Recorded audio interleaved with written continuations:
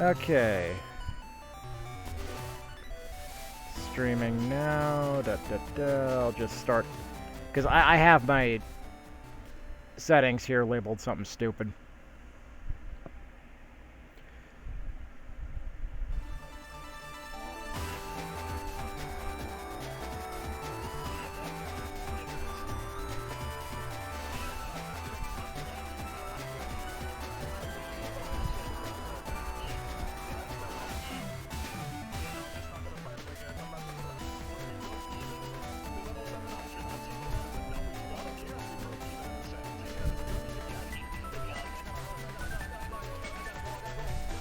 Yeah. Where are you running?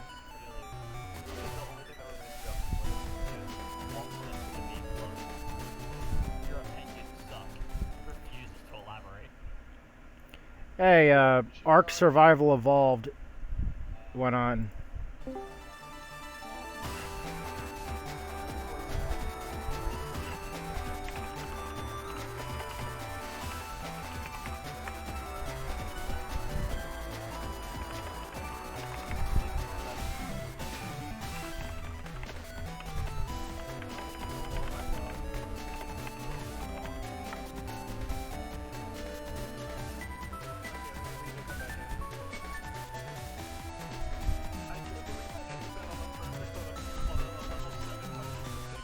Alright, leaving the chat here to go hopefully focus on Twitch.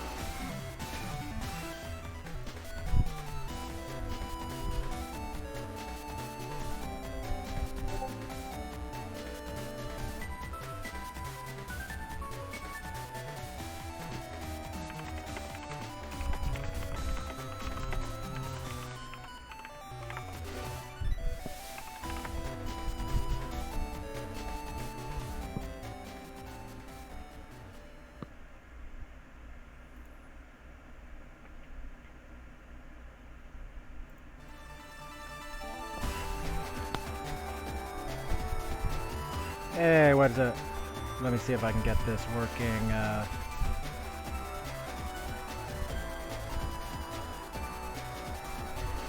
Alright, hopefully I got my settings working right. If the settings work at all, send me a... let's see,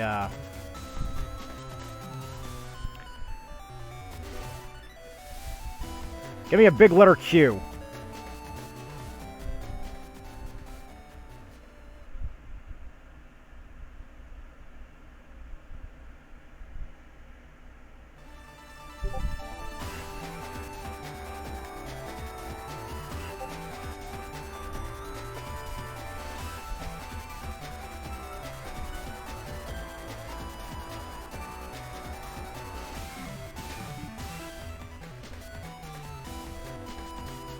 Good. Okay. So I have installed into this legitimate copy that I have dumped years ago when I had the hardware before it melted. Thank you, 2016. You destroyed half my life. I lost my old equipment that I used to play my physical games. So I had to use my backups that I made. And about the time that I figured out how to play them again, the community wrote a special patch that only works for Battle Network 6. This is that patch.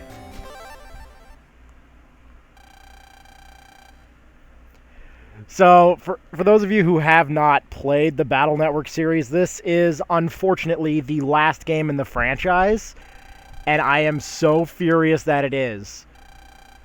but the games are rumored to be getting a collection coming out sometime in the future that we learned about was in production when the whole Capcom leak happened.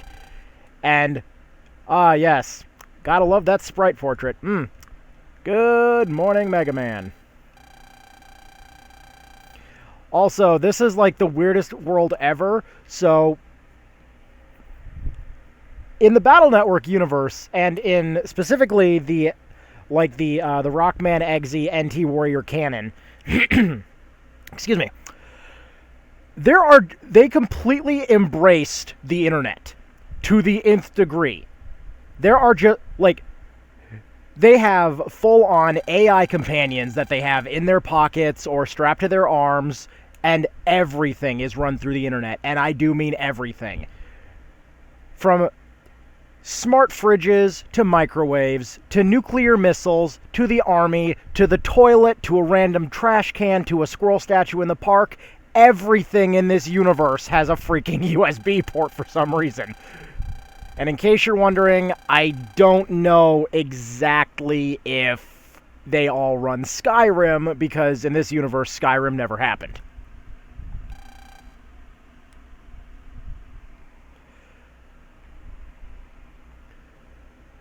But this is one of the funniest things. Also, enjoy the classroom. This is the one and only time this classroom shows up in the game.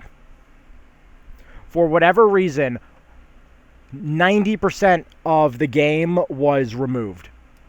Like, when it was translated and stuff like that, the entire post-game for Boktai got removed. So, sadly, the Solar Boy Django crossover events, those end with Battle Network 5, though there is another patch that would restore them. But, you know how games are, only one data packet at a time. Also, hello, Miss Forehead. Hello, Yai. Fair warning, do not take any flash photography near this woman. If any light hits that forehead, well, they tried that. Word on the street is the cameraman's still blind to this day.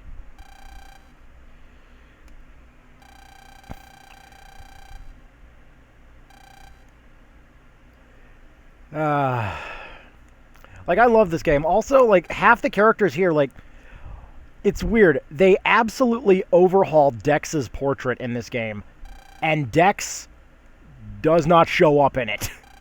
This is his only appearance right here to my knowledge. Yeah, no, that is a 5-head.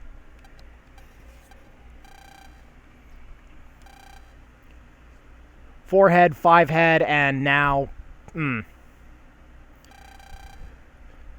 Like, in the first game, it's amazing because, like, you had Dex, who was, like, 90% chin. Like, think Stan Smith if his chin was his entire head. Oh, funny you should be posting that one. It's almost like you know the patch I'm talking about. Also, huge props. This man is walking with rollerblades on his feet. Like, this is going to start pretty soon. Just cutscenes. Like, I could skip all of this, but for those who actually care about story, also, Meilu's got the best portrait here. I absolutely love what they did with her portrait. Very vibrant.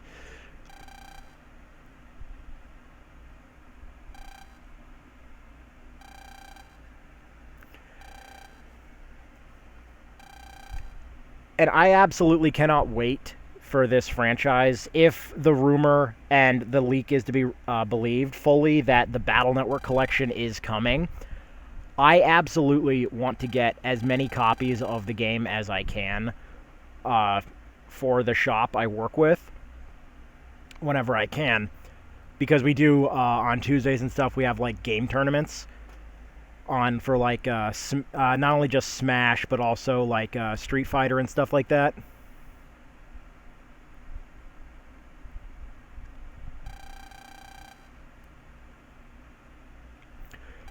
But I want to teach them the games just so I can finally stomp them at something. Like, I'm tired. Every freaking time, like, because I don't play a lot of fighting games, I get my ass handed to me.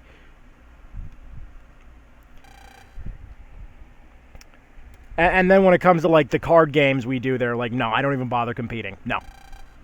Because we don't allow, like, digital use and stuff like that, so I can't use any of my good decks that I built in, like, Legacy of the Duelist or something like that, so I'm kind of shit out of luck there. Also, points for Yuichiro actually showing up in this game. Because so far, this man seems to, like, the entire Hikari family seems to be a scourge on this universe. Like, I have no offense towards them, but they have anything they invent, the entire bloodline, has a 90% chance of backfiring on them in some horrific way. Considering Lan's grandfather created the internet, and the original control system designed for it had an error develop, and since they connected everything, including the launch codes, to the internet, the control system malfunctioned, thought it was supposed to take over everything malfunctioned, World War V. Or, I'm sorry, Apocalypse Now.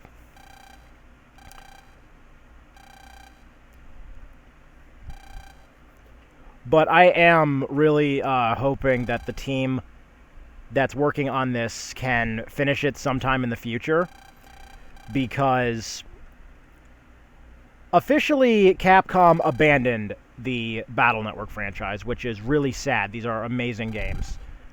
6 has probably the most diverse chip library out of all of it, and the most refined attacks. And the worst part is, with Battle Network 6, they implemented a new system that was only implemented here. And it drives me crazy.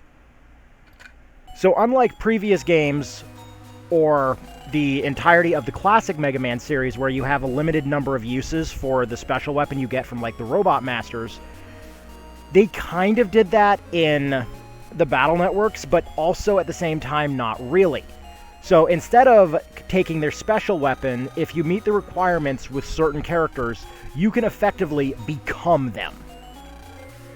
The thing is, in previous iterations, they called this Soul Unison. I refuse to call it the American version. Soul Unison's just way cooler. And when you did that, you would be able to become them for 3 turns. Like, 3 times opening the attack gauge and then closing it. So you could effectively make them last forever, and depending on which one you were using, it could either make or break battle. Unfortunately, Battle Network 4 being 4, decided to first implement this and then ruin it. It got refined in the 5th game, where Soul Unison made a return. And what a return it made. But then they decided to scrap that entirely, and instead implement what's called the cross system. So the cross system in this game, for, huge spoiler down the line, but we'll probably be there in a couple hours anyways. The cross system functions different. So once you have the ability to use it, you can merge with a different Navi. And that will give you a new form, a new element, as well as a new weakness. And then a bunch of different abilities added on top of that. The way crosses work is really broken. Especially in this version that we're playing for Cybeast Gregor. Because the crosses here are designed for competitive play.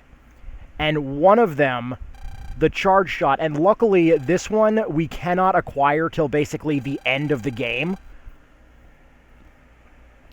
His charge shot disables invincibility by piercing invisibility and disabling iframes. That is absurdly broken.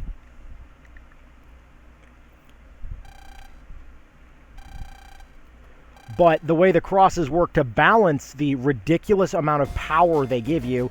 Also, yay, we're land, we're spinning, yay. Also, enjoy this poster. This is the only time you're going to see Solar Boy Django. I love the fact that we got a DS here, and it's saying it's like one of the newest things out there.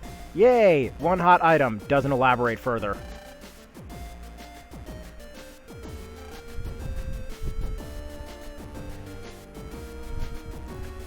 But we got to talk to Yuichiro, because he spends most of his time just standing here anyways. Yeah-da-da-da-da. Anyways, as I was saying about the cross system, because I keep distracting myself, the way they balanced it is because you have infinite usage of it. They balanced it by if you get hit by your elemental weakness, not only does it do double damage, it will throw you out of the cross violently. And once you're ejected from a cross, you can never use it again for that battle. Got it. Old guy, you're talking to a kid in the future, okay? You don't need to tell them about jacking in. And whatever you do, do not change it to the other way. We all know about that one. No.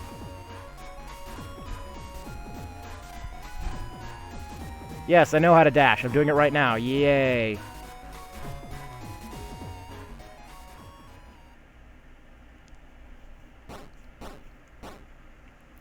And we're already here at the tutorial. Also, hello, unique-looking NPC chick who's not at all important for the story.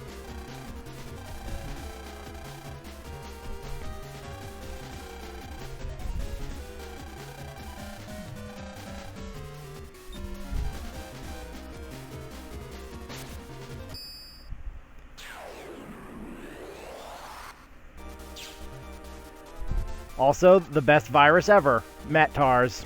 I love these things.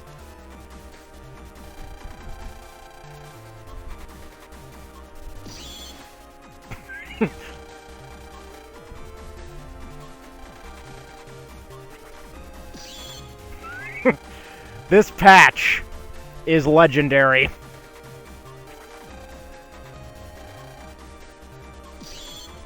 Yes, I'm perfectly kidding.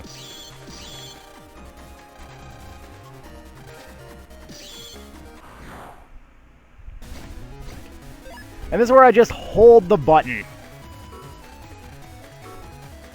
Because there's chips. They do things. They have attack power. They have letters. Pick the letters that match. Otherwise, you can only pick the chips that match. Got it. Okay. Cannon. Cannon.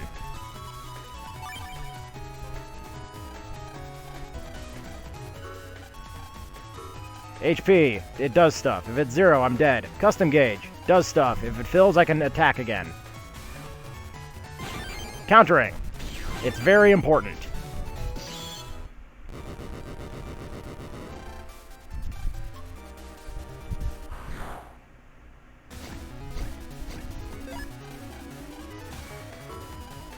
Yes, take the area.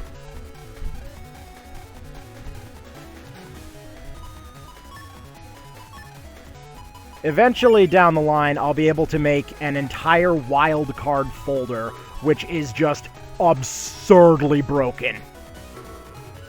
So this is one of the very few Game Boy Advance games that I can actually play on literally anything.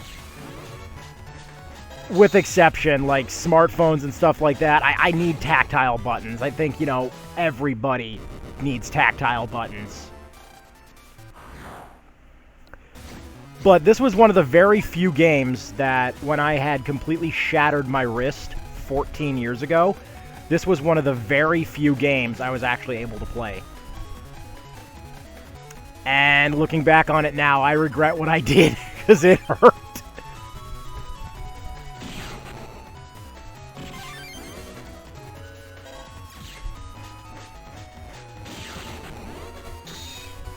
One, two, three, four, and dead.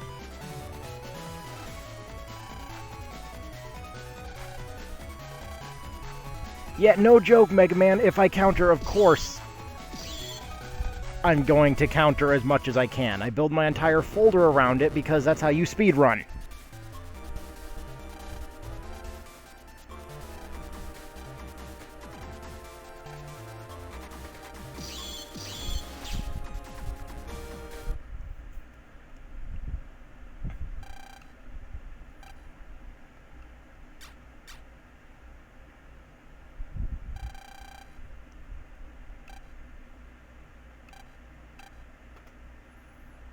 Huh, that's an interesting name. Inks Ore.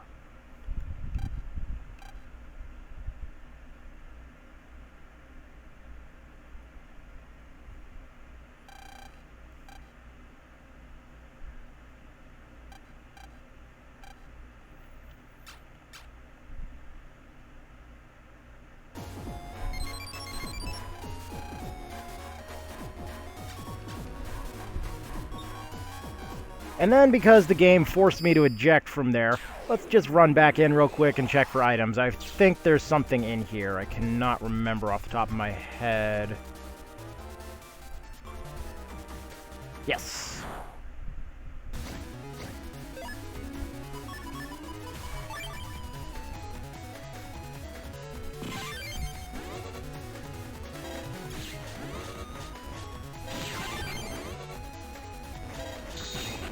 And eventually down the line, I'll be able to make my attacks a hell of a lot stronger. But for right now, without the Navi customizer... Oh, $600. I will take that early in.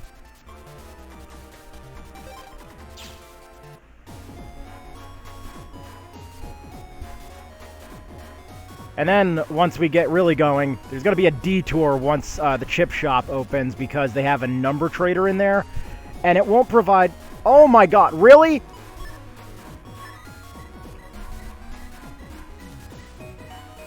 So let me get this straight. Let me just read this again. So, in the world of email, which goes directly to your smartphone and smart device where your freaking AI companion's located, you still need a physical mailbox on your computer. This has never been a thing in any other freaking game.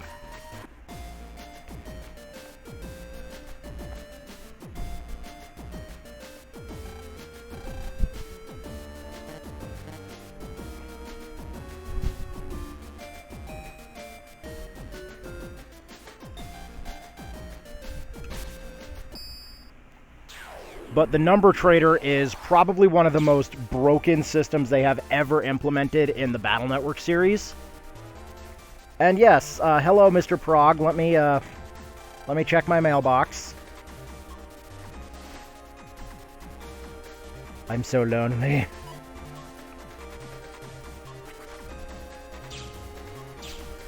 But now the objective becomes talk to everybody. Ooh, that is a really good chip to have this early in. Both of them are. Barrier and Reflect. So this game is a little different from all the others. You want to have your letter codes as unified as possible. Because when you do that, you can have a much more synergetic flow for battle. And what I just did here was I tagged my regular chip. This is a little different than it sounds. It's not like it's something that's going to be regular and stuff like that, as the name implies. What it's actually doing is, where it says 4 megabytes in the top right of the blue window, that's the megabytes that you have available. So you're allowed to tag chips up to that number. And what that does is it allows you to pick one attack to always start the battle with. So now air shot will be, or a wild-coded air shot will always be in my hand at the start of every battle. As shown here. So now I can take this, take the crack shot, and we're done.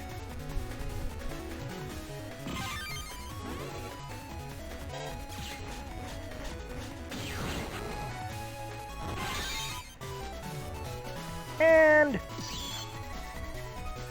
oh yes, another reflector. This game is a lot of deck building, I'm not going to lie, but that's part of the fun of it. Don't really need the swords yet. Yeah, blah, blah, blah, blah, blah. Yes, I did learn something today. You're annoying. Let's come over here and grab the mini energy, because that's half. If for some reason we do manage to lose 50 HP, which this early in, if you really suck at the game, is kind of easy. but at the same time, if you know how to counter, you can just shred your opponents and not take any damage. But if we did manage to lose 50 HP, the mini energy that we just picked up would restore us to full health. And this area right here, this guy specifically, this guy, is very important later on, because once you get near the end of the game, I think after the Skytown incident, I think it's called Skytown. It's been a while since I've had to explain this, but the cafes in this game give not only information that you can buy with a cup of cyber coffee. So we're effectively going to a digital Starbucks here. I hate it.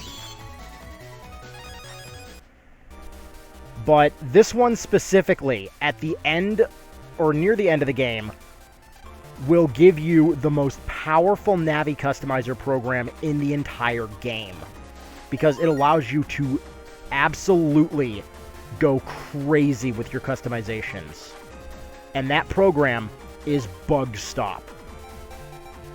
Oh, Spreader, I want to buy that right now, but at the same time, I need to hold off.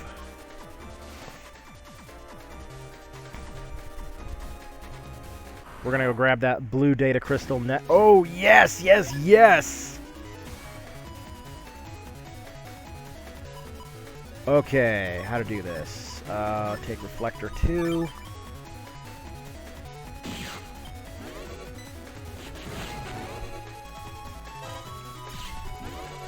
So, data crystals can show up randomly in certain battles, and what you want to do is not destroy them. Come on, hit me. Thank you. Yay! Yo! Oh, that is super good to have this early in. That is really good to have this early in. I forgot that even spawned in this area.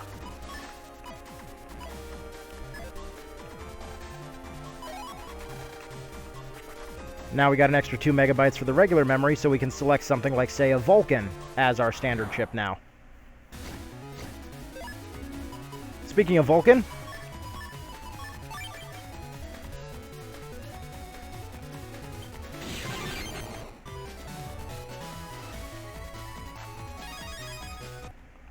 damn, another reflect. Oh wait, I'm going for the data crystal that's likely up here. Yay, 600 bucks. Okay, I need that.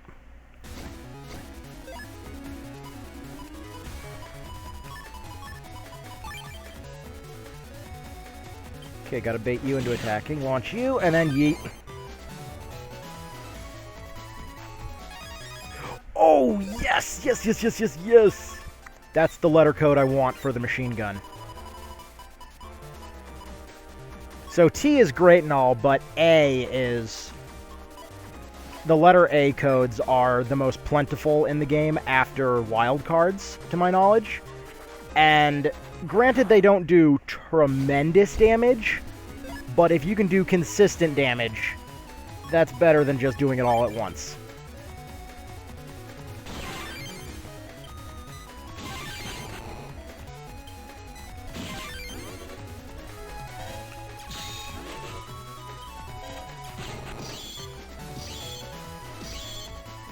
Yeah, suck it.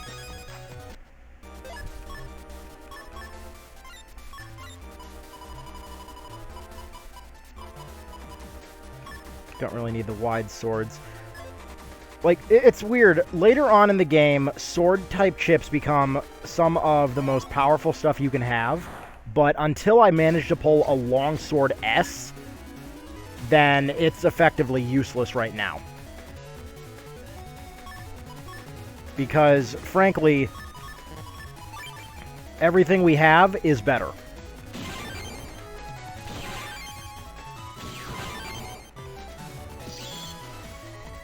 And that is how you get shit done. Grab the data crystal here. Da da da. $200, yay.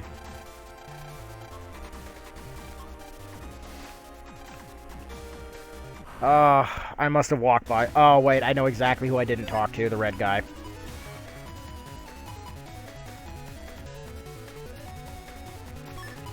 Air shot, cannon, and yeet.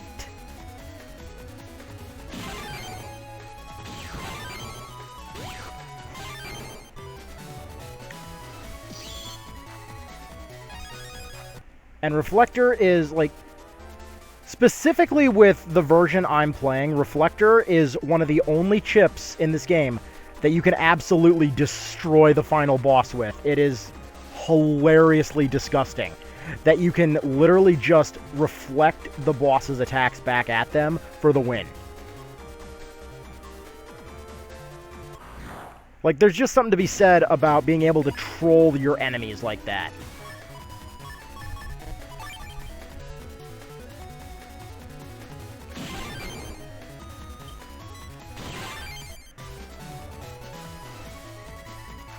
Ugh, more reflectors, and the chip trader's not available this early. I mean, I'm happy to have reflector and all that, but I mean, kind of much, buddy. Yes, plug out, plug in.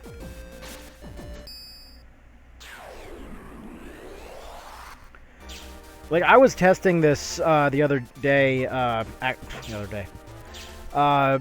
back in 2020 when, like, everything got really bad and the food boxes and stuff had to be made available to a lot of families. Like, I was in line a lot of days getting them, and so while I was waiting, I just decided to take my DS that I decided to homebrew with me and had some fun. And I found a couple of things. Number one, this game is timeless and works really good, especially when you're killing time. And I had an error occur in the game on the DS that said the battleship gate wasn't connected. The battleship gate was never released in America. So it was weird seeing that pop up. Also, hello, new wide sword. Yes, I like you. I would love a long sword to spawn, but sadly that's not this area yet. I don't think. Yeet. Didn't think that one through.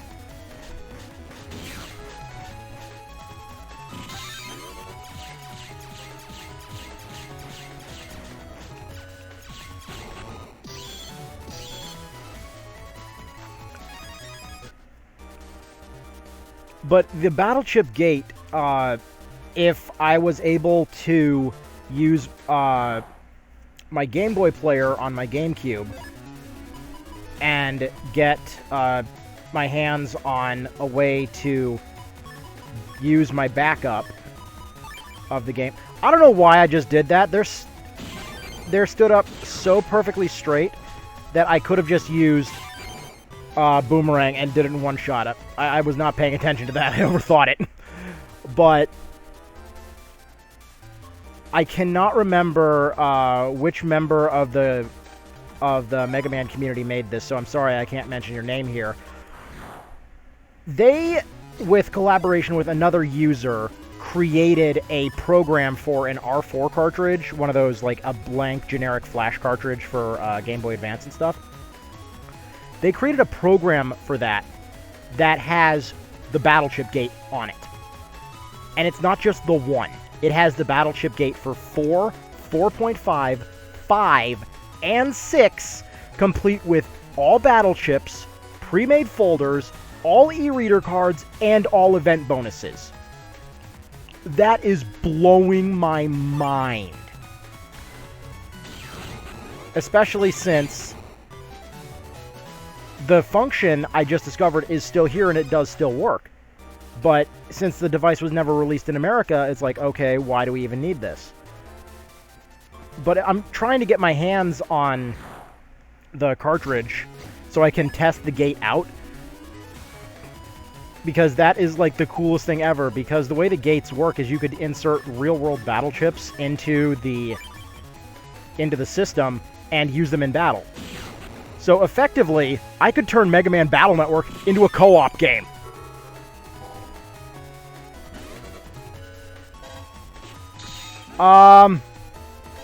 It's been all of them, okay? It has been all of them. So if you're wondering what's kept me away for so long, it's been medical. The situation has gotten terrible. So I had been pulling 20-hour shifts every day for like 15 years taking care of my mom. And as of April 18th, she's dead.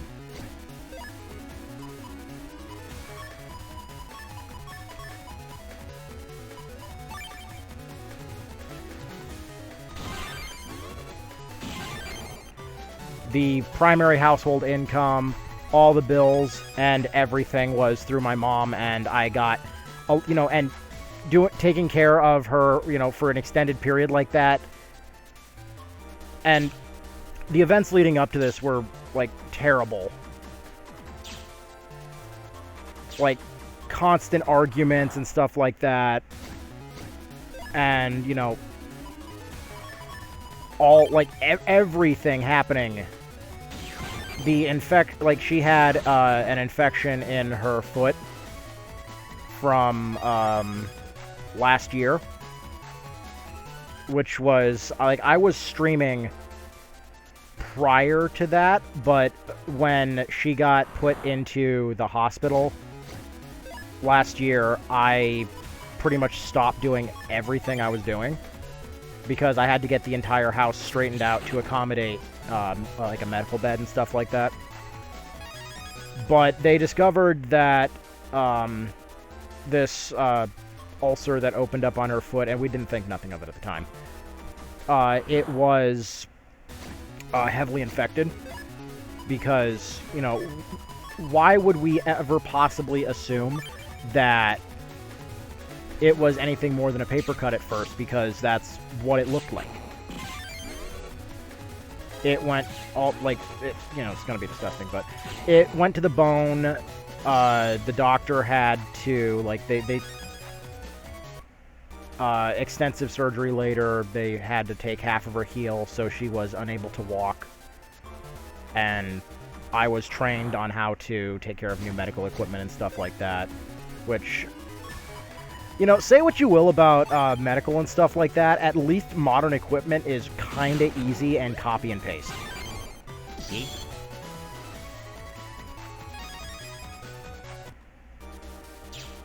And then in March, like, and having worked medical for so long, I'm going to give you a little bit of a warning sign. If anyone you're dealing with is, like, they're delirious or, like, they're looking incredibly disorientated and they, like if you've ever stayed up for, like, 24 hours or more and, like, you recognize when someone is just completely drained and they get up and they're like that. Yay, bug fragment. When that happens, you really do need to get them into a doctor immediately. I had to have a nice argument with Mom beforehand, which resulted in her kicking me in the face like a donkey.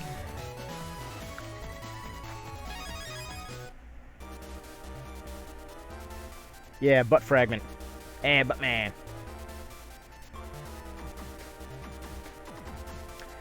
But the other telltale sign that something is wrong in that case is when the person you're dealing with has what I like to call the Stevie Wonder weave, where they're kind of bobbing all over the place and not able to sit up straight. When that happens, there is definitely an infection or something present in their system and they need to be treated immediately. Well,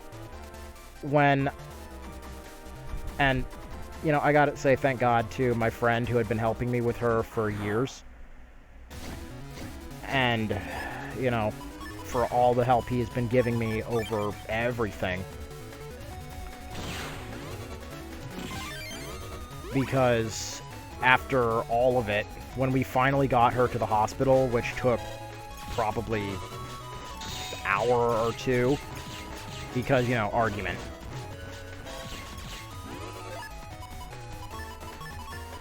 When they finally got the test results back, the infection came back. Except this time it was in her entire left leg.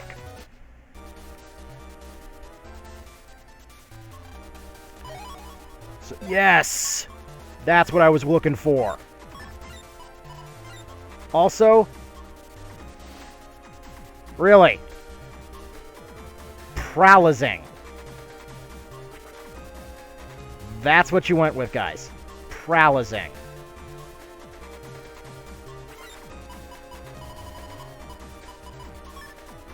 Pralazing sounds more like a medication than it does a freaking status effect.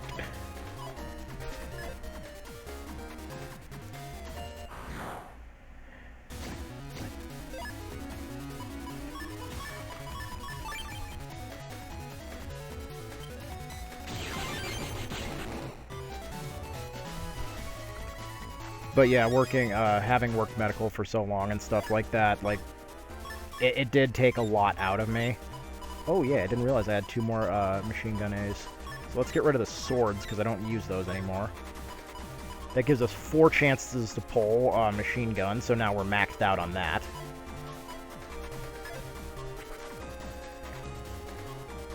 Like, it really took it out of me to the point where I've actually, prior to all this, when I was getting the house reconfigured, I fell down the stairs. And now, after all of this, I've lost 80% of the feeling in my lower body.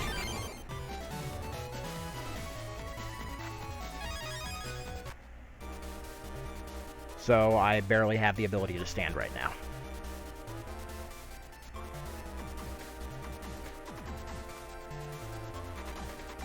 That's all the mystery data we can collect again. Plug back in again. Really, I'm just grinding for certain things right now, because if you can get a lot of money at the start of the game, which right now we're kind of lacking a lot of.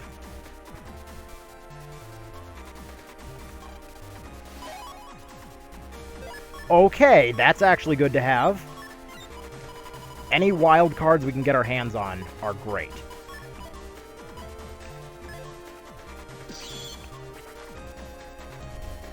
Yeah, it doesn't just work in battle.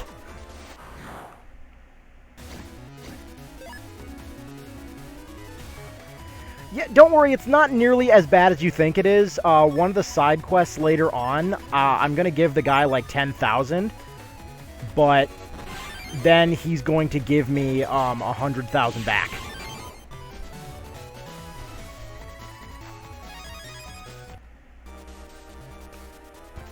T-codes. T doesn't have the best code in the game. Okay, the data crystal's back up here again. There's some money. Also, remember to save often. Come on, program.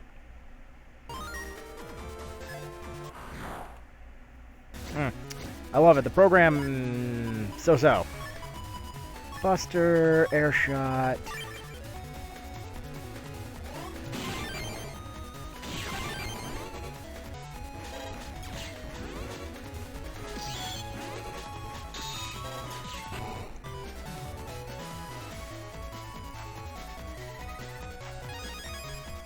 Yeah, they really do.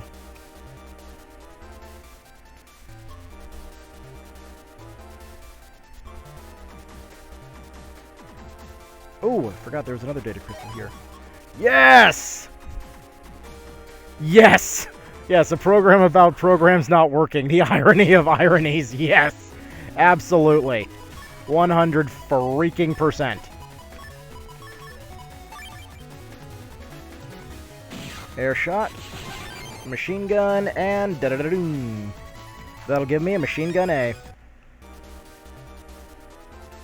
And don't worry about this whole layer system here. Eventually, we will be able to go to that upper level, but not for a very long time. And it's the place you jack into to get up there is weird.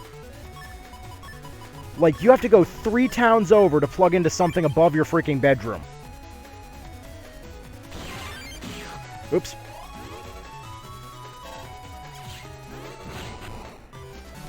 Well, screwed that up, but I can still dab it out.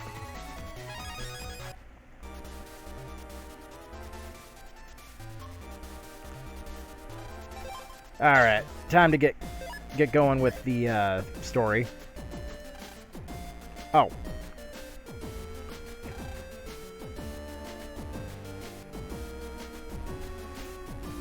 Exactly. You know, download all the RAM into your person. You know, free Robux and stuff like that. You know, you just got to give yourself all the free Robux and stuff like that. It's not at all going to result in a nice buggy mess. It's not at all going to result in the internet becoming exactly what you think it is and Rule 34 ruling everything. But then again, Rule 34 does rule everything. Which is why I'm going to say it right now. I'm sorry. We always thought the key to interstellar travel was a warp drive and stuff like that. No, if you want something done fast and efficient and everything, what you need to do is you need to put a Rule 34 Rule 34 artist on it. Tell them immediately, okay, lewd the warp core. What? You heard me. Lewd the warp core. And immediately a functional diagram, yes, it'll be done in content, but you'll have a functional diagram. Also, boy, Haruka Yurichiro, you're really wrapped up in this fucking TV for some reason.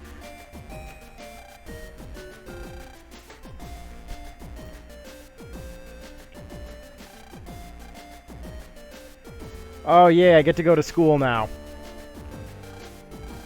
I spent my entire life wanting to get back to school. Also, give me the toilet paper! I didn't fight in the TP wars for you to have it all.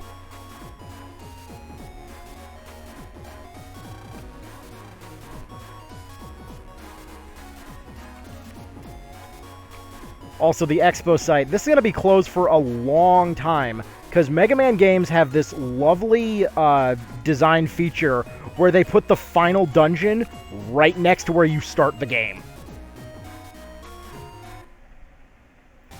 So if, for whatever reason, you were able to walk through walls, or find a way around that barrier, which would require a walk through walls code, like no clipping and stuff, you could actually just jump straight to the end of the game.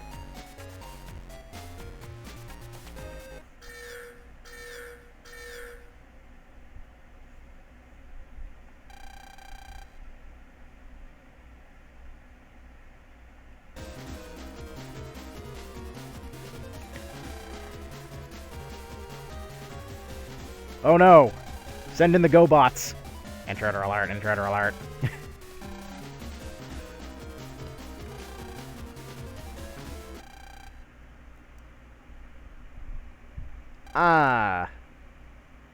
My student ID?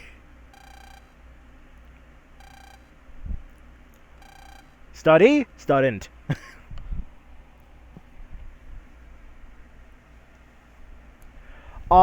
There actually is, in the original Battle Network game, specifically the Game Boy Advance port. Game Boy Advance port. Fuck, forget I just said that. The original Game Boy Advance version of the game. If you have the certain chips in your folder and arranged in a certain order, when you go to the end of the game, and, like, you have to do the majority of the game, of course, as normal. But you go to the final area, and you can come and do the first part of the dungeon. And when you leave the area, like if you just jack out and leave the area, like, okay, I want to go home now. The second you step off the monorail, it warps you to the credits. Thus skipping the entirety of the final dungeon and the final boss and putting you straight at the end credits. It's insane. It's exactly as broken as it sounds. Battle Network 5 in Japanese has a similar glitch. So, I'm sure y'all are familiar with how the Game Boy Advance and all Game Boys had the original link cables and stuff like that. Near the end of the Game Boy Advance's life, they decided to put out the wireless link devices, the wireless adapters. So, the way those worked is, and excuse me for a moment while I take a drink here, my throat is kind of dry.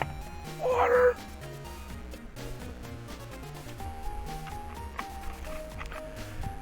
The way those worked is you had to enter like a room code, similar to how like playing Among Us or any other like free-to-play like PvP or PvE game and stuff like that is now if you want to play together. So essentially you were just telling the system what to scan for in the local area. Well, as it was discovered in Rock Band Exe 5, and I don't think it matters which version you were playing, but it's specifically they use Team Kernel for this. And when you enter a certain string of characters, it actually sets a value to memory. Uh-oh, we just set a value to memory. That means we can pull off arbitrary code execution. ACE for short. Coupled with a setup involving cheats. Or not cheats, chips. I don't know why I said cheats. When you have the chips in a certain order and you do the missions in a certain way, up to a certain point, because in Team Kernel, and I think it was done here because of the Shadow Man scenario, which is 100% identical to the Gyro Man scenario. Oh, what's that? It's a body.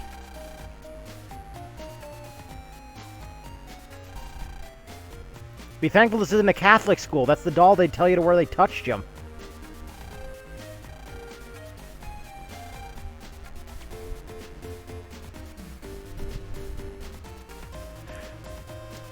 Yeah, exactly. So, in Battle Network 5, this whole thing involves using an invisible system that they don't tell you even exists. It's called the Karma system. Oh, whoops. I gotta go get the ID first.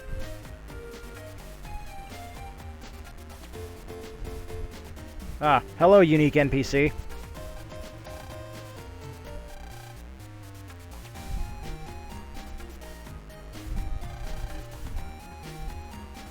Bro, how much product do you use on your hair?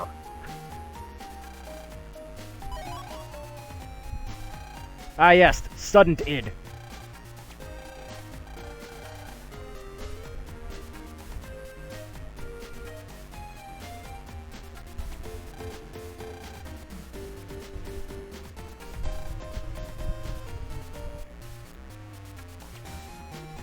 Raid! Yes, I'd like to take this moment to thank the sponsor of this video, Raid Shadow Legends. Nah, I'm just kidding. I would never work with them.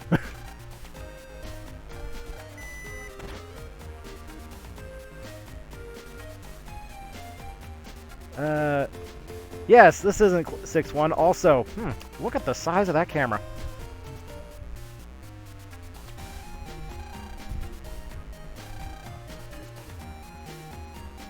That seems like a you problem.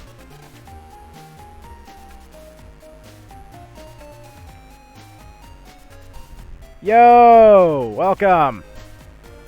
I've actually never played Mega Man Legends 2. Like, I loved the first one with a passion. Although, let's not get into Teasel's voice actor, shall we? there's a special place in hell for those kind of people.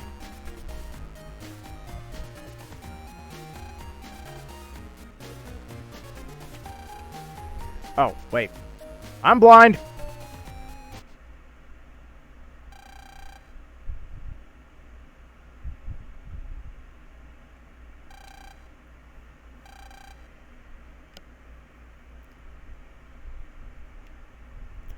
Yeah.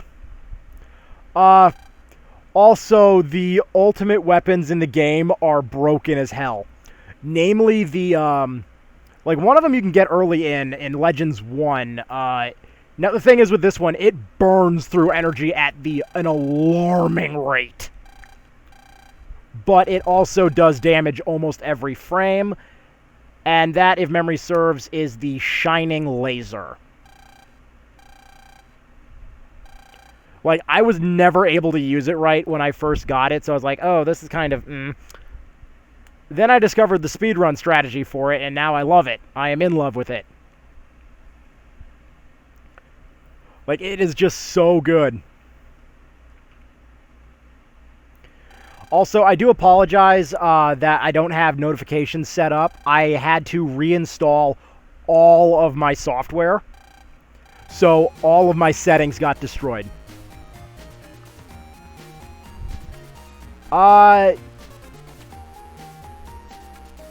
Yeah.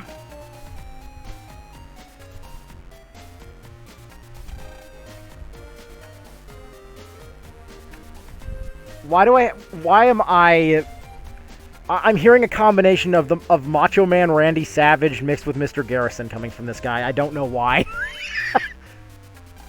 Like, that has to be the weirdest combination that just came into my head.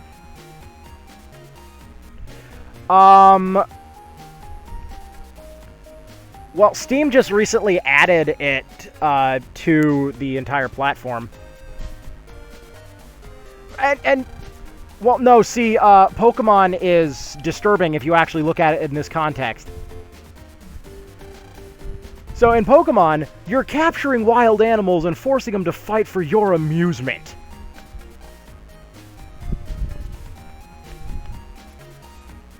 In the Megaman universe, you're effectively just making calculators and smartphones fight each other. So I would laugh my ass off if there was a battle chip here called Tamagotchi Takedown or something.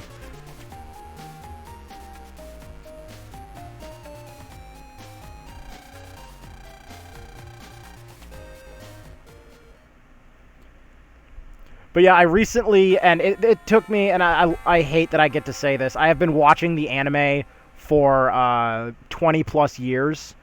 My mom was actually the one who got me into basically everything I do, including Megaman, so I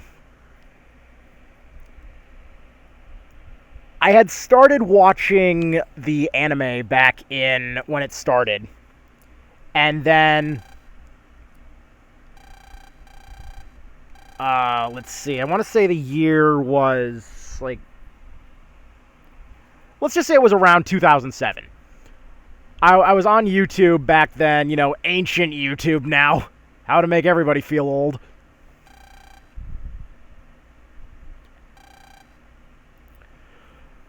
I found out when I was on there that Rockman Beast was a thing. And it took me till just about 3 weeks ago to finish it. So effectively, it took me almost 20 freaking years to watch 26 episodes.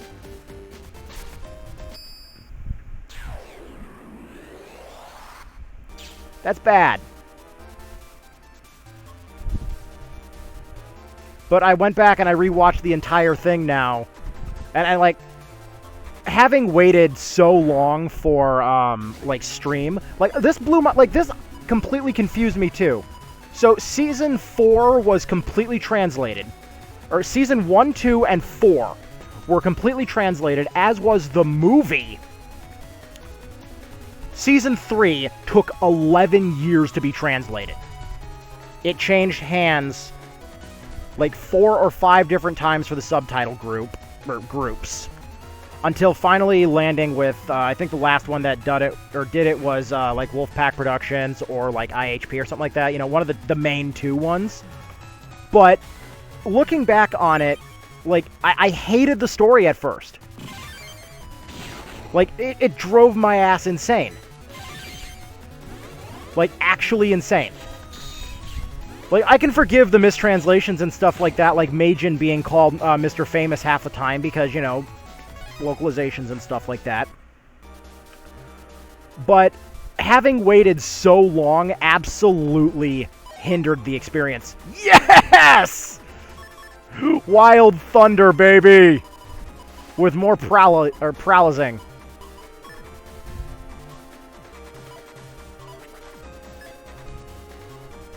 All the prowling progress.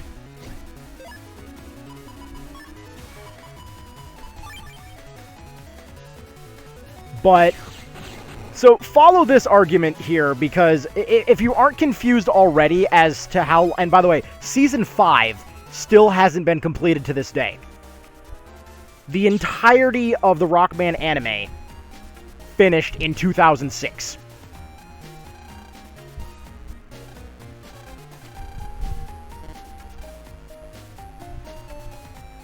Yes.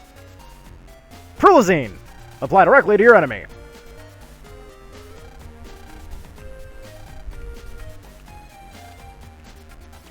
Oh my god, talk to the little girl.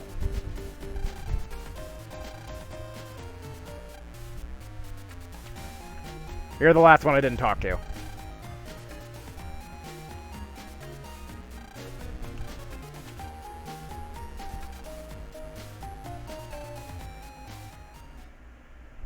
Oh boy, I wonder what shenanigans we're getting into.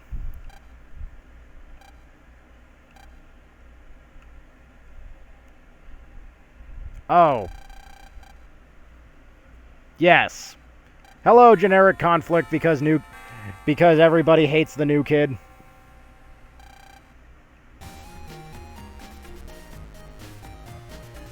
Also, I hope you enjoy the soundtrack for this game, if you can even hear it at all, if I got my settings right. Come the end of the game, you will never hear any other part of the soundtrack ever again in the overworld when you're playing as Lan. Because the danger theme for, like, the panic theme where you're in the middle of a bad scenario, that is... Well, see, the reason why they have all the cameras is because this game does not take place in America. They learned from America and decided, no, never again.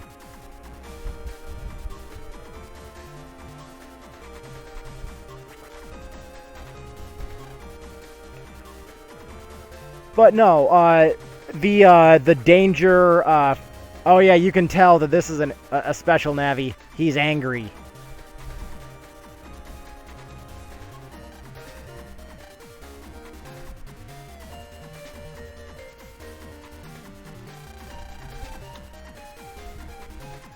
Like, I wish the toy line was better for the Megaman stuff. Like, it didn't do great. Really? You want to show him right now? Okay.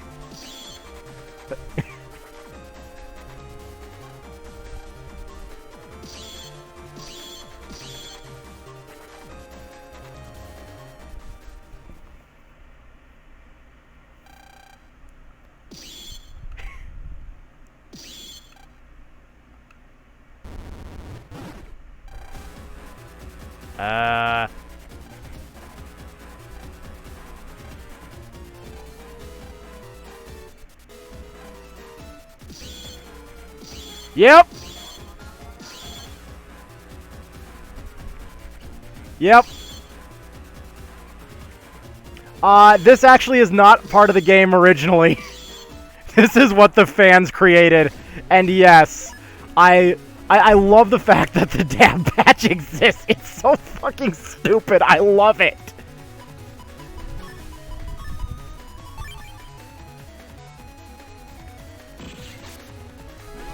Wow.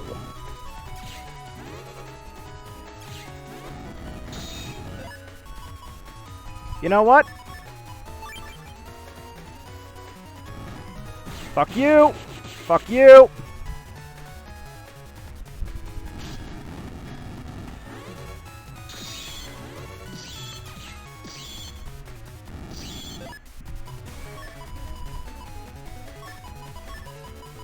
I swear, I have never had to use 3 turns of combat with these things, ever.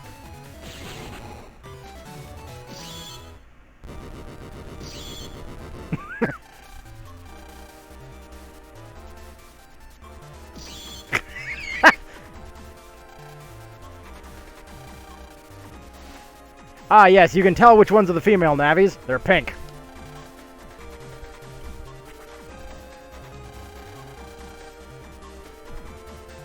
Yeah, you want to see it again? There you go.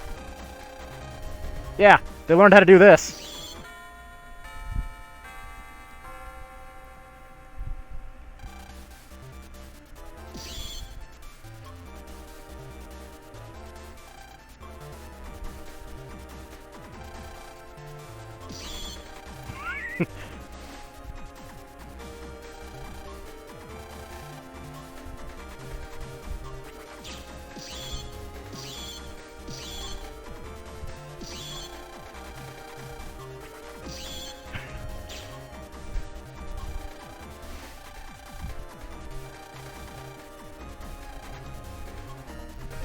Thank God it's out and not off. No, that was the original translation of the Battle Network 5 scenario.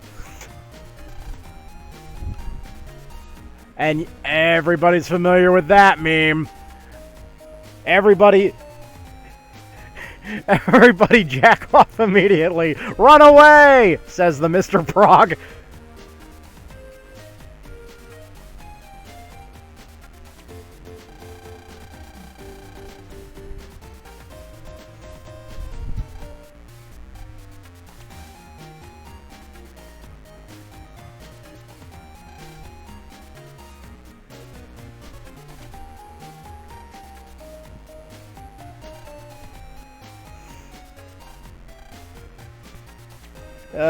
This game is just a freaking delight and a half. Wow. Congratulations, dude. You pissed off your Tamagotchi. Most of us just ended up killing him by accident, but he managed to anger them.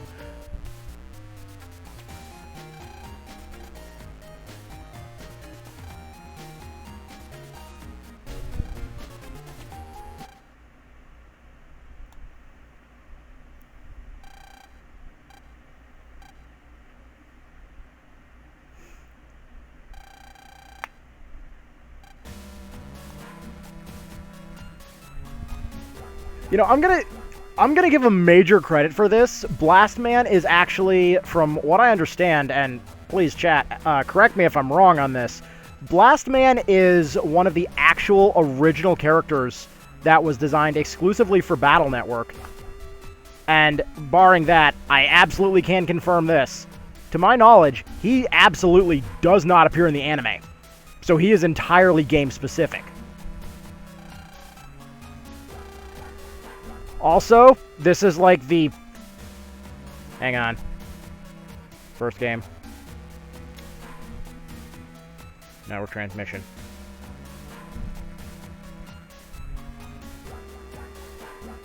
I think this is only the 3rd time we've ever we've had a Fire Navi as the opening for the first boss. Because Battle Network 4, the first boss, if you can even call it that, is fucking Shade Man. Cheating bastard.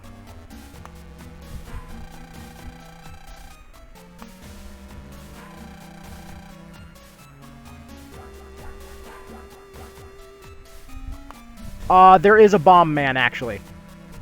Bomb Man is one of the late-game bosses in Battle Network 1. And he's also one of the easiest bosses to beat, because if you throw a fire chip into his area, you can actually get him to nuke himself. Because he actually sets up cannon, like actual bombs around the field that he kicks at you. And yeah, the anime did have Heat Man. But yeah.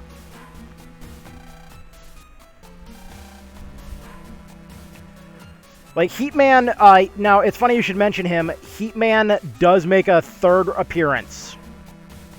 Wait. Third? Third. Second appearance.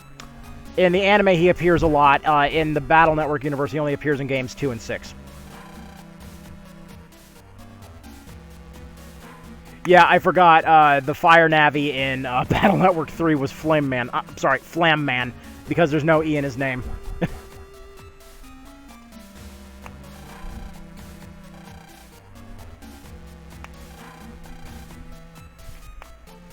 But, I mean, these guys are a poor replacement for Fireman.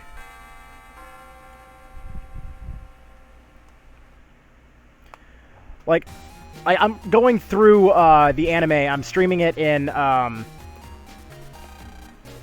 whenever I can. I've been streaming it in the Discord for my YouTube channel. And so far, we're still in the gospel incident.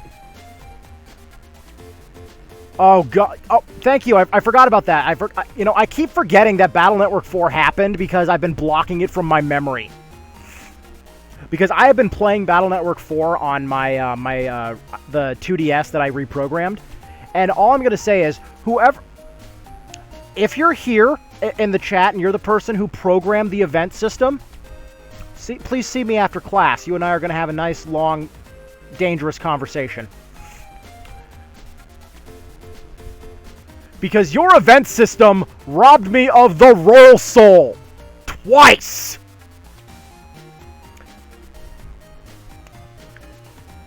So the final Soul Unison I get is Roll Soul.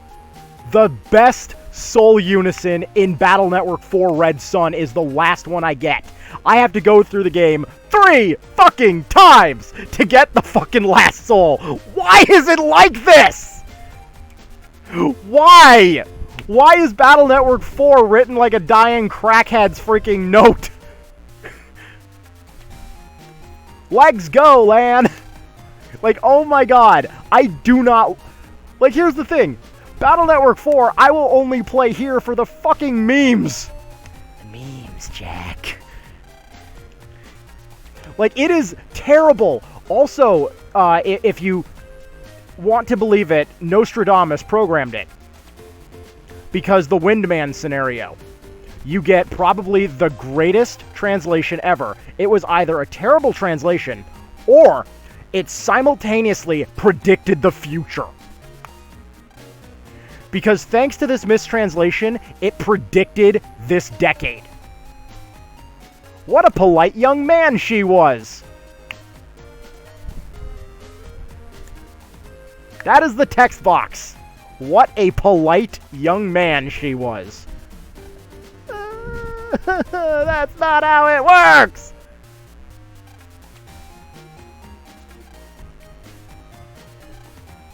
Ah, yes, time to introduce the gimmick of this game.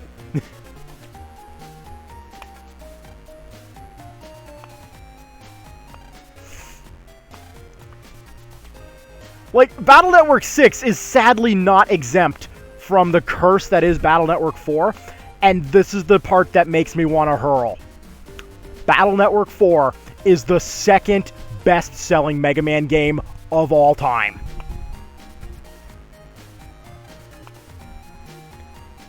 The best-selling is Mega Man 2 for the NES or Famicom, depending on your region. Then Battle Network 2, and then barely bringing in slot 3 is Mega Man 11. Why? Why, of all the Mega Man games, did it have to be Battle Network 4 that was number 2? Because I've played through the game now twice! You cannot go more than 2 text boxes without there being a freaking grammar error or a spelling error or any kind of error. This isn't a fan... And the worst part is, fan-made patches exist to fix this game. That's sad!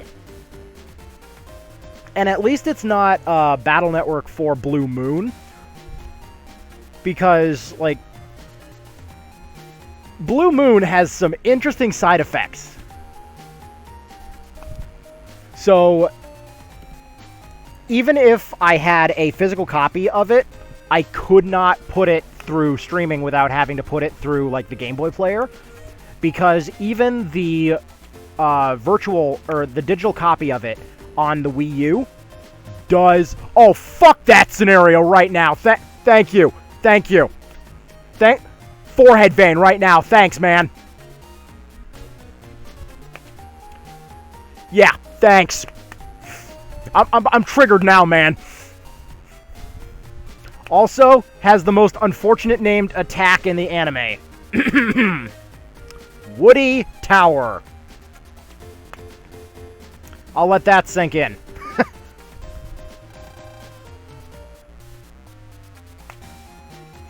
But no, Battle Network 4 in for Blue Moon, even on the Wii U. So they had to write an emulator. Nintendo did, like, one of their divisions had to write an emulator to make the game run on the Wii U hardware. Okay, they did that for a lot of stuff. But the problem is, Blue Moon doesn't like it. So not only will one part of the game just crash, but you can experience up to and including 27-minute loading screens.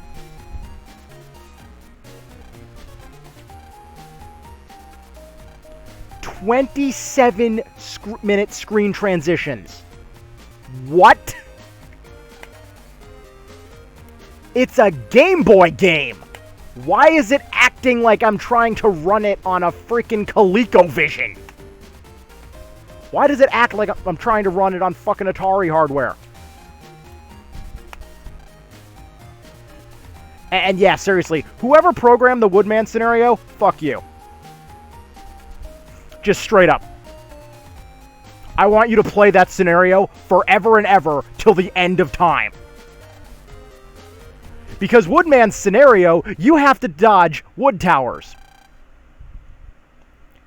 And it's absolutely horrendous because they didn't really give the thing any cooldown on the wood towers, so when the game lags, and under this section, it lags hard. The wood towers don't lag during this, so they're constantly gyrating up and down. So trying to get by them is a pain in the ass. Also,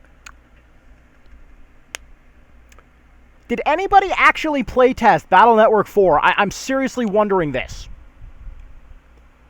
Like, did anybody review the game as like, oh yeah, the story's fine? The story is actually 20 minutes long because the fucking game is 90% filler.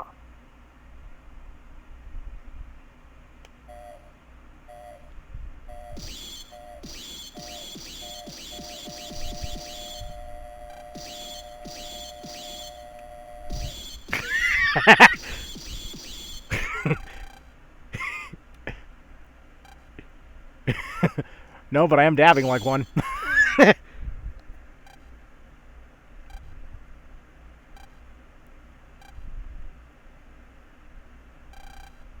Pinch. I pinch.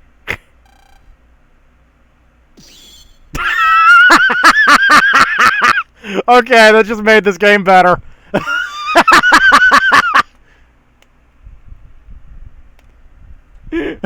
I'll let this sink in while I go exchange my ice pack. One moment, please.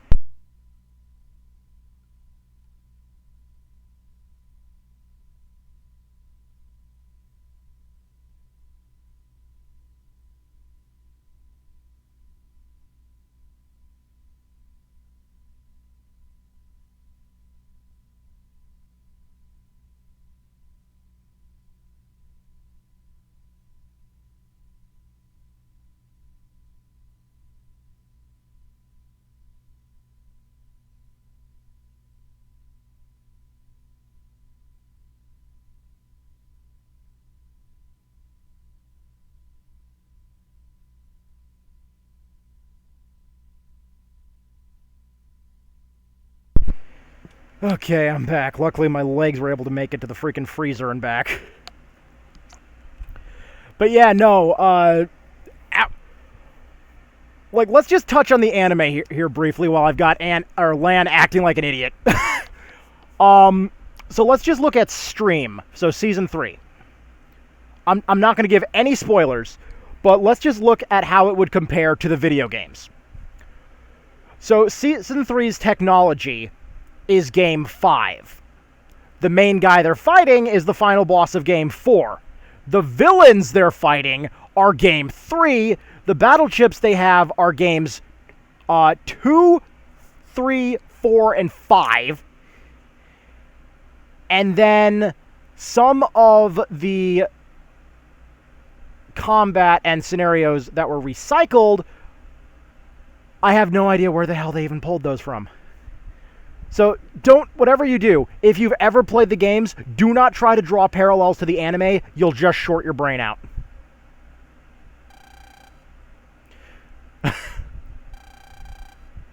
Yeah, you pinched him so hard that... So the thing is, the way it aired for NT Warrior, if you're talking about the dub, technically, yes, it had 3 seasons. But the thing is, they divided it up stupidly. And I am extremely salty over this. Because we lost 10 episodes in the Gospel or Grave arc if you watched the dub. So we lost 10 episodes there.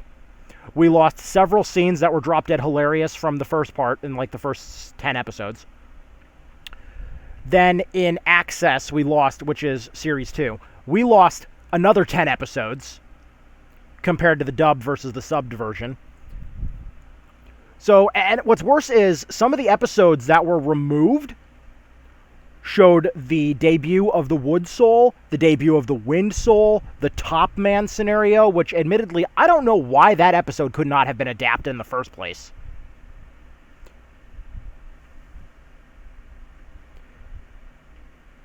It depends on which part of Europe, to be honest. If it was Spain, then I think you got a edited version of what Canada got.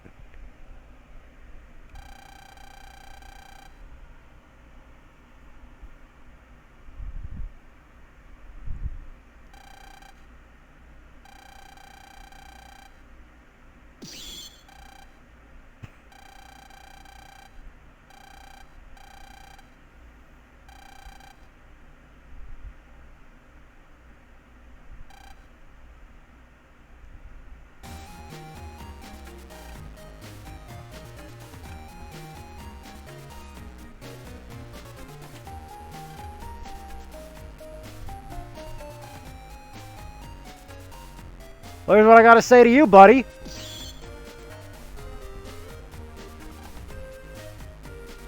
Here's what I gotta say to you, too. Yes, there's a perfectly logical explanation for that. We're not gonna get into that.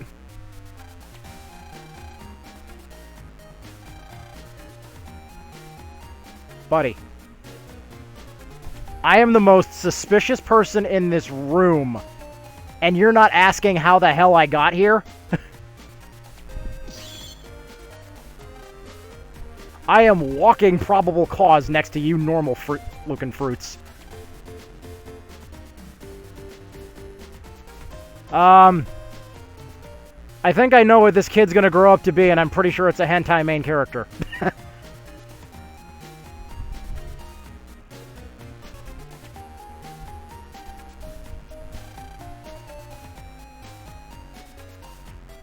DABMAN, DABMAN.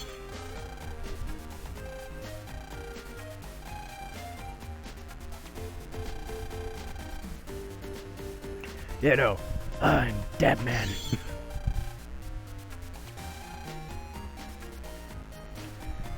You know, while I got y'all here, can we just touch briefly on the disaster that was Megaman Fully Charged? I blame that show for the reason the Mighty No. 9 animated series didn't happen.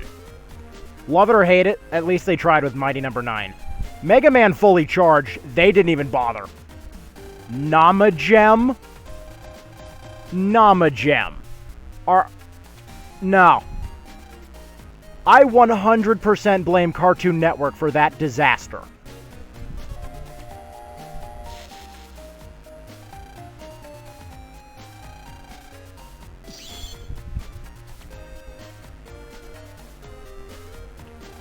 Like, I am so salty over the fact that, number one, Capcom's basically abandoned the property. And number two, when we do get something new for Mega Man, it was that?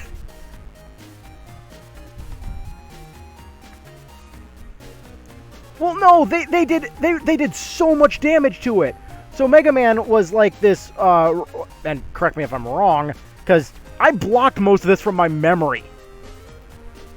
So, he was like this robot kid, so just think Astro Boy, who gets possessed by this alien called Namagem, who, when he uses the alien's power, allows him to transform into, you guessed it, Mega Man, because Namagem is Mega Man spelled backwards.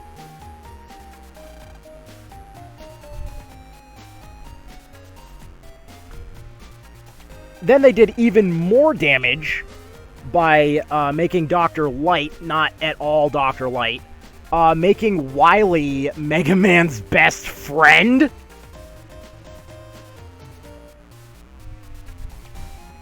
Like, I'm sorry, there is accepting canon, there is abusing canon, and then there's looking at the list of names and then just making shit up as you go. How did this even get greenlit?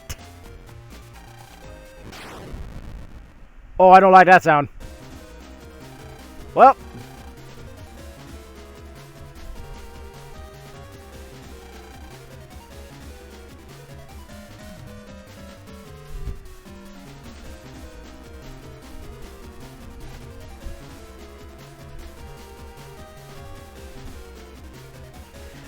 Well, yeah, I mean, like, recently and stuff, like, I'm not ripping on, like, the Mega Man collections or anything like that, but, like, they brought Mega Man back for a TV show after, like, a decade or two, because the last one was the anime. And, okay, again, like, touching briefly on that, I think every anime out there is gonna have a gacha game at some point. Like, I've been playing Action Time On and stuff like that, which, again, I'm familiar with the visual novels, I'm familiar that it has the animations. The mobile game, which is also on Steam, is very, very, very loosely based on the franchise. You've got the characters, you've got the designs, and you've got references to the actual visual novels, and that's where the comparisons stop. The tags for the game are all wrong. How do I describe it? It's a gacha game that's part Dynasty Warriors, part visual novel. So it's 25 minutes of reading and 2 minutes of gameplay. Unless you get up to the highest levels of the game with specifically Emily Simmons, at which point 40 seconds average.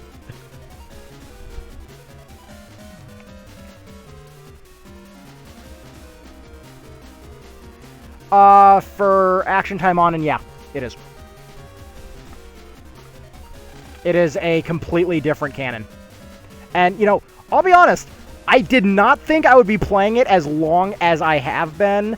I am in love with the story. It is drop-dead hilarious.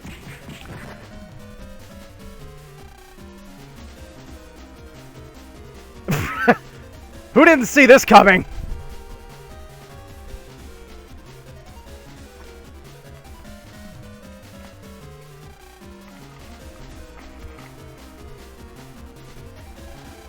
Man picks a fight with a toaster and loses.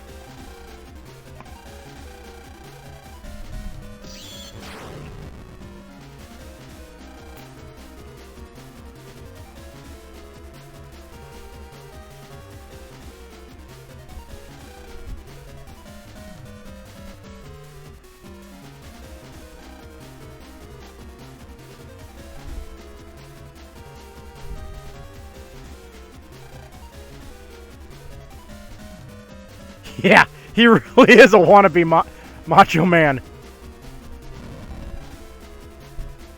Why were they equipped with those? This is a school!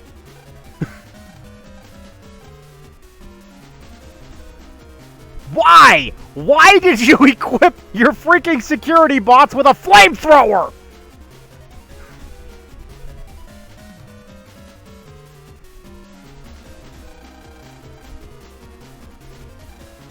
I mean, who the hell made this place? Like, what the hell is this place? The Soylent School of Education?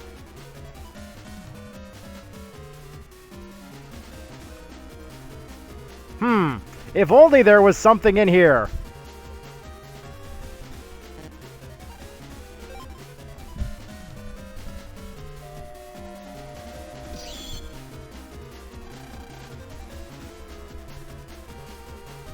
Do, do, do, do, do.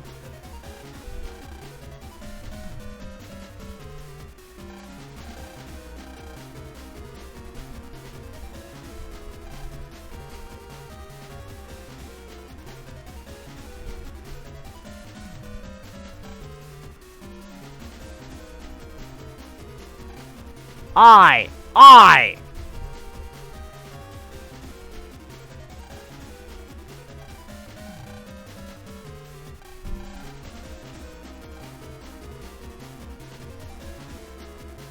And yes, it was made in America.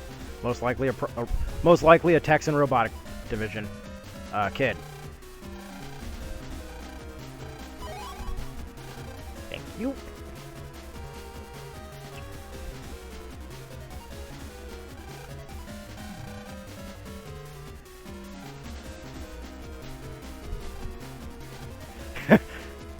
Yeah. I love the hentai protagonist freaking demanding water, saying no more. Like, dude, get used to saying that, okay? Your career hasn't even started yet.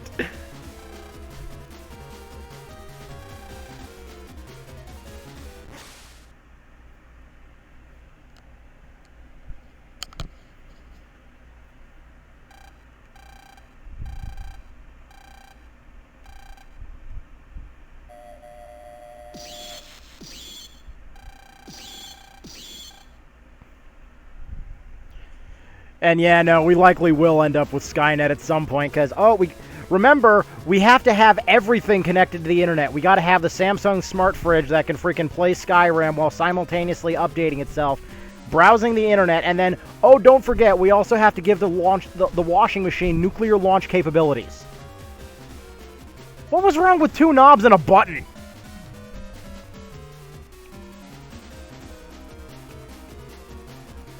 Now that I can go in here, I can start pressing my nose up against everything and trying to find items.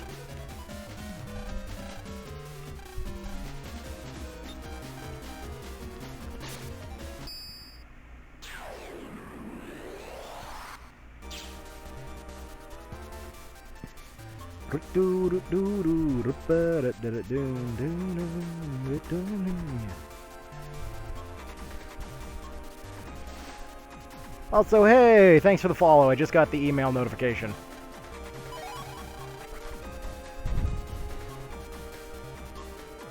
Yeah.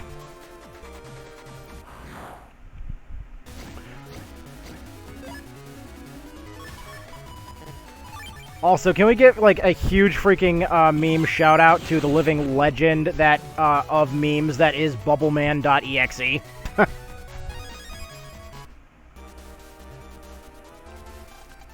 Like, the only character in the entire franchise to have fought Megaman repeatedly and not die.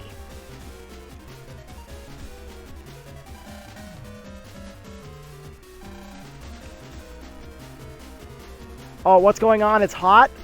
Buddy, you've never been to a desert. That's a whole new kind of hot.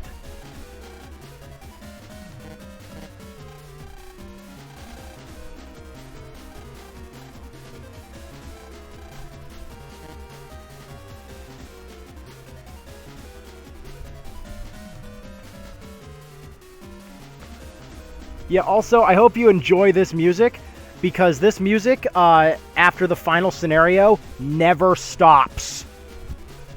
Oh! God damn it. Why did you have to mention that place? There's a reason why we redact names for everything that's so fucking stupid.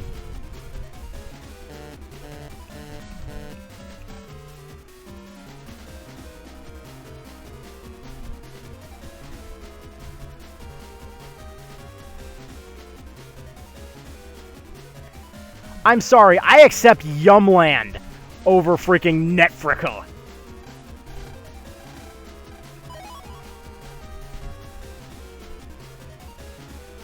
Netfrika doesn't exist. Because in the Japanese version, they don't call it Netfrika, it's called Aprif.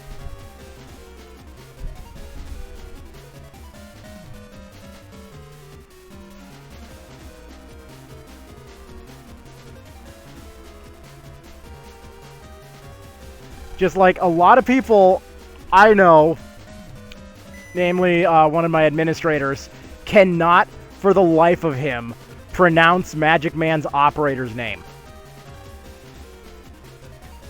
Like, I refuse to call him by his English name because it's so freaking stupid.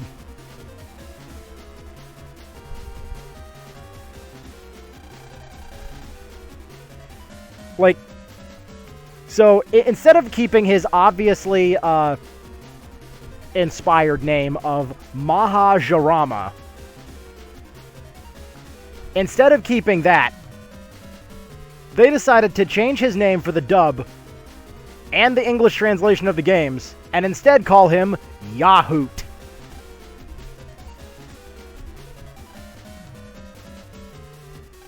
Why?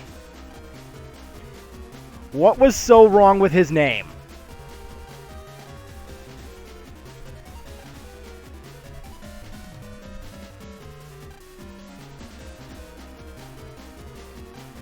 Like, I could rant about the series. Like, it did a lot of stuff good. I'm not gonna lie. It, like, the entire Rockman anime is probably one of my top 10. Like, yeah, most likely for the, like, internet terms and stuff like that.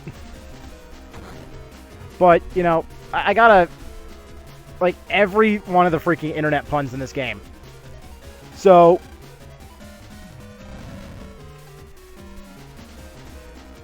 it took far too long to realize this, but Proto Man's operator,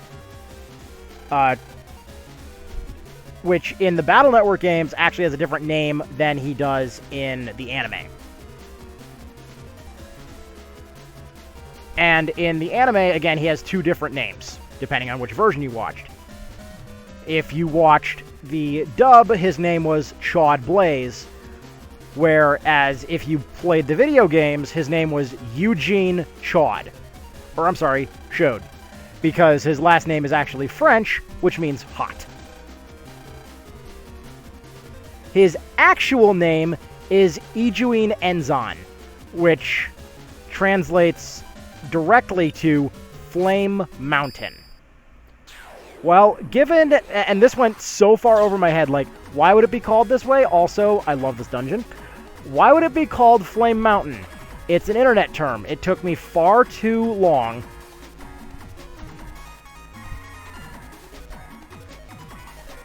Flame Mountain in internet slang translates to firewall.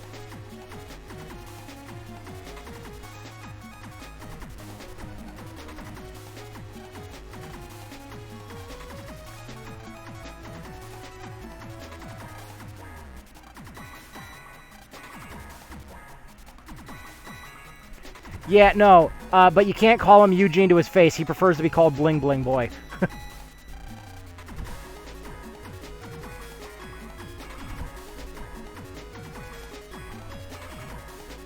Prague, slow down.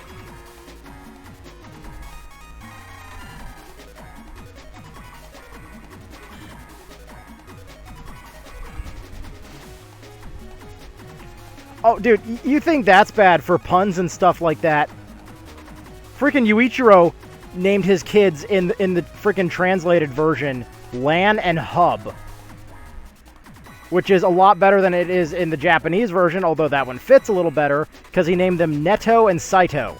Net, site, website. He named his kids after the fucking internet.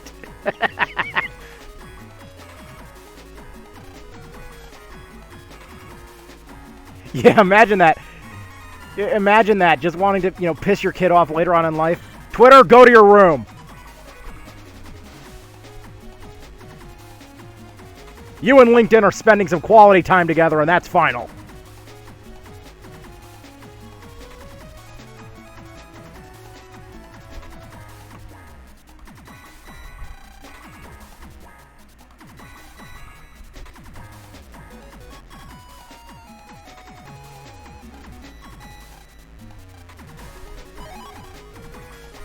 Yay, water data.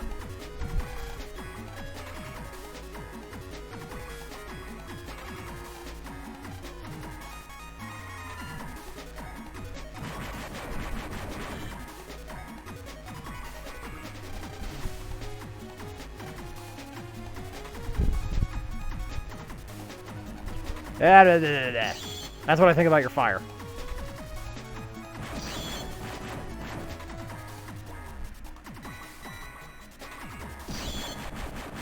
Dab through the flames.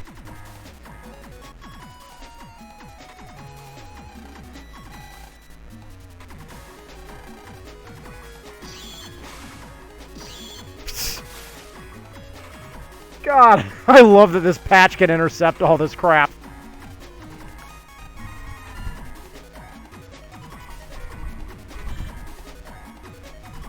Yeah, run away, hot stuff.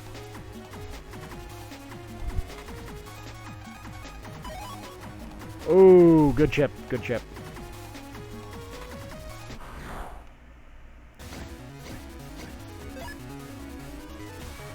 Good pulls.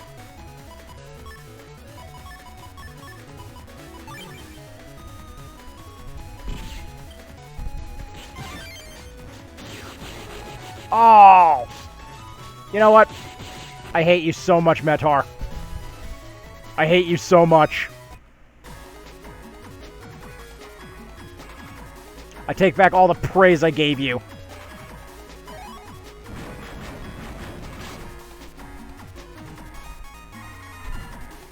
Please don't remind me of that. I just went through the freaking, on Red Sun. The stupid game, the first time around. Like, so the first time you play, Battle Network 4, you get 3 soul unisons to get you through the game. Then you get 2 the next time, and then the final one on playthrough 3. I hate this aspect. I got extremely unlucky my first playthrough, and because of the randomness of the game, you can't just look up a walkthrough on YouTube. Because of the event randomizer. So the walkthrough I found for the part I was at, instead of getting Searchman's scenario, I got Coldman's scenario. I got robbed of a soul unison to fight a mini fridge.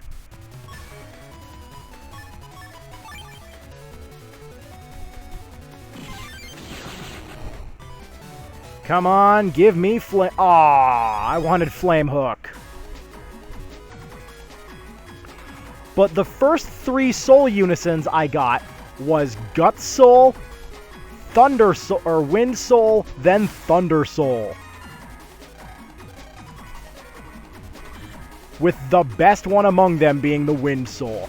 Wind Soul is the only reason I beat the boss.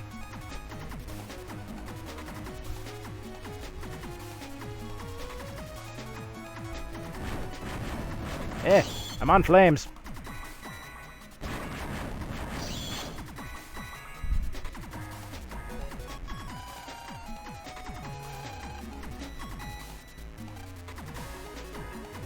Oh, no, he absolutely has cheese.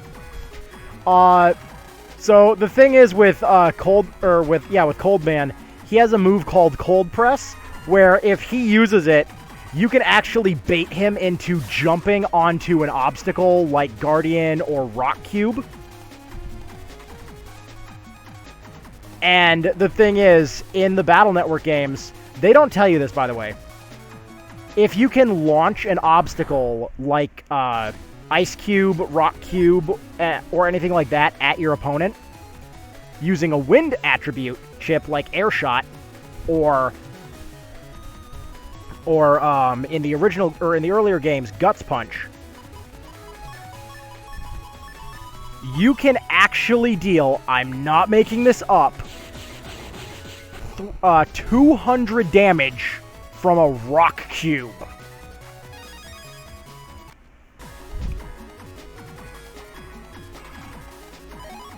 And it's just a free. It's a free combo. Which is why my automatic battle data in Battle Network 5 looks like an idiot. He just jumps around, shooting the buster, spawning a bunch of cubes, and then just saying, yeet. You gonna cooperate this time, or do I gotta get physical with you again?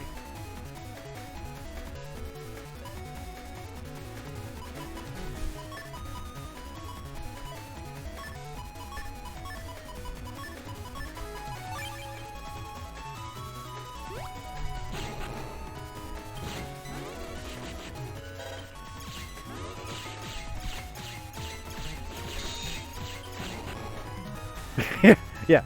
Omae wa mou omae ra roku shindairu. Nani? Give me that freaking... Give me the mystery data. Oh, yes! That is so good this early in. Like, that is... Like, Boomerang is stupid good this early in.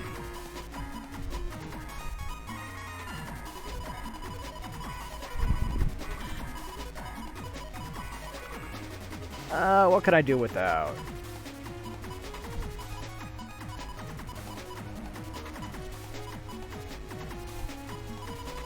Like, here's the thing, too, I wish the number trader was available this early in, because I could speed run the boss in about 3 seconds if I could start with Blizzard Ball.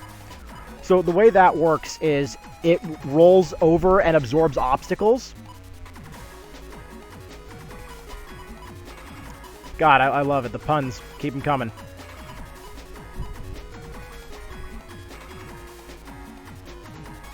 Just one moment. Who the hell keeps You know what, Domino's? I love your food, but I hate your I hate your messaging system. I can live without the area grab.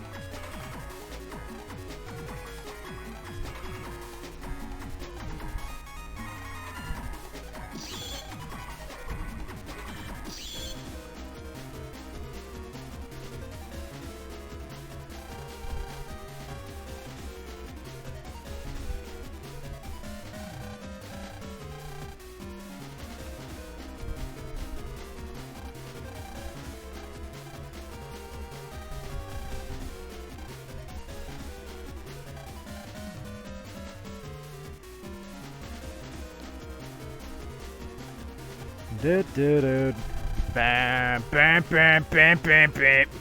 Dun, dun, dun. God, I have had this track stuck in my head for years.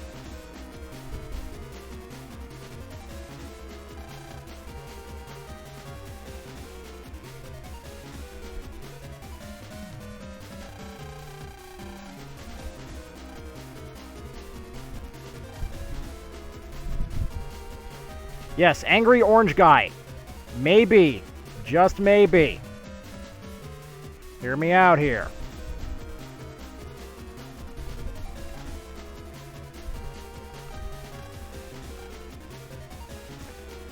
Maybe don't pick a fight with your operator because you've been with him for years. You know he's kind of a dick.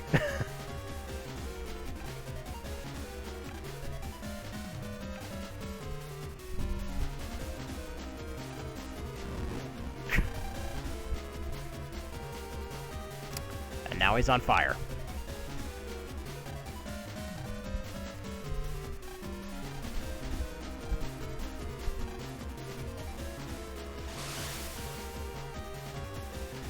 So let me get this straight. They waterproofed everything, but still made it incredibly easy to hack.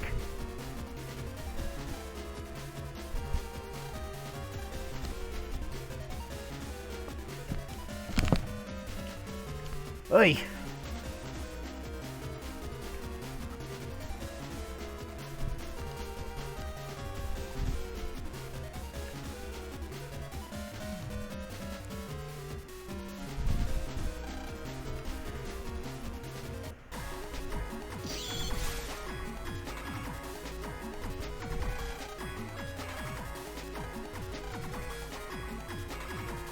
Yeah.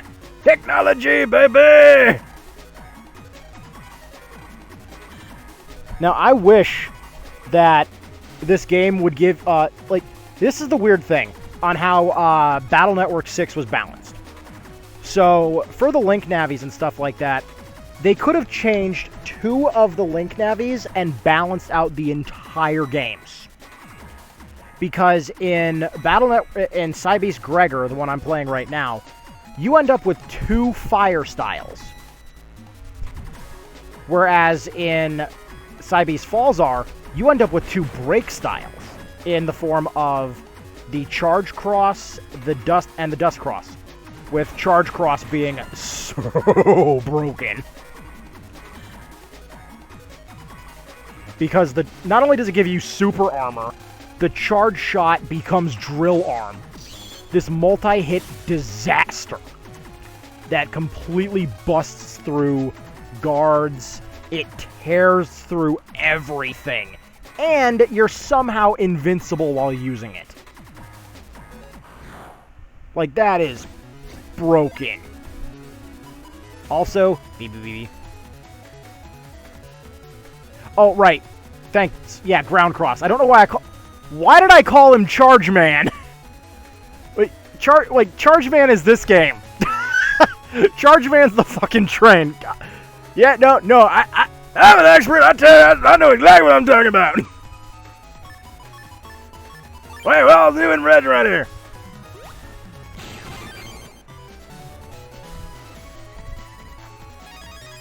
I would love to get that the flame burner chip if I can. That's that's one of the if I can get 3 of it, that's one of the best program advances you can get this early in. But what I'm really looking for is Cannon C.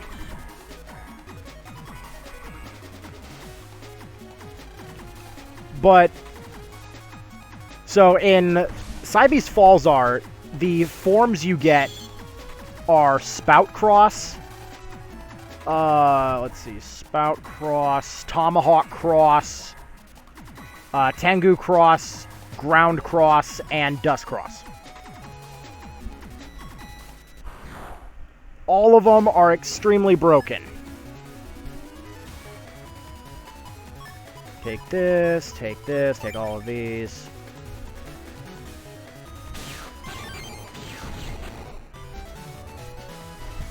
And the thing is, yes! Yes, Fire Burn. I don't know why I keep calling it Flame. Probably because one of the Battle Networks, I actually think it was 5. Mistranslation, Megaman yells, "I'm on flames!"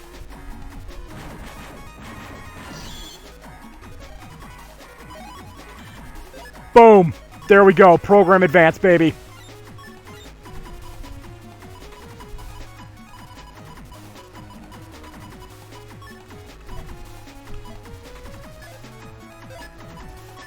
Do a quick save.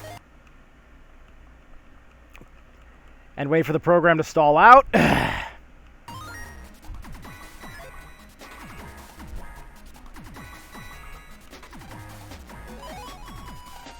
Yes!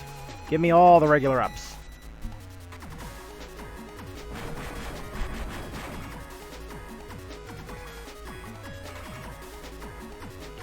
So the thing is, unlike Battle Network, like the previous Battle Networks where lining up 3 cannons would give you Zeta Cannon, in this, it gives you Giga Cannon.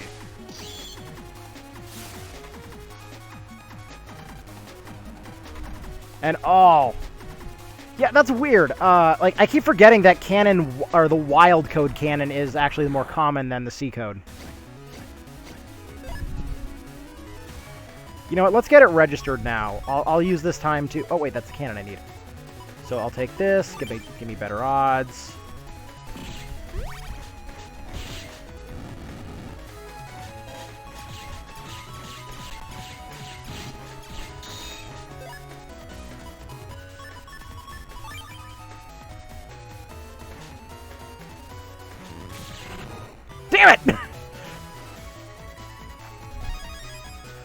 Okay.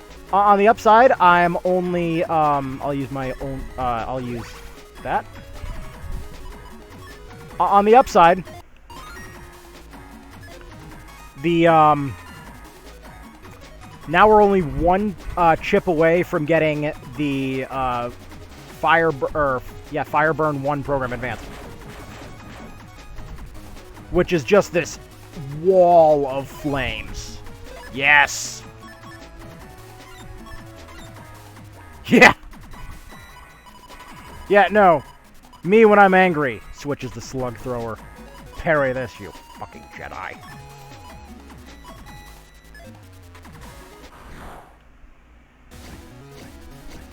Oh good, we get a do-over and... Ugh.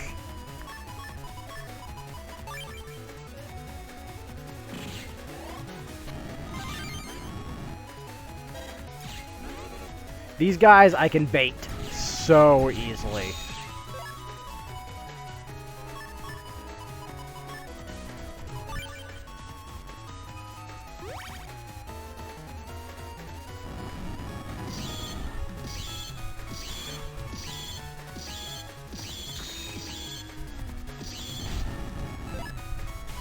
That's fine. But no, once I get, like, the thing is, with the Navi customizer, the reason why Tomahawk Cross is so broken is because just the way the, just how wood attribute works. So if you're standing on a grass panel, you will always regenerate health. Undershirt works so that if you have more than 1 HP, you can always avoid instant death. Oh yeah. Tactical dab. Not today.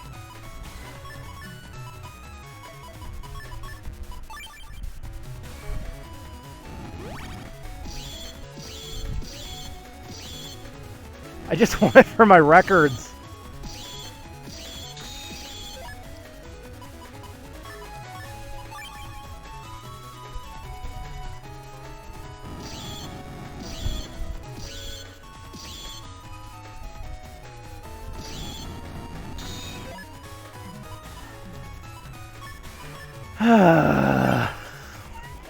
Wow!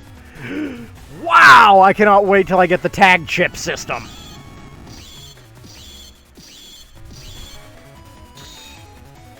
But yeah, these reinforced cubes. There we go! Alpha, Beta, see you later!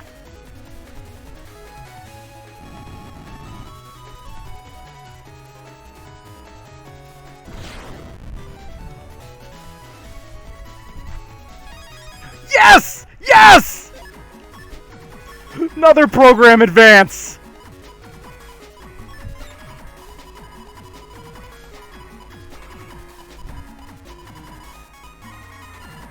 Don't need barrier. Don't need reflector.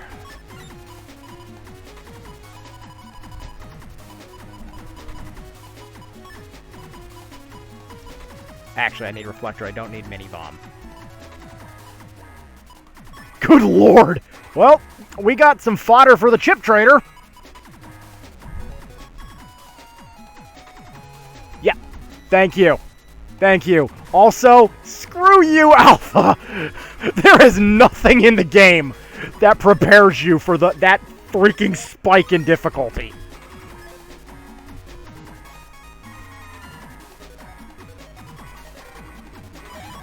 Like, freaking John pointed this out. Like, the game's whole point is that, like, the final boss is a culmination of the skills that you've learned so far. And,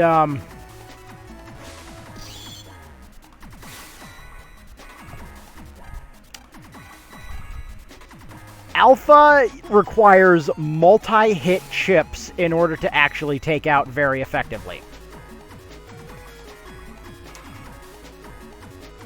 Or, at the very least, a ungodly amount of HP and gut style.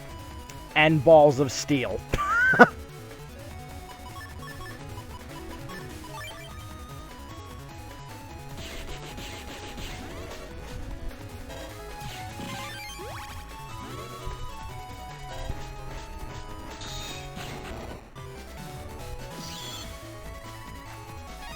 But yeah, as I was saying about Battle Network 5 earlier, because I got off track, like we were discussing the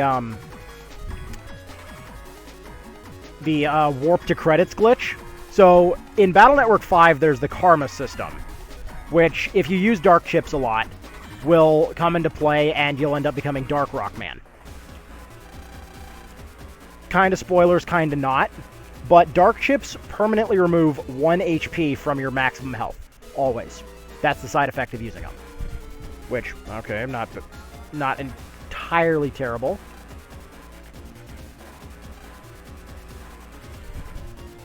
Dude. Enough with the fire puns.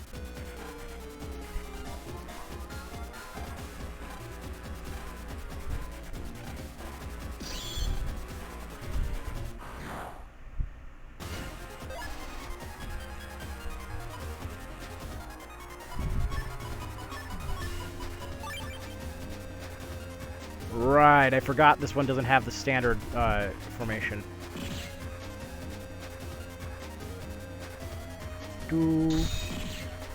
Also, can I get some freaking hype from the crowd for freaking Surge of Power here? Oh my god, the boss theme in this game. Like, the fucking drop it has. Mm-hmm.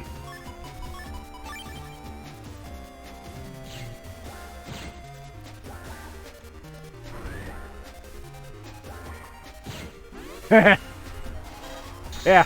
Well, hey, hey guys, this ain't Fireman, okay? 'Cause remember, only Fireman gets to say this. My justice burns.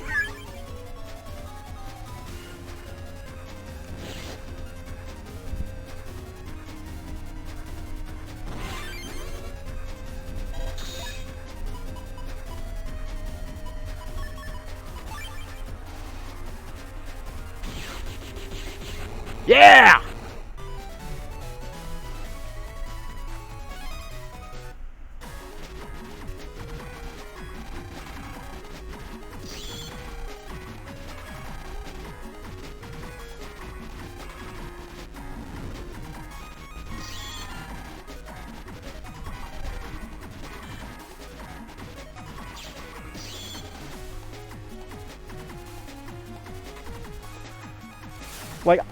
I am so happy to have almost all of the Mega Man games on physical, just because I was at one of my local stores the other day, and they had a copy of not Battle Network, it was Star Force 3. Like, I have the only Star Force game I'm missing is Dragon version from the original 3 from the first game, and unfortunately Dragon version was the GameStop exclusive. Drive me crazy. Star Force 3 Black Ace, used with case, $135 at this one store I was at. I am sitting on a freaking gold mine. If I decide to sell my collection, which, no, I'm not. Like, if I have to keep my house, I will, but it's gonna be the last thing that goes, let me tell you. Also, fair warning, do not take me on in Star Force 3. I play that game competitively. You ain't winning.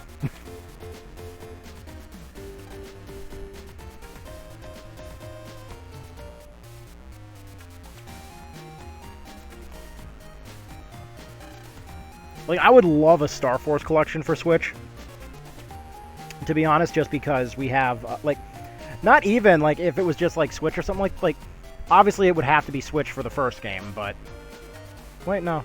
No, it would have to be Switch for all of them, holy shit, it would actually have to be an exclusive, because of the touchscreen gimmick, unless they find a way to implement that.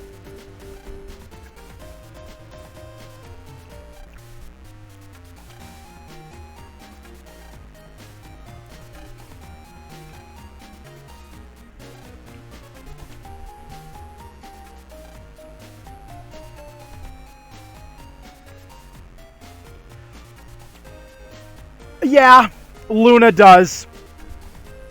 Yeah, no, she takes anime drill hair to the fucking extreme. Also, shout out to my main favorite split personality, Queen Ophiuchus. Because, my god, she can't decide if she wants to, if she wants to, get down and dirty with freaking Mega Man, or just rip him in half.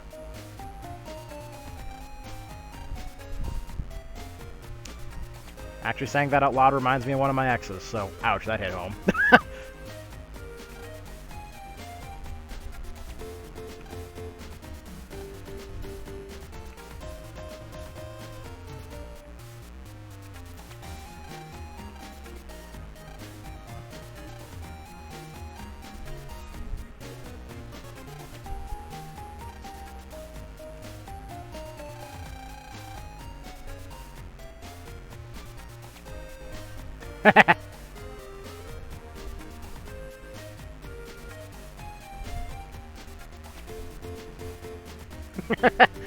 Yeah, I get that, dude.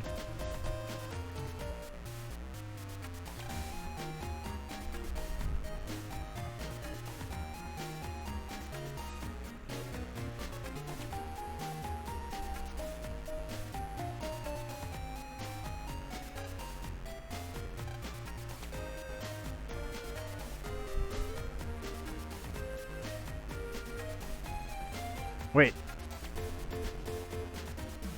Yeah, no, I'm sorry. We are not having Dose.0 in here, okay? Yeah. Yeah, no, at that point, then, excuse me. I feel defeated, yet inexplicably rejuvenated.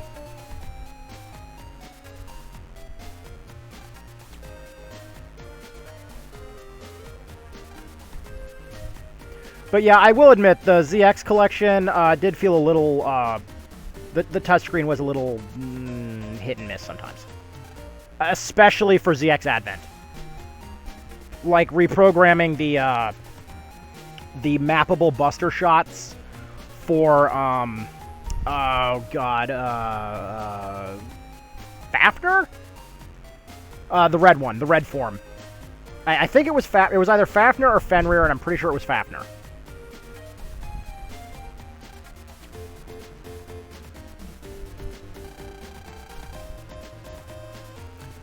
But, like, that was not so great. But no, man, like, like, the ZX games were amazing to me. Like, they felt so fluid and smooth.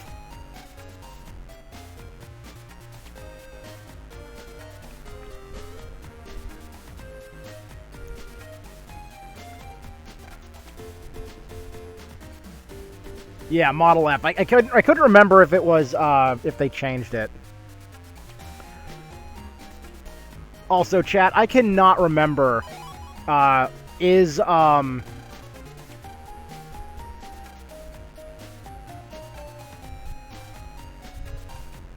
air hockey in this game? I remember it was in, 4 and 5 for sure. I just cannot remember if, I want to say it was, because I remember air spins here. Because I had an idea for a folder I wanted to make just entirely out of air hockey. It's going to be called Get Pucked. But I can't remember if there's that many in this game.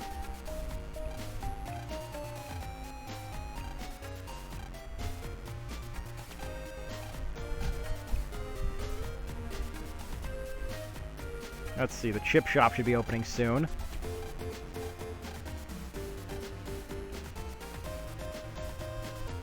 Let's see, I don't really even need to look at it. I know where it is.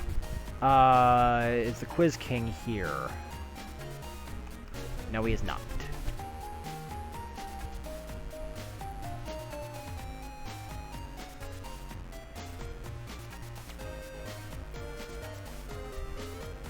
Ah. Well, in fairness, I mean, air hockey is one of the most broken battle chips.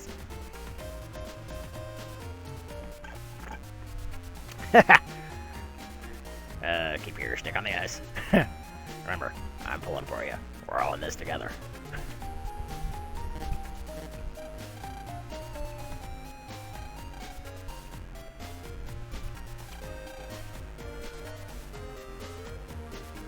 see, I've already got all the stuff. I remember, I think there's an item in here.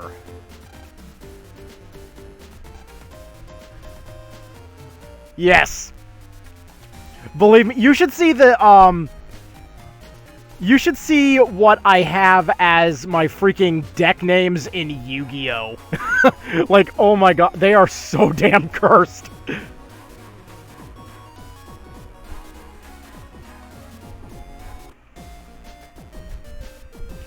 Like, I have expert level of cursed. Wait a minute. You had to send me an email to say, you've got mail. What kind of AOL level bullshit is this?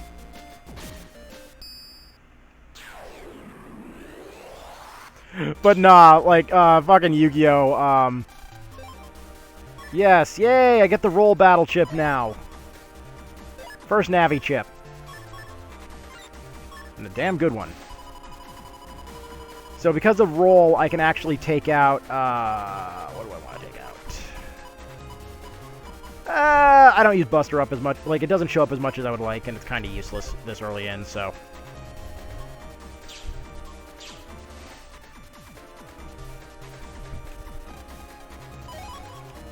Ew, L codes. Oh, wait a minute. Nah.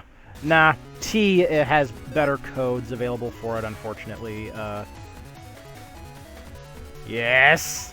Oh, wrong button. Yes!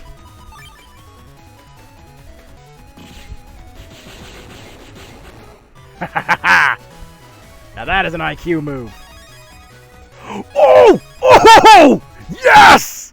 Yes!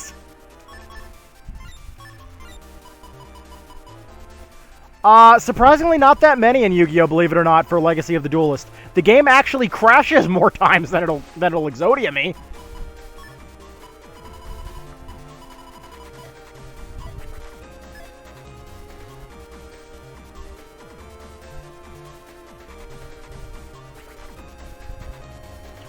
Oh my god, getting Tornado this early in.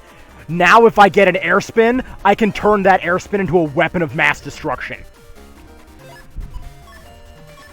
Also, Blast Man is just right down here. I think it's right down this path. Let's see if I can handle it right now, because he has like 800 HP right now. Oh wait, he's not done this sector. He's on the other one.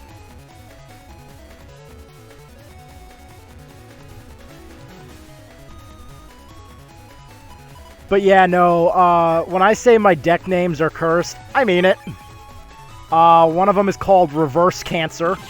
It's a phase deck where it revolves around the standby phase.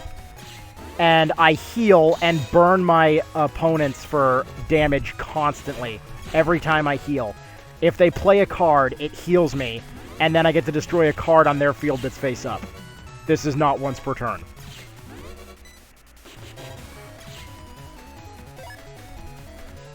Oh, don't even get me started on the song, dude. Thanks. Now I've got Airman Gothaus and I have blasting in my head.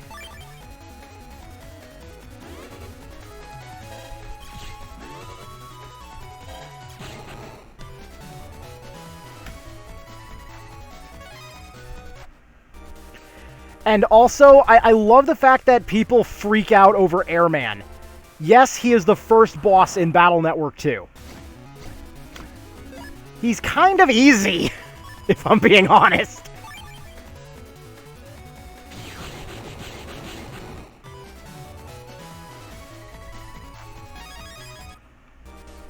But no, the next thing I'm looking for is I want to pull one of two battle chips. I'm looking for any of the seeds. Seeds, Jack. Because if I use like specifically if I use Boomerang and then Tornado, I can convert the grass panel and make the Tornado do double damage.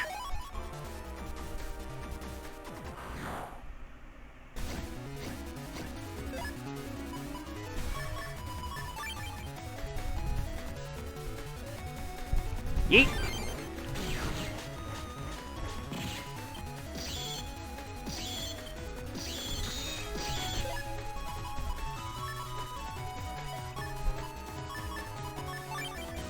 I don't know why I always take so many chips. I'm just... Really? I don't like having an empty hand.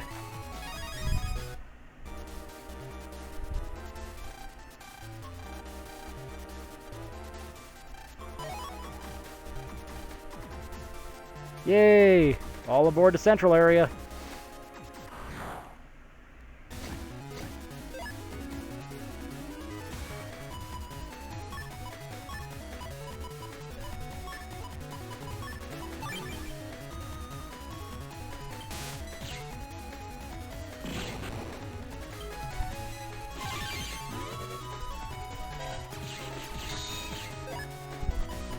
Damn.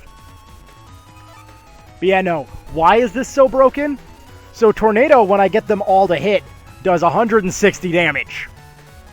In full synchro, that's...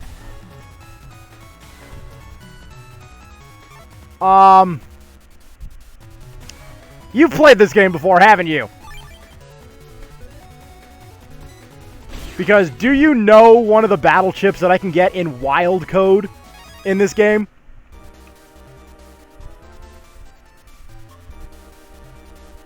Because, yeah, chugga chugga chugga chugga chugga chugga chugga chugga. Awesome!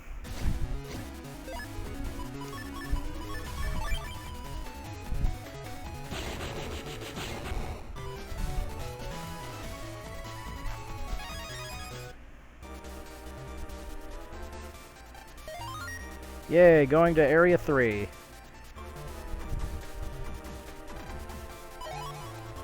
Damn it! Now I have a long sword, but it's the wrong one!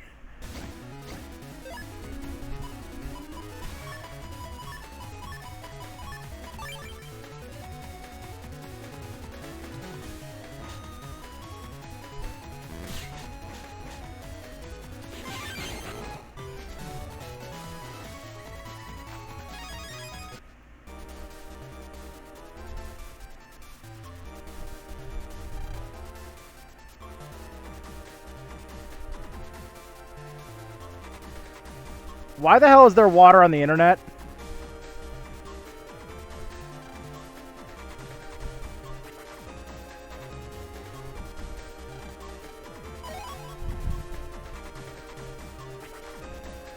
Oh, I should have bought that. That's, I cannot remember what that, the data is there. Ooh. Oh, yeah, baby! Oh, fuck you.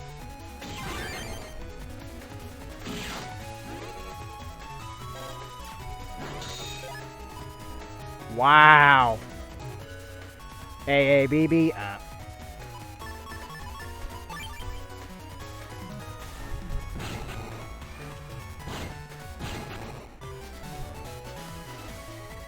Like, I'm gonna say something incredibly brave and not at all controversial.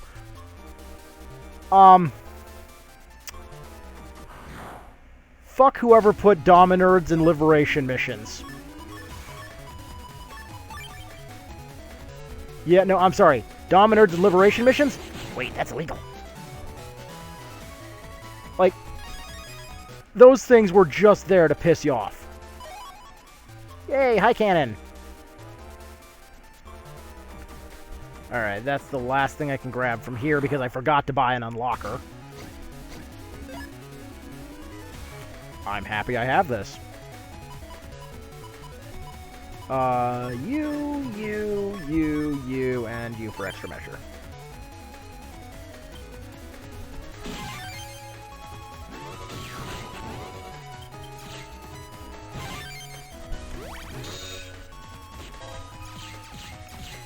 Yeah!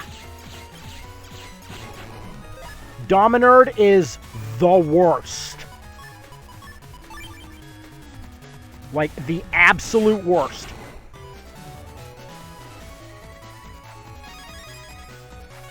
Oh, yeah, I did all that for a butt fragment.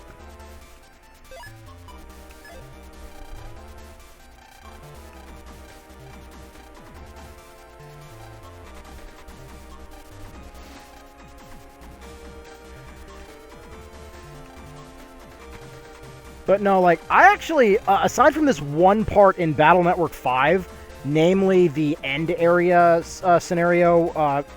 And again, I started on Team Colonel, so I know this as the Numberman scenario. Basically, the trial of 100 foes. I hate that. I outright hate that.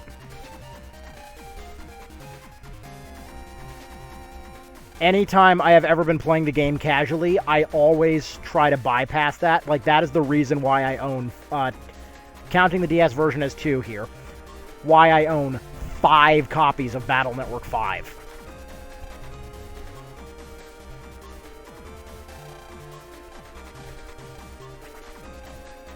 Oh, bet. Come on, Haruka. I don't want to go to bed.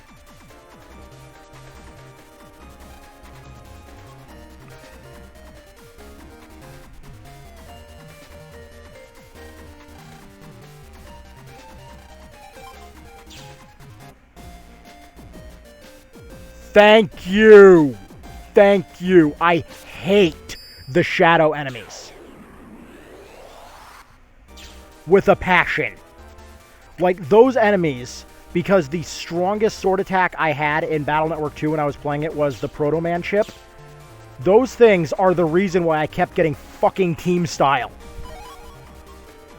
Yay, another barrier.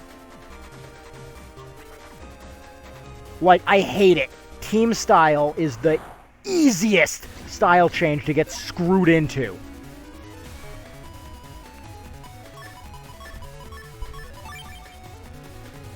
Also, shout out to Battle Network 2 for having some of the most disgustingly broken program advances. Looking at you, Gator and Darkness. Namely, Darkness.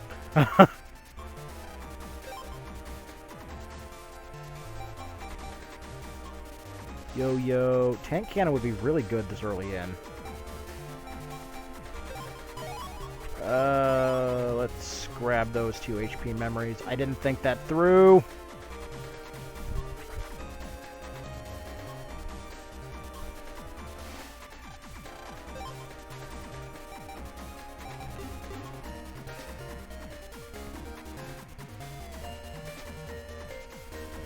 Like, alpha bugs are okay.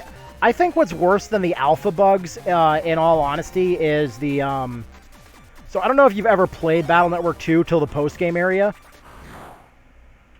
Yeah, thank you! You get it! You get it! Multiple gators in one folder. The game plays itself.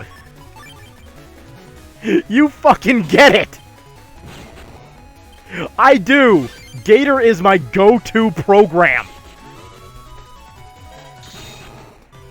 Because it's disgusting.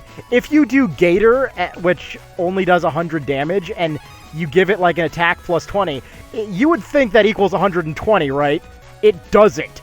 Gator does 100 times 9. So Gator does 900 damage. If you give it an attack booster, it's now 100 plus the booster times 9 if they all connect. That is disgusting! And I love it!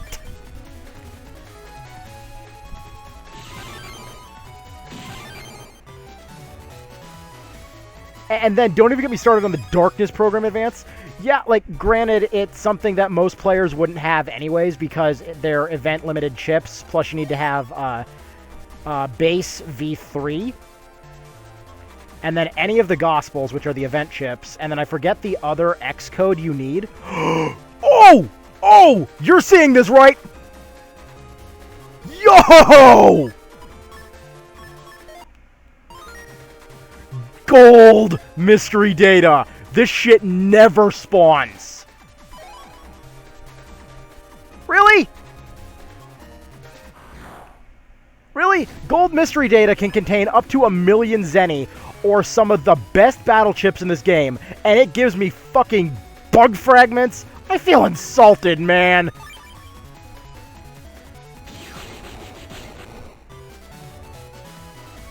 I mean, that'll help me out later on for the bug frag trader or the bug trader.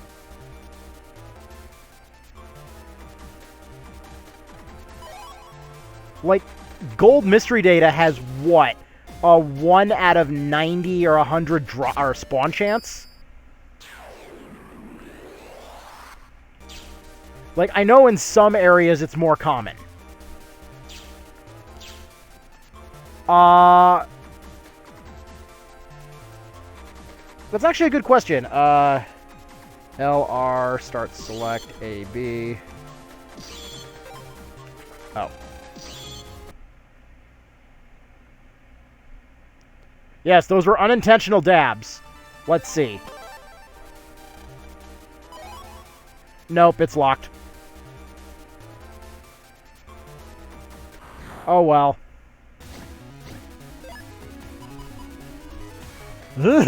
Speaking of disgusting.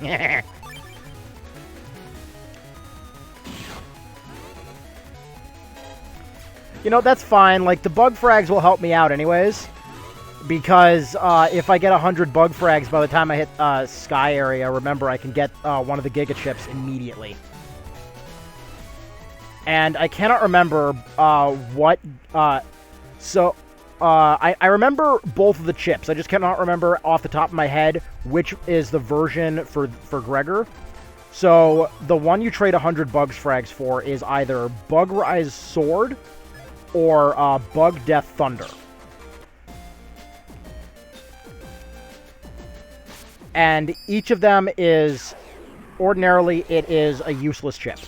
Like, it burns off and you'd think it doesn't do anything. What it actually does is it replaces your charge shot with either Dark Sword or Dark Thunder. With the catch of, it has to consume a bug fragment to activate.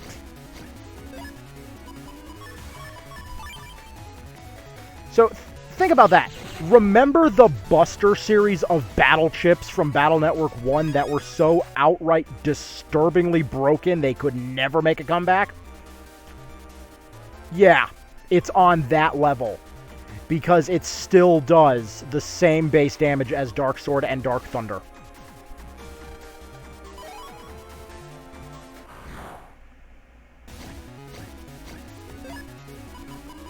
So that kind of trade-off is beautiful to me.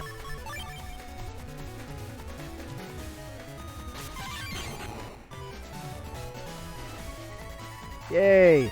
Give me more Reflector 1As so I can... So when Asterland opens, I can just immediately trade everything. Ooh, I will take the more money, though.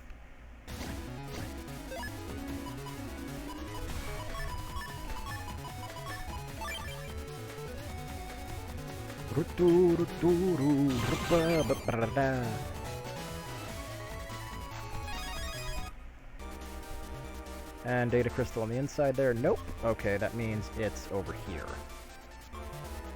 Nope. Okay. But yeah, sorry the stream's not going as, like, exciting as the rest of it. I mean... Oh, also, damn it. I went to the gold mystery data and I forgot to dab on it. Damn it. Maybe that would have changed the result.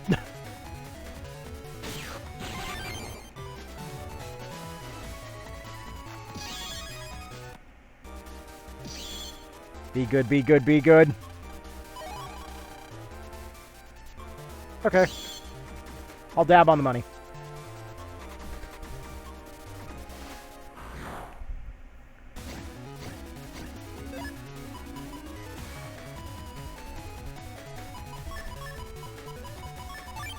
Oh yes, how to make something disgusting. Give it double damage and make it paralyzed. Oh, and for extra good measure, make it multi-hit too, because why not? Yeah, what is this? Give me all the money day?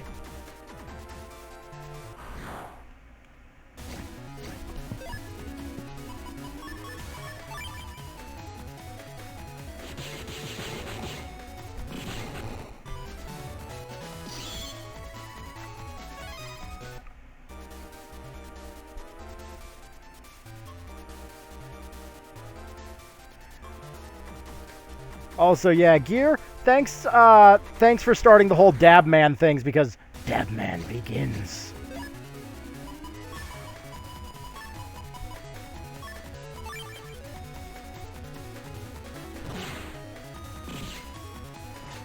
Hey, what's up?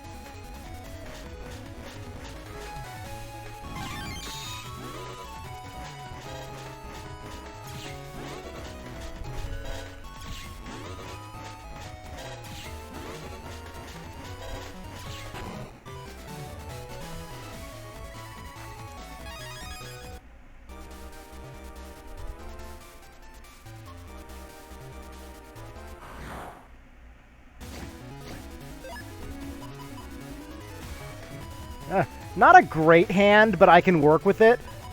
Plus, I have 3 different ways to counter here, so I'm set. Overkill.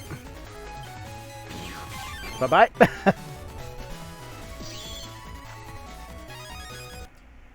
How'd that fight go, and how'd that make me feel? Like this.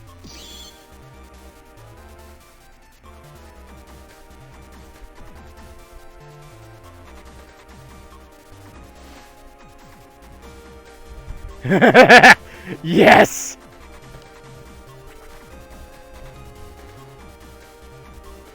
Like, I love the Darkness Program Advance from Battle Network 2. It is probably, like, it is my favorite disgusting damage dealer.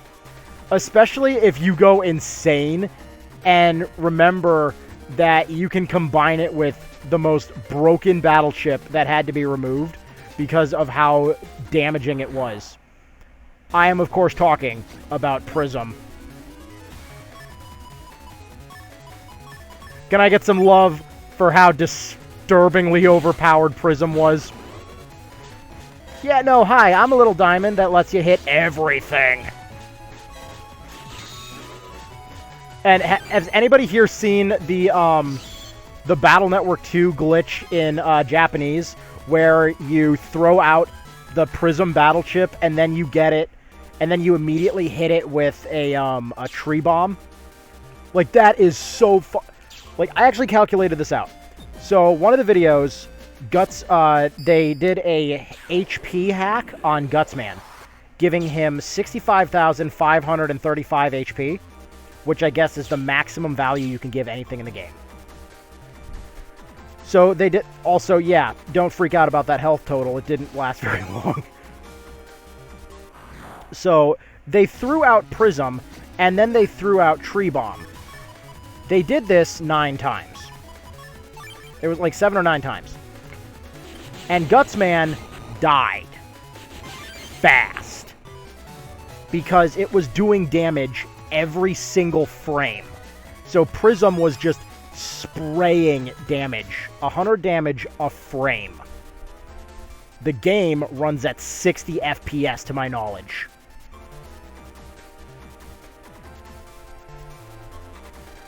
So that was, that's about 6,000 damage a second. I broke it down and did the math, because I didn't know the frame rate at the time, I was guessing. But based on how many times they threw the attack versus when it hit, I estimated that they were getting hit 1,337 times per tree bomb used. That is... You know, that, I'm just going to say, you know, that's pretty on point for Battle Network 2.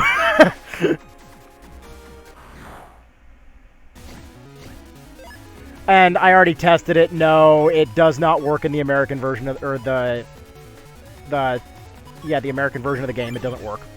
They patched it. Sad face.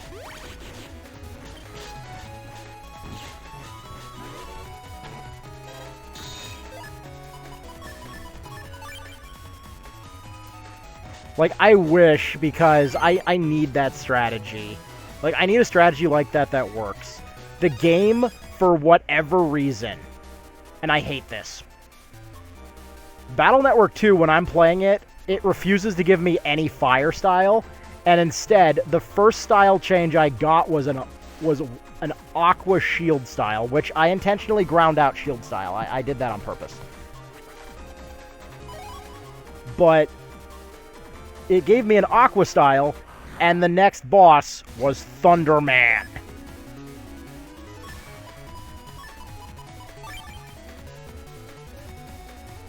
Let that sink in.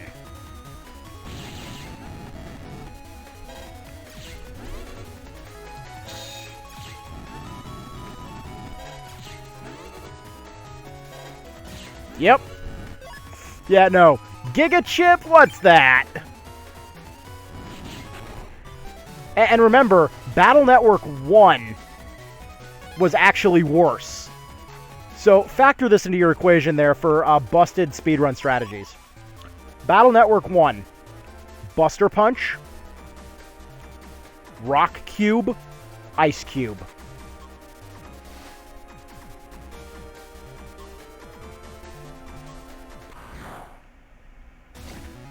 Remember, the Yeet combo exists in Battle Network 1. Because that is how speedrunners annihilate Iceman. So, being able to just send 200 damage flying at your enemy's face consistently, little much.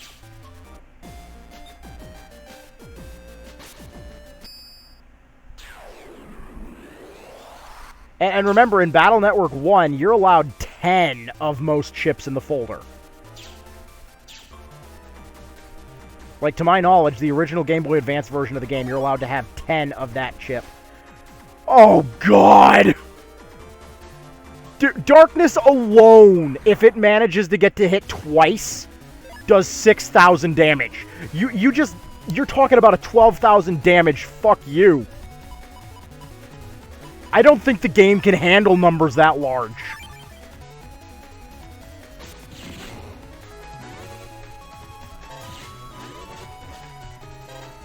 Well, yeah, and rightfully so. I mean, dude, the Darkness Program Advance was just broken.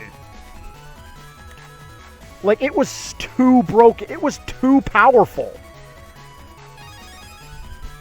Like, this game, I don't know if it works entirely, because I don't know if they patched it. So, if you manage to get poison... excuse me. Now I have the fucking hiccups. If you manage to get Poison Pharaoh directly in front of you...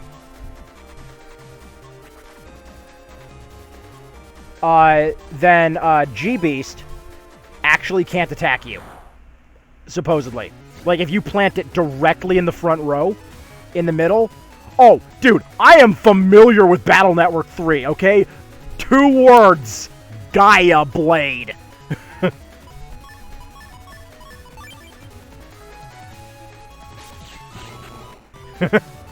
Gaia Blade, Folder Back, the 11th chip glitch.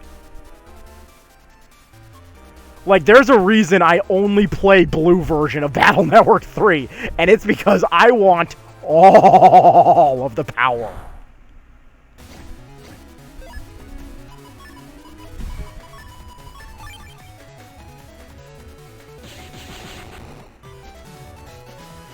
Yeah, like same. If I can do a V3 fight early, I generally do try to go for it, yeah. Like, right now, I cannot remember where the hell Blastman is.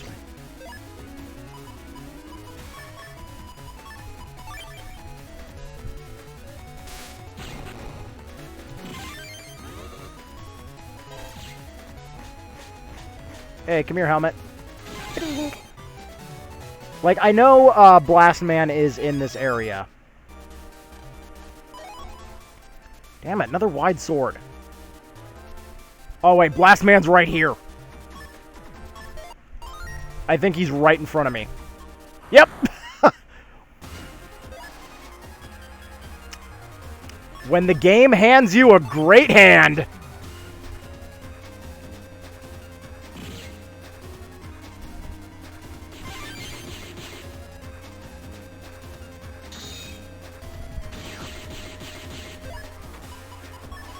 Oh my god! You're seeing this, right? I need to get a counter hit. I'm gonna fucking S-rank him! Aww. Oh! I celebrated too soon.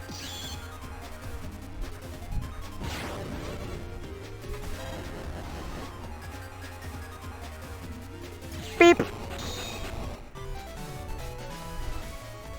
Oh god, Bubble Man. Bubble. Like, Bubble Man, like, as a character, and I love it, Bubble Man appears in the manga, the games, and the anime. But Bubble Man, the battle chip, is beyond a joke.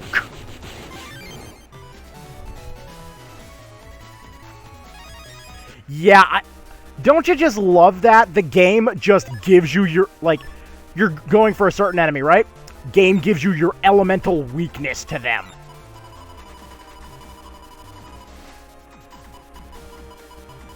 Like, bruh.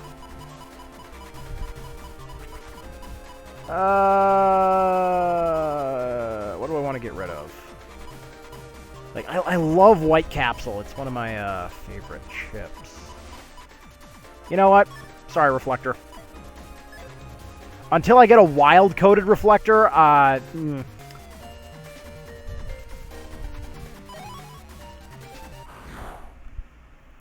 But yeah, no, like, the hardest part for me in Battle Network 2 right now is I'm trying to grind out custom style, and it ain't giving it to me! I've gotten fucking shield style and team style twice. I need to experience custom style and gut style. And it ain't doing it.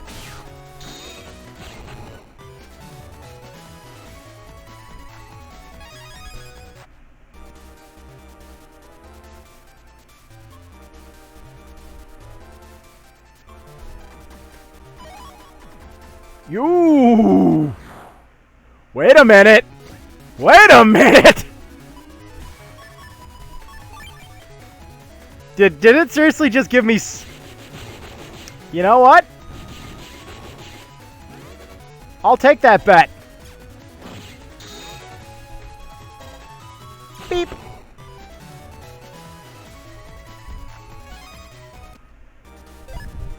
It did not just give me that when I have... Spreader, ID. Oh my... Okay. Okay, we're spending money. We're spending money.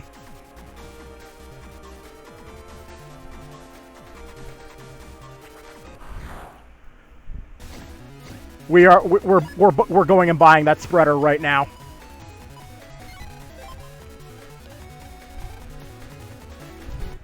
First retreat. I hate how that I have to retreat, but I'm making a beeline for that spreader, and I'm not letting anybody stop me unless it's Blast Man.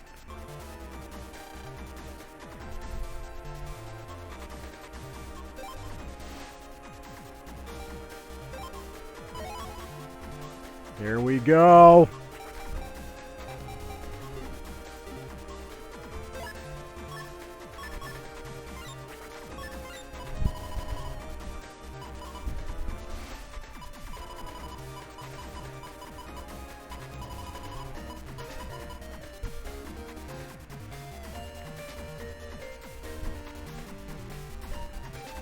Yeah. Yeah. Yeah, no, Bubble Man is a nightmare. Battle Network 3 has one that pissed me off more. More than Bubble Man. Dark Man.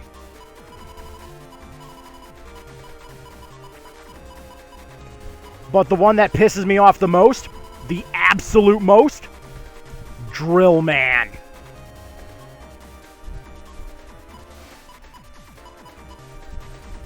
Drill Man is the definition of an unfair fight.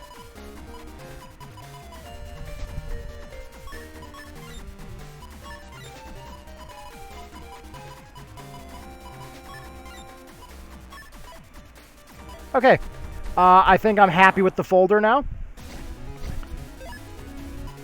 Because now that we have Hyper Burst available... Don't know why I need that. We're pretty much set. If I can pull Hyper Burst consistently, then we're set for the rest of the game. All up until we have to fight...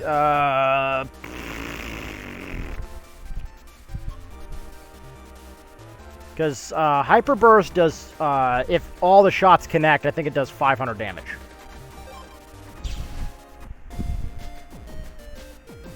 Yeah, let's go to bed now. And yes, save the game!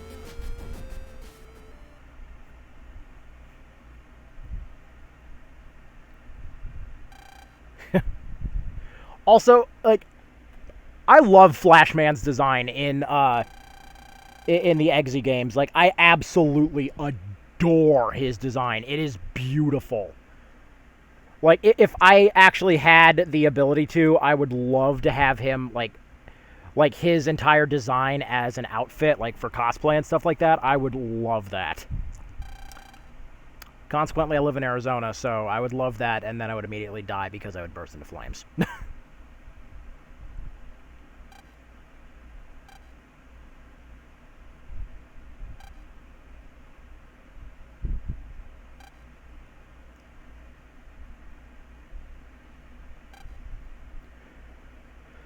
But, like, so many of the Navis in the fucking Eggsy universe are just so beautifully designed. Like, one of my all-time favorites, and I refuse to call him by his translated name, by the way. It is Yamato Man, and I am never calling him the American name. The American name is just stupid.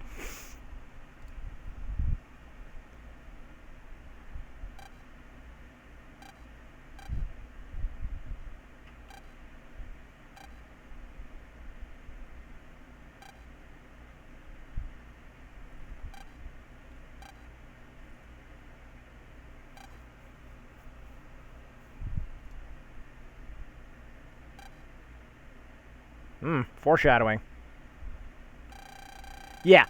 Also, can I get some major fucking hype for when freaking Yamato Man showed up in Beast and then just fucking beasted out? Oh my... I didn't think he could look any fucking more badass. And then that happened. Like, bro.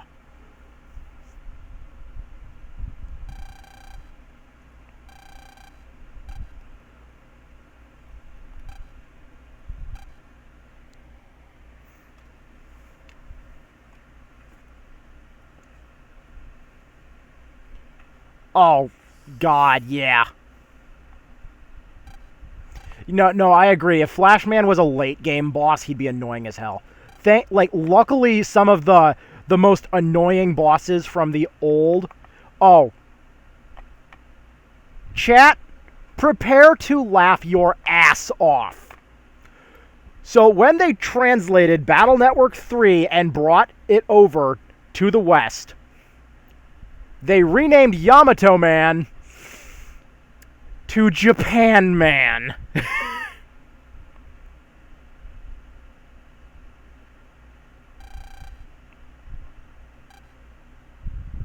Let that one sink in. Yes! They named him literally Japan Man. Like, what the fuck are you on? He's a fucking samurai, decked out to the teeth. Yeah, he is the spitting image of everything Japan. All he's missing is a fucking attack that makes him look like he's in an onsen, which also, I love this, that's where you encounter him. You encounter Yamato Man V3 in a Japanese onsen. In the communal bath.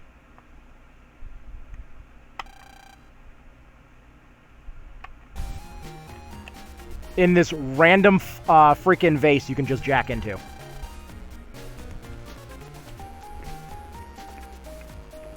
So they did their damnedest to make him the most outright stereotypical character out there. Huh. Mick!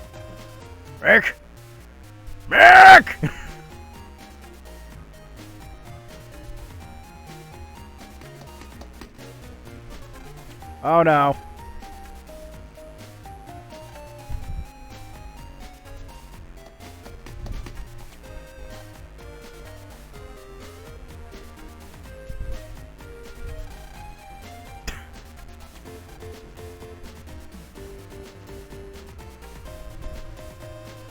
There's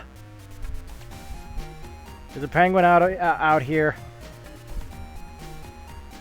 Somebody look outside. I think we just accidentally entered the Evangelion universe.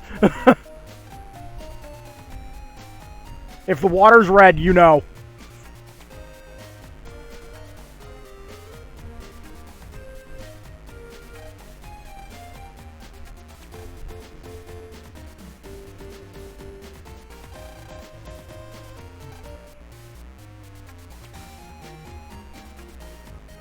You're a teacher and you don't know what a penguin is?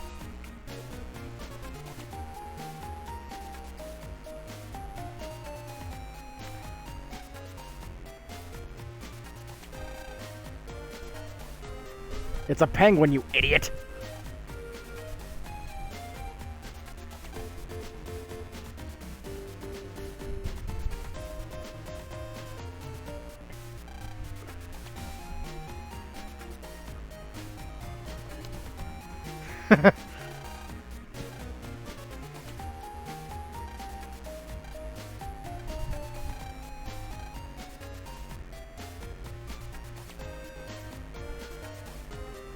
It's official.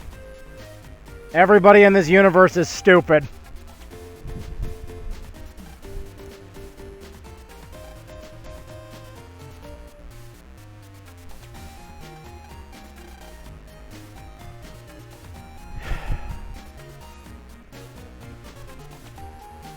Well, I guess when God said brains, he heard trains, and he asked for a very slow-moving one so as not to miss anything.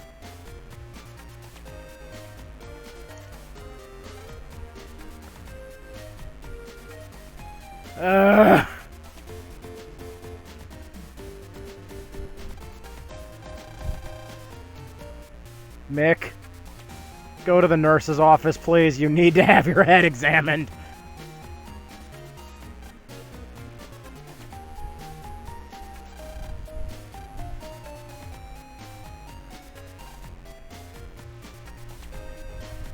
But yeah, V3 enemies in the Battle Network franchise, like especially the early games, are a disaster. With exception, if you managed and just happen to have like Battle Network 1, for example, and you have the Buster series, namely Buster Bomb, some enemies are absurdly easy. Namely Magic Man.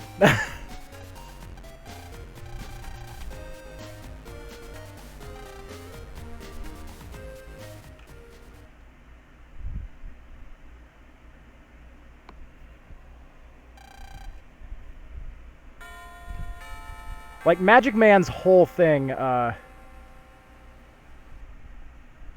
is he stands in one place at the end of the field and just spawns an endless wave of minions to deal with you, while using magic fire to try and burn you alive.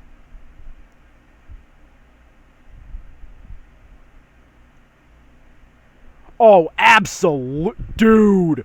Windman's design. I actually have... Like, admittedly, this is one of the worst figures they ever made. But I have the American Windman action figure from NT Warrior's toy line. Oh my god, dude, I adore his... Like, dude, have you seen his Dark Soul version? Like, the color palette on Windman DS. Oh, it is gorgeous! I hate the fight, but I love his design.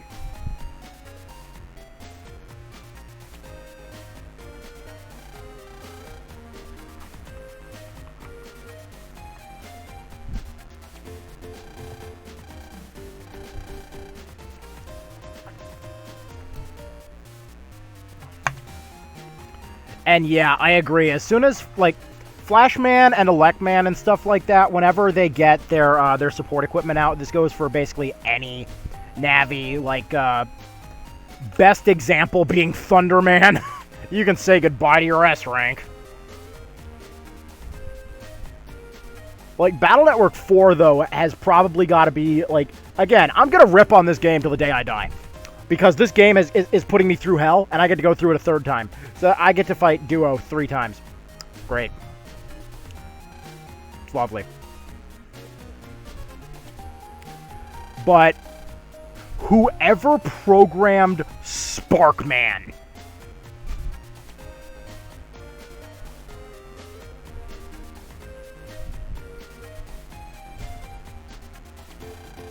Battle Network 4 Sparkman is only visible for about 4 frames of animation.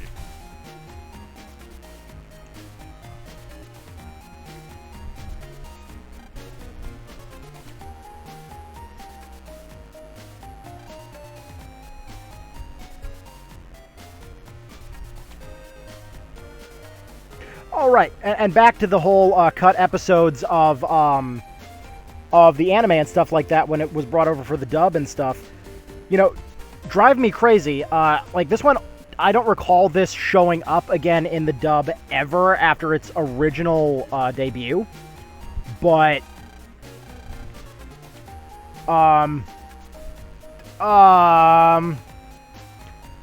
like I'll forgive them for the Beast Man to Savage Man translation for the names. You know, I can forgive that. Like that's, you know, it's on point. It's, you know, it's confidently incorrect. That's what it is.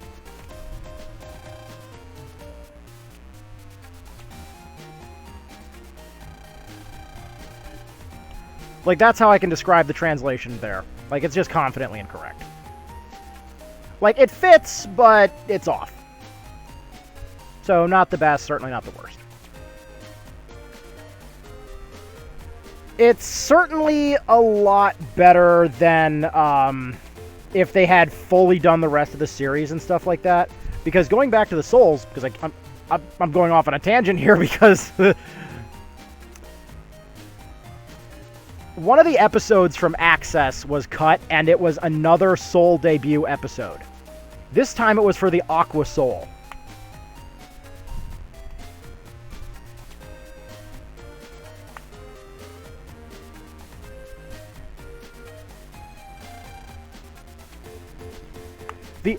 The majority of the episode for the Aqua Soul's debut is completely fine. Like, legitimately it's fine. There's nothing wrong with it. The problem lies in the battle. Okay, do not even get me started on Blaster Man, okay? Do not get me started on the... and why they couldn't even pick a damn... yeah. Do not even get me started on why they couldn't keep the names straight for the attacks. Like, one of the program advances, for example. Literally episode 1 of Access. Zeta Cannon's shown, which is Cannon, High Cannon, Mega Cannon.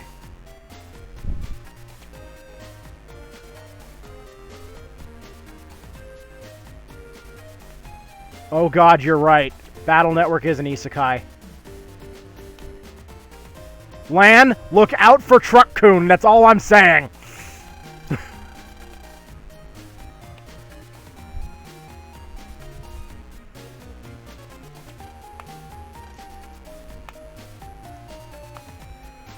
But no, the ending of the episode, if you've seen it, the Aqua Soul is used, and the Buster Shot, the charge shot, is only fired once.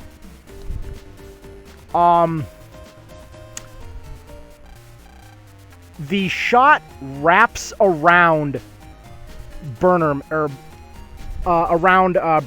or Burn Man, whatever you want to call his name. It wraps around him, severing all of his limbs, and you can actually see his face contorting in pain.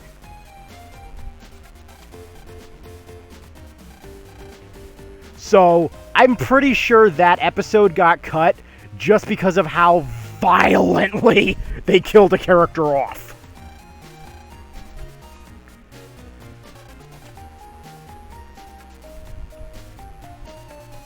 Meanwhile, the Wood Soul episode debut would have debuted, but that entire episode had to get cut. Unfortunately, that's also where Sparkman gets deleted.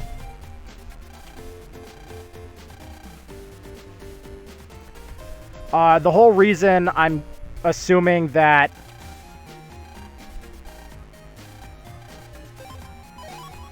Don't care about Energy Bomb.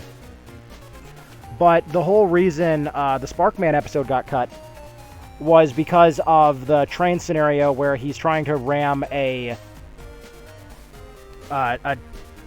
tanker car that's just packed full of oil into a crowded station and blow it up and stuff like that. So quite literally, in this one case, the enemy stopped being incompetent and actually committed to terror.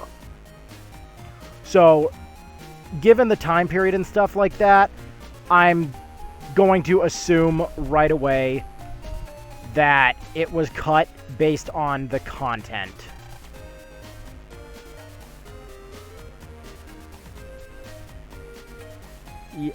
Don't. Yeah, like, I've dealt with people who actually have had, Okay, that's different. That's different. In the Japanese version, they aired the scenes uncensored. What I mean, like, when we lost episodes is when they brought the dub, or when they brought the anime over and dubbed it, we actually ended up losing episodes. So, at the end of the first arc, which is like the first 28 episodes of Season 1, we ended up losing 2 episodes that, yes, were filler, but not. The first episode we ended up losing involved Aki. So, like, the hologram chick who was always singing in Net City. So, in the dub, when they go to Net City for the first time, Megaman makes a crack like, "Whoa, even Aki's here!" Except anybody who's been paying attention to the dub knows that Aki never shows up in the dub. That is her first appearance.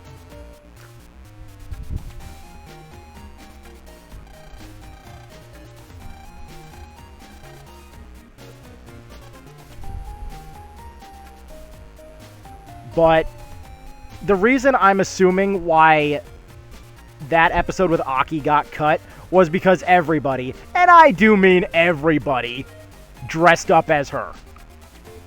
So you had Tori, Dex, and Lan dressed up basically in drag as Aki just to get captured by a freaking a machine because of a virus that infected her. So the whole reason there was cross-dressing.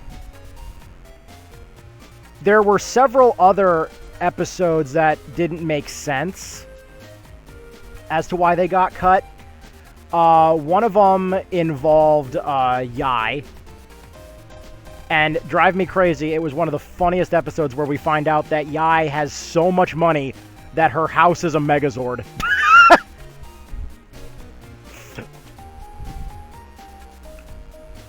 So the episode, it's filler, but it's one of the funniest damn episodes I have ever seen.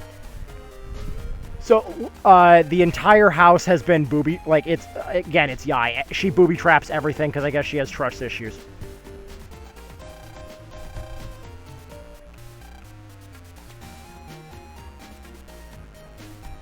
Oh wait, too many fish. I need to go talk to that fat kid. Wait, no, too many fish, too many fish.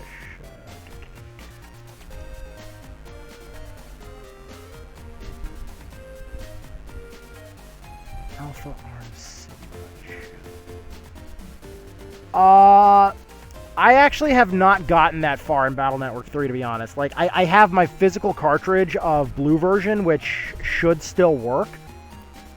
But I've actually never really seen the Alpha chips. Or if I did, I never really used them because of the sheer dominance that is folder back.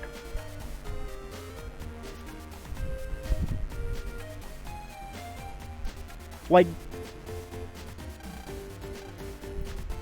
I don't know, like, let me put it in Yu-Gi-Oh! Terms for anybody here who has never played Battle Network 3, specifically Blue version. So, when you use folder back, the effect of it... Oh, I gotta go talk to an old man.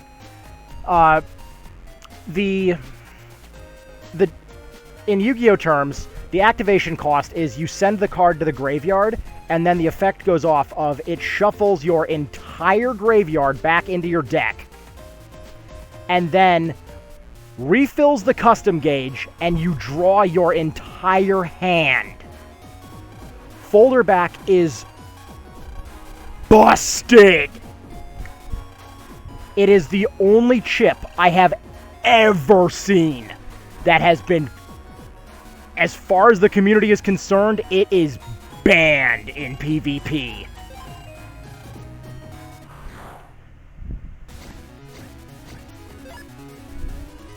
Like, see, I play blue version not just because of folder back, but I find Shadow Style a little more forgiving than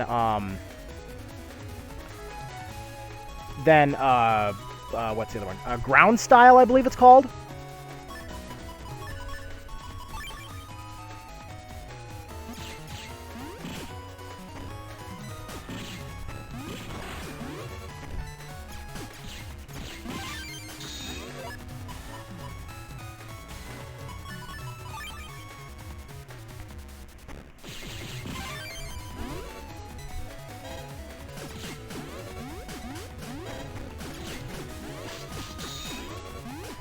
No! Keep me away from the bubbles! Oh. Never mind then. Hey, harpoon fish. I got a present for you!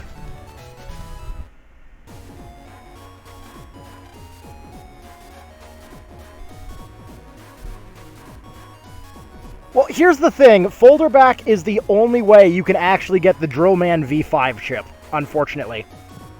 Because DRILLMAN, you can, like, you have to stun lock him. Yeah. Yeah, okay. Okay. Your nephew is evil then. I love it. Your nephew is an evil damn genius.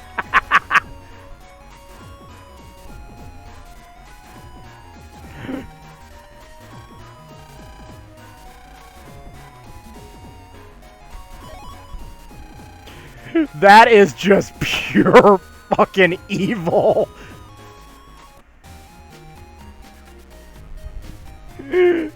Oh my god.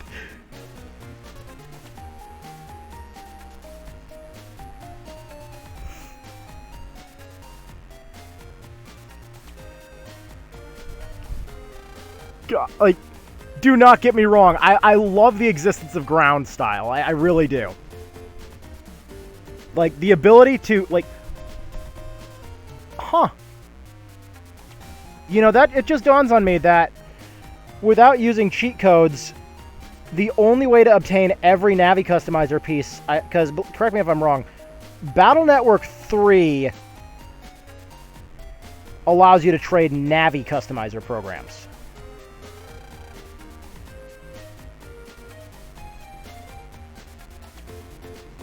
Oh, God. Dude. Dude. Bruh.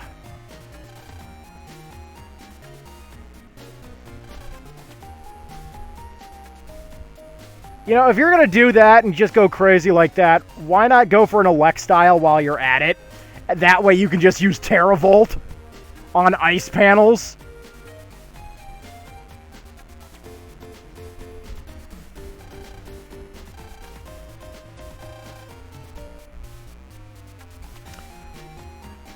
I'll admit, Serenade frustrated me to no end.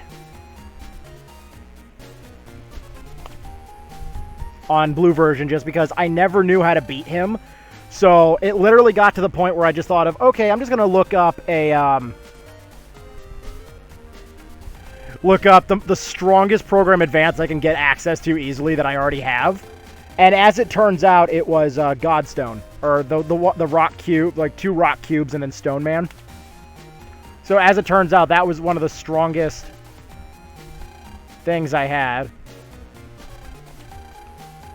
Yay, we're going to Seaside.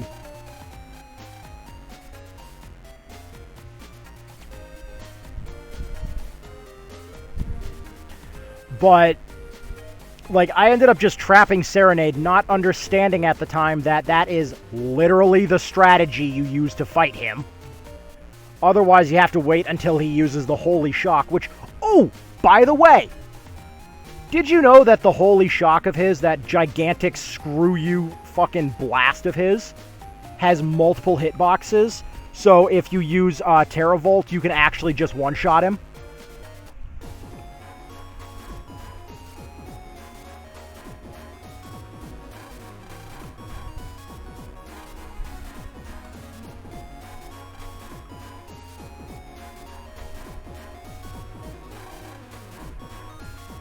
I love the freaking portraits in this game. Like, they're just so damn good.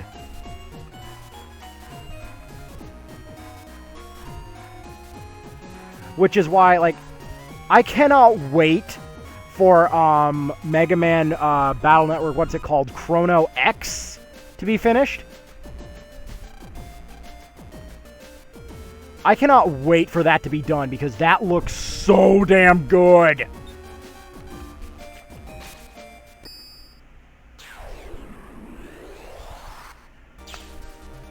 Like, all the features they're talking about using there look so good.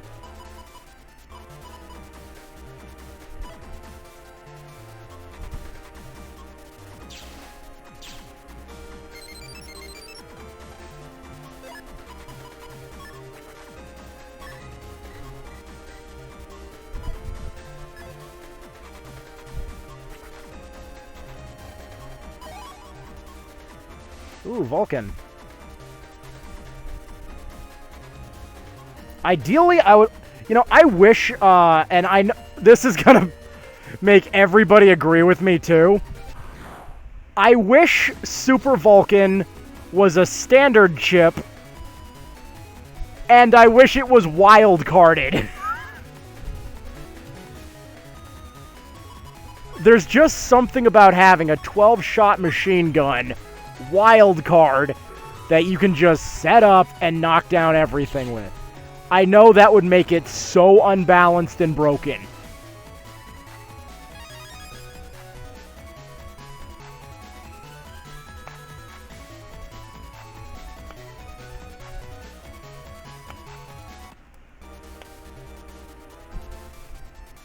Oh, wait, Endwave is the, isn't that the continuation, like, the final version of, like, the Star Force thing? Like, we could see there was design notes that was left over after Star Force 3 in a journal somewhere that there was gonna be a fourth game, but it was ultimately canceled.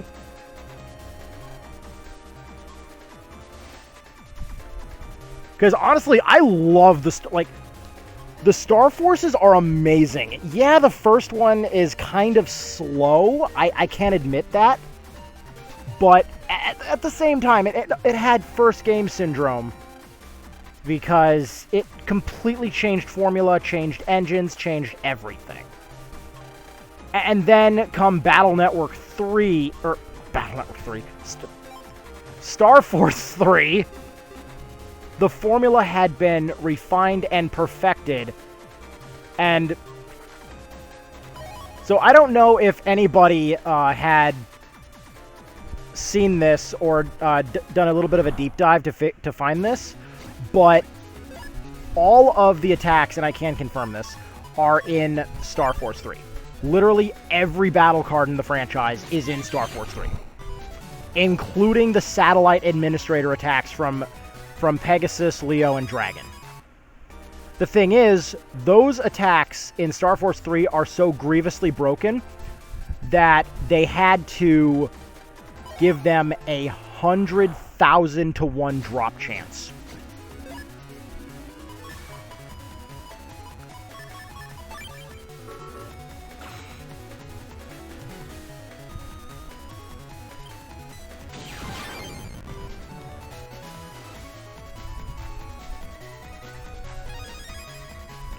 Yeah, I will admit the first game is, mostly carried by the plot, which, admittedly is really good.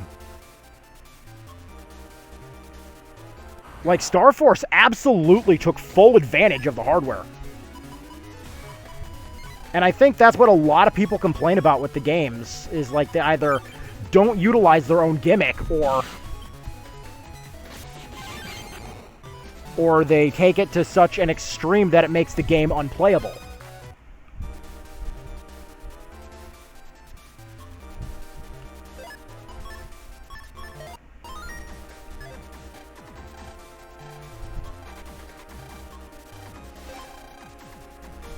Also, shout out to whoever designed the heal navi in this game. These things look fucking sick.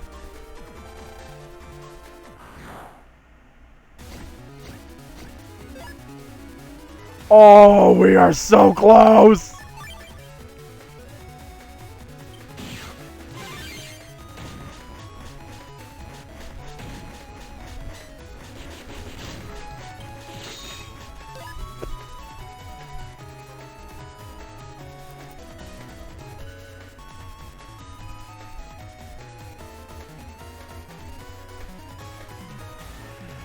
Whew. It is getting toasty in here.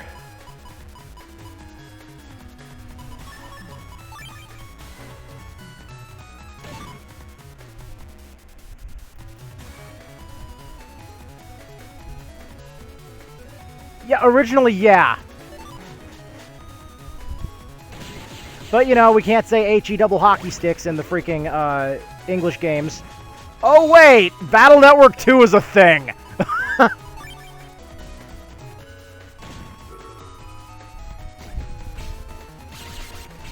And yes, I absolutely agree with you. The randomizer aspect of Star Force 3 is absolutely its strongest feature. Like, just by having your noise level in the red, being able to pull 3 cards or 3 items at the end of battle, that is insanity.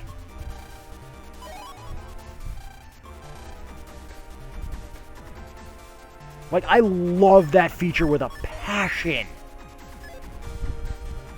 And then, like, the whole, like, they literally brought style change back. In the form of the wave changes. For the multi-noise and stuff.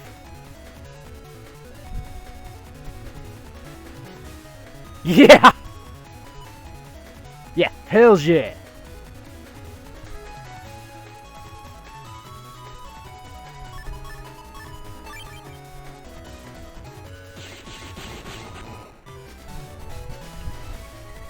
Yeah, Battle Network 2. Rated E indeed.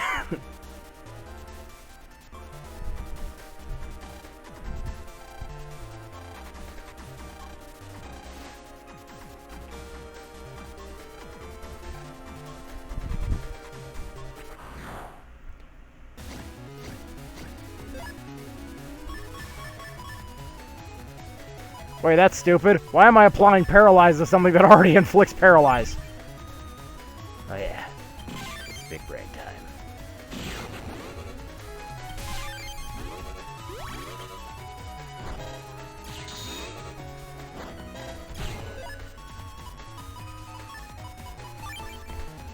May as well show off roll, because surprisingly I haven't used this battleship yet.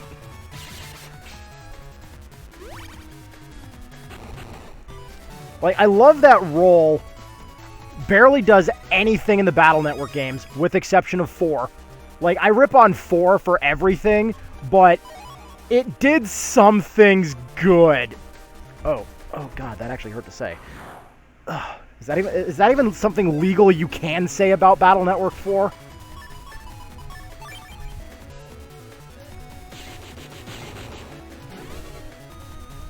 But it wasn't horrible in a lot of aspects. The roll boss fight, like the simple fact that you could fight roll in the game, was cool, which means you could infinitely grind out roll battle chips. Cool idea. I get to take away all the points now, because depending on the random scenarios you get, roll may never spawn in your first 2 playthroughs. That has been my luck. So now, the roll battle chips, which only show up in Red Sun, by the way, are now locked behind the highest game setting for me.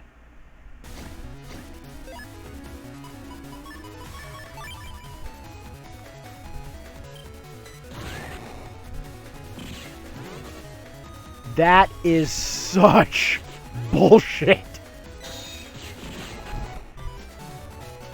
Like, roll, the chip you get early in every Battle Network game is now the last battle chip I'm gonna get. No, there never was a glide fight. There is a video on YouTube, though, that showcases a fan-made patch where you can fight Glide, and one of his strategies is he literally throws money at you. I mean, go figure. Yai apparently has more money than the church, so...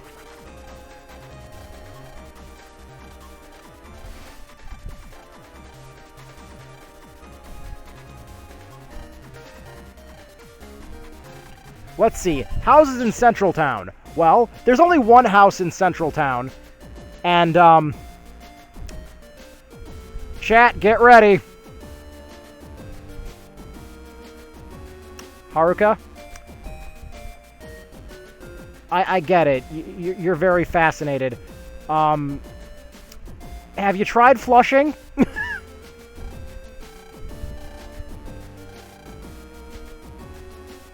Also, major question here. Why is the toilet connected to the internet?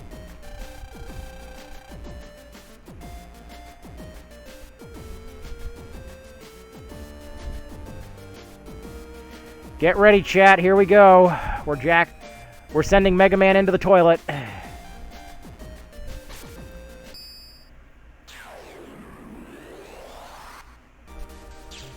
Here's my boy.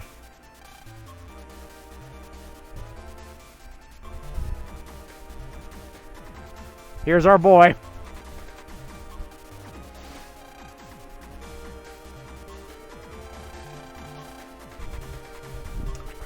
That is a plunger strapped to a Metar.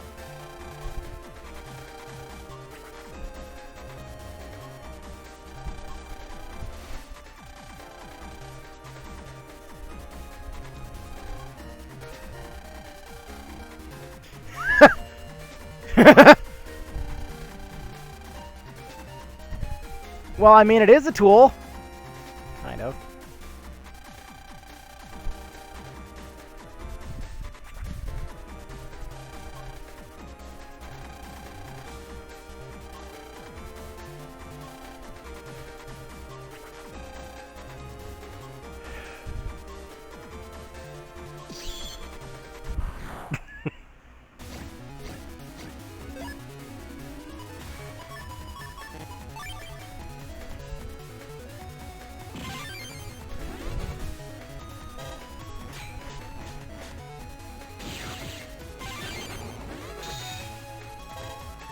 Yeah.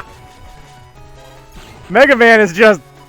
He's thrilled right now.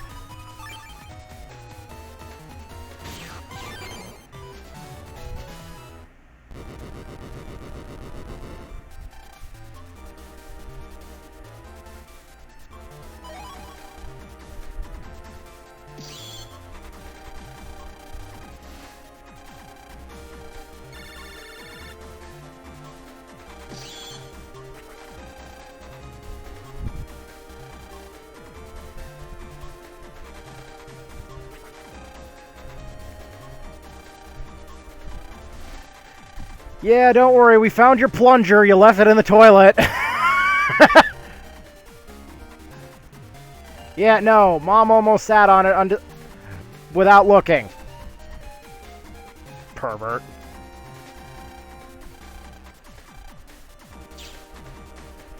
No, I'm sending it back in.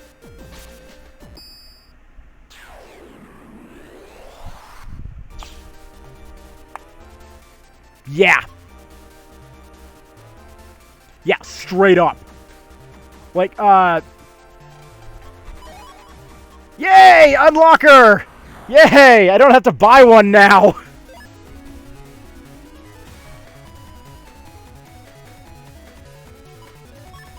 I'm gonna get you, little fishy. I'm gonna get you, fishy. Yeet!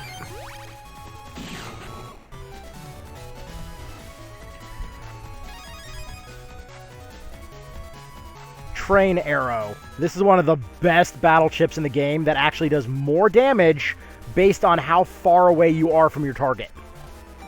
They don't tell you that. Like, literally, look at this.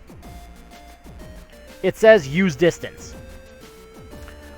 It doesn't tell you that it does more damage the farther away you are because it fires more arrows.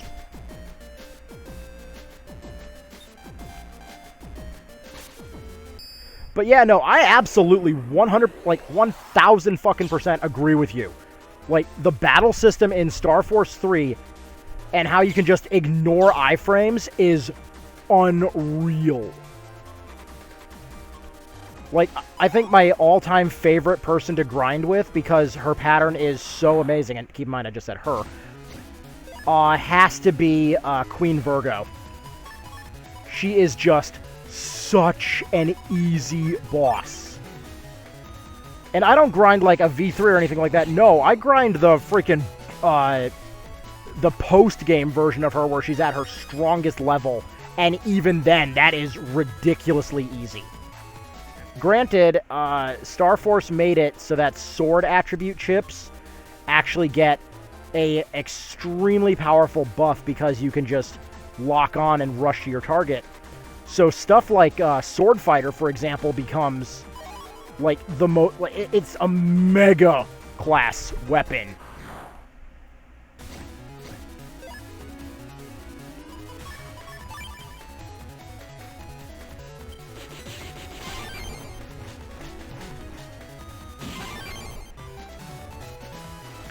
Although what I am going to, like, the only thing I have a problem with in Star Force 3, and it's because it was in the other two games, and I do understand why it had to be removed, because it would have been just too absurdly broken.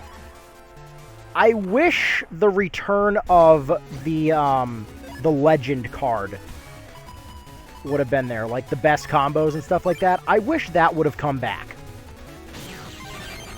Because I loved seeing these people on YouTube and stuff like that. I love watching these absurdly busted combos. And in like Star Force 2 added where you can add mega chips to the equation, and that made it equally broken. But yeah.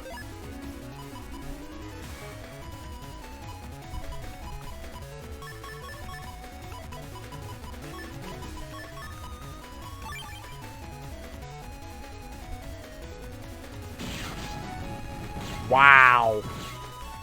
Really? Talk about teamwork. Using your buddy as a shield. You know, for a fire-type virus, that was cold.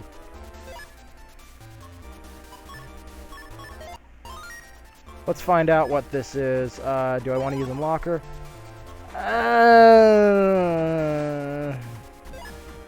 Is a Lex Sword even worth it?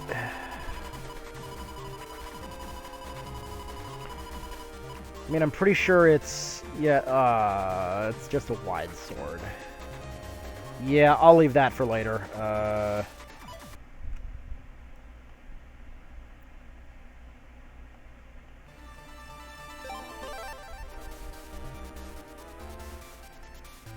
Like, no offense to the Elect Sword or anything like that, but without the core gimmick of this game available at this point, Elect Sword for the upcoming dungeon is really not worth it.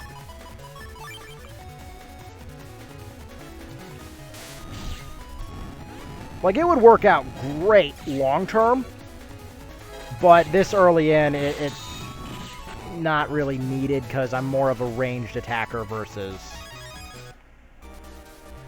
up close for right now. You know, it'll be another thing when I can also explain this to me. Why did we have to return a plunger to clean up a water spill when a mop or a towel could have done it?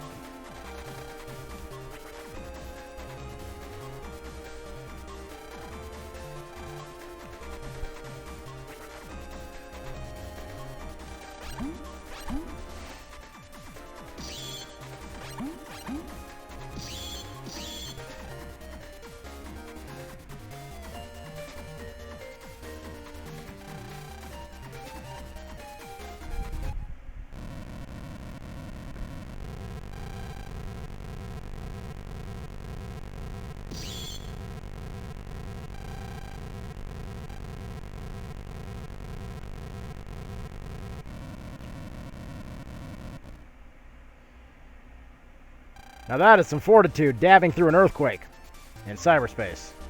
Wait a minute, how can there even be an earthquake in cyberspace?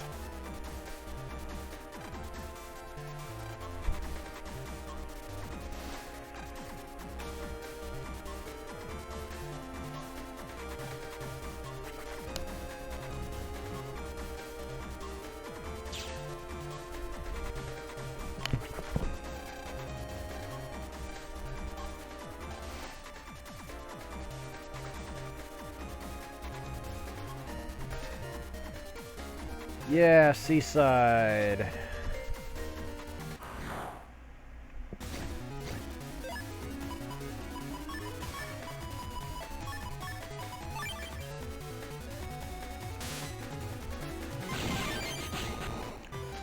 Oh, that was...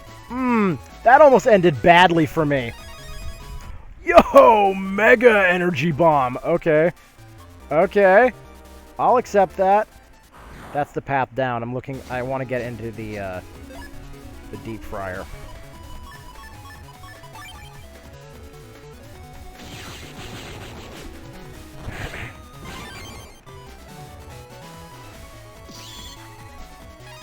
Yay! Not only does that mesh with my folder...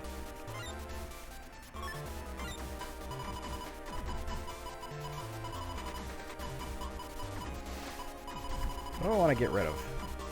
Nothing. Folder's kind of good right now as is. I think I need to go this way. Ooh, Mr. Data. Yo! Okay. That fits the folder better.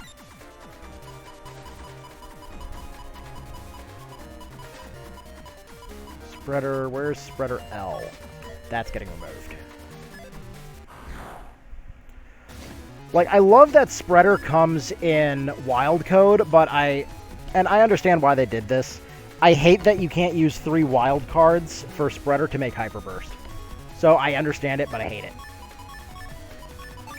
Come on, give me all the power. I want all the zeros, man.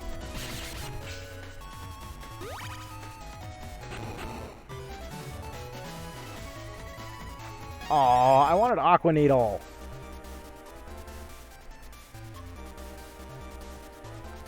Like, I wish I had the battle chips right now to open, because I know I need 3 battle chips that are, I'm sorry, I need 4 battle chips that are alpha coded. I need, what is it?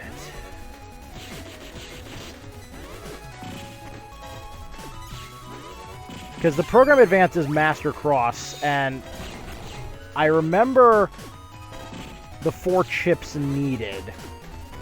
One of them was Risky Honey A. I think it was Risky Honey 3, actually.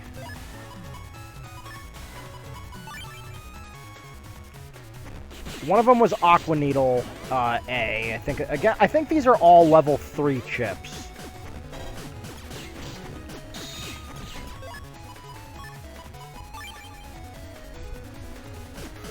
Yeah, chat. Can someone look up the Master Cross Program Advance for me, please? I'm drawing a blank here, and it's driving me crazy. Because I remember that it's the first elemental circle. It's fire, aqua, elec, and then wood. I remember one of them is the beehive, one of them is the pufferfish. I just cannot remember the rest. Also, Swordies, you feel like cooperating? Please, by all means, give me the long sword.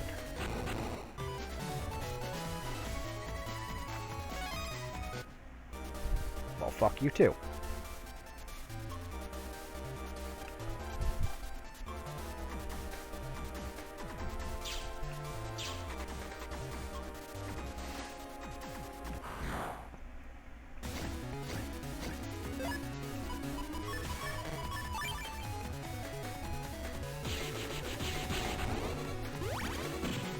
Oops, that missed.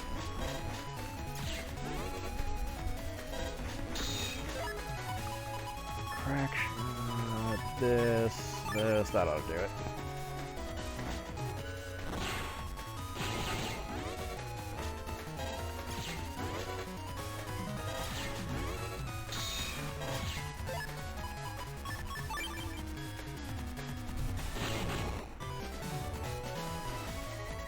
God, what is it?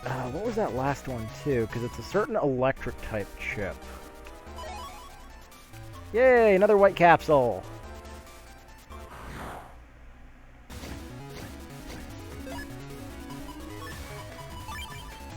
Okay, we're getting another reflector. Or more money.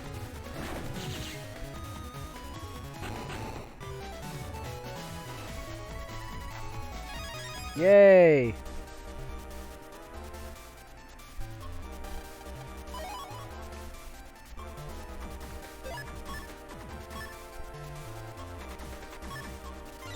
Also, you know what? Let's get a little engagement going here.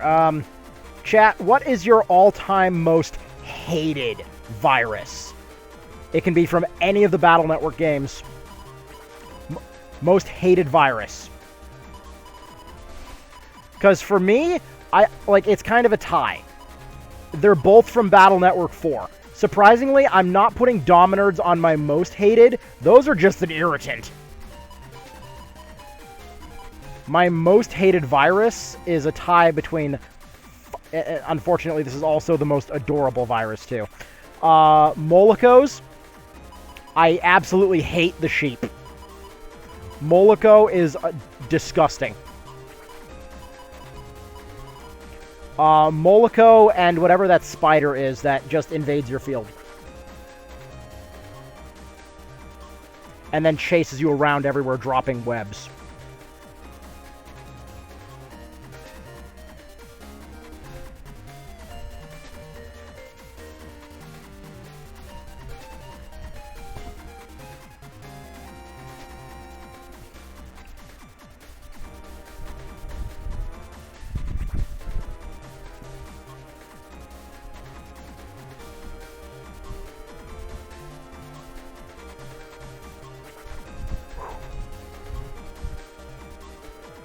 While y'all debate over that and think about that one, I will be right back.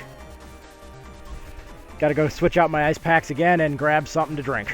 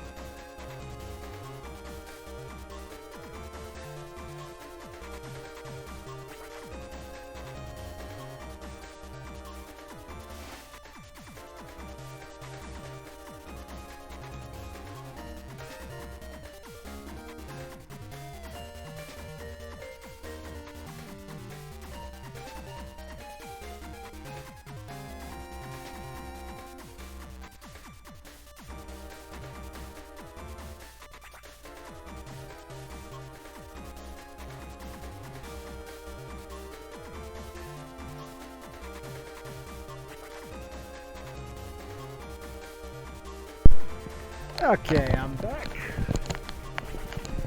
And the electricity boys from stage 1. Yep! 100% agree. Okay, you win. You win.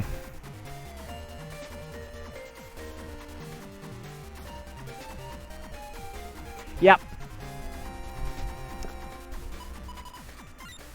Yep, you win. I don't think I can actually think of another virus that's even more irritating than that.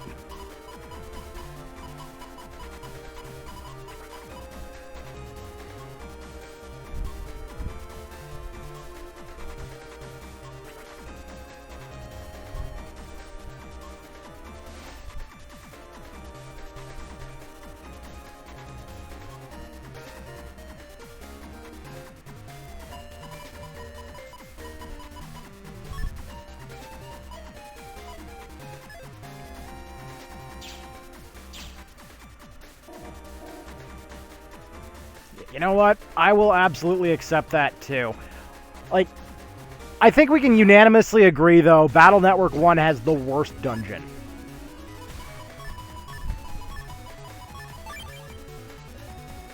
And it's a Leckman stage. Also, Count Zap, buddy, you okay?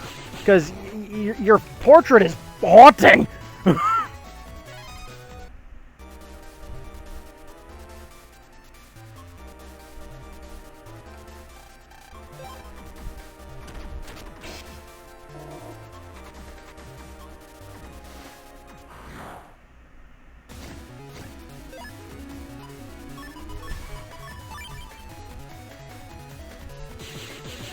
But no, Battle Network 2 is really starting to piss me off because I'm in the post-game area, and now in order to fight Napalm Man, I have to get every V3 Navi chip in the game. Okay, this is just a set of 3 battles, so save here beforehand.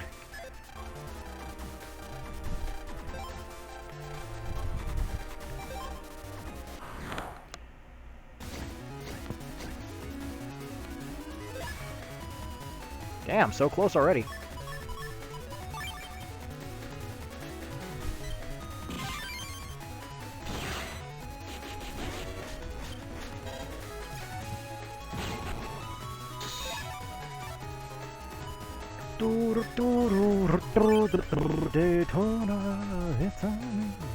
I don't know why I got the fucking Daytona song stuck in my head now. Probably because I was playing, the other day I was playing, oh god, what's that? I sent it to some of my friends and stuff like that. Sonic Robo Kart Blast 2 or something like that. There's a version online that lets you install mods into the game, so like I've been racing around as the incredible Inspector Gadget.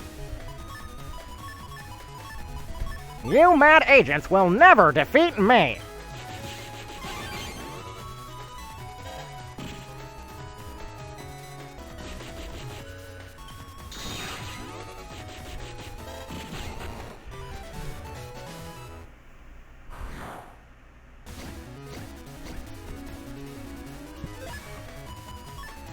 Well, that's game.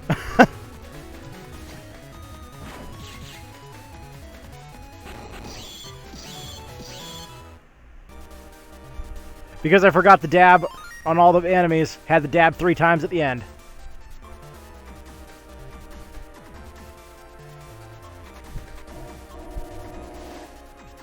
Okay, I get to talk to the net dealer, I guess. Bamboo sword, a lot of H codes here. I'm so close to cleaning out the HP memories from the main guy in the other area, so... Ooh! Oh! Why? Why do I have to get the instant kill now? Yeah, no, I did, like, I literally did the fucking Inspector Gadget voice when I was at, Cox the other day. Little did I know, I looked to the left and Inspector Gadget, the old school cartoon, was on. The staff was watching it and they just turned and looked at me. It was like, I was like, go, go, go, go! I'll get you, Gadget.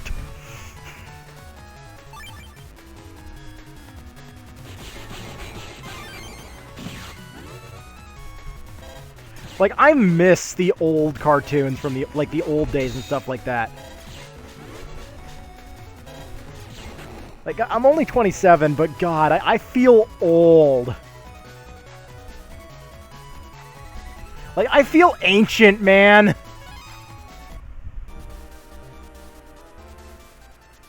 Like, physical age 27, mental age dirt, and if you ask my knees, my physical age is fucking 90.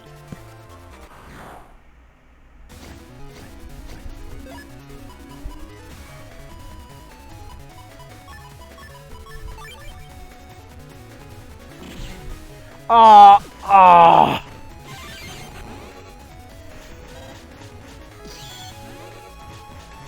Didn't think that one through. And of course. Of course.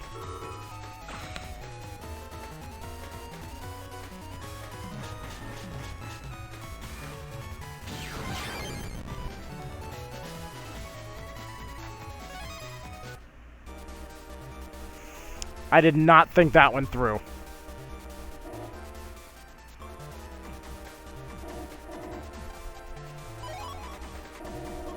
Hello? Yes, I like money. Damn, okay.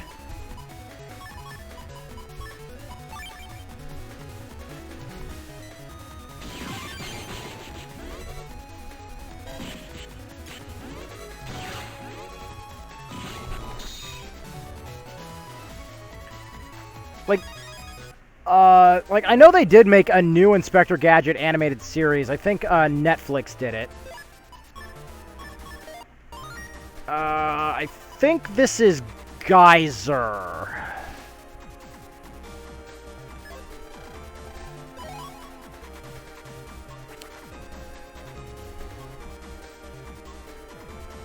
Wait. Wide Blade, I think, does 150 damage.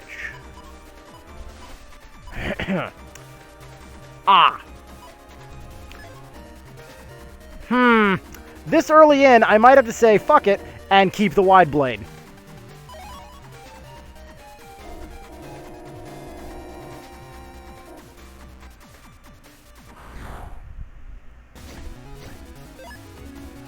Hey, Earthquaker move, world champs.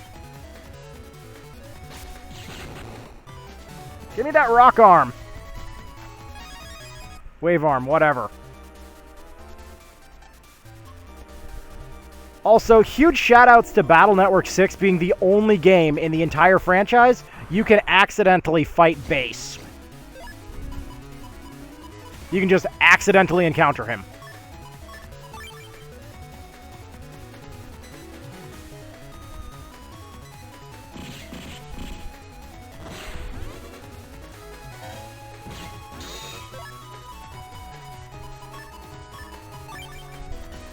And yes, if I can do it, we are absolutely going to be attempting Base.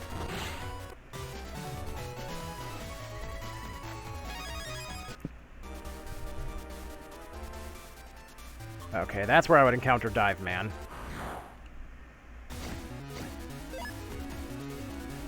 Oh, give me a second here to hydrate.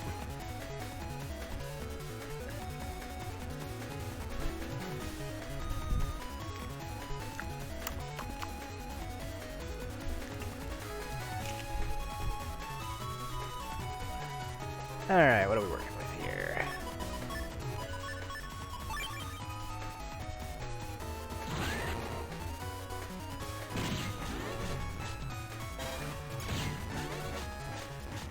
I love these floor tiles.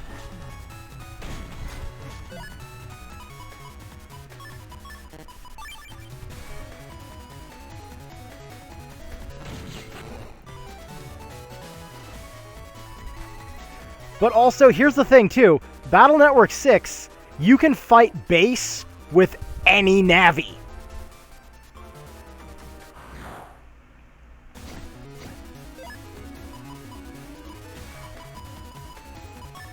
And what's even weirder is, they thought to give unique interactions to all the Navis when encountering Base. I think they knew somebody would challenge somebody to fight Base with freaking Aquaman. Wait, sorry, Spoutman. DC.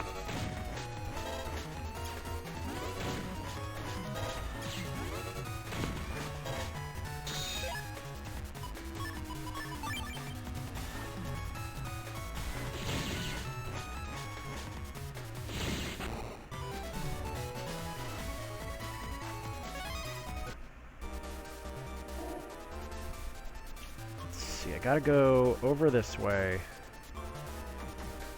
then aim here, aim here. Ah! So I was 3 spaces, so 1, 2, 3, 4. 4 spaces over.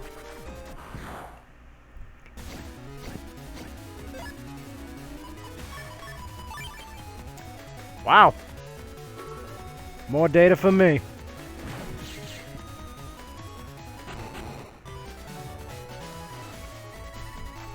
Yay, Aqua Needle! Ooh, 2 bug frags. What am I at now? Hell yeah.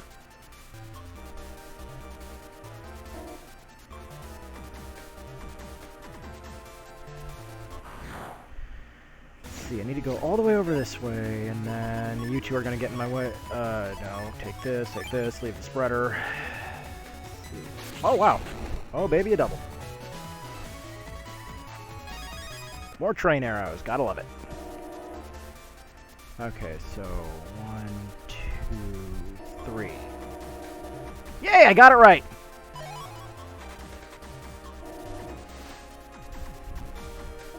Okay, now I think we're done here. Really don't want to have to grab these items later. Oh, absolutely! Like, it is a no contest upgrade.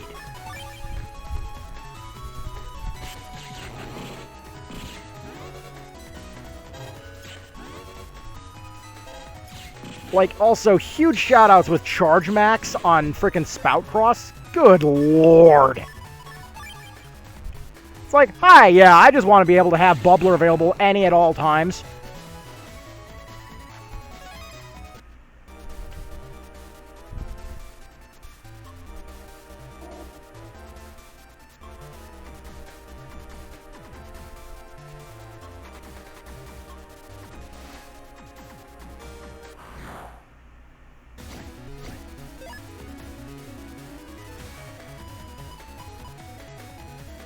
Like, I think my, like, one of the reasons I think I just play Gregor, like, so much is, it feels better than Falzar for whatever reason.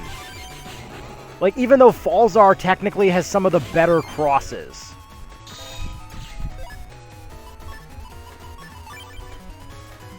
Like, Spout Cross, straight up amazing. Let's see. Tomahawk Cross is just... Like, Tomahawk Cross is overkill. Tengu Cross is phenomenal. Like, the absolute legend that is Ground Cross.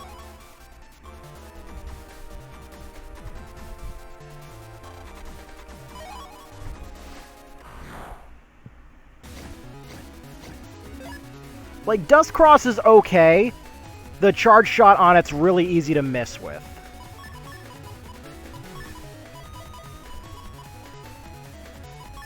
Yeah, Tengu really was.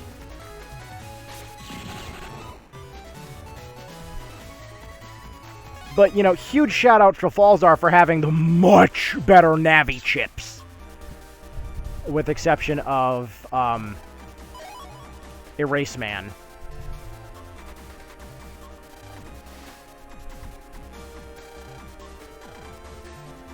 Panel return wild for Geddon.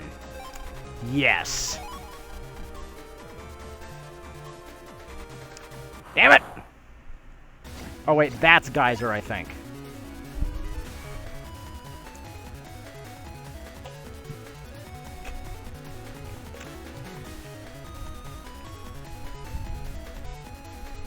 Yeah, and remind me, the Master Cross, those are all level 3, correct? Or, like, all V3 chips for those, like Elect Pulse 3, Risky Honey 3.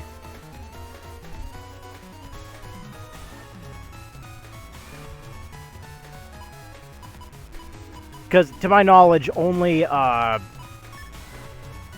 version 3 of those chips spawn in alpha code.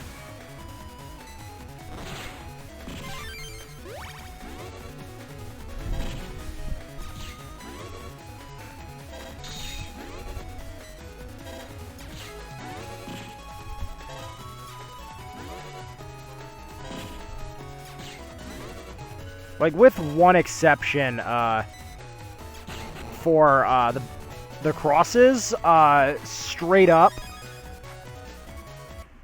I think Gregor has the best utility crosses. I think that's how they balanced it out. So Gregor, being the power version of the game, has more, like, just brute strength to it.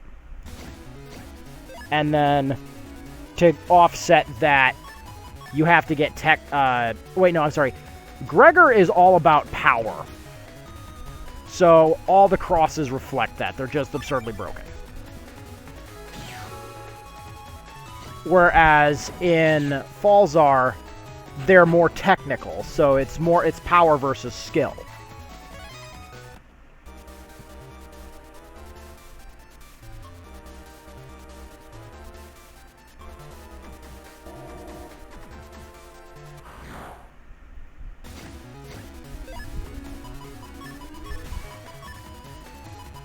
Also, let's just go on. Let's do hypotheticals and make an absolute joke of a cross. Thoughts on number cross?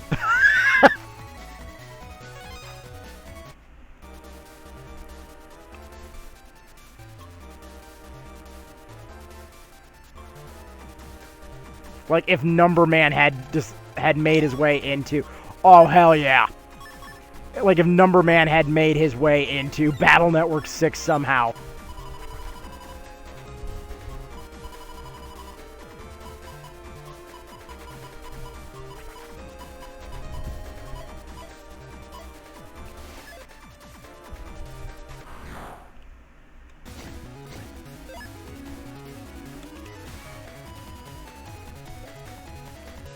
And not even like, let's give Number Cross some of the heaviest nerfs possible. So, Charge Shot is still the dice.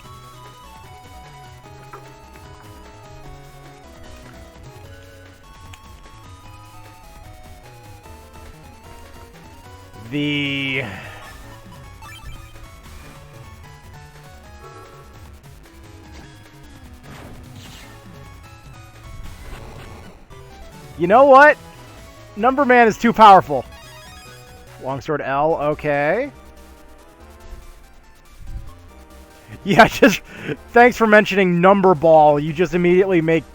Yeah, Number Ball destroys the freaking thing. Also, let's Battle Network 2 again. How's this for a strategy? Because if memory serves, Muramasa exists in Battle Network 2.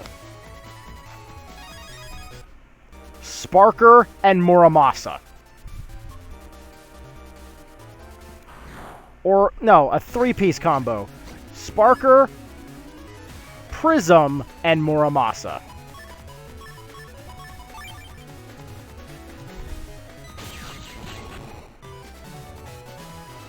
Because remember, Sparker makes you invincible because it drains your health to be converted into the damage it does.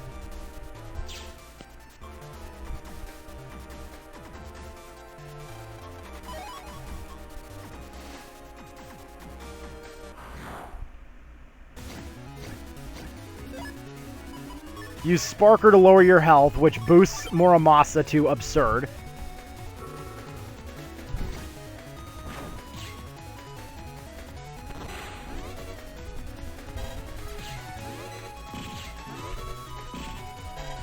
And if you use Muramasa on Prism, then it would hit every surrounding panel, converting your missing health into a nuke. Yes! Yes! Yes! Okay, swords are going back in the folder.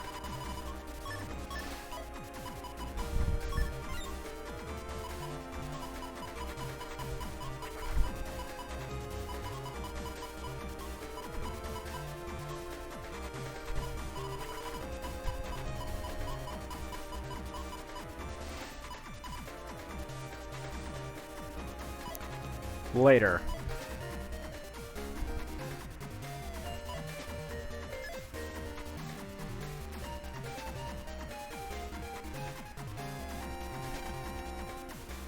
That actually is... That's actually a good question. Well, the thing is, Sparker... Oh, God, you're right. You're right. Oh, no, no, no. No, there are some things that should not exist, man. That is one of them. That is pure... That's like infinite armor lock in Halo Reach. Yeah, you ain't going anywhere. And they'll run out of ammo.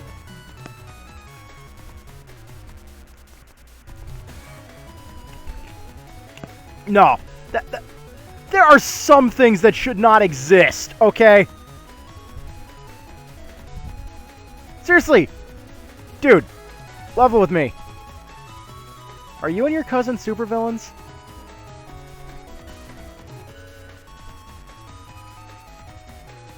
Or, not your cousin, your nephew. Are you and your nephew supervillains? Because it certainly sounds like you are.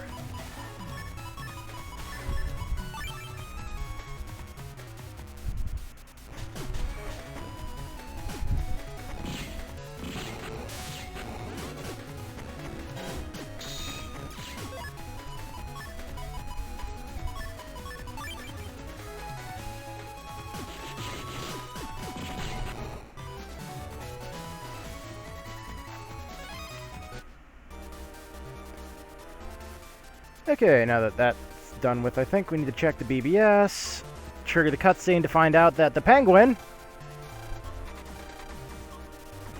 escaped from the aquarium.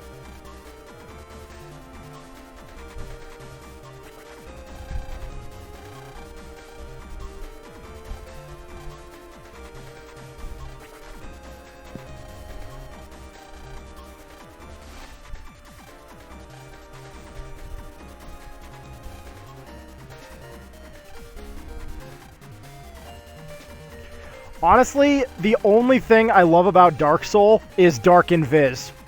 Chaos Unison, baby.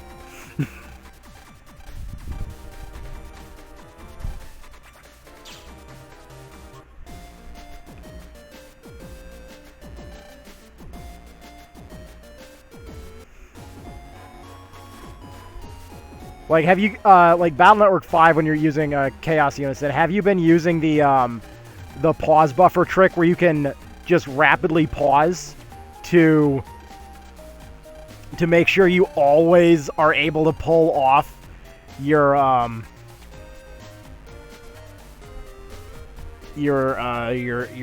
dark chip usage for free?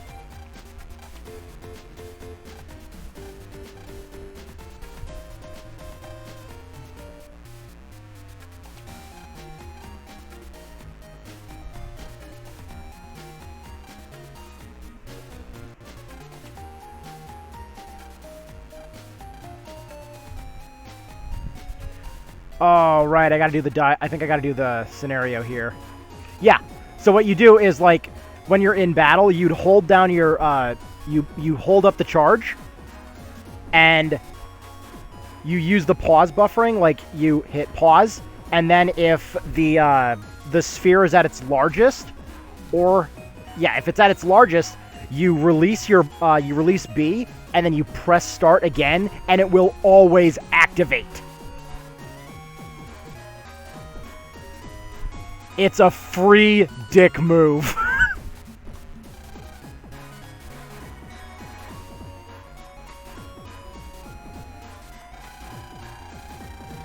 Like, it is so cheap.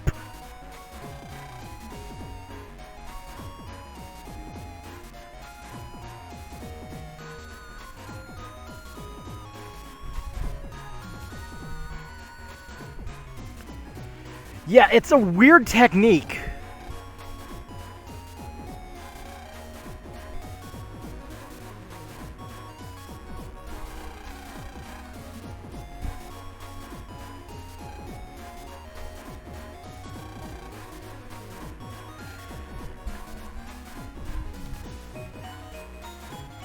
Mick, shut up. What style? All you've done so far is either be a dick or almost burn the school down.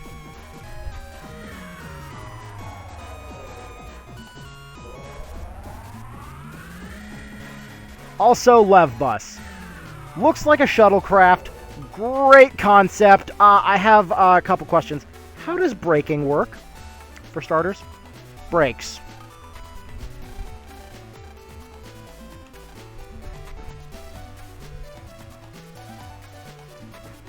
I need to go over here and plug into this. Grab the item from here. Also, I'm gonna blow your mind once I'm done in the vending machine. Yo!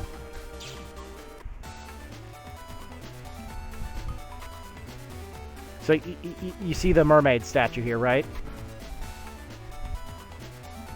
Look at the face. Look at Lan's face.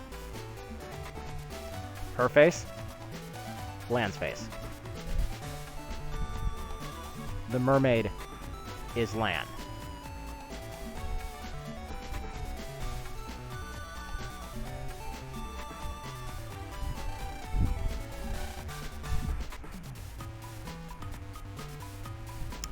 Let that sink in.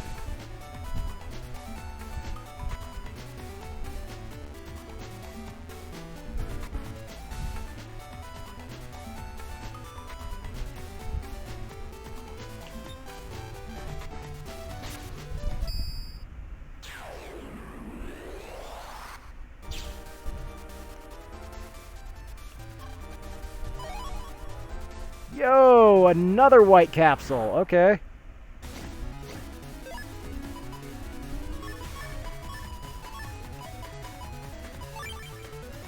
Yep, you're welcome!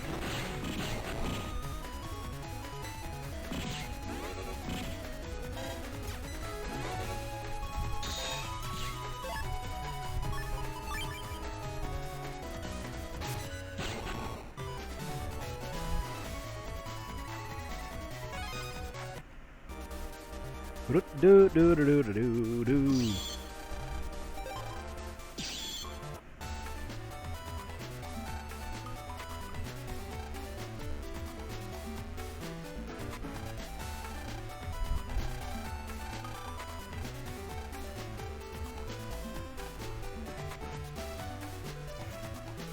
You're the one who fed the thing in the first place. Not my problem.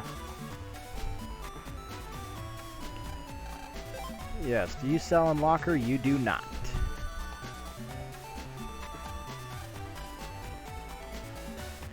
And now it's time for everyone's favorite minigame. Talk to everybody.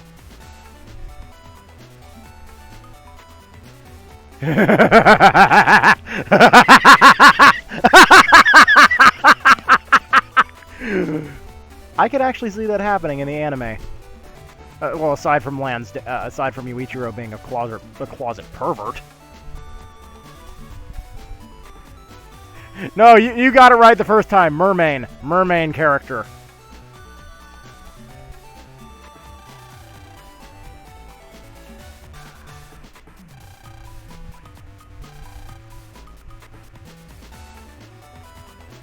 Also, I cannot help but imagine if this guy had, like season 4 had been dubbed and he had shown up, I cannot imagine him not having a Scottish accent.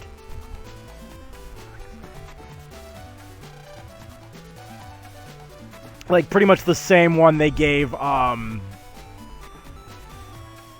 Match in the dub, or, you know, if you prefer his actual name, Hinoken.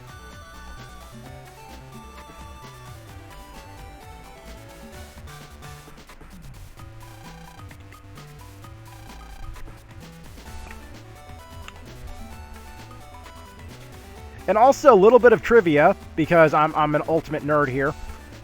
Everybody, and I do mean everybody, from the English cast of Megaman shows up somewhere in the Gundam franchise.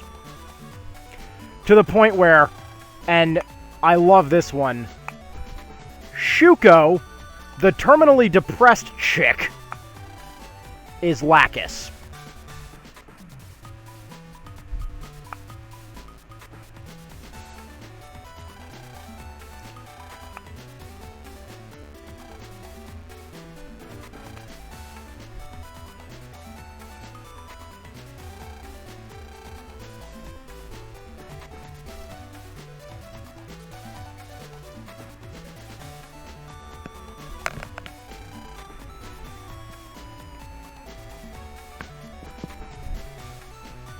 Oh, one moment. Gotta stretch my ear. Holy moly.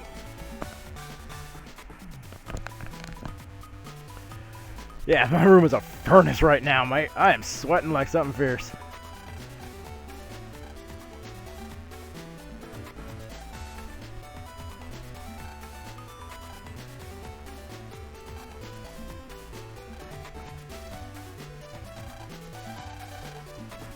No, Mick.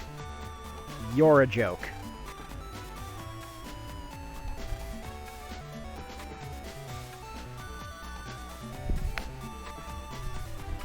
No, Mick. We're beyond a joke.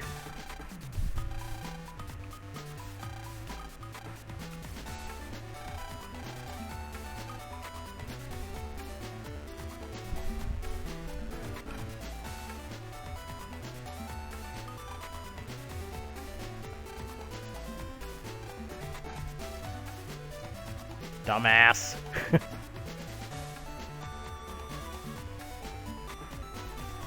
I cannot remember if Asterland opens tomorrow.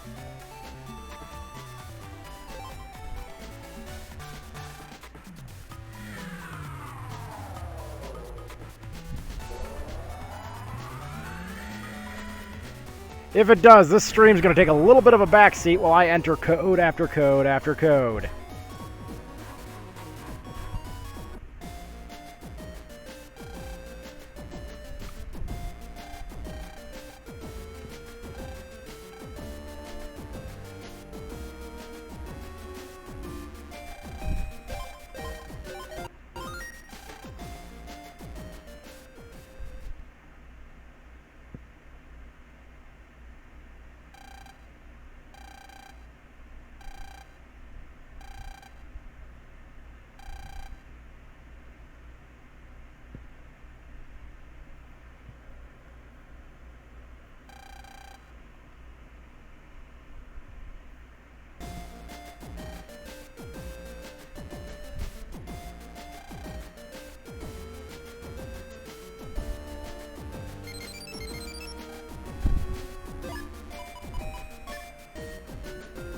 Yes!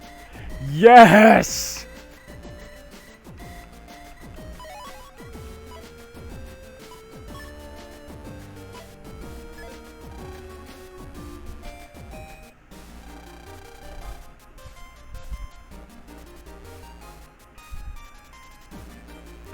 Yep.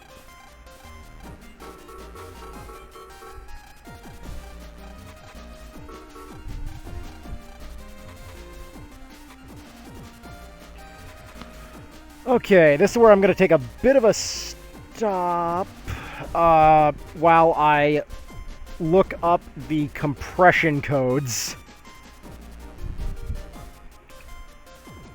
So give me one moment to pull this up.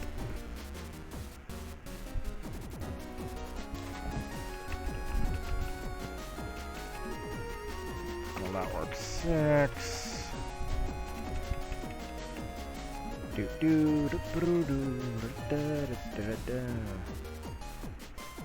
Side-base Gregor. I want to see if I can enter the compression code right away, to be honest. Hold right. R-R-A-L.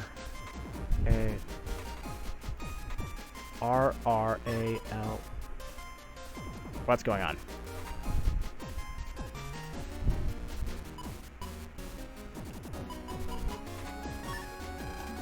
Okay, I can't do it right away. I gotta...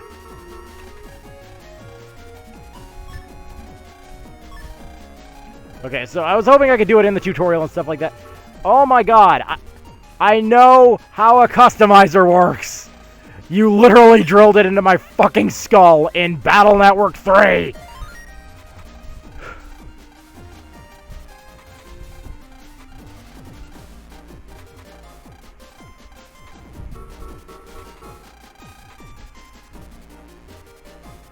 Oh.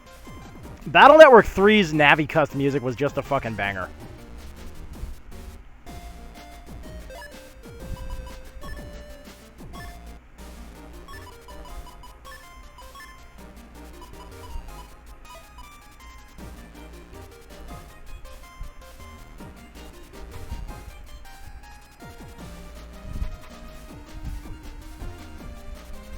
R-R-A-L-L-R-A-A-B-B.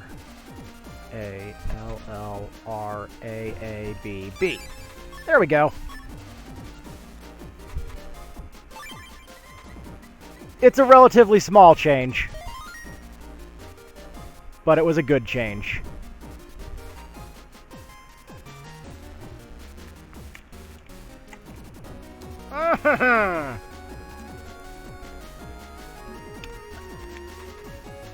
So yes, the second that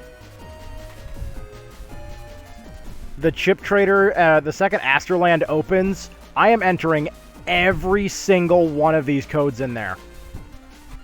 Because I forgot that you can get every single one of the Navi chips in wild code.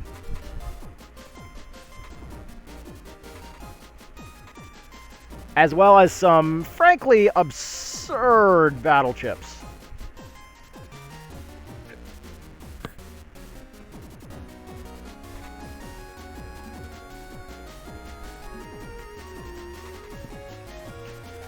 Also,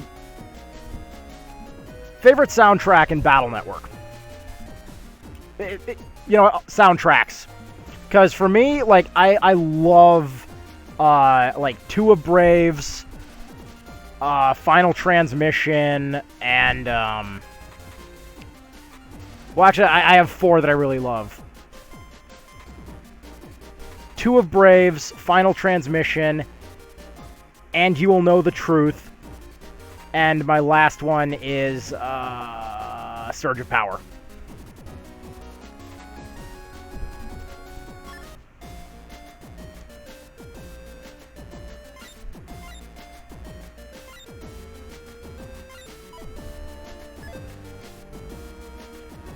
Because And You Will Know the Truth is a massive fucking banger.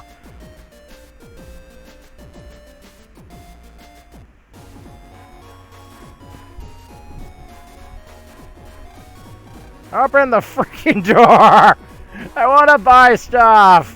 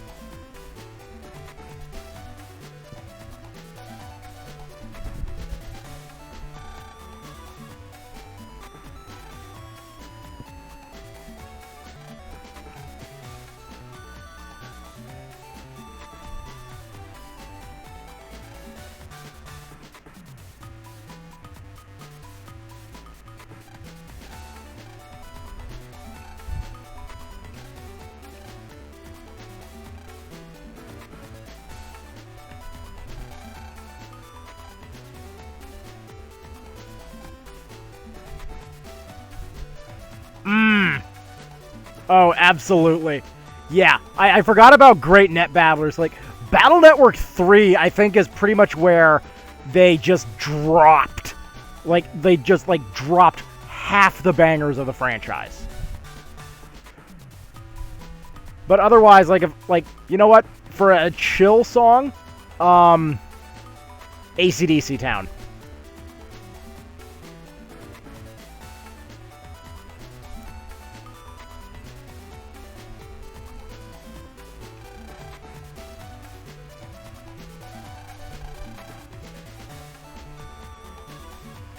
Because AC/DC Town is, like, it's a really mellow song.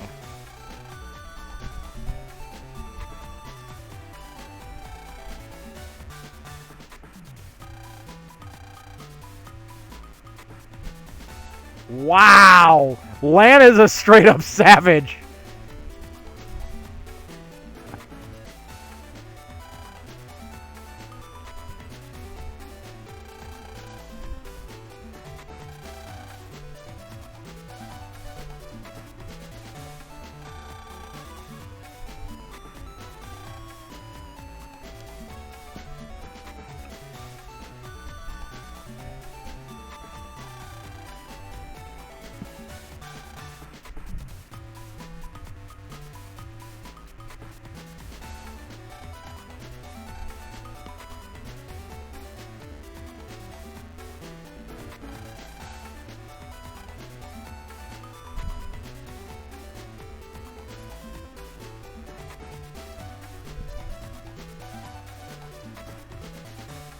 which Cyberworld specifically? Because, like, was that just the general theme that was playing in all the worlds? Because despite having, like, 90 hours on Battle Network 4, you can tell I'm actively repressing everything.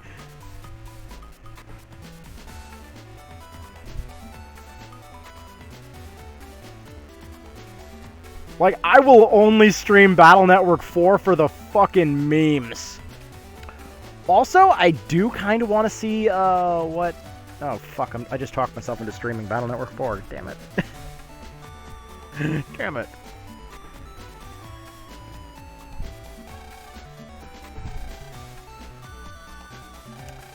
Fuck. I don't want to do Battle Network 4 again. I hate it.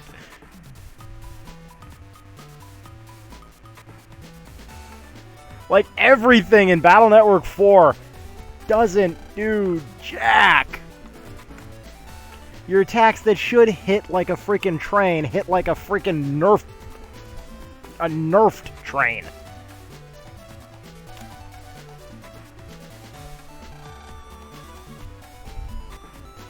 Oh, shit. Damn it.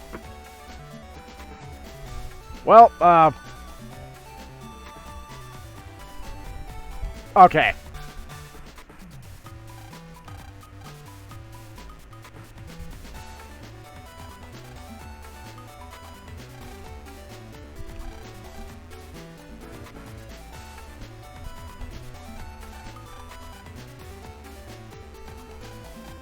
Blah, da, da, da, da, da, da. This is literally the zoo all over again from Battle Network 3. So if there was a counter for keeping track of recycled content, ding.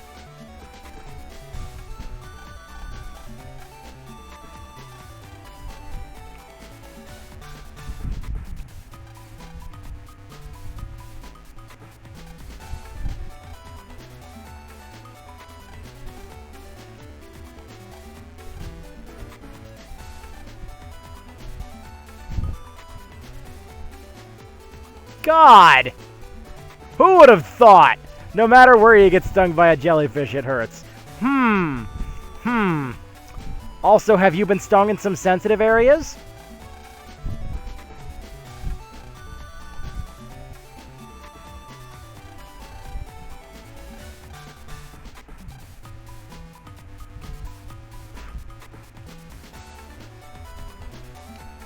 Also, how the hell did they sneak the Coca-Cola Panda in here? And yeah, well, at least, you know, in this scenario, we're not rescuing Chisao getting fucking thrown around by a fucking condor.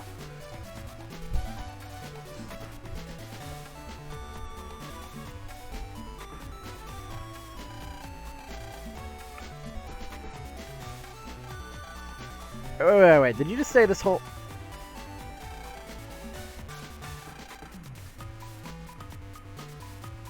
So this is the breeding grounds.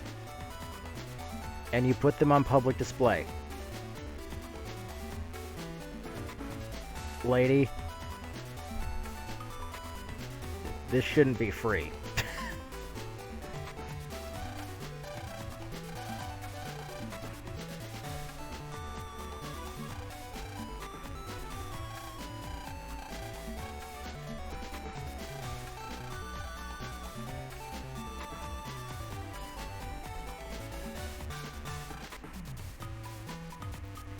See, that's the home page.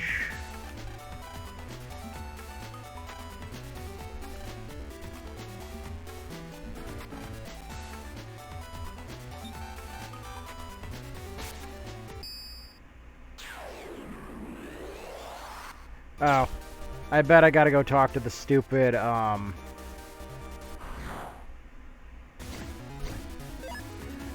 forgot home pages are no longer safe. Yeah, exactly! Ma'am, I came here for a wholesome family vacation, not a family reunion.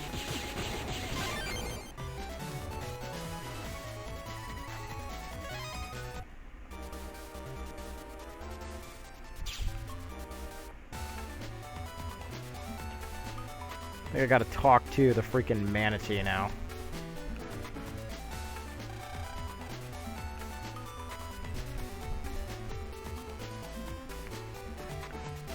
Oh. I bet I didn't interact with this. Yep.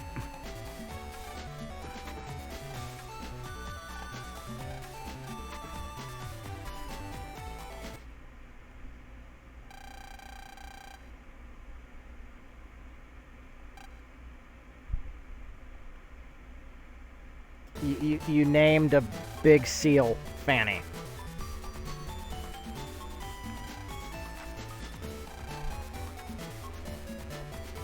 "12 feet tall and weighing in at 2 tons. Geez, sounds like you're describing my ex. Nah, I'm just kidding. Nah, I'm being too harsh.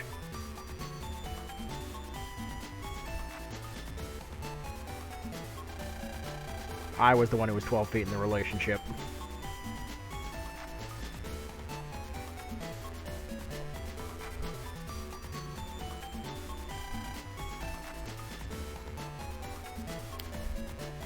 Arguments were fun. Like, we'd get into it, and then I'd put her down for a timeout.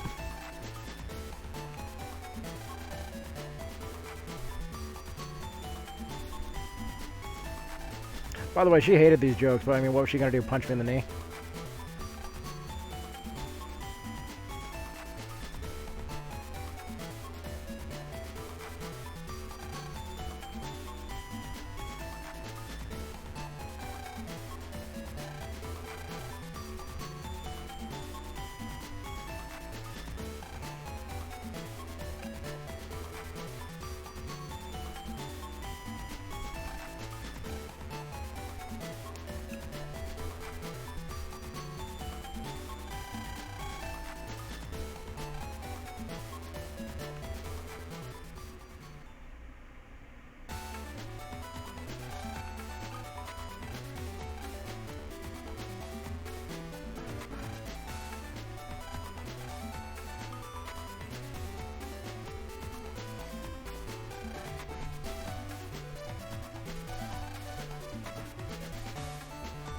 Okay, Dex with hair, shut up.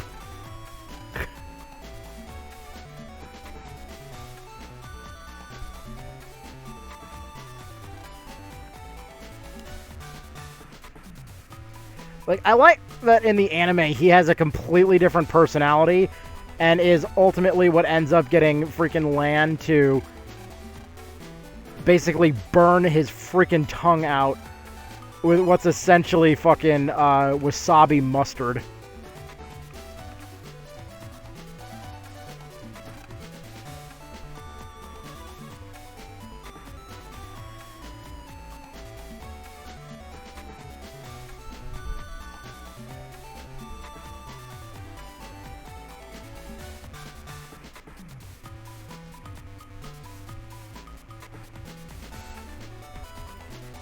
Hey, the Dutchman's back.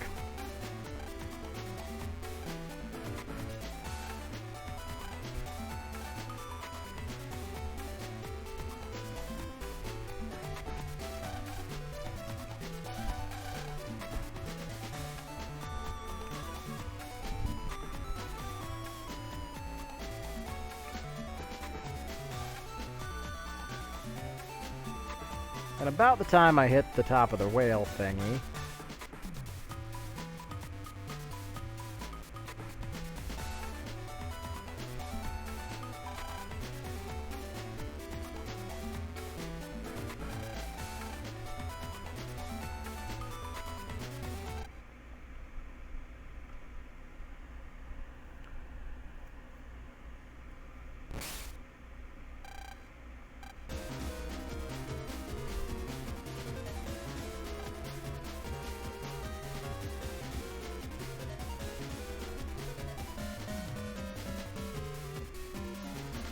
oh no, sharks in the ocean? You don't say.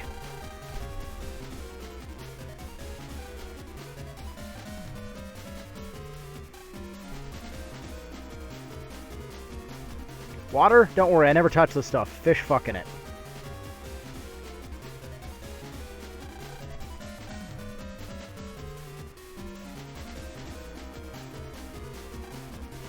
Oh my god, if the alligators escape into town, we'd be living in Florida.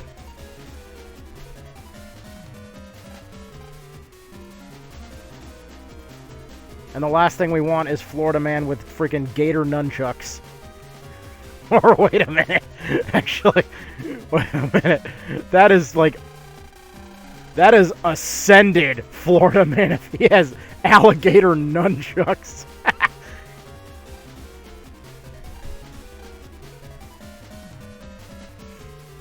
And I don't mean like gator skin nunchucks. No, I mean two alligators roped together by their tails.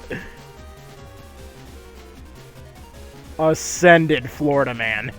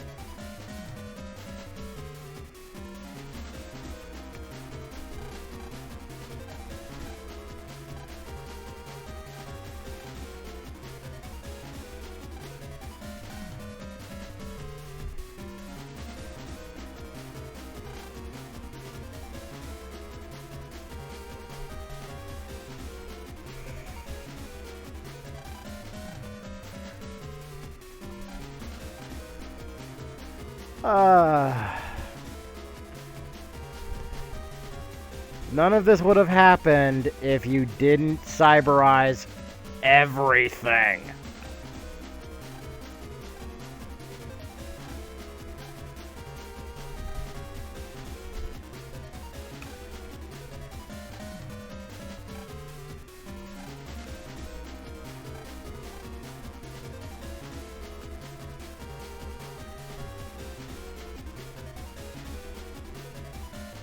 Yeah.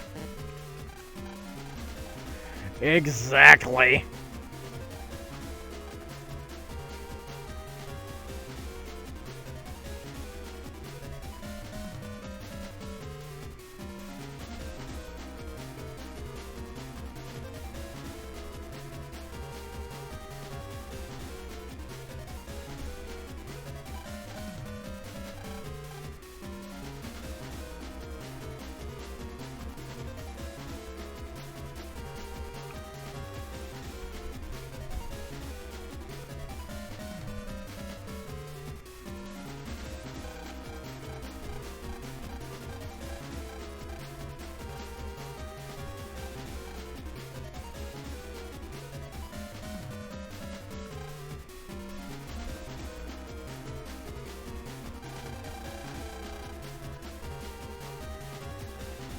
Look, I realize they couldn't really do it because of the layering issues and stuff, but that ball literally looks like it was just put on top of the freaking area.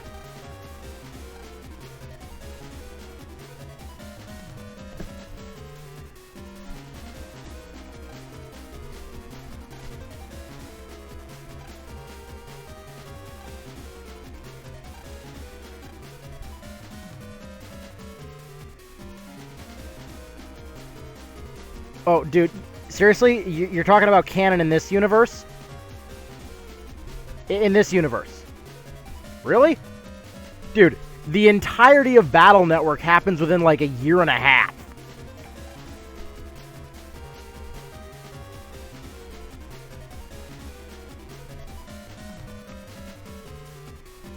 So I don't think Yuichiro got a new job so much as he was chased out of AC/DC town and took the family with him. Under the guise of, I got a new town and I got a new job in a different town.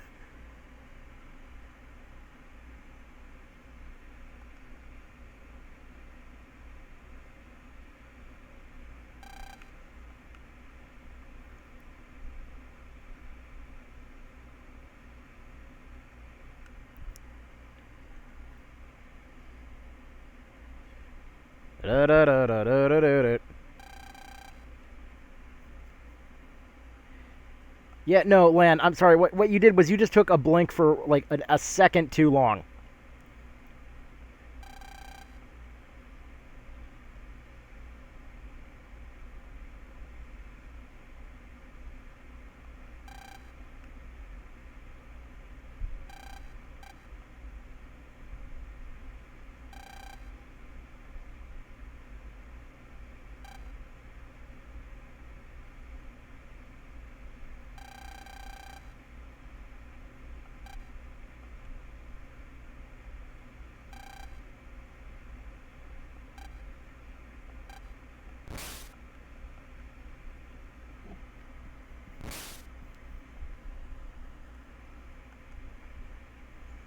First off, that's wrong.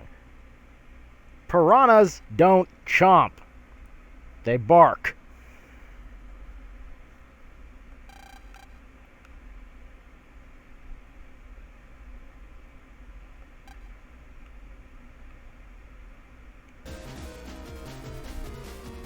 And if the piranhas had spent most of their life in a tank, then going out into the open would make them terrified. They would just be barking constantly.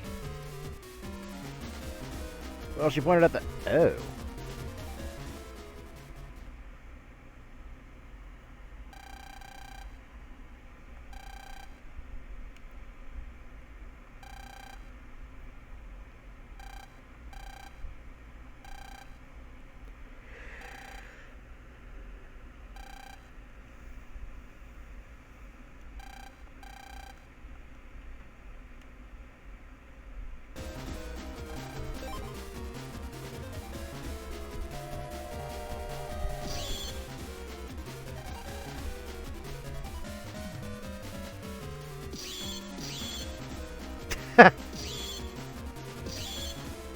The dab is strong with this one.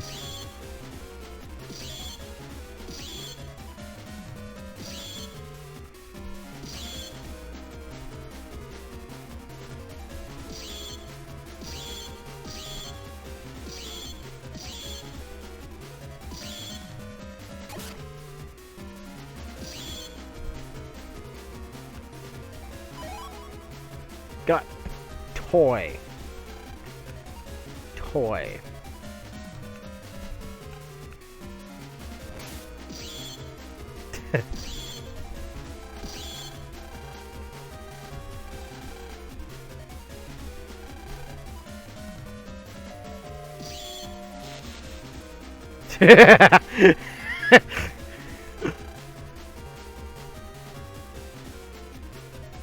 All we're missing now is just him leaving a trail of light behind him, and Mega Man can double as a light bike.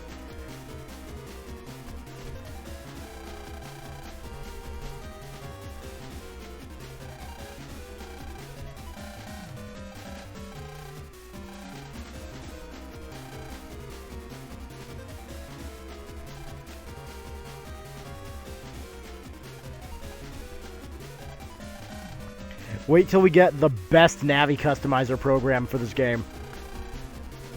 Then the dabbing will... We'll be memeing all over the internet. We will be meme gold. We will be legendary.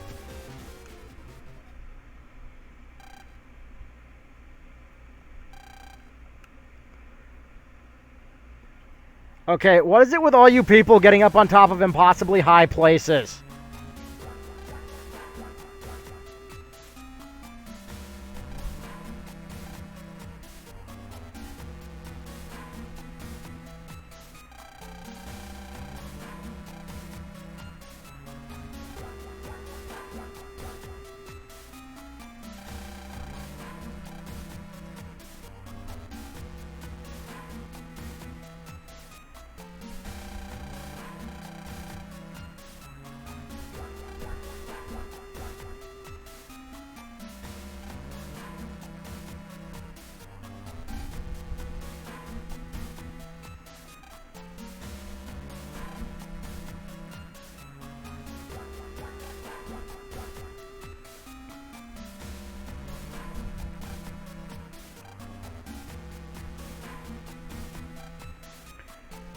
Bruh. This literally is. This literally is the Beastman scenario again. Like, almost copy and paste.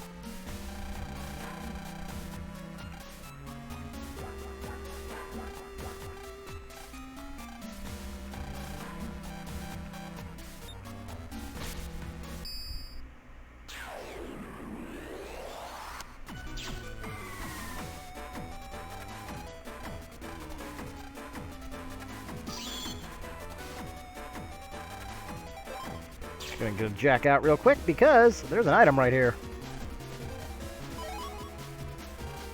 And I desperately need more HP.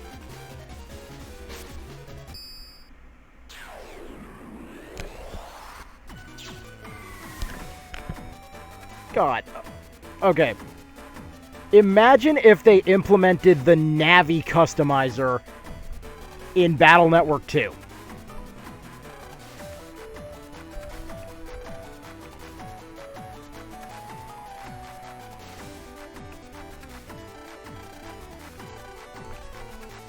I literally think that is too much power.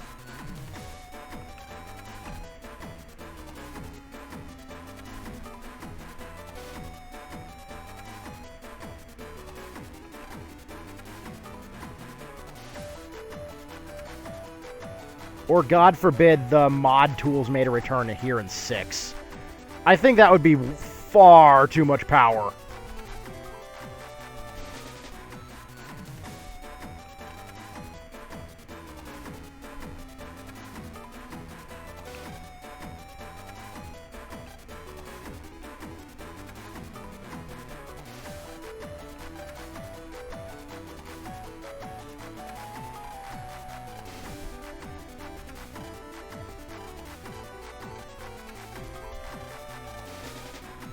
Hey, it's... Oh, yep. Yep, I was about to say, hey, wait, it's literally the Numberman scenario now, except it's not.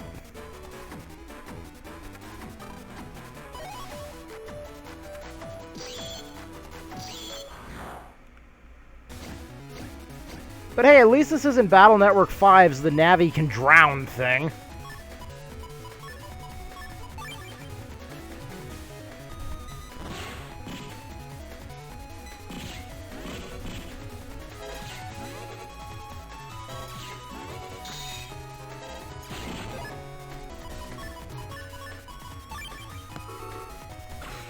God.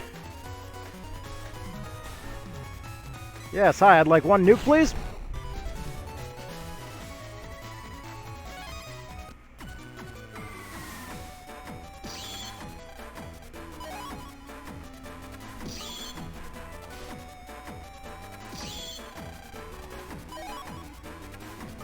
Ooh. That is a dangerous battle chip. Oh my God, I just realized I've been playing this game slow. I haven't been using copy damage.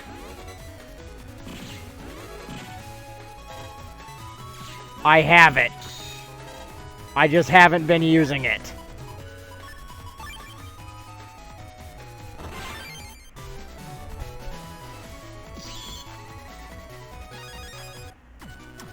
Oh yeah.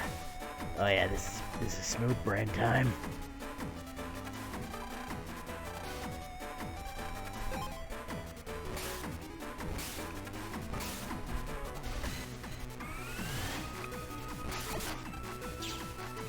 Wow, good morning, Jaws.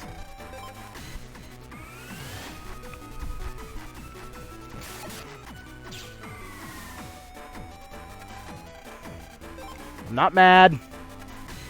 I'm not mad.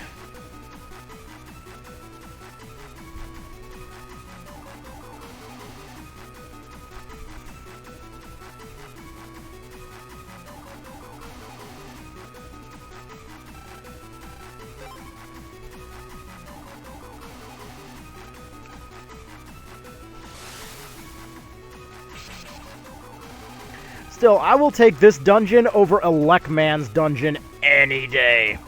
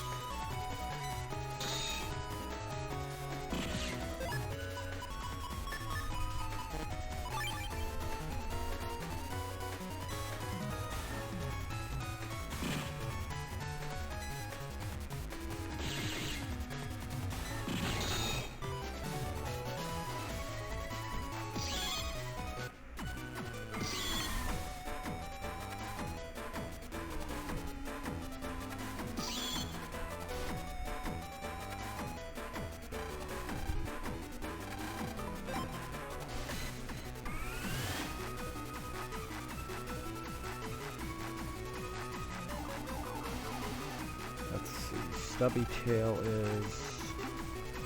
No, sunfish.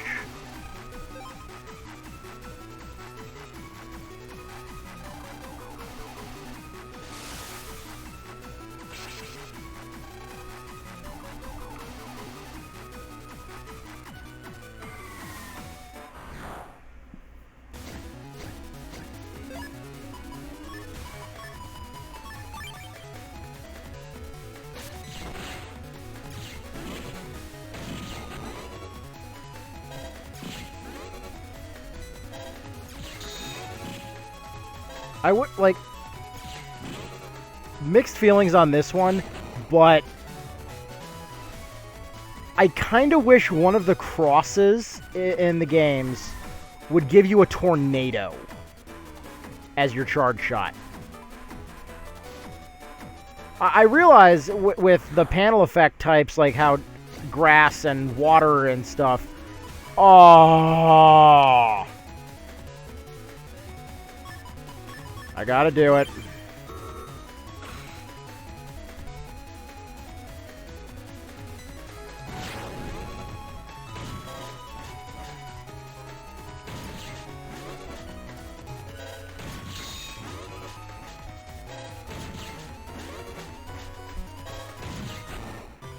Hey, I did it. But the ability to have, like, Woodstyle's Tornado Buster in this game as your charge shot, combine that with the multitude of panel types in this game, I think that's literally too OP.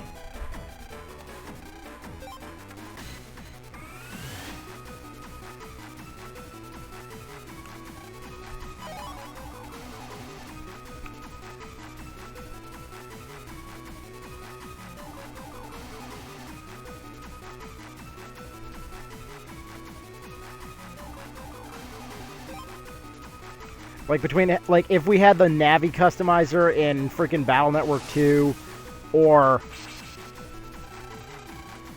the, like a Tornado Buster here with all the panel effect types, I literally, that is just too broken.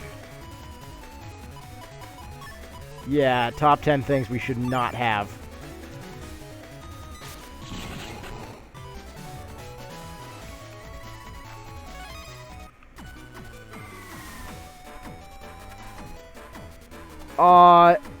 In Battle Network 4, it, I think, only worked on sand. The thing is, in Battle Network 5 and 6, it works on grass, ice, lava. Like, Battle Network 6, it works on ice, lava, grass. I can't remember if the sea panels make a return here. I think sea panels were replaced by ice panels in 6.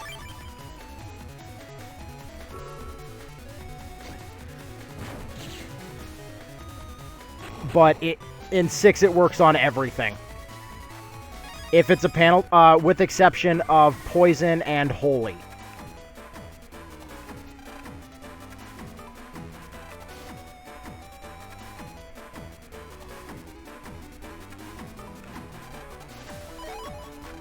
Because that would be a little broken, like, opponent sets down a Holy panel to take half damage, you whip out a Tornado and tell them no.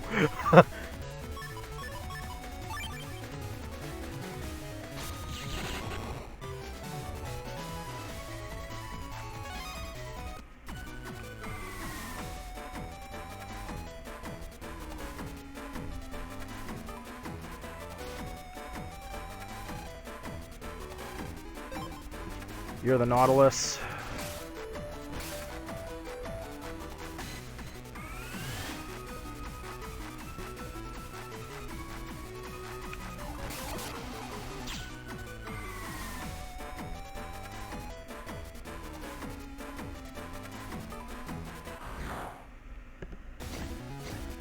Also, I'm going to give them props here versus Battle Network 2, where they had no idea what they were doing. When you're doing this with the Mr. Progs in tow, they had the common decency and smartness to disable encounters. Battle Network 4, I am looking right at you.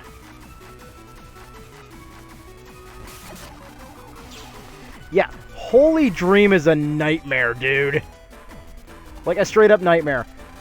Do you remember the original version of it in Battle Network 4? It did 100 damage per panel.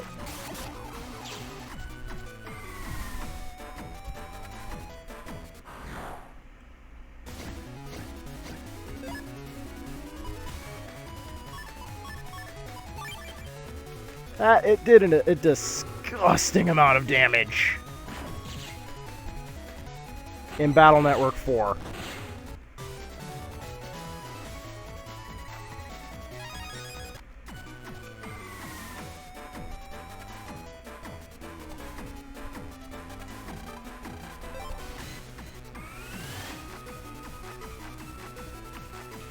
Wow!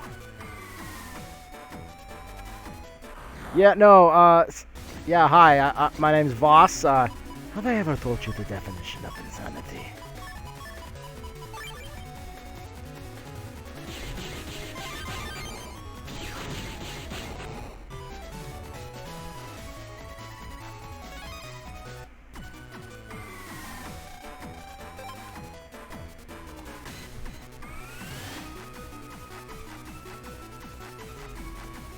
Oh!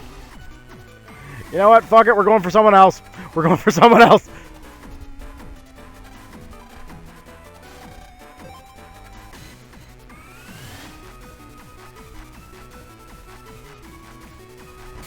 Wow.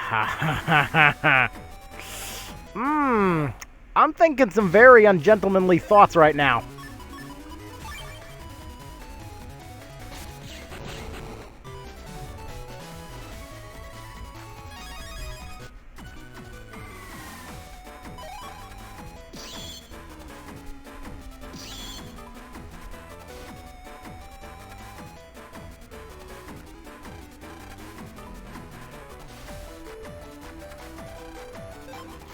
Okay, so this is the crab.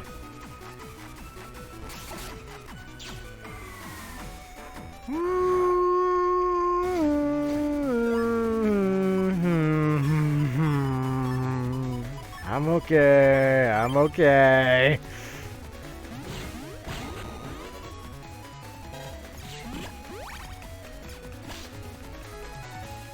Bubble Man.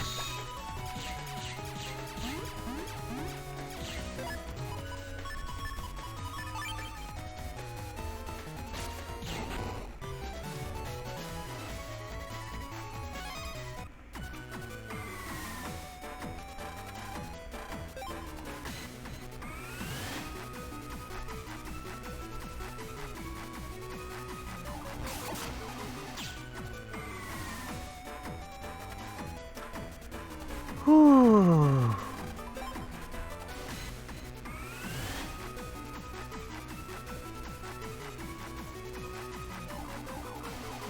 Oh.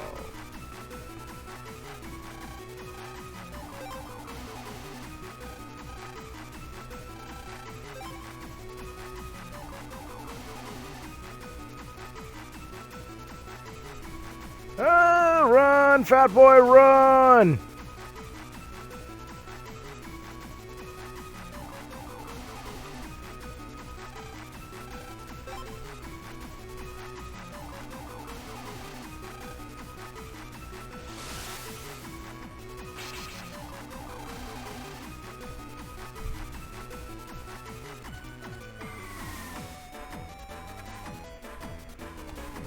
Call me a peasant one more time and I will step on you.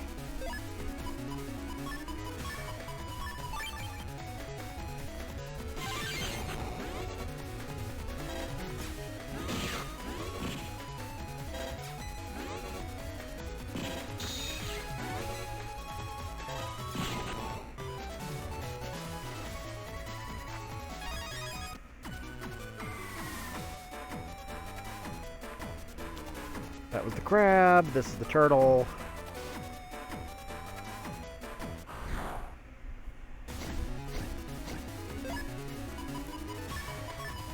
Okay, okay, so we've already established that Folderback is undeniably the most broken Giga Chip.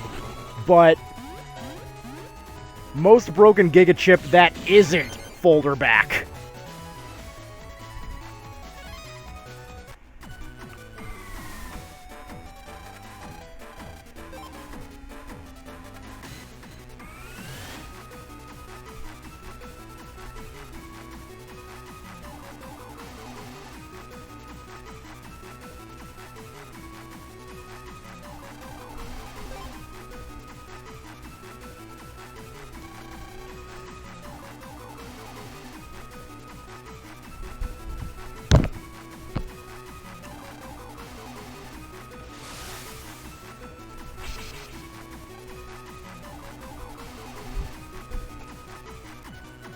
And it can also be because if we consider Giga Chips in power level, then obviously we can include any of the Gospels.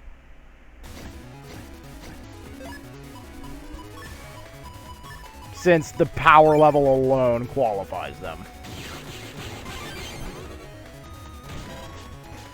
I can see that.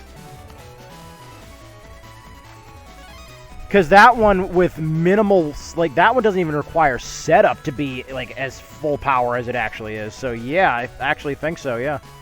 Which, actually, it's funny you should mention that. I think this is the, this version of Battle Network is the one that has Hell's Rolling.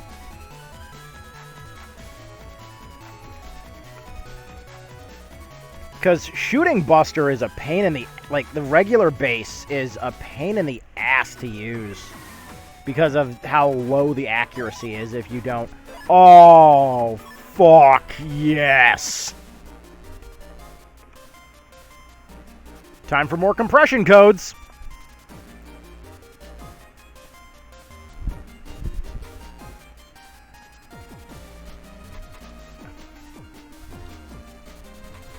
B-B-A-R-A-B-L-A-R-R.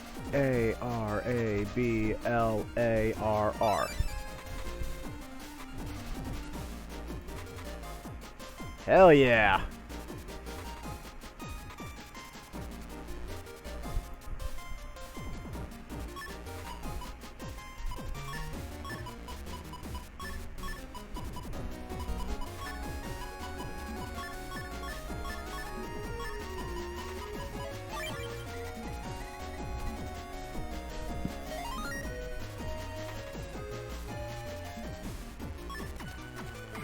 And then, I'll include the original iteration of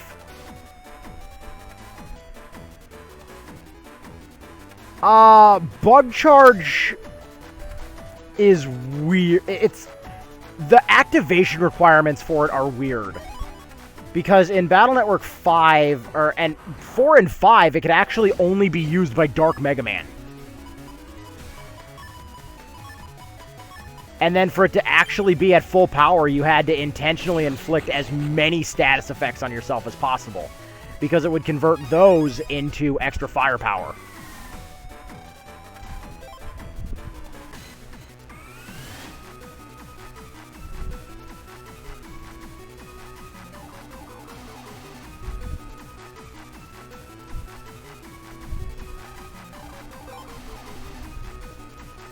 Like, it was a weird thing how Holy Dream could only be used by Light Mega Man.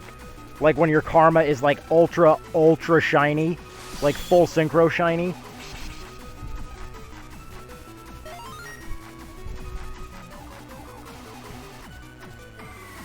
Like, Holy Dream could only be used by Light Mega Man. Bug Charge could only be used by Dark Mega Man. What really pissed me off, though, in Battle Network 5, according to the strategy guide that I do own, Muramasa could only be used by Dark Mega Man.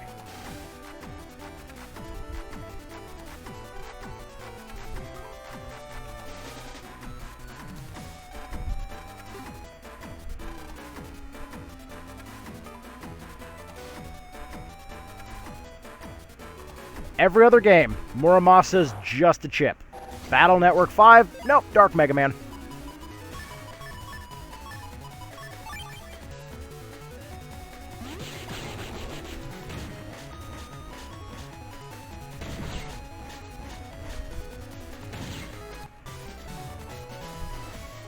Yeah.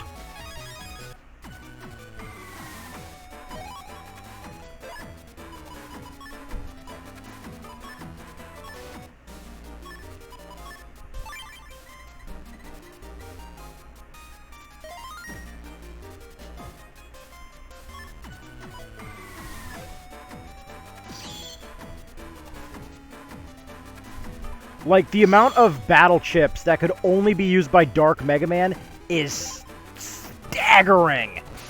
So, for starters, the upgraded version of Tornado called Static was Dark Megaman exclusive.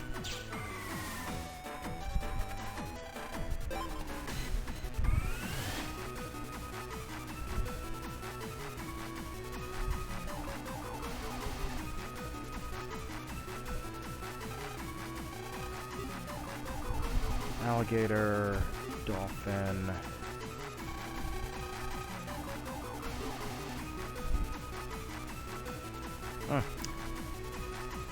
I love scam texts. Penguins, high in the... You're either a dolphin or the penguin. So let's save here and reload if I'm wrong.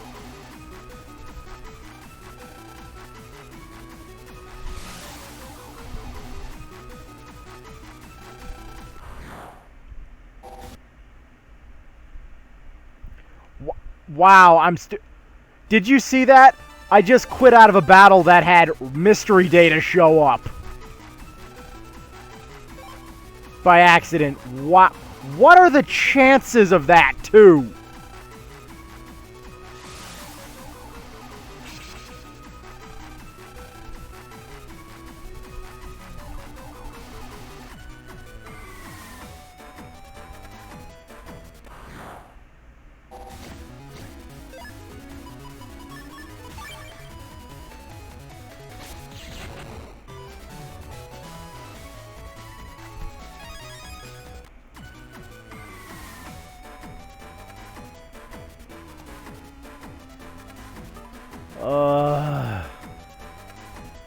You know, at least the music here is good. That's all I'm gonna say about this dungeon.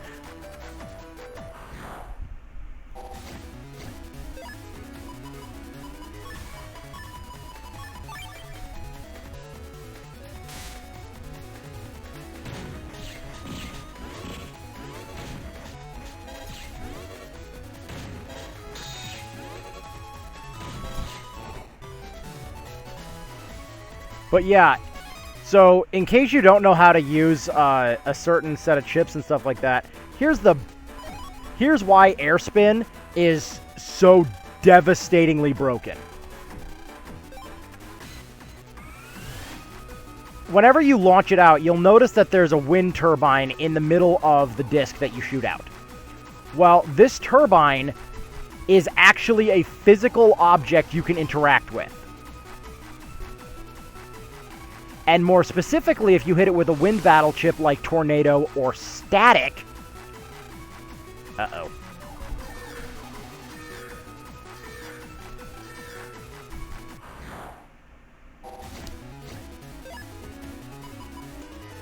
If you hit it with Tornado or Static, you can restart the turbine again, extending its operation time.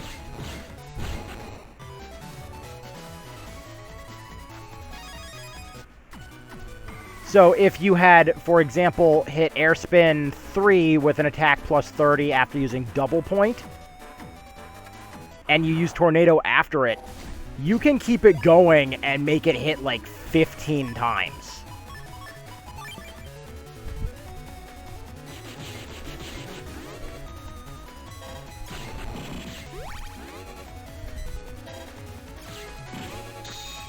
And Static hits...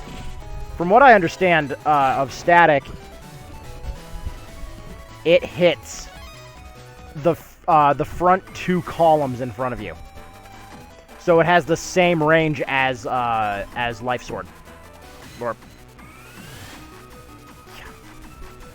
again, I love the naming conventions on these program advances because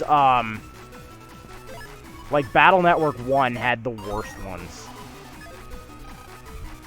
Nope, you ain't that.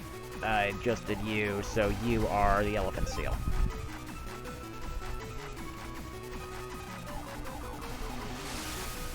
But, like, if you watch the anime and stuff like that, the same program advance changes. And I think that was done in direct reference to the games. Because the original program advance of Sword, Wide Sword, Long Sword was originally called Beta Sword. And in Battle Network 1, it was stupid. Like, really stupid. So what it would do is it would give you 10 uses of Sword, Wide Sword, or Long Sword, and it wouldn't tell you which one it was gonna be because it would use them at random. So the only effective way to use it was to make sure you were directly in front of your target. Meanwhile, in every other Battle Network game, it became Life Sword or Dream Sword, depending on how you want to remember it. Where it would just hit the front two columns.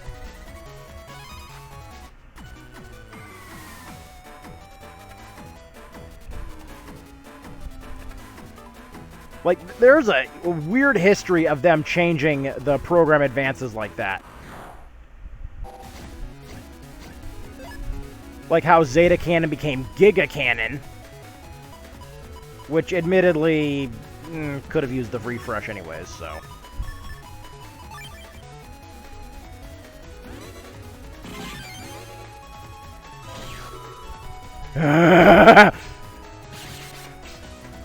Gentlemen, behold! Corn! I'm sorry, I can't not hear Dr. Weird anytime I see that fucking virus. Anytime I see that little Cobb champ, I just can't fucking take it seriously.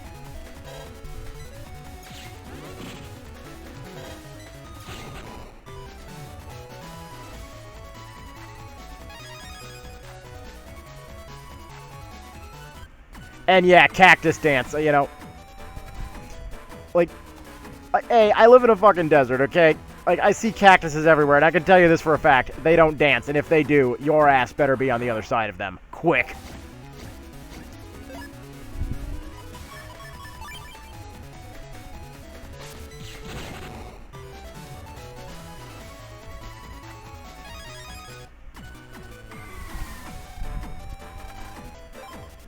I'm a whale.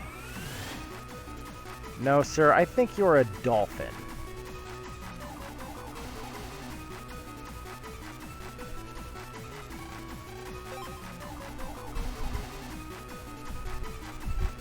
I think one of the weirdest program, the weirdest program advance in 6 has to be Sun Moon. Just because, like, not in terms of what it does, in terms of the parts required to make it.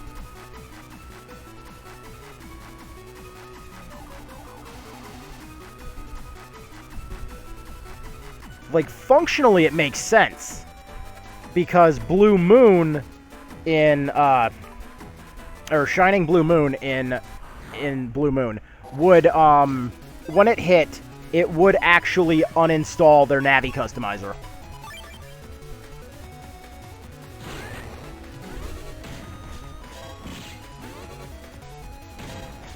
So the simple fact that one of the components is uninstall makes a lot of sense.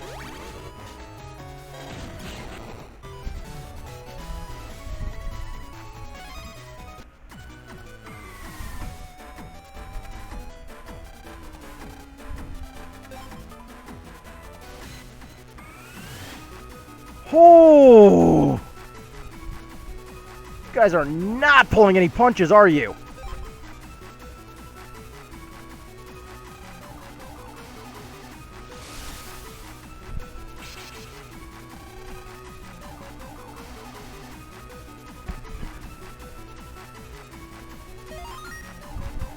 Yeah, You ready for this, too? The reason why the Giga Chips that you get in the story for Battle Network 4 are so ridiculously weak is because the only way to buff them is to do PvP. So, if you actually look at Red Sun, the damage on it says it does 100 damage per hit. It does not. It does 50. The base damage on it is 50.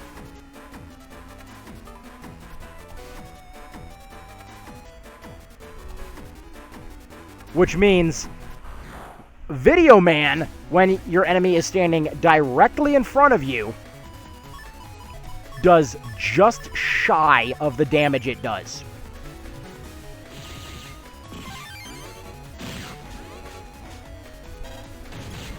Yeah.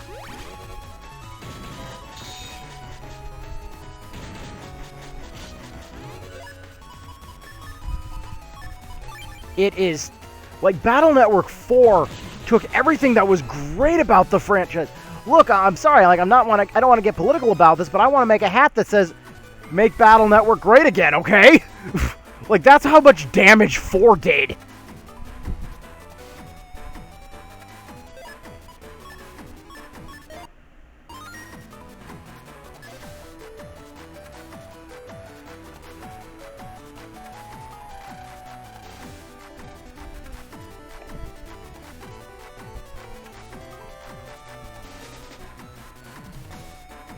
So anytime in this freaking thing, they actually had to replace what he normally says. So anytime it says Auga, that his sentence was always ending with Dearu, which I guess is something subs make in, like, it's some kind of like nautical reference in Japanese or something. Also, there's a reason that his legs never appear on the sprite sheet. And that's because, if you remember what he looks like in freaking, in Beast, like, good lord, he is tall. He's like 10'5", I think, in Beast's canon.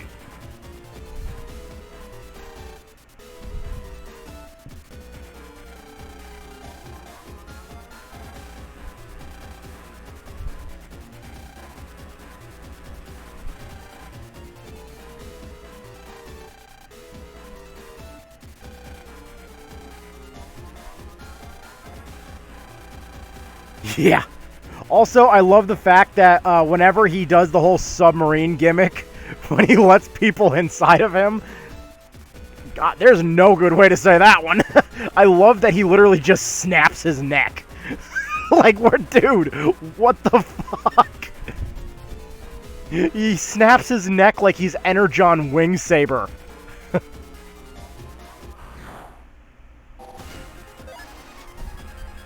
Oh, so close!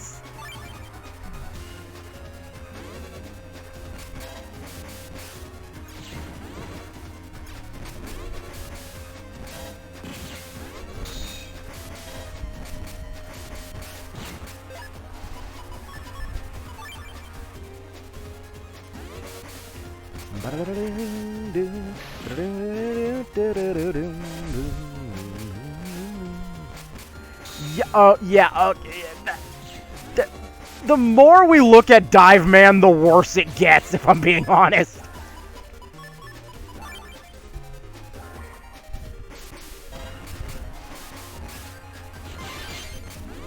Ah. Well, at least it's an even game.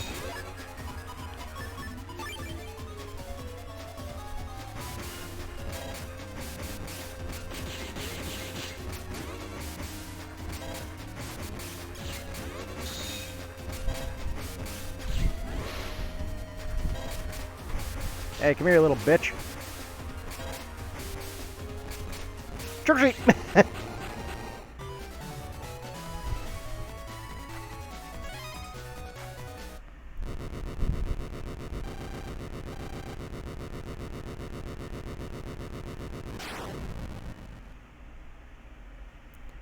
Oh, he did. Something tells me he's going to recover from this.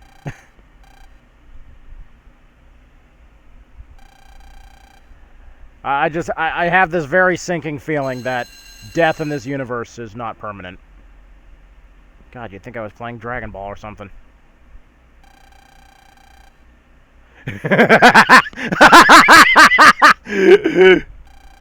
Okay. Okay. So thank you for bringing up Vile, for starters. Because one of the things I'm learning to do, I've just got to practice 2 stages, is I do speedrun Megaman X8. And I love the fact that Vile shows up in some missions. And on Sigma Palace, because I speedrun the game on hard mode. So I do that, and he always takes out my partner that I'm with. I do that on purpose.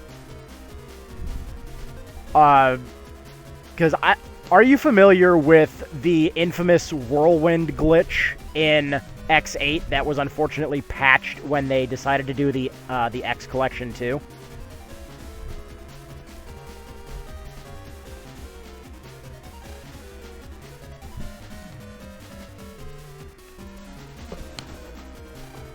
Because I first learned of the glitch watching some of X Maverick Hunter's videos, and the glitch is amazing.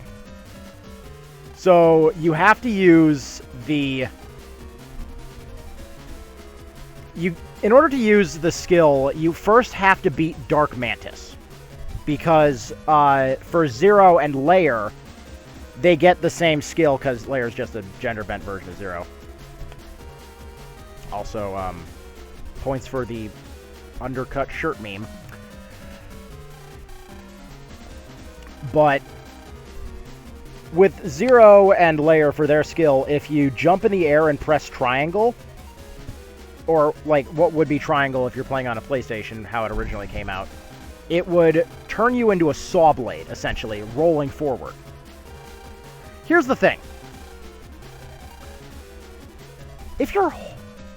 If you aim in the direction you want to go, like say you're pressing right on the analog stick and activate the skill, and then you press down on the D-pad while holding the skill while the skill is active, yeah, the developers didn't intend for you to be able to or think to do that, so the game doesn't know what to do, and instead it disables the cooldown on the skill, and it turns it to infinite, and turns you into a freaking helicopter that is now like a saw blade cascading through the air.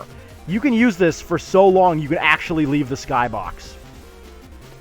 So with this skill, you can actually, like, if you're familiar with how Sigma Palace is at the end of the game, where it's just, hi, yes. Wait, what was the name of this boss? Spiked wall, man. If you at all hate how screwed up the final levels always get, how there's just instant death spikes everywhere. Oh, he did. The instant death spikes in Sigma Palace become a lot less intimidating when you can just say, nope, I'm a helicopter now, and go straight upwards.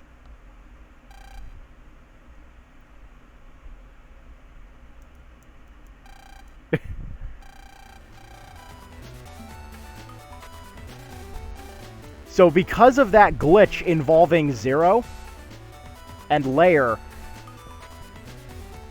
you actually can break the living shit out of the game. It is beautiful. It's terrifying to see, but beautiful.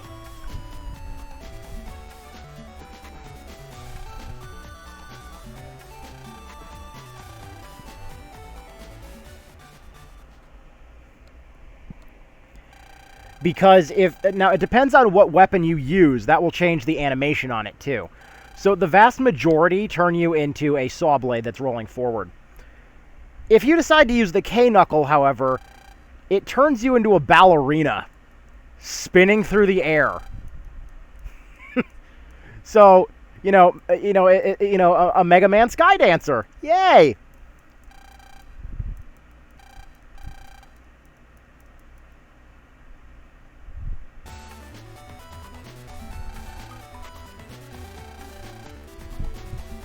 My personal favorite thing to do is I use that skill and then like I gain some height. And then if I want to come down very quickly, what I do is I switch to the K knuckle because that's the best way to use the skill. It gives you the most control. And if you use the skill you get from beating Burn Rooster, which believe me, I'm actually glad they went with that instead of the other name they were debating on using. The other name they were thinking of using was Flaming Cock. I'm kind of glad they didn't. I don't think anybody would be able to take him serious at that point.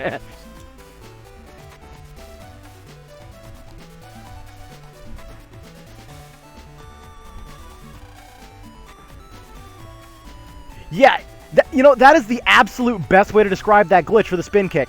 It's literally that one move that fucking Ryu has in Street Fighter where he just spins across the screen. It's literally that.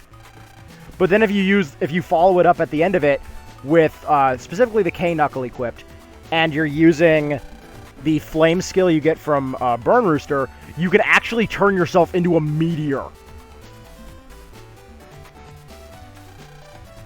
So it's funny, you got a saw blade that's taking off, and then a meteor coming down. Like, you build it up, and then you just rider kick your way to the finish line.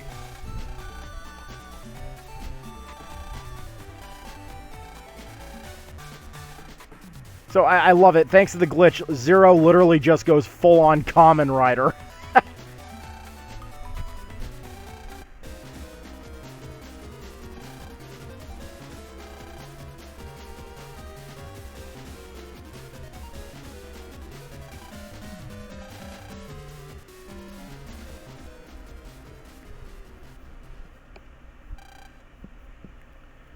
Which, on the topic of Kamen Rider, like, I literally just started watching Den-O recently, and oh my, I'm only on episode 18, but what a trip. Oh my god. Like, this show is funny as hell.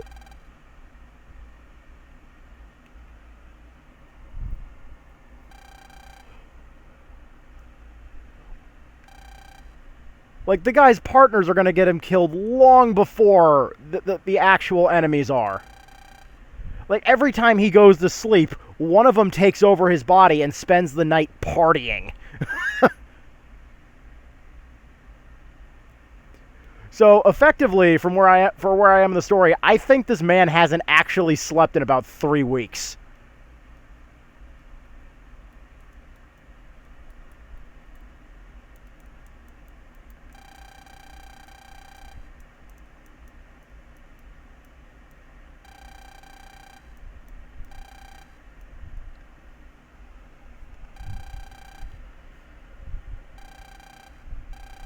But God, like, Kamen Rider's a freaking trip and a half. Like, it's literally a live-action anime.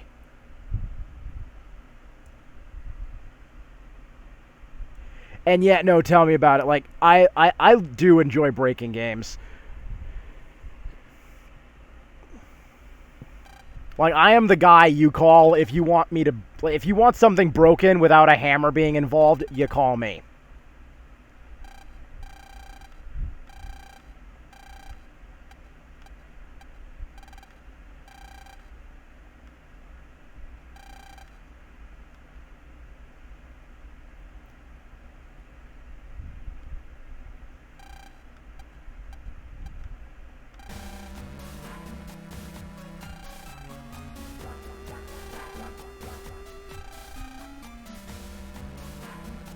Also, I'm gonna give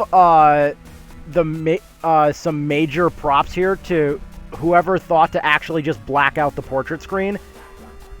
It's a nice way to actually hide the enemies or the true villain and stuff like that. It's a great way to do that because in the previous games, if you turn up if you're playing it on big TV and stuff like that, via like a Game Boy player and you turn the brightness on your TV up, you can clearly see who's talking.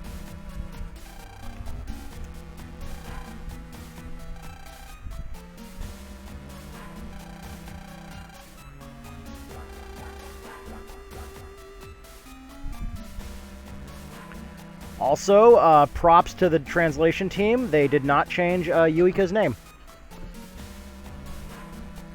Though I will admit, I kind of would have liked to see a little more of her in Beast, to be honest. Because I literally think she's just Beyonderd's version of Maddie, or Madoi, depending on how you want to pronounce her name. Color Band's operator. I literally think she's Beyonderd's version of her.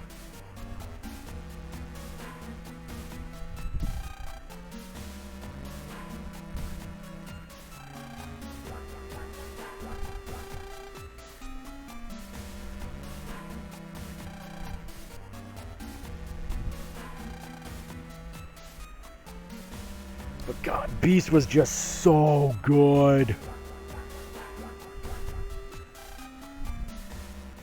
And looking back on it now after rewatching Stream for like the 3rd time, Stream was a trip too. Like, yeah, it was kind of a lot of filler, but it was good. Like, it didn't feel like filler half the time. And the simple fact of getting to see a bunch of the characters, like more than just freaking Lan, Rika, and Enzon, yeah, Neto, Laika, and Enzon, like, cross-fusing and stuff like that. I loved that there was a lot more people that could do it, to be honest. Like, that was cool. It made it feel like an actual fucking, like a classic shonen anime. Like a literal tokusatsu, but in anime form, and I loved that to death.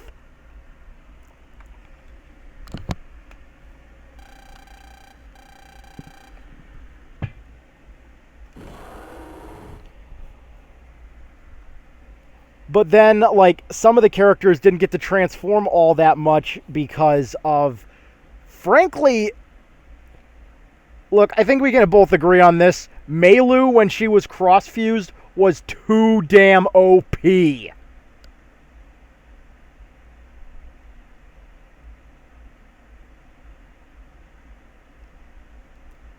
know what? You're probably right.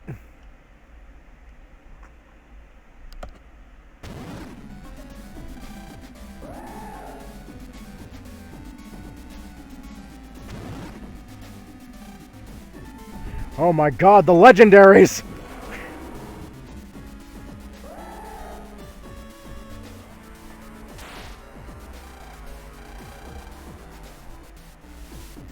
Wait, I know how to help you! Is it working?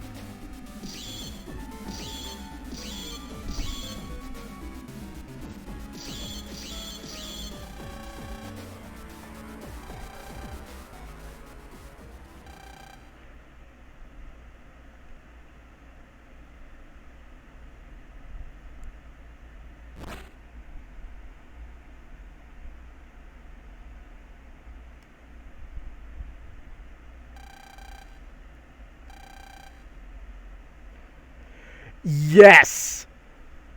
Also, I just want to gush for a second. Medi is, like, has, like, my favorite, like, and I realize there's not that many female Navis. I think there's 2. But why the hell was Medi just made to be, like, the fucking waifu of fucking, the entire anime? Like, everybody thinks it would be either, like, Meilu or Roll or something. I'm sorry. Medi stole the show.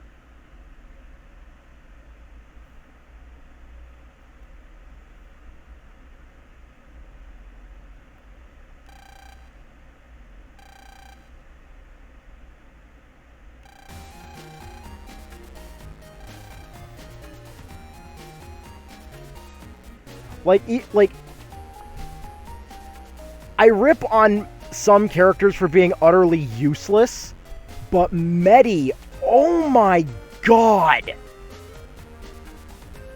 Yeah, she's not the best in liberation missions, but her damn skill Oh my god!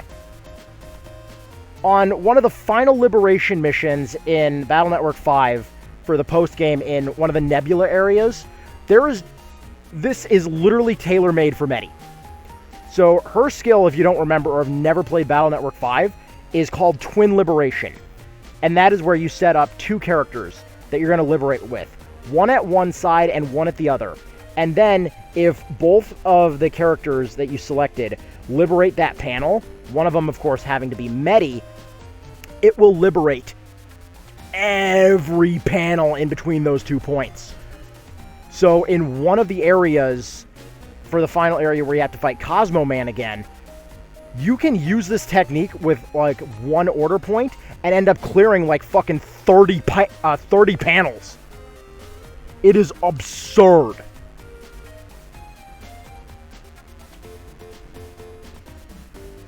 Like, I'm sorry. Medi, way more useful than Toadman. Toadman, or Toad Soul, probably better empirically and stuff like that. Just because of the Chaos Unison for it. Because Medi, like, I'll be honest, again, I don't think Dark Recover is that interesting of a Chaos Unison, to be honest. Like, same with Number Chaos. With, Dark Plus. That's, like, Dark, really? You had to make attack plus 50 a Dark chip?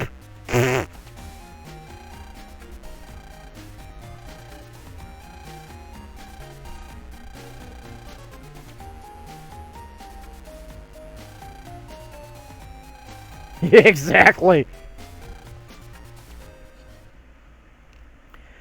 And then let's just talk her freaking soul unison here for a second. Medi Soul allows you to imbue any battle chip with status effects. Be they white capsules, which were reused and repurposed as white capsule here to add paralyze effects, but there was another one, poison capsule, which would inflict a HP draining bug on the target.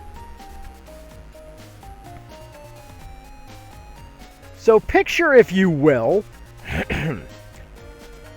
using Dream Sword as the program advance, then adding Poison Capsule to that, while a Poison Field, or God forbid, Poison Pharaoh was in effect. HP drain, HP drain, HP drain, big fucking sword. That is... to quote the meme, that's a lot of damage!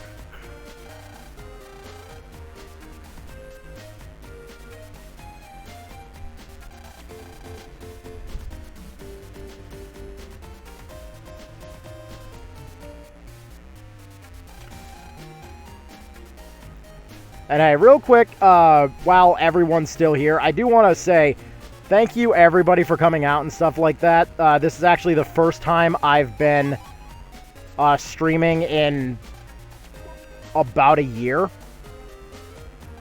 So, like, it is fun to see that I actually have a small crowd drawn for a change.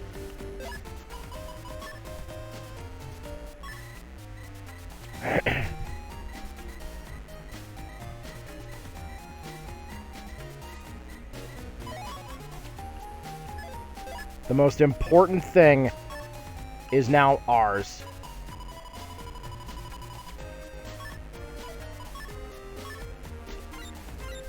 So now, program advances become extraordinarily easy. I have enough megabytes to mark you as my regular chip. I'll take M and N.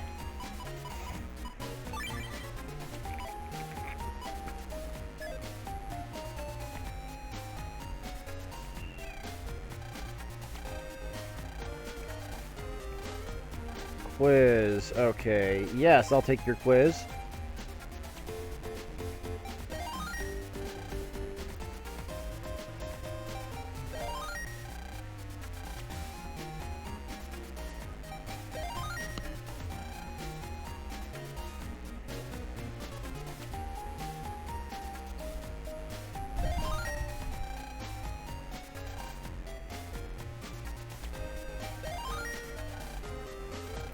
Okay, I actually legitimately had to...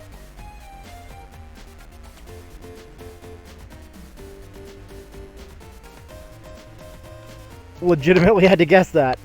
But yeah, first time in a year, because a lot of family medical stuff, which did not end well. Which is why I'm hoping I can get streaming again. And I'm minus the one day I actually have to be out this week, which is tomorrow. I'm probably going to be streaming every other day this week. Because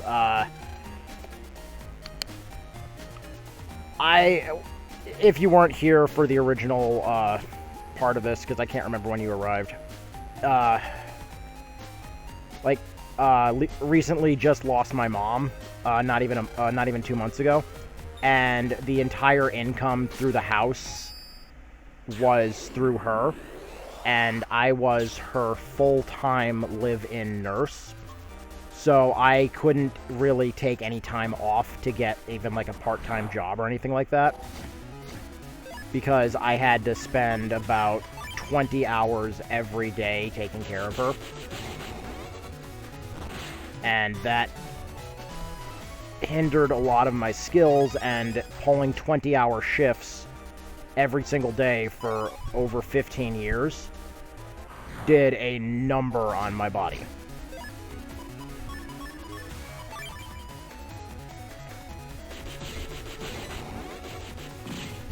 And barring, and this happened extremely suddenly, too. Because she was, she was, recovering at,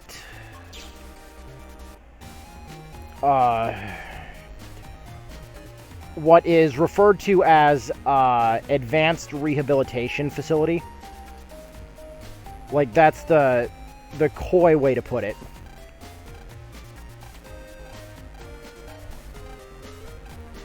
Also, yeah, here comes the cross system. But,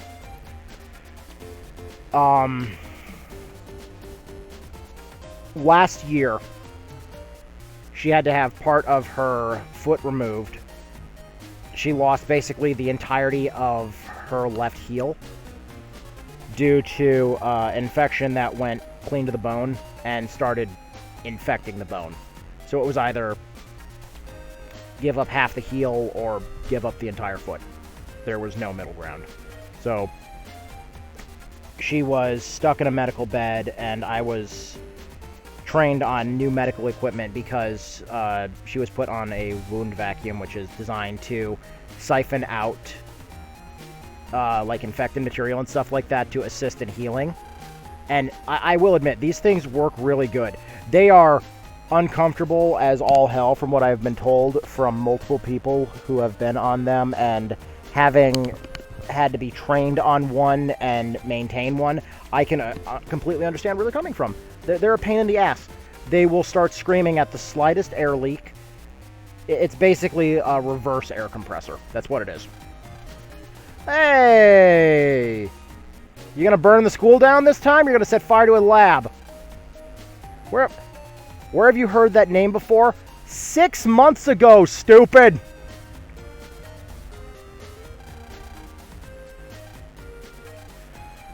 But, oh god, this guy's stupid too.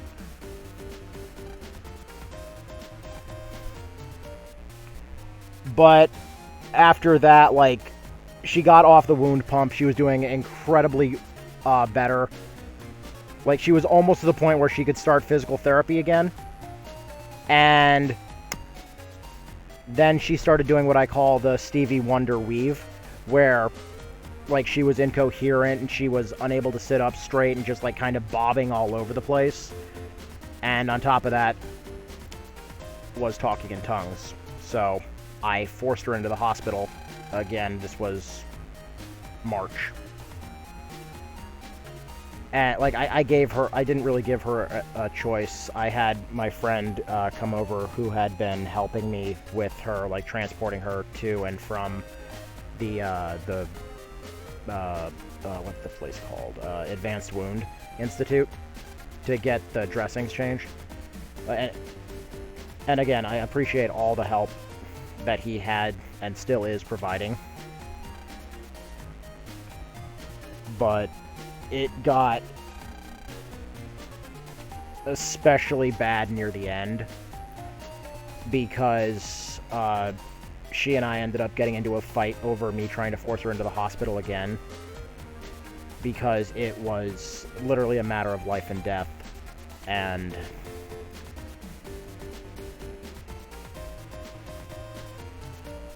it ended up, he ended up having to actually break us up fighting, because I had to get a little physical with her to get her to look me in the face and get her to sit up straight. And at that point, she had actually kicked me in the face like a horse. So that's one of the last things I can actually remember. But we forced her into the hospital, which took about an hour and a half, because she was unable to stand. And we get her in, and thereafter the technicians from the emergency room, after running a bunch of tests, come back, and the infection came back. The same one that was on the bone that was removed, which ended up resulting in her losing the majority of her left leg. So I was getting the entire house for where her medical bed was. I was getting all of that cleaned and straightened forward to take care of everything, expecting her to come back and expecting to not have a single ounce of free time for the next ever. And not even 2 weeks after the surgery, she passed. 10 days after her birthday. So I'm still, like, I'm in a trick bag, because after I started doing the upper level, and after pulling all these hours and stuff like that and not being able to sleep properly from, go figure, from stress. All of that combined, I need to edit my folder. All of that combined led to me ultimately breaking down, both metaphorically and, or both emotionally and physically, not metaphorically, emotionally and physically. So, coupled with having the mother of all emotional breakdowns, my legs decided it was a great idea to give out while I was going down the steps, and I fell. And I landed and hurt my spine, and now I can't feel basically my entire lower body. Like, I don't know if you know what a TENS unit is. Like, it's one of those electrotherapy bars. Think like if you've ever had to use an icy hot patch in your life, it's basically an electronic version of that. It's designed to stimulate the muscles and force them to release if they're knotted up. When I use that, I can feel my legs, but otherwise I can't feel my legs. So because of that and the medical stuff that's now happening, there goes any chance of having a regular conventional job that involves standing up.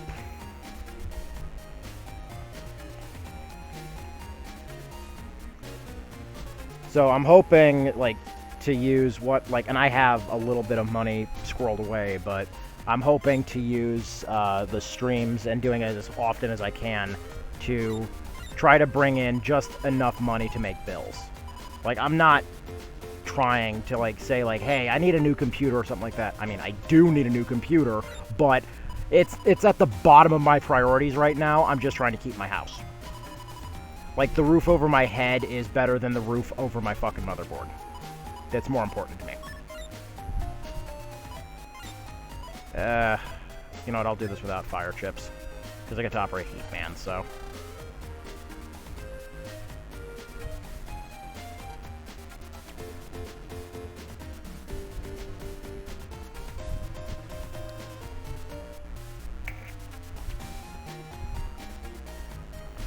Like, I've sat down and broke it out, because, like, I'm rationing, I'm looking at this rationally, too.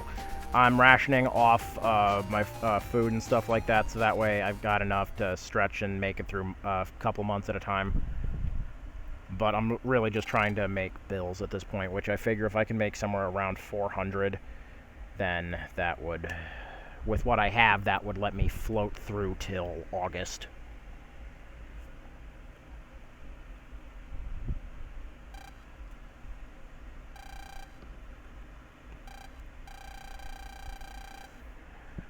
But yeah, other, like, and not to go, like, all dark and stuff like that, but that's, like, the whole point of the streams and stuff like that. I'm just doing whatever I can to survive, because my only other thing I do is I work with Olympus Games out here in Arizona, and we just opened about maybe 2 years ago.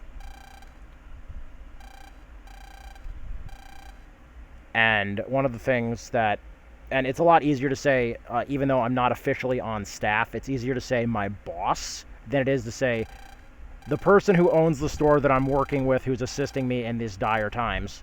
So my boss at the shop has been helping me with whatever he can, and he gave me one of the display cases at the shop in our Gundam section, which I actually got started at the shop, and he's helping sell off my pre-builts that I painstakingly built, detailed, and then in some cases either upgraded or repainted.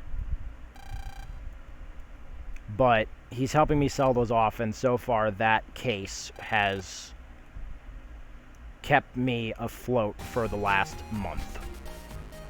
But I'm starting to run out of inventory because I'm selling off my private collection to pay my bills.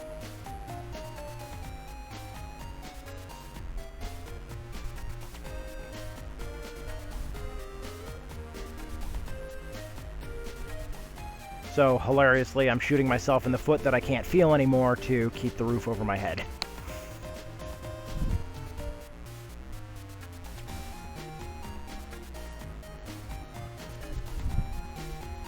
But anyway, enough depressing shit. Let's go back to setting the internet on fire. Like, I don't know if any of my systems even work anymore, because I had to reinstall all of my streaming programs, so, like, my alerts don't work anymore. I cannot remember how to fix those. I'm pretty sure the donation button still works, but that's because it goes to PayPal and not anywhere else, so.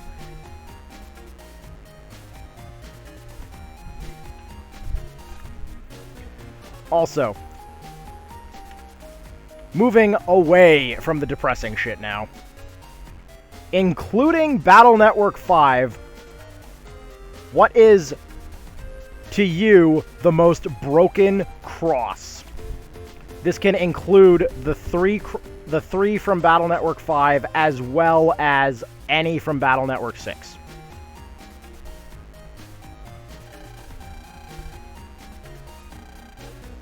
Because for me, I think Battle Network 5 has the most devastatingly busted one.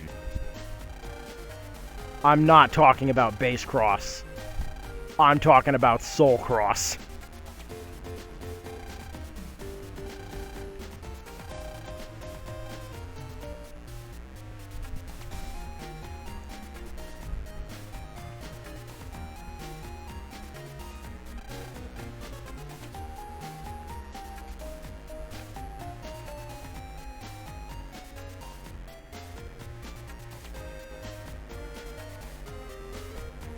And right now, too, like, the reason why I have to keep, like, stepping away briefly without, like, saying, like, hey, we're going to intermission or something like that, it's not like I'm using the bathroom or anything like that. No, it's my house back in 2016 also lost the primary air conditioner.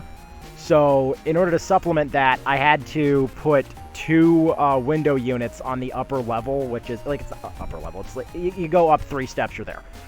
But I had to put window units up there. And then I have an industrial fan in my room.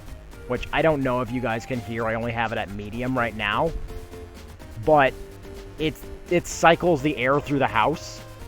And it isn't comfortable, but it's functional.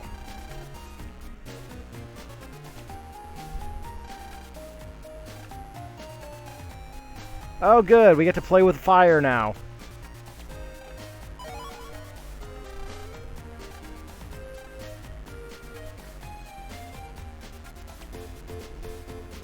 And this scenario in Falzar makes a little bit more sense because, like, freaking Match showing up here makes like little to no sense considering he should be doing like life in prison for the shit he pulled in Battle Network 3, 2, and... Oh, I'm sorry, 3 and 1. He should be doing life in prison. Because in Falzar, this scenario is Shuko, who ultimately became a teacher, which hilariously stopped her from being terminally depressed.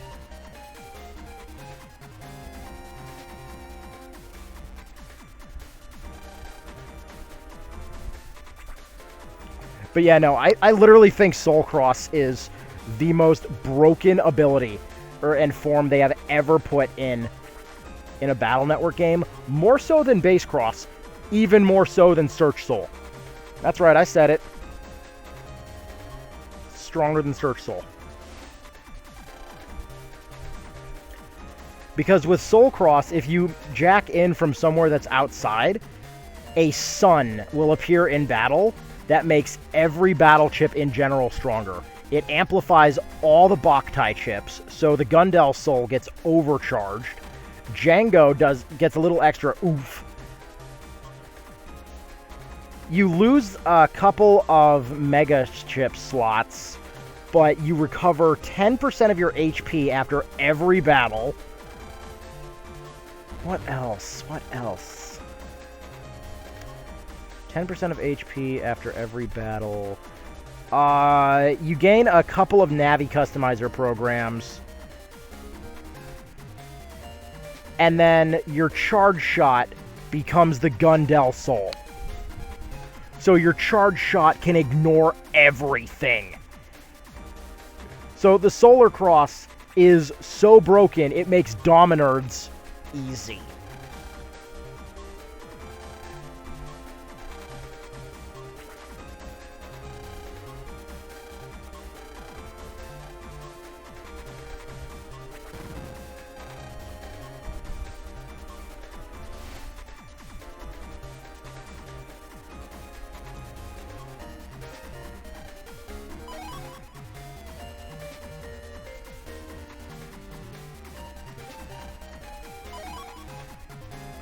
Yes. Oh.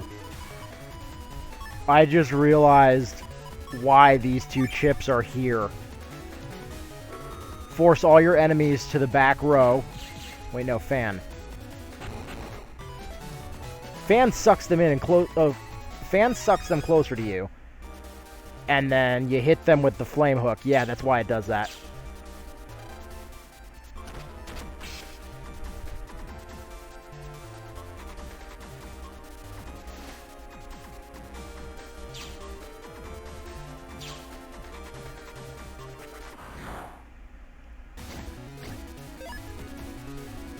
Like, Search Soul, I loved in Battle Network 5.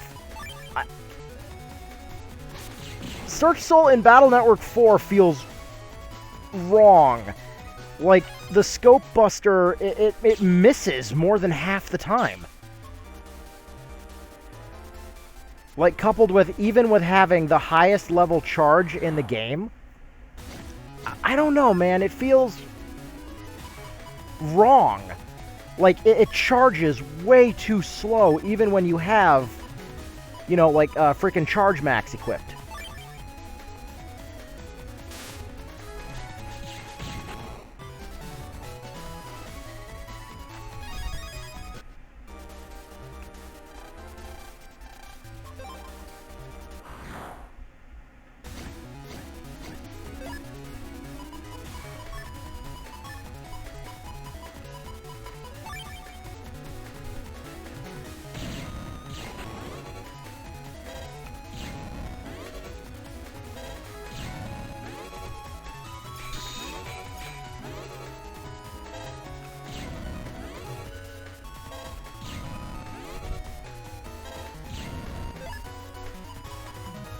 Oh boy, it's gonna take a while.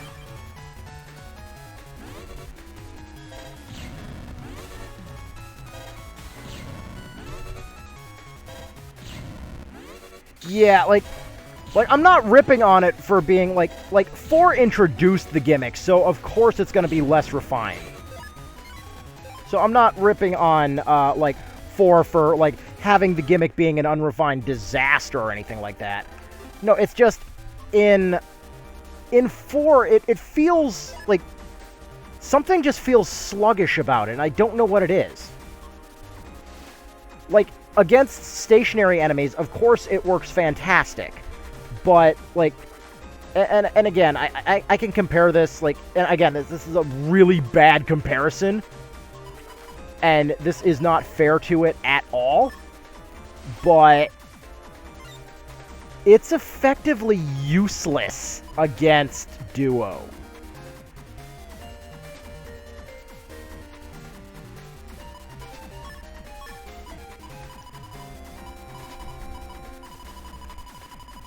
Come on, oh. Uh-oh.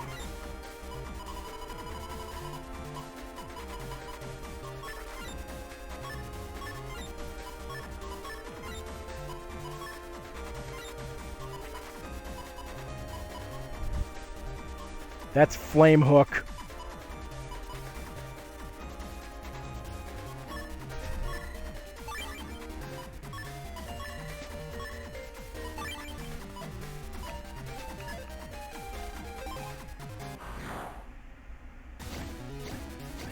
Hopefully we get it right out of the... Aww.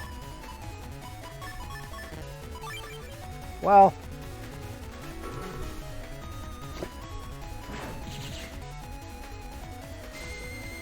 But, like, out of all the souls and stuff like that, like, Soul Unison had some really unique... Like, I really enjoyed the gimmick of Soul Unison. In fairness, because it never made a comeback, that means it was too powerful.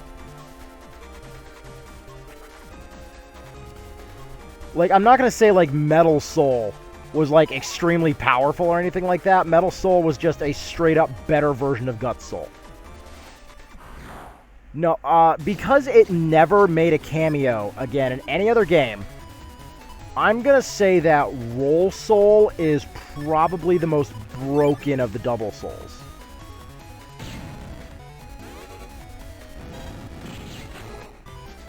Because with Roll Soul, you can use any recovery chip to activate it. So that's already a huge plus, that because recovery chips are very, very wide-ranged. And it also includes the roll battle chips, so, you know, you have the option there. But then you end up with the Roll Soul itself, and every battle chip that you use that does not dim the screen while the Roll Soul is active restores 10% of your health. So why do you need to waste slots on recovery chips when everything is a recovery chip now?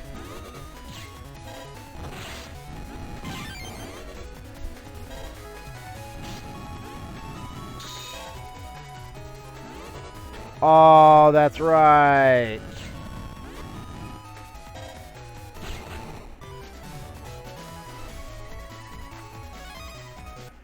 But then, like, it gets worse. So the charge shot for the Roll Soul becomes the Roll Arrow. And it is absurdly broken.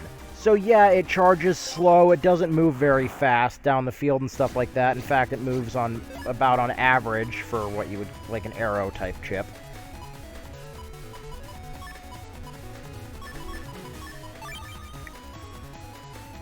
But this is where it gets crazy. So, with Roll Soul, if the charge shot in PvP makes contact with the opponent, it erases the battle chips they're holding in their hand.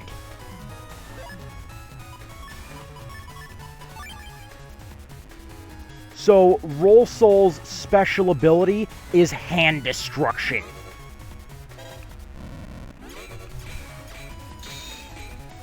That is oh, baby!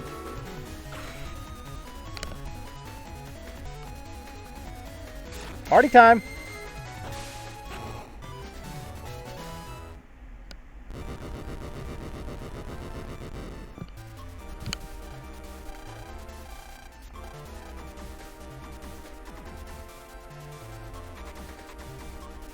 Yes, it really does.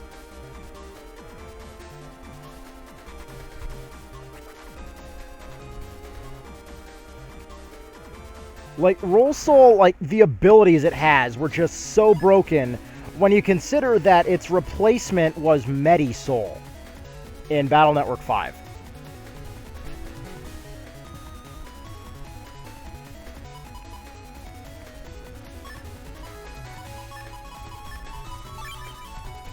Like, at the same time, I'm also kind of offended because,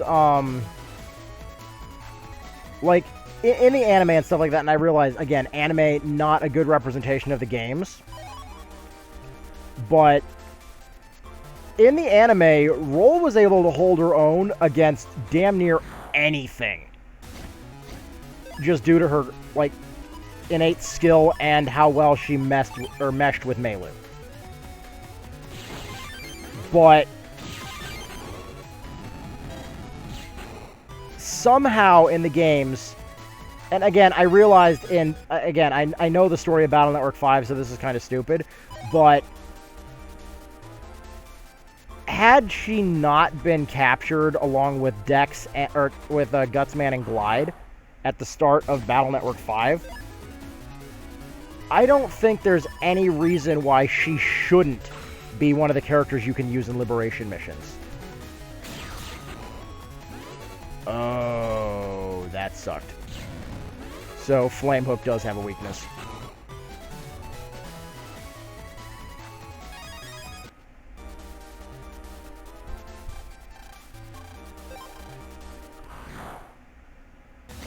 Yeah. Absolutely. If they were holding it in their hand, like the next card in their hand they were going to use, it would erase it.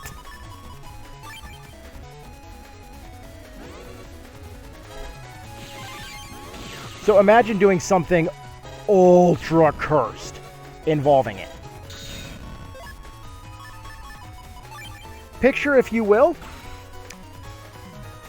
using finding a way to use Roll Soul with uninstall. To just erase not only what they're holding in their hand, but randomly erase their customizer.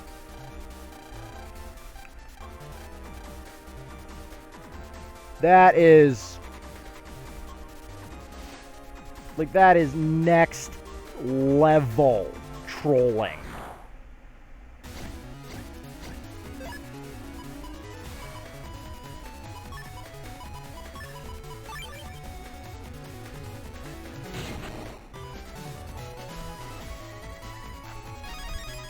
And then, like Battle Network 4 did this too.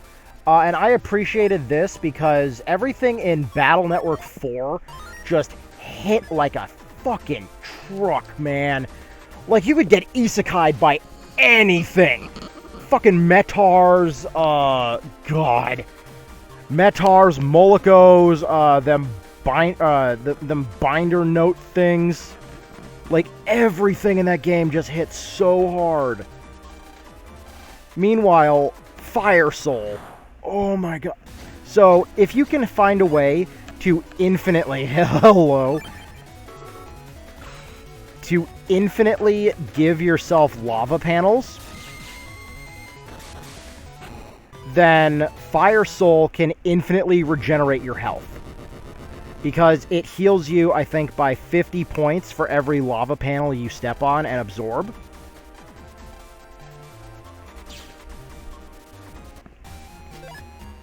Whereas the upgraded version of it that it was replaced with in Battle Network 5, specifically Team Proto Man, for the Napalm Soul, whenever you would step on a lava panel, it would absorb it and convert it into attack plus 10 or 20.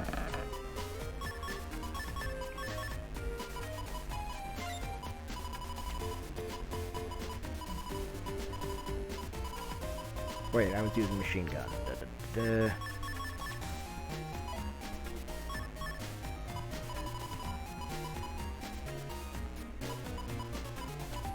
Let's set my regular chip as spreader again.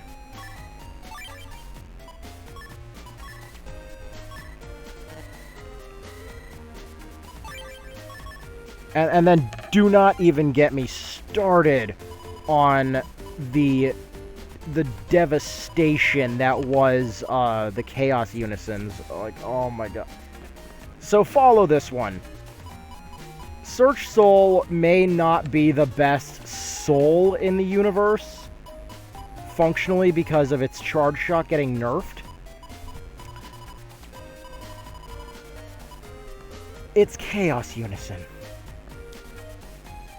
Mother of God. So the Chaos charge shot is Dark Circle, which is Circle Gun on steroids. If you use 2 area steals to restrict the opponent's field to just the back row, Dark Circle hits 4 or 5 times.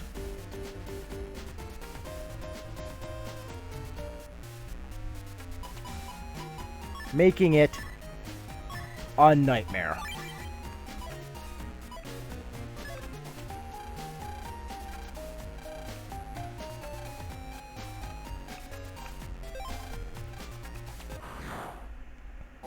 Like, my god.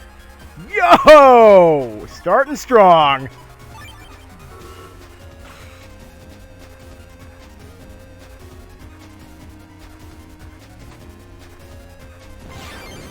Holy crap! How did I manage to get a counter hit with that?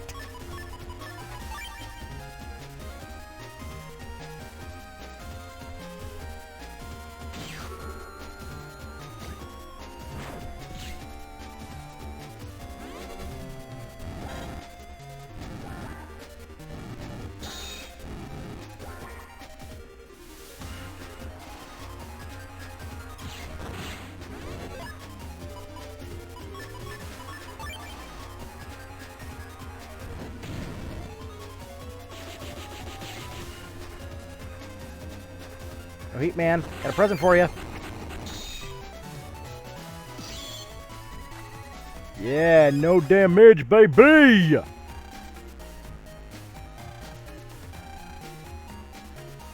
Oh, shut up, match. I've kicked your ass 3 games in a row now.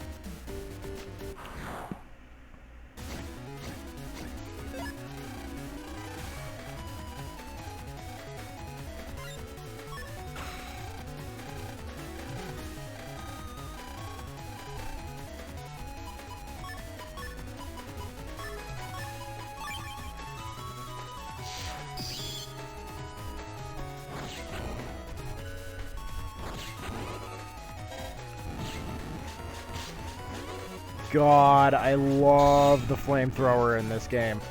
Because what Heat Cross does is it also gives you Buster +1.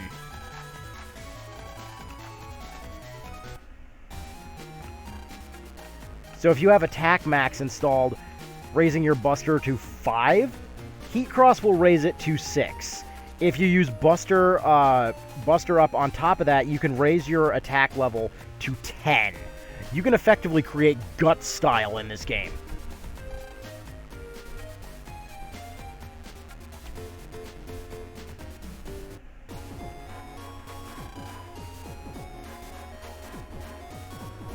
Oh, hello, unique NPC.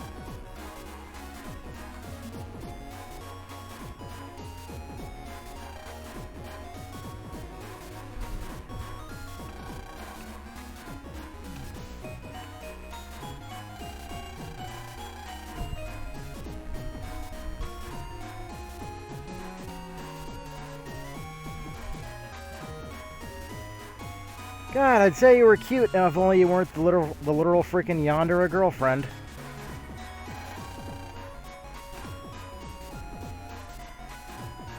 Compu dancing. Jamboree. So does that mean we're playing Dance Dance Revolution with our iPhones now?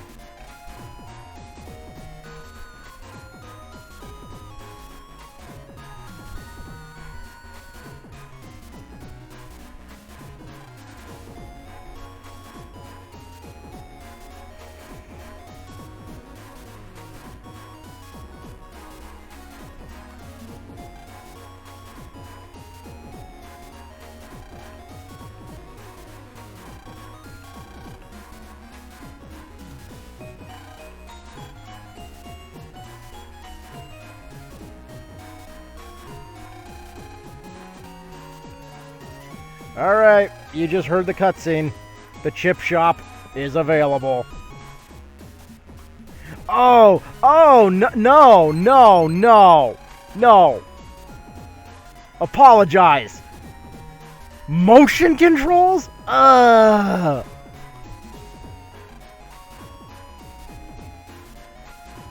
just kidding. Like, fucking hell. Yay. Famous isn't here, but let's play Chip Trader. Holy crap!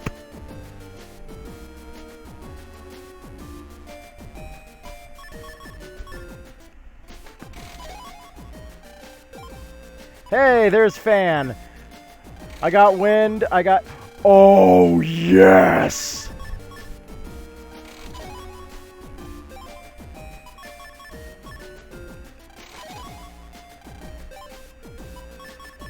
Now I just need Going Road, Area Steal, and Sense.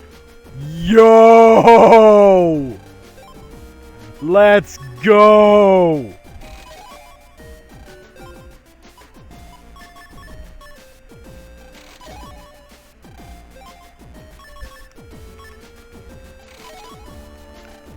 Let's go!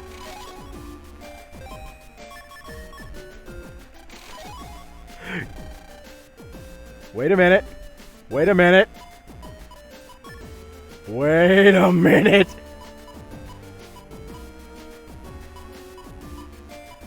Did I just get...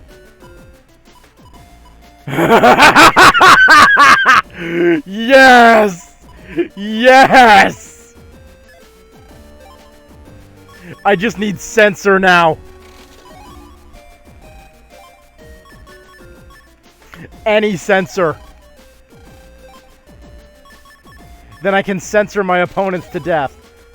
Yo!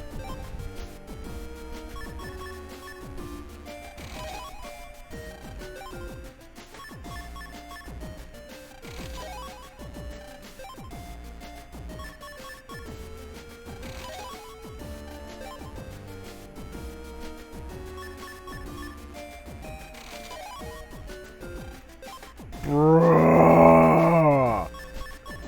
What is this luck?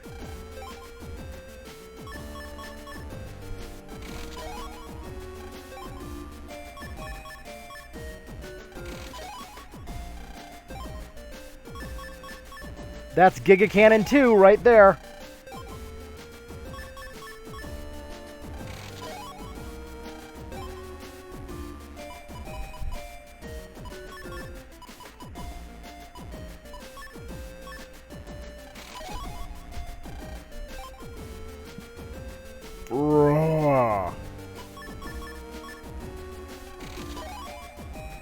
Okay, what the fuck? Okay, we just witnessed like 100 years of luck in fucking 2 minutes. Also, hey, look, it's our favorite Cobb champ.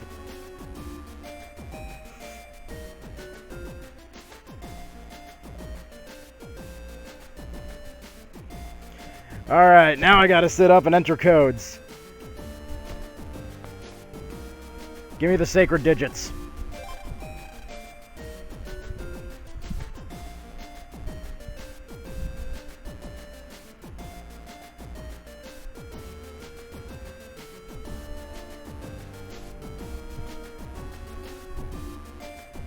Okay.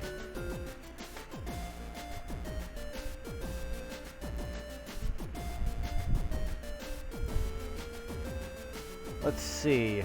By the way, this is going to be all the passwords, so pay attention.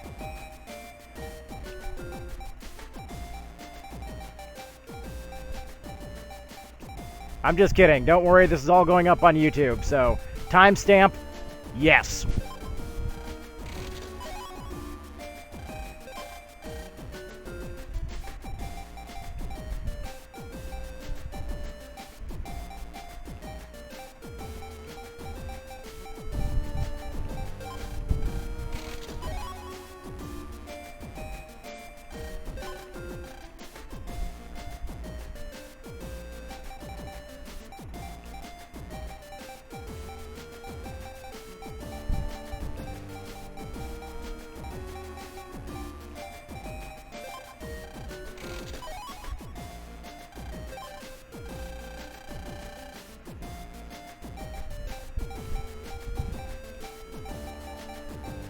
Like, over half of these codes are not even in the game. In fact, the only way to know most of these codes is you would have actually had to watch the anime.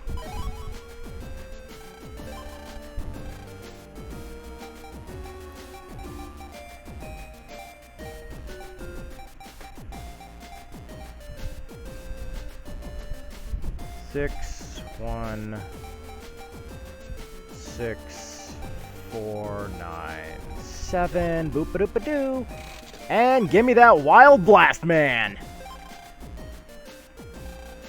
And this will ensure we can get Blast Man SP in literally the first... the second he shows up, I can kill him immediately. 0, 4, 9, 8, 9, 9. Blizzard Ball H. So this. Whenever Blast Man spawns, you'll notice those two very large reinforced cubes that spawn with him. Those are actually indestructible. But if you use Blizzard Ball, you can convert them into extra damage. A substantial amount of extra damage.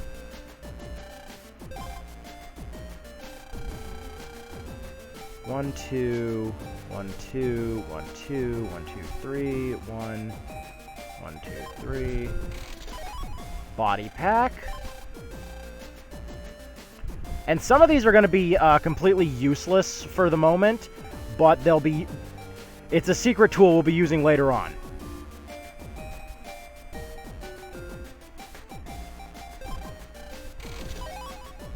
Buster Pack I am immediately using, though, the second I can get it in. So, the number trader is also where you get this program right here.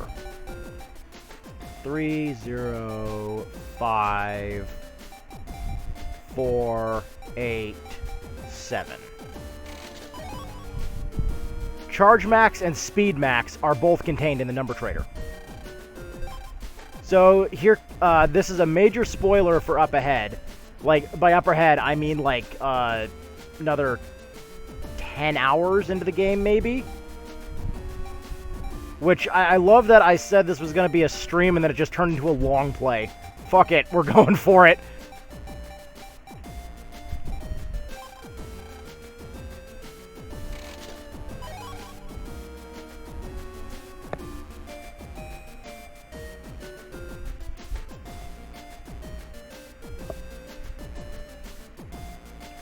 Excuse me for one moment. Just need to send a message to my friend real quick.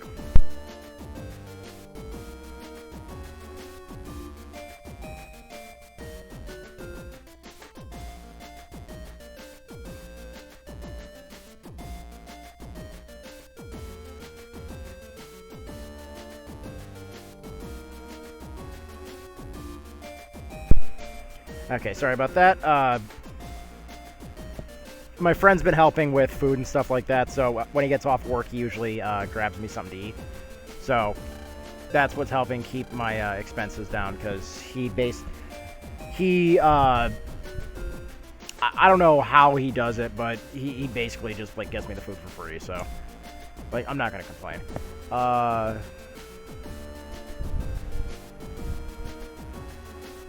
Okay, browse back up to this. So now I'm on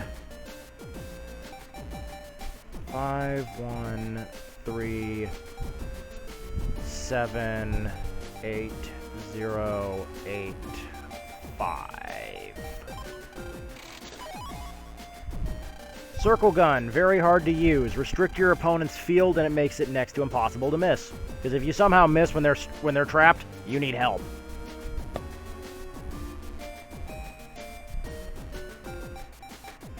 4, 4, 8, 9, 2, 5, 4, 7. Colonel Army.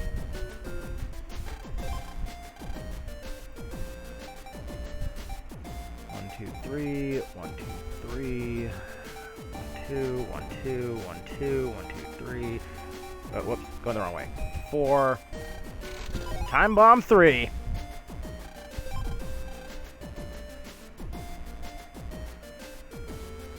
One, two, three. 1, 2, 1, 1. 6, 4, 4, 9.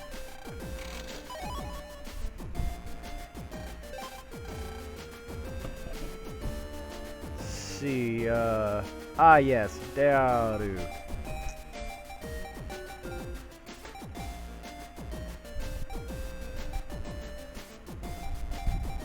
Like, if I knew how to do it without getting banned, like, I'd say, you know what, hell, after this stick around, we'd, you know, like I'd put the, I'd find a way to do, like, a movie night with the anime or something like that, but I'm still learning this stuff.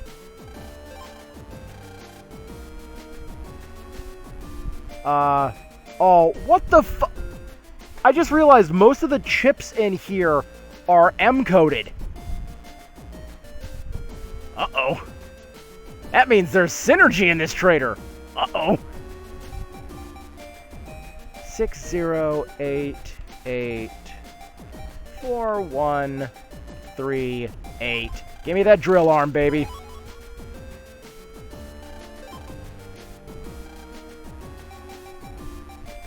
Seven, 9, 8, 1, 4, 6, 6.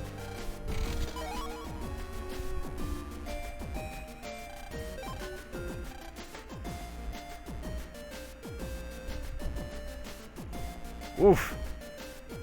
Okay. Still got a few dozen to go here. 1, 2, 3. 1, 2, 3, 4. 1, 2. 1, 2, 3, 4. 1, 2, 3, 4, 5. 1, 1, 2, 3, 4.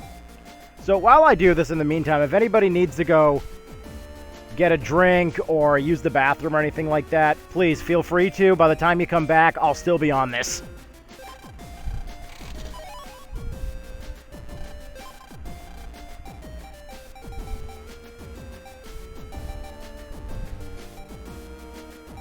Eight, 9, 3, 6, 9. And this is the best thing ever. Element Trap is the greatest addition to the Battle Network franchise. Instead of having anti-water or anything like that, they decided, you know what? Let's combine them. Let's combine them all.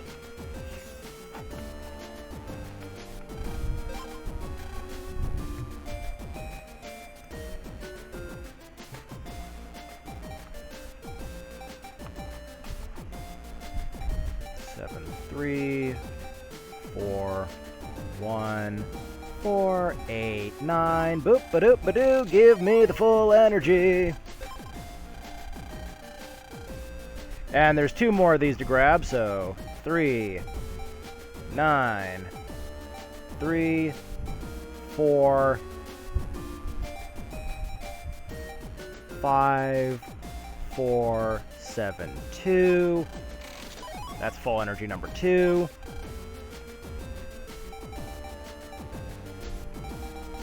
4, 5, 5. 6, 6, 7, 8, 3. And that's the last full energy. 0, 4, 7, 8, 9. 4, 7, 9.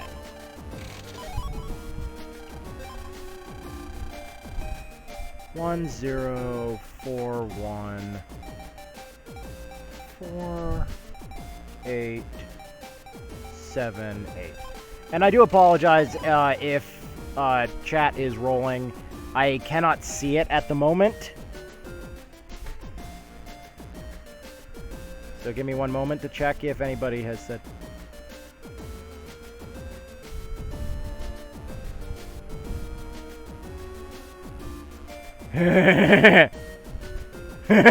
Oh yeah, drill baby, drill baby, drill baby.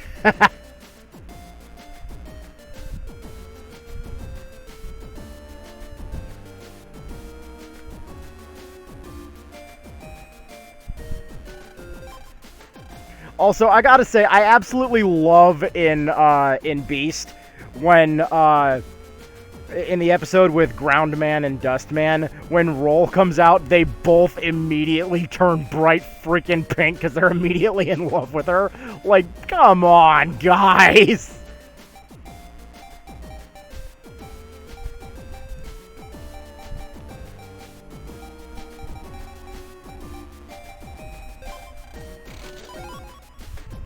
Yeah, baby!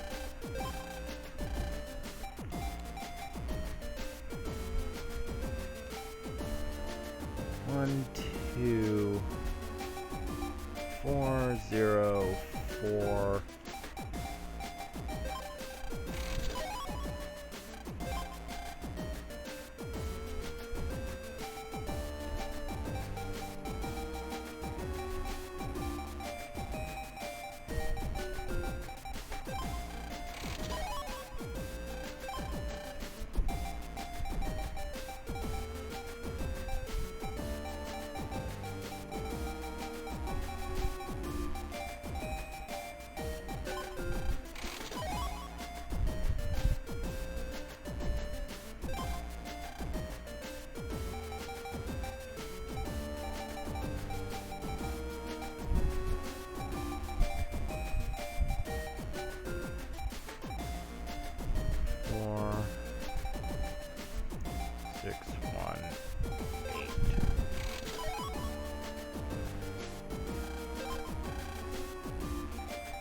Zero, 8.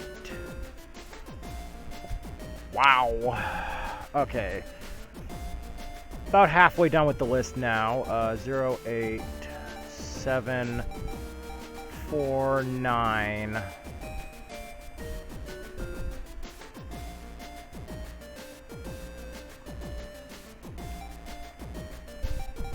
7, 8, 0.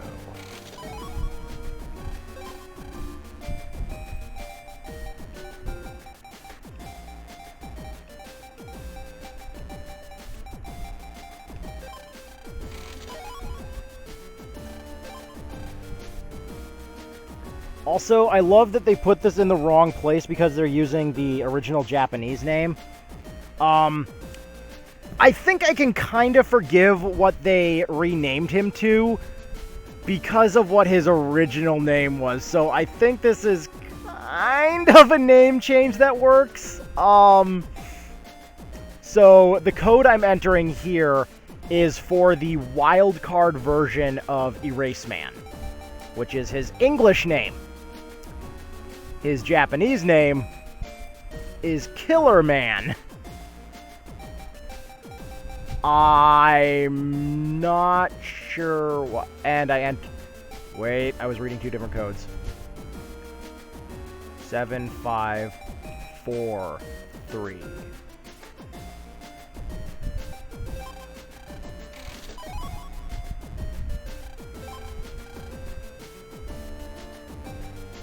Nine, 8, 7, 6, 6, 8, 9, 9.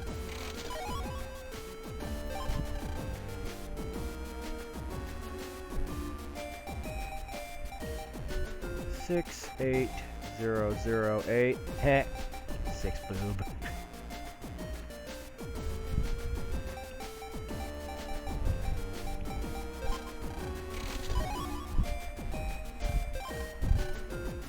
Also, call me old-fashioned, but I'm kind of excited for the new Beavis and Butthead movie that's happening, because, like, God, that looks so fucking stupid. It looks hilarious. Like, shut up, Fartnogger. Yeah.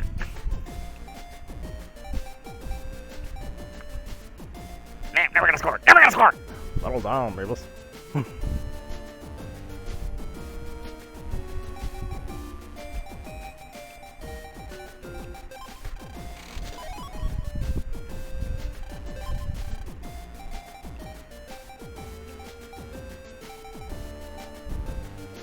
Four, 9, 5, 4, 5, 3, count to 5.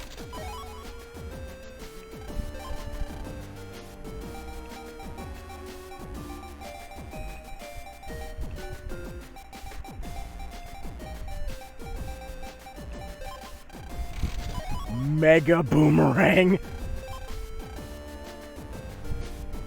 1, 2, 0, 4,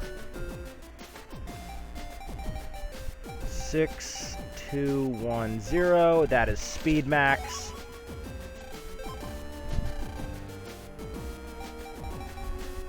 Five, 9, 4, 8, 5, 9, 7, 1. That's Untrap. 3, 7, 8, 8, 9, 6, 7, 8. That's HP plus 50.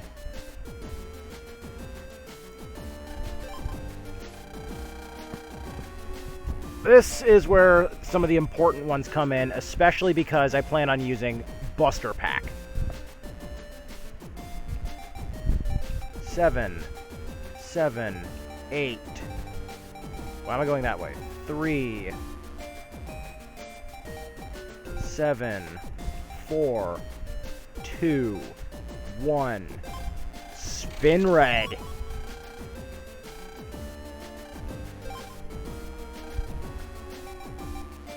Seven, 5, 6, 4, 1, 3, 9, 2.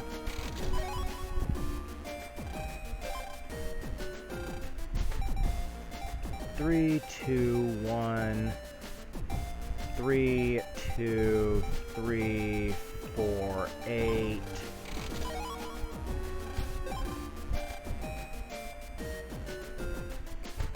These ones are some sub-chips for Sneak Run.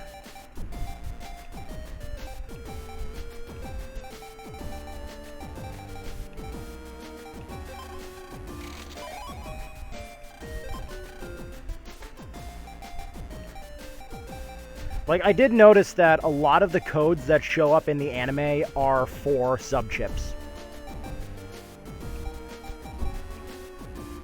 Only a handful of them are for actual battle chips.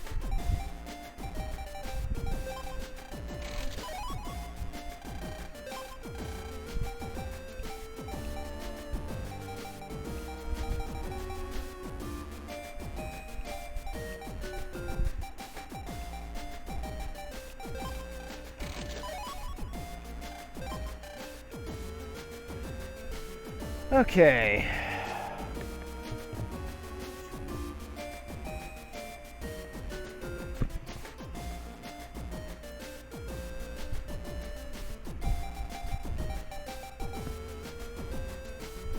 Five 91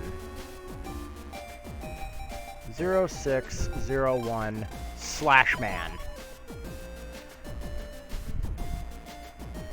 Also, I straight, like, in the video games, like, in Battle Network 6 for Gregor, you would never really get a good understanding, but oh my god, I absolutely love Pakchi in Beast.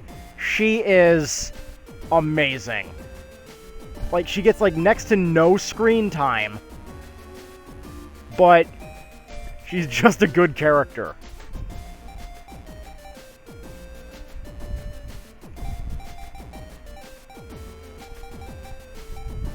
Like, I love the fact that she uses /man to help her cook, and here she is using a freaking knife that's easily big enough to cut down trees, and /man is essentially just typing on the freaking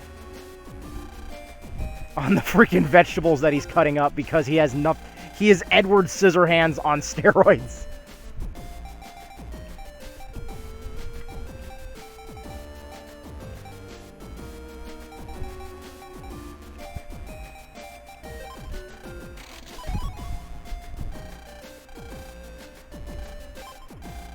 Almost done.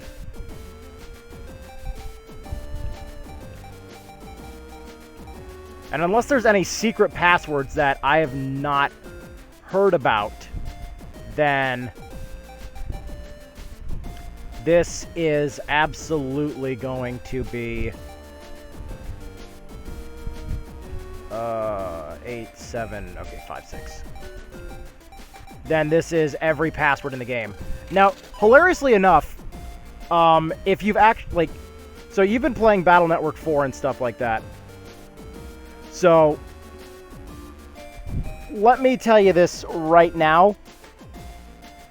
There's actually a password in Battle Network 4 that will give you the Z-Saber battle chip. It will give you a second copy of it. This password was just discovered about 5 months ago. When people went into the code and did a deep dive.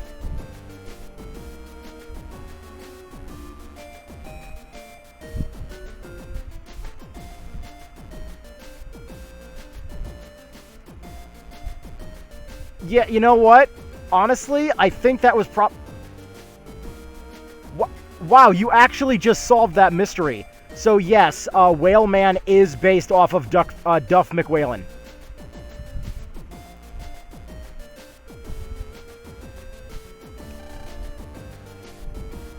So the last thing I got was Tango. So now we go 0, 0, 2, 9, 7, 4, 2, 1. And that gets us a wild-coded Tengu Man.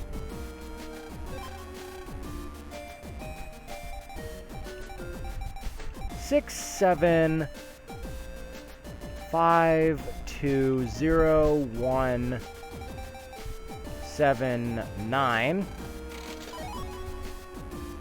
Gets us, everyone's favorite Robot Master, right? Wrong. Like, Tomahawk, like, God, I cannot help but feel bad for Tomahawk Man in the anime. Dingo, I vote Dingo most likely to walk off a cliff one of these days. I swear to God. His strategy of yeet the axe because he doesn't know how a GPS works is gonna get him killed.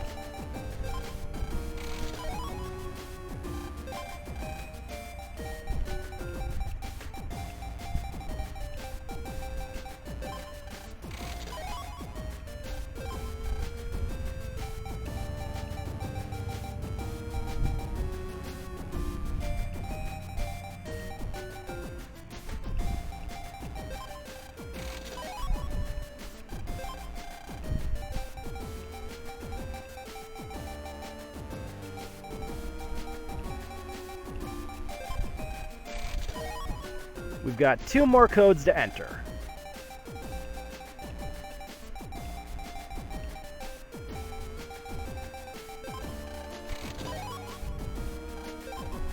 Last code.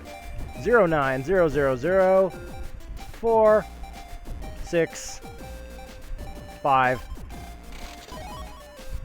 And that is all the codes from the number trader.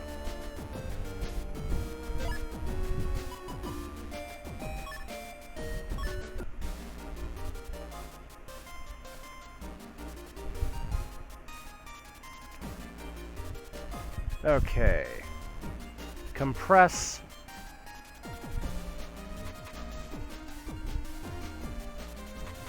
Uh-oh.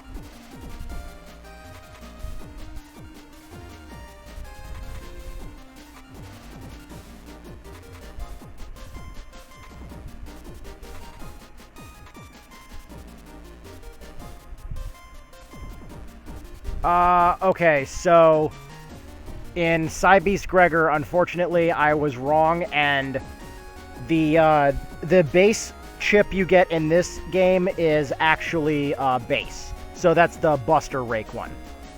So that's kind of okay. Here's the rest of the chips we get. So we have the option to receive Big Hook at some point. When I enter the post-game area, I get Big Hook by default. For 100 Bug Frags, we get Bug Rise Sword. So that's unlimited use of Dark Sword, provided we have enough Bug Fragments. We get Kernel Force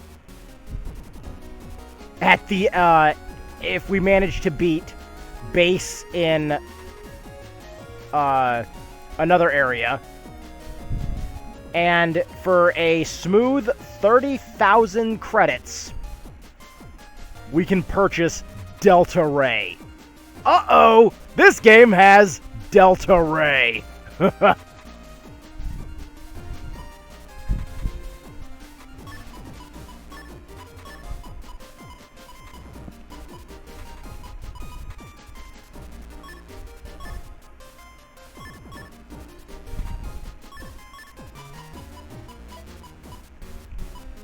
I could have sworn there is a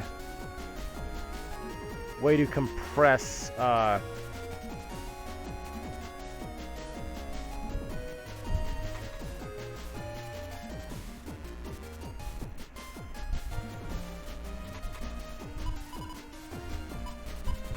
well, let's just compress speed max while we're here. AALABRALBA. Charge max. It's all the way at the fucking top. Love it. LLALLBABBB.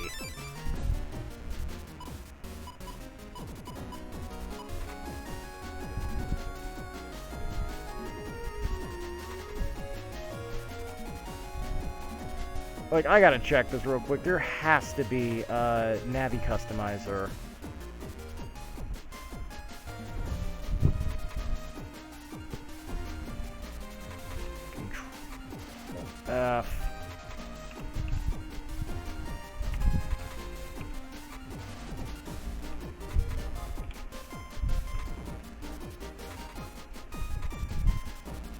Yeah, okay, so there's a compression code for it. Yeah, I knew it would be. Compression code BAABBBALBA.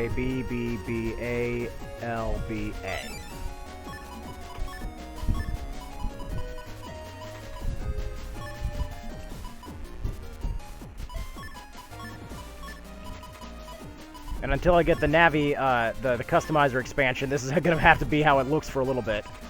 Which is disgusting, but it's going to work. So, first barrier. Let's see if we can get a little more HP. So we've got attack +1, attack charge, speed +3.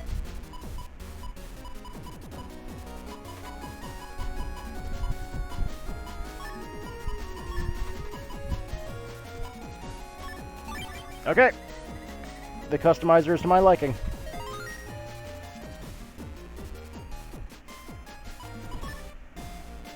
we go. I would prefer charge be higher, but, you know, what are you going to do?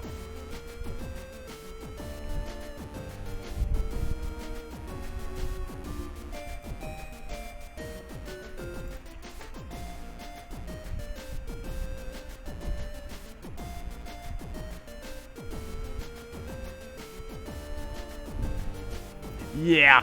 Dingo is, he is something special. Anyways, I will be right back. I'm going to go exchange my ice pack again and use the restroom real quick, so be back in like 2 minutes.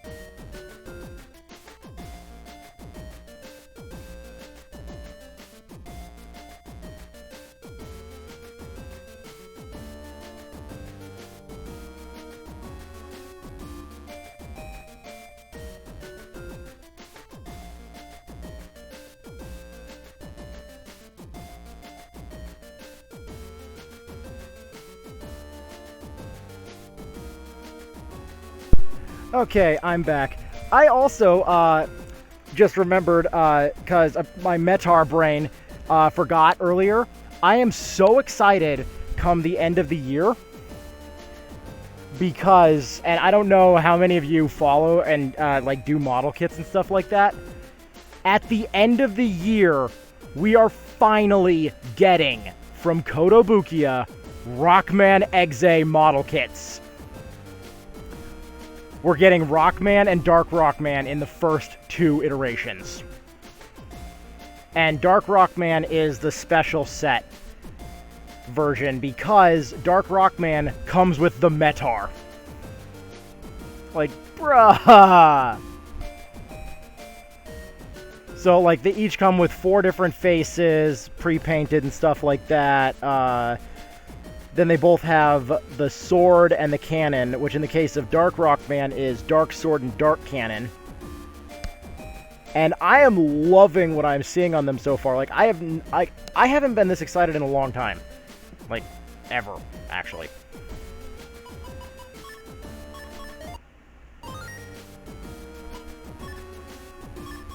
Okay, now that we got all these sweet battle chips, let's start trimming the fat. Crackshot, don't really need you. Geddon, don't use you.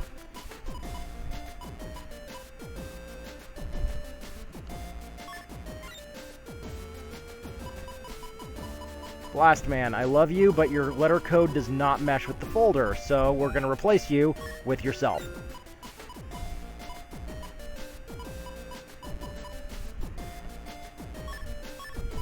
Let's do ID. Yo! Yo! Let's go! That's Giga Cannon too, but...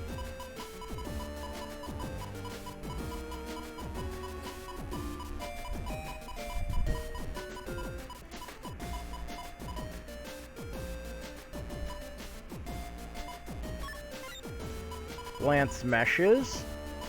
So let's get rid of the recover 30, I think. No, let's get rid of White Capsule.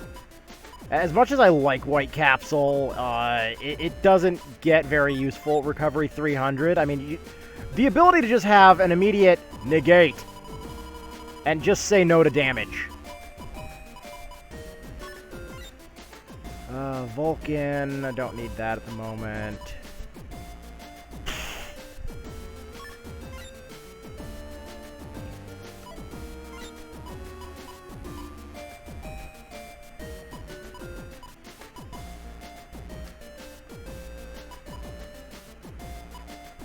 Mega Boomer. I actually don't know if it's kind of worth the trade-off. Wait a minute. Yeah, those are both J codes, and J is one of the most powerful letter codes in the in Battle Network 6, just because it has a lot of battle chips under it.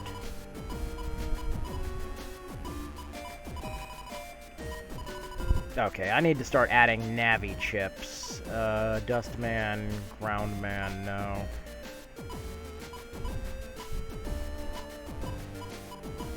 Wait, did I pass Judgeman already? Oh my god, I did not enter Judgeman's code.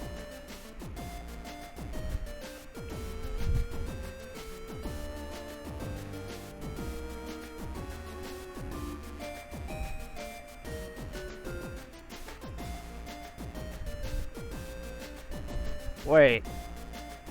What? Why isn't it... See also, falls are... Yeah, what?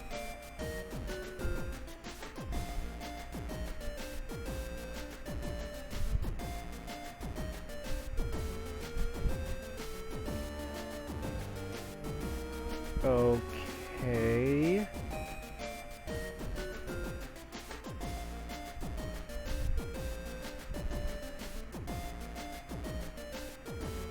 Huh.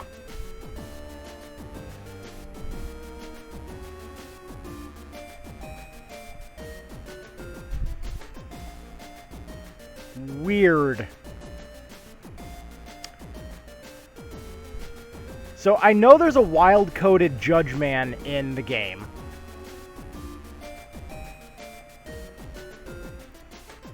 Because I've had it before, but... for whatever reason, the password's not here. Like, it's not going to make or break it, but Judgeman has a hidden feature. I sentence you to 100 bonks!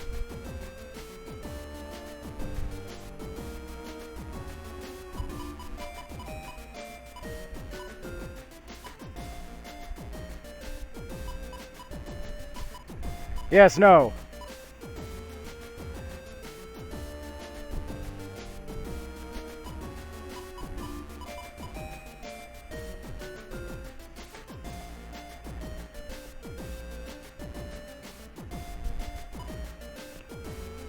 Let's see, do I want a life sword? Well, because the next enemy I fight is Circus Man, so like, oh no, it's not. The next enemy I fight is G Beast. Okay.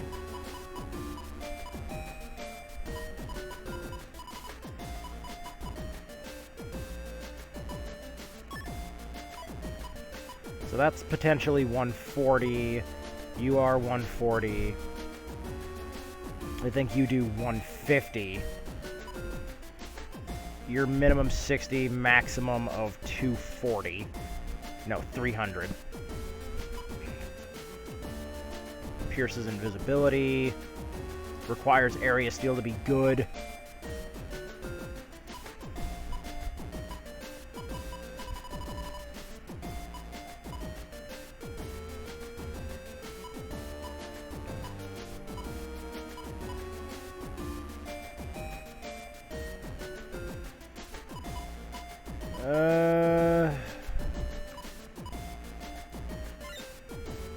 I'll leave it where it is for now, because, you know what, I just remembered I haven't actually bought anything.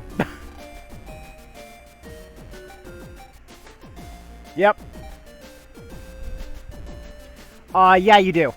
But, that's not, that boss fight is not until, later. Like, that's not until after, Cloud, or Skytown.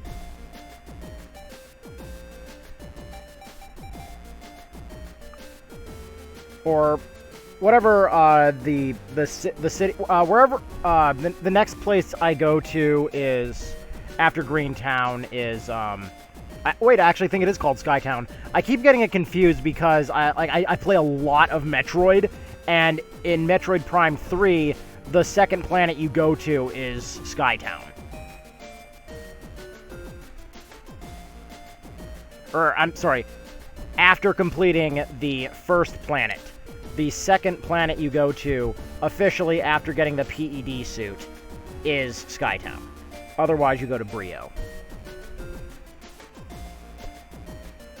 Wow, I know way too much about fucking video games.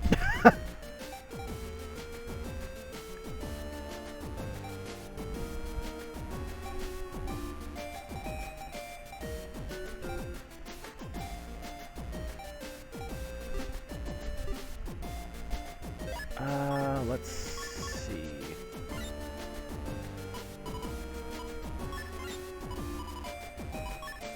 Let's replace air shot.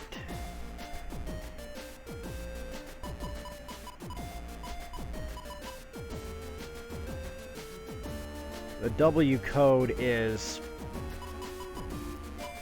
Like, I want to try to at least keep some synergy. Like, if I just wanted to say, you know, balls to the wall and put every high attack I had in the game in here, in my folder, that would, you know, just completely compromise everything.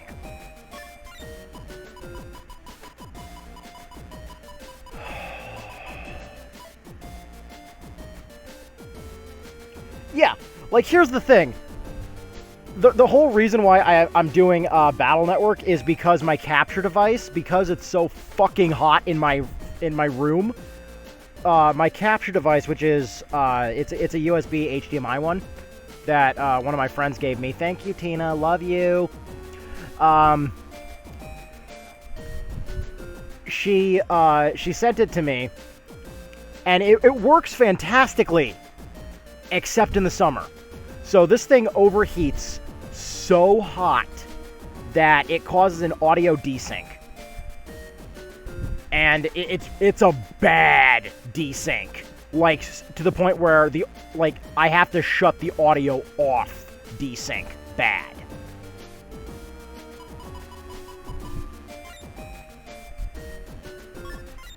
But the first game I wanted to stream coming back is I wanted to stream Metroid Dread.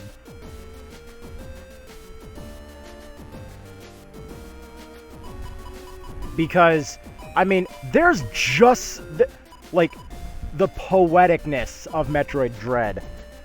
It's just a beautiful game. Like, it legitimately brought me to tears.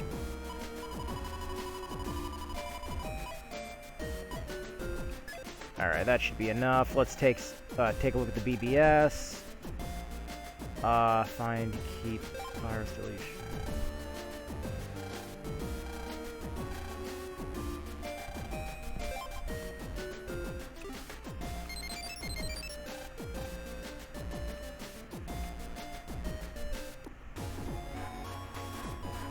We'll get rid of some of the side missions while we're here, because some of them give good items.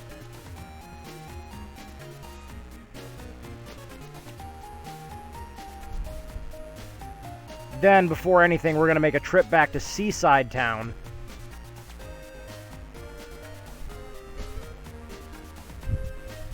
Ah, you're the requester.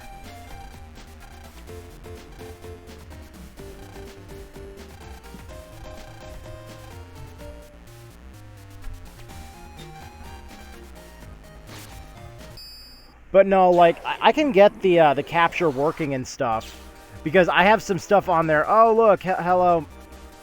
Wait, how did I not jack in here before? Now I feel stupid. What else did I miss?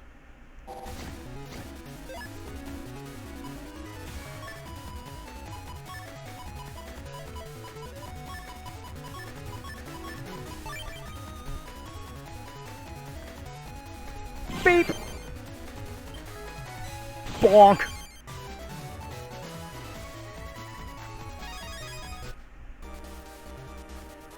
Yo! Okay, let's save here and see what we get.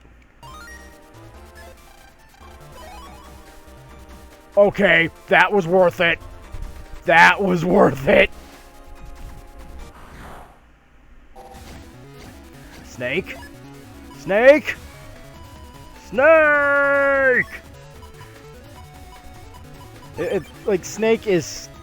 It's absurdly broken if you've never used it. Because if you have a bunch of...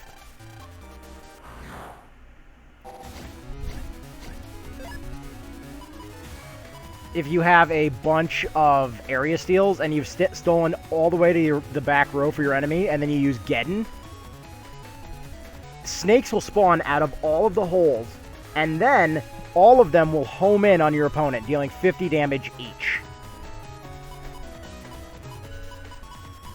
You see, Snake used to be the Snake Man battle chip, but they had to nerf it because it was too broken.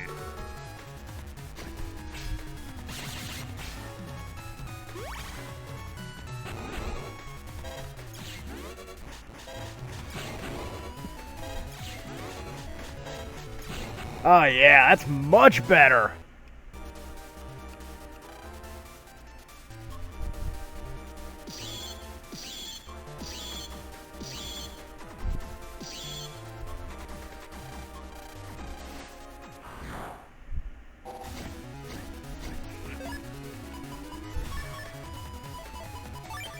Uh-oh!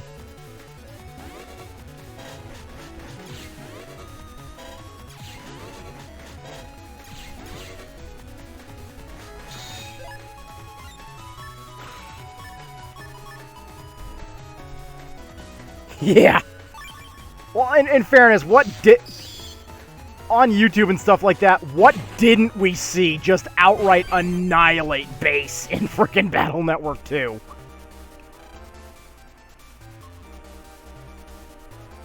Because, I mean, I've seen videos of Cybeast Falzar where it's literally base, but they kill him with bees.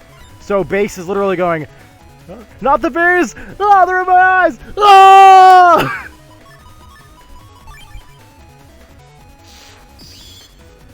like, it is, it's stupid! Like, how... Like, I struggle with base sometimes.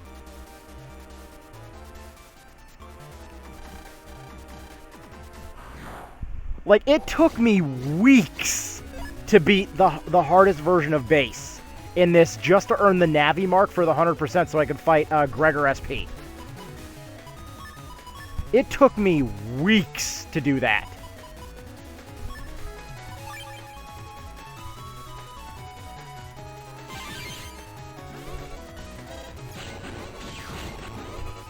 Yeah.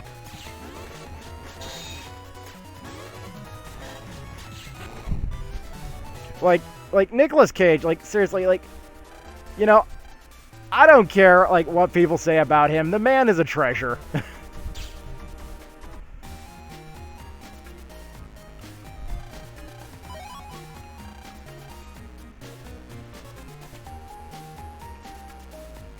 Like, the man is an absolute treasure.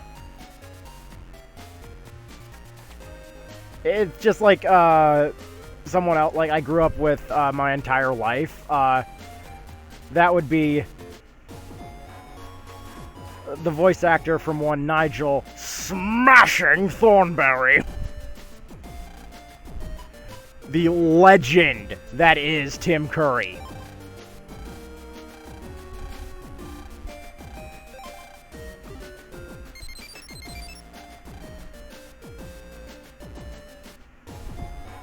Like, Tim Curry is, like, you cannot hate this man at all.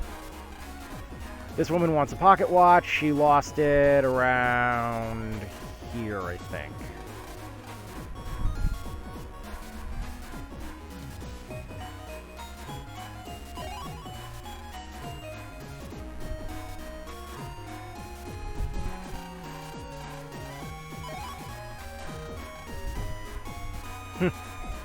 $5 for me.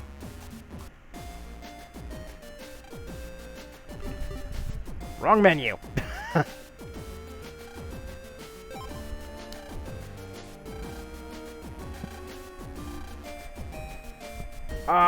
Okay, this is a fetch quest.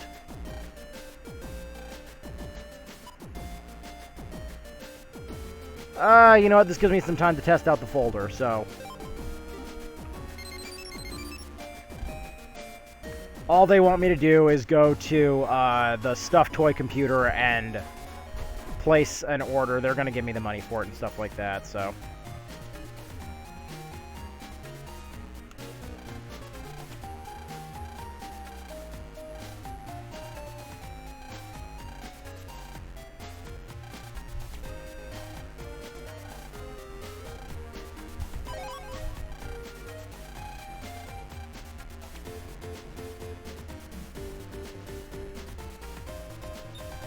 Yay, I can jack into the whiteboard now.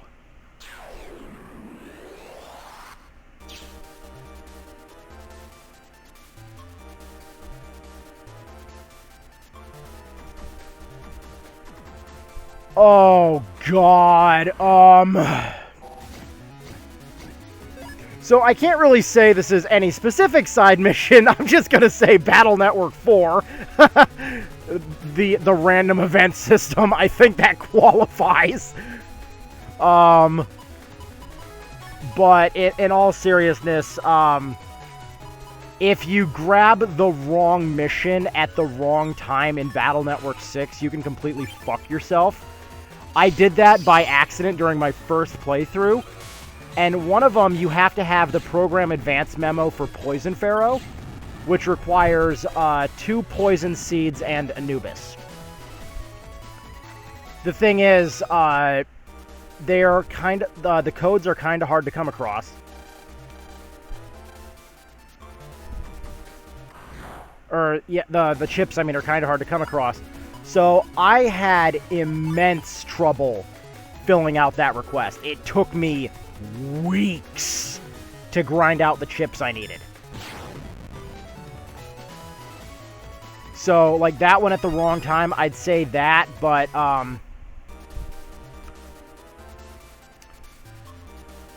in terms of side missions, let's go with, like, this isn't strictly, BBS, but let's qualify this anyways.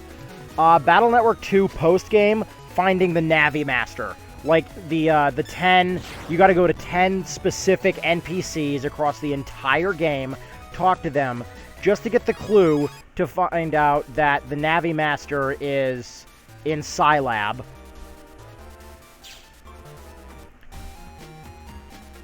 And that keeps going on forever. Oh, wait a minute, I need to actually go here. One of these blackboards, I think it's 1-1. But I would say that, because then you have to beat 10 Navis in a row. Luckily, they're only the V2s, but still, that means you have to fight Battle Network 2 Thunderman again. So, depending on your outlook on Thunderman...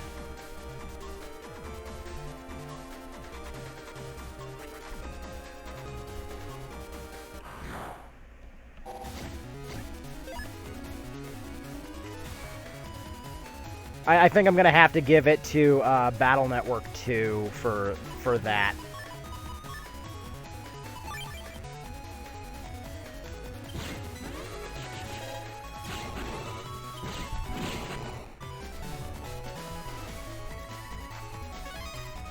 Because to my knowledge, Battle Network 5 doesn't have the BBS. Like, for side quest boards, I should say.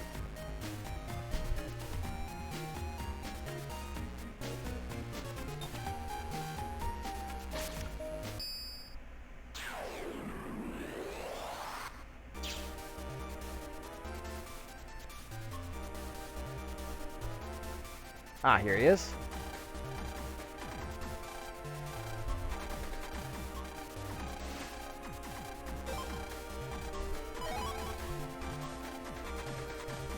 Perfect.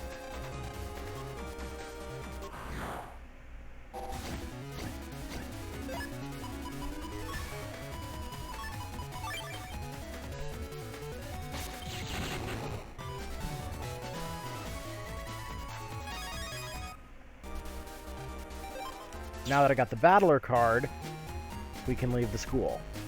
Because what this is going to do is it's going to allow higher level versions of certain viruses to spawn. And when I beat them, I get to add them to the card, which is a mechanic like, if you remember in Battle Network 3, the Virus Breeder, it's pretty much that, but less evil.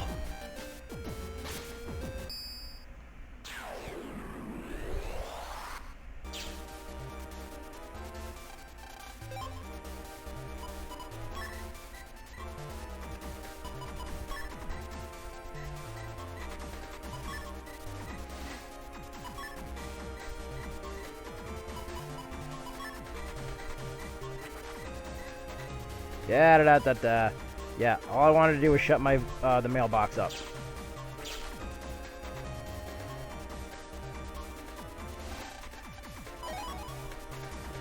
Also, you know, thanks everybody again for sticking around and stuff like that. We're going on, like, I feel like we're going on like 5 hours at this point, which honestly feels about right. One of the last streams I did was, I think it was like 5 or 7 hours.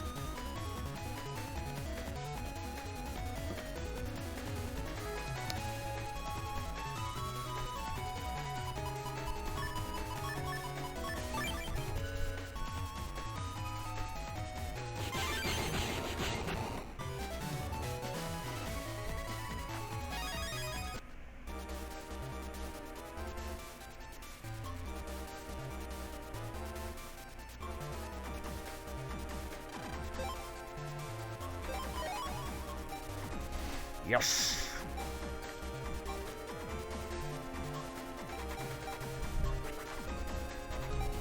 Got enough spreaders. I don't know if I want to buy a tank cannon. Yo-yo, I can wait till later.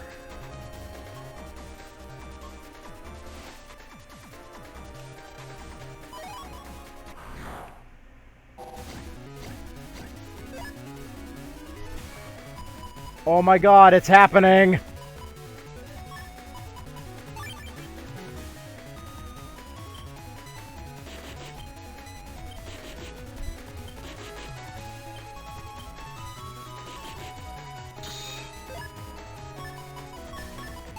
Legendary Hyper Burst.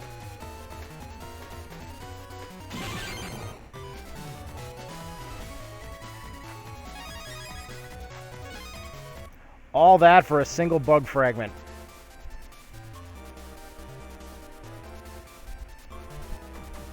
I went through all that for a bug frag? What am I complaining for?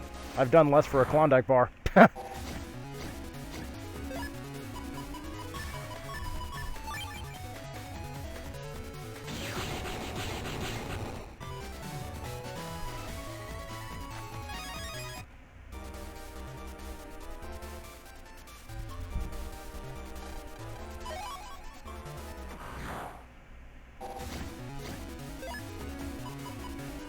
Wow, for real?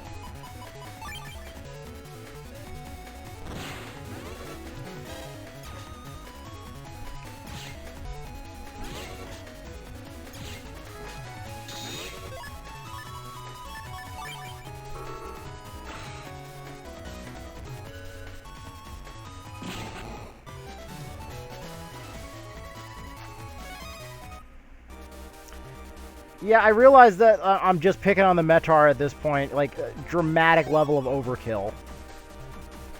But, I mean, they have it coming. They ambushed me. I'm just a man trying to do a job. I'm just a man trying to make his way in the galaxy.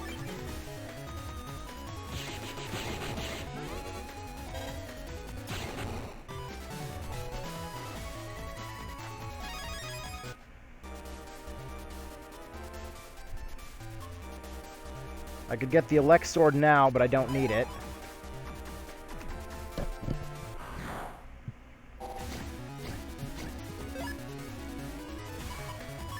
I think we're all going to agree on this one universally, too. Most complicated battle chip. Variable and neo-variable sword. Like, unnecessarily complicated.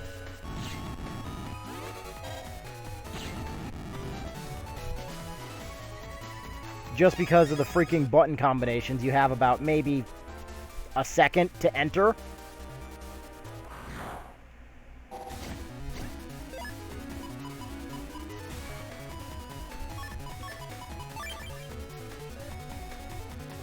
And then, in Battle Network 3, for whatever reason, swords don't work on base.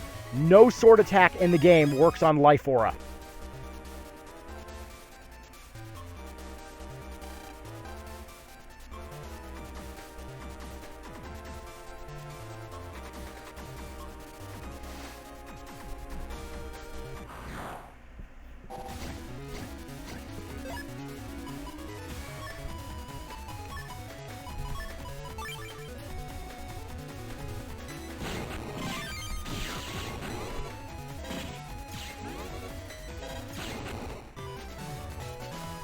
Like, I love the idea behind Variable Sword, that it's a programmable attack that has a dozen different uses. Like, the versatility is incredible, and I respect that. But rather than that, I would have preferred that they made Variable Sword, you know, an entire series of battle chips that could possibly have, like, their own program advanced combinations, depending on how you slotted them in. Like, it might be the same chip, but it might change the way the attacks are launched. Like, stuff like that.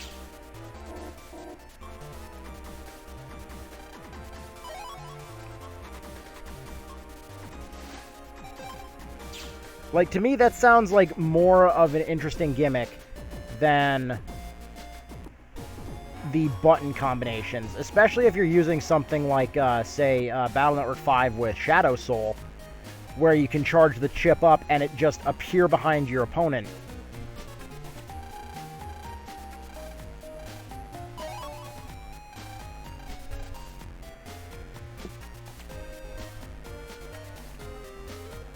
Because it is such a pain with Shadow Soul and Proto Soul using their abilities to either warp in front of or behind your opponent, assuming you can, and then have to enter the codes on top of that. It's like, no.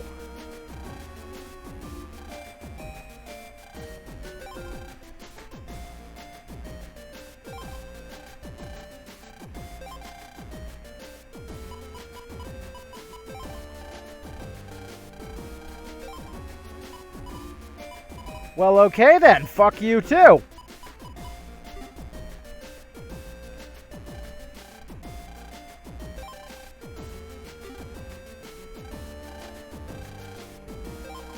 Oh my god. Menu.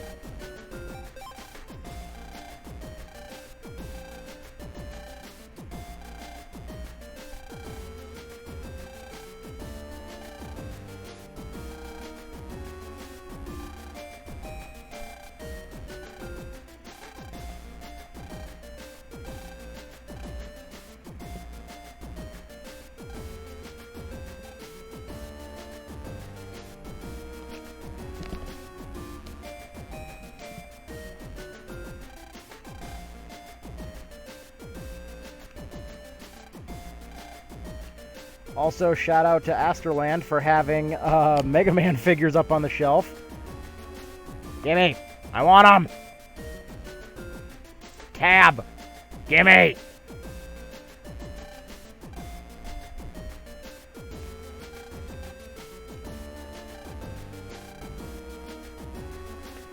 This table here was actually changed.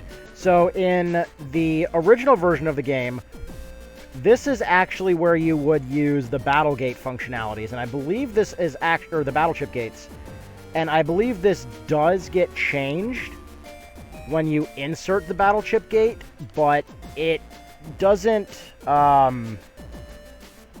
behave as it should normally.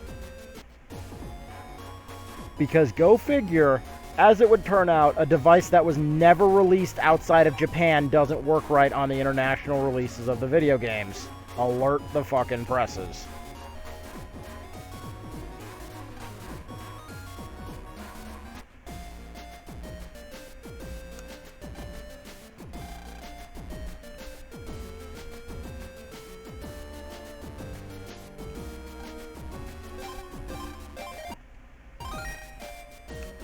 Like, I actually forgot what... Oh, wait, the objective is the Jamboree.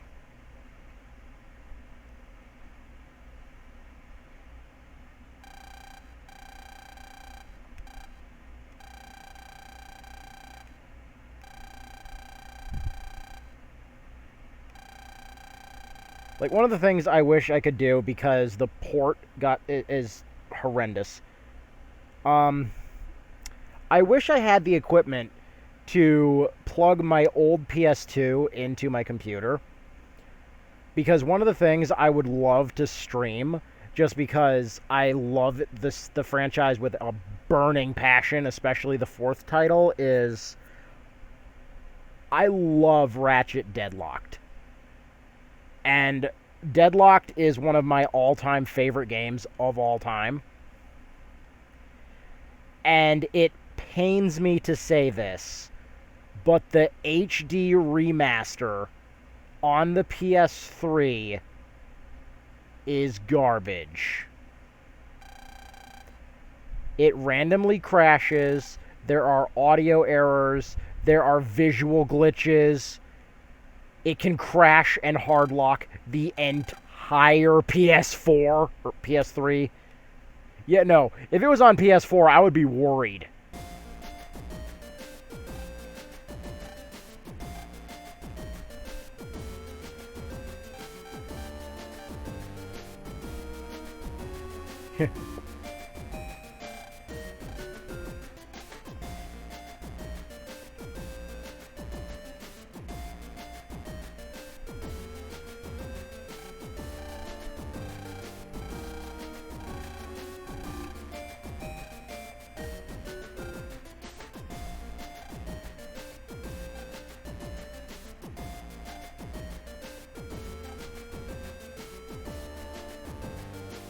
Also, hey, Yuichiro. Dude, do you ever fucking work anymore?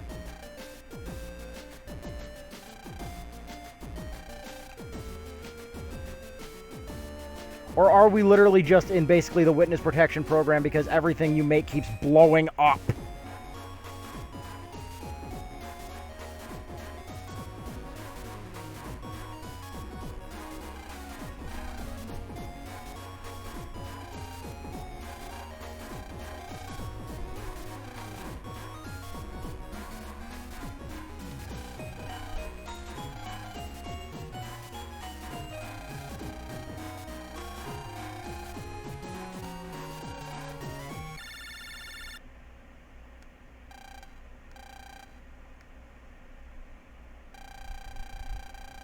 Autophone?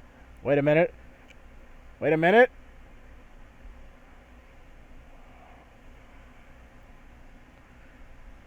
Autophones. Disconnect and ring out.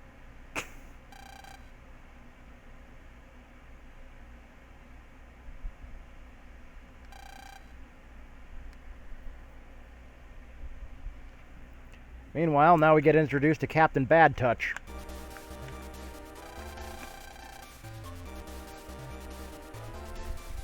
It's like Ben Quadraneros and the fucking Joker had a baby.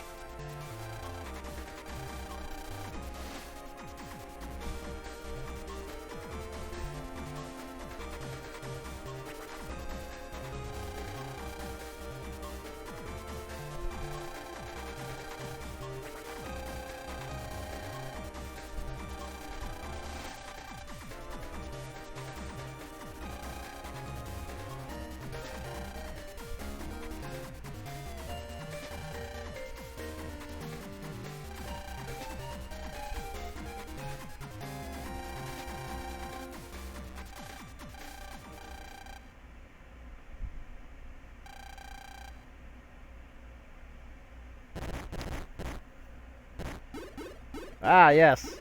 Let the navies hit the floor. Wait a minute. You're just taking order points.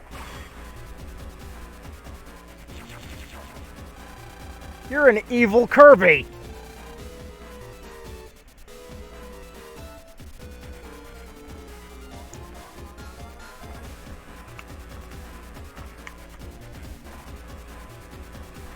Also, leave that mouth open a little while longer.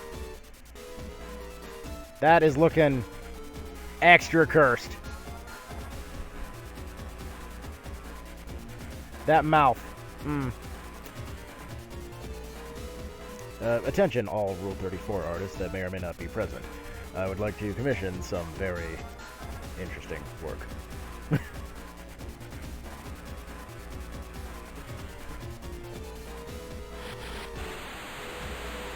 For those interested,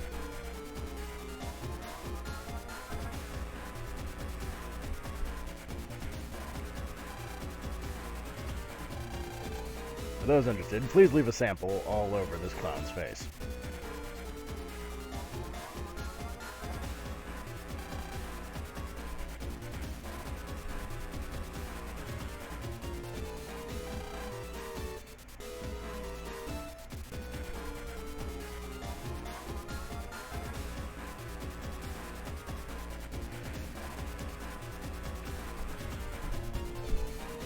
And I love that he just gets to float and sputter because they never finished his animation sheets.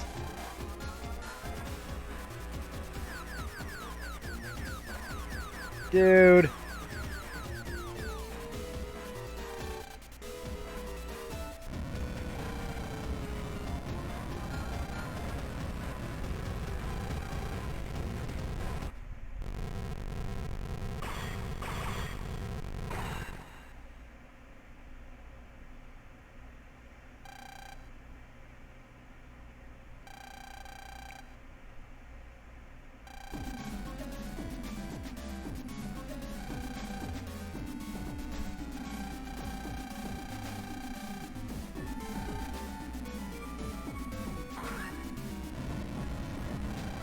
God, now he's flashing them. Okay, Circus Man, you gotta go, okay? Like, seriously, I'm sorry. Like, dude.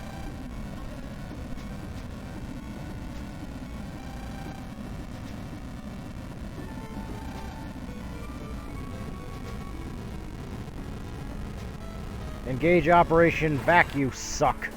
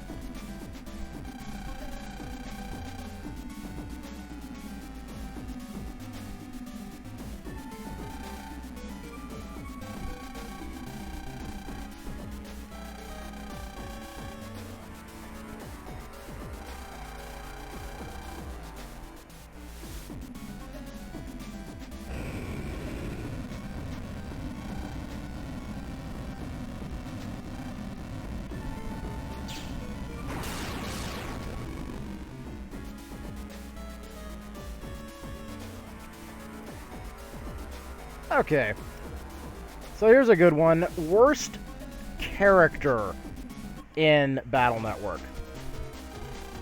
And I don't mean worst written, because if we're including that, then again, Battle Network 4 takes the freaking cake. But I mean, like, characters that are just unlikable and irredeemable.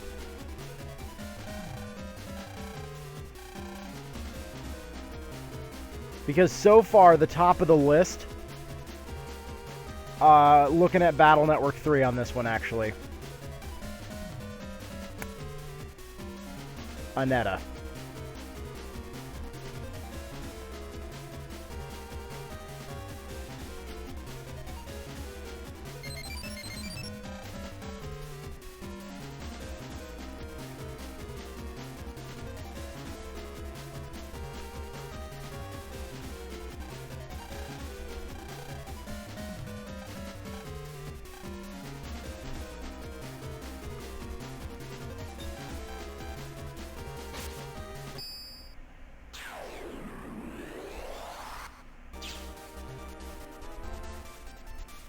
Like, I am willing to put money on this, that Aneta is probably the worst character in the entire Battle Network franchise.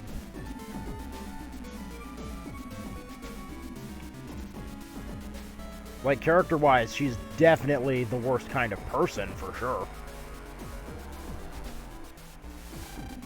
Also, what in the Battle Network 5 is going on here? I thought I fixed this shit last time.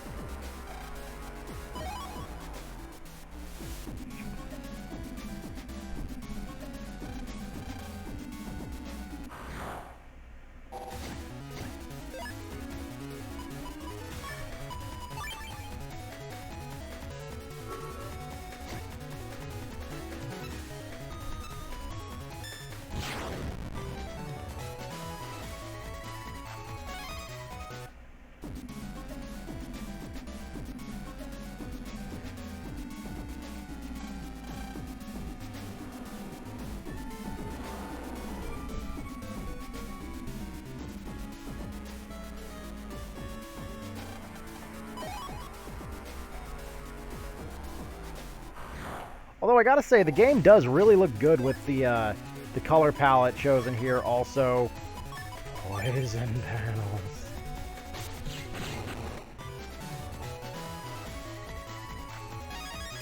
Yay, another longsword.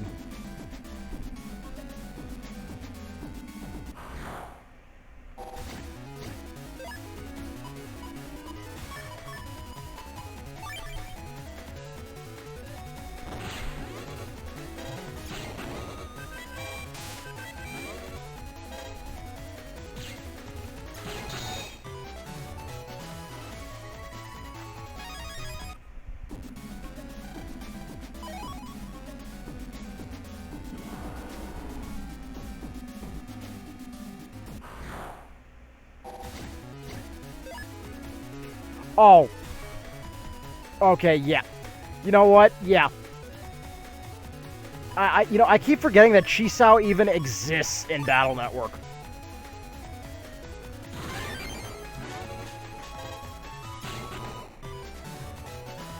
But no, like, Aneta is, like, the worst kind of person in Battle Network, to the point where she had to be completely rewritten in the anime because everybody universally hated her in the games.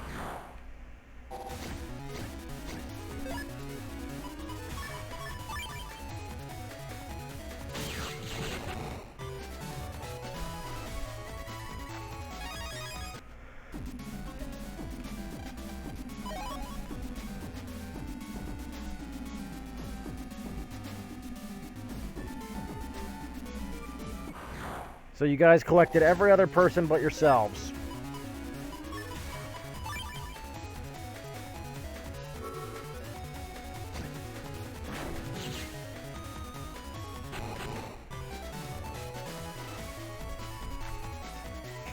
Uh-oh.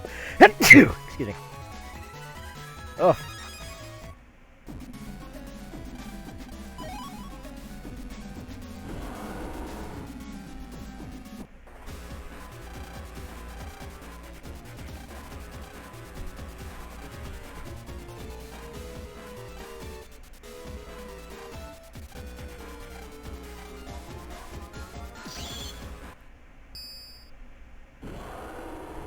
Thank you. Wait. Maybe I can fix this.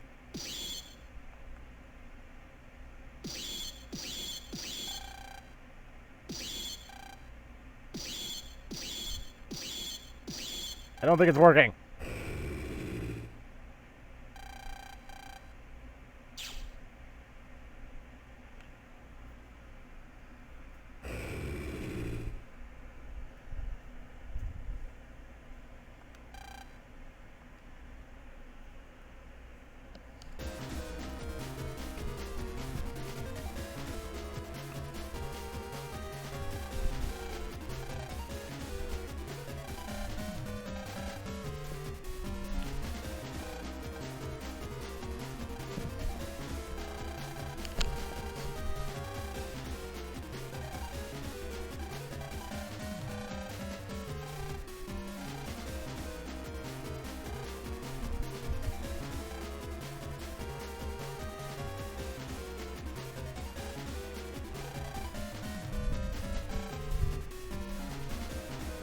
Yeah, like that's gonna stop me.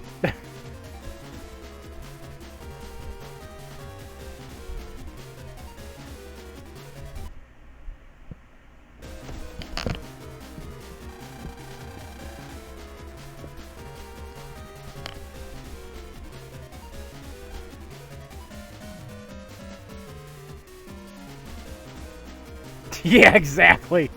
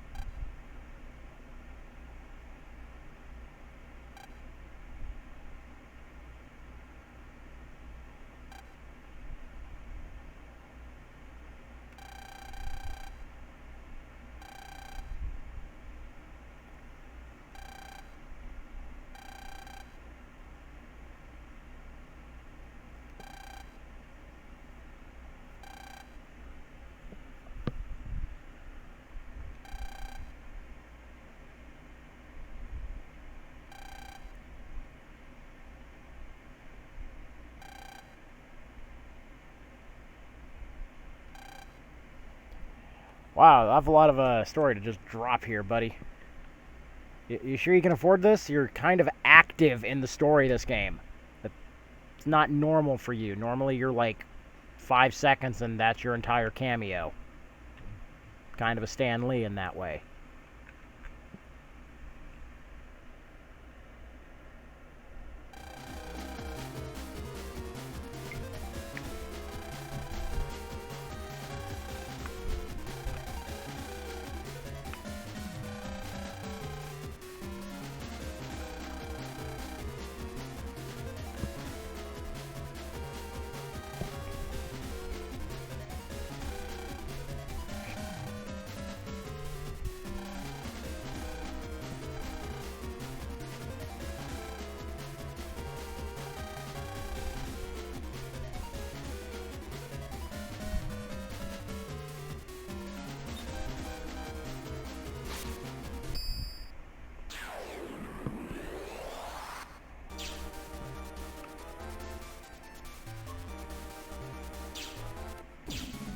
Yeah!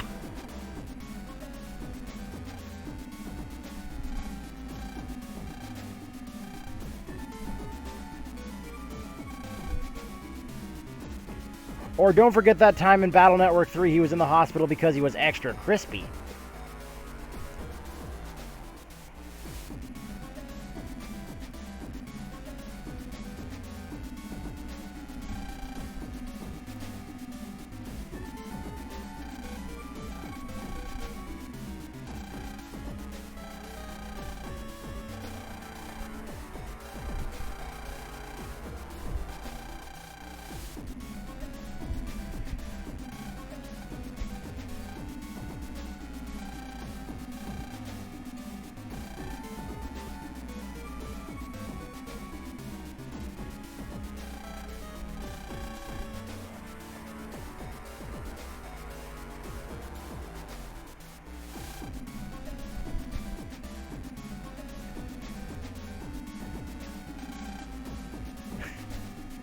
Ah, yeah. No, get equipped with soul power. Oh, yeah.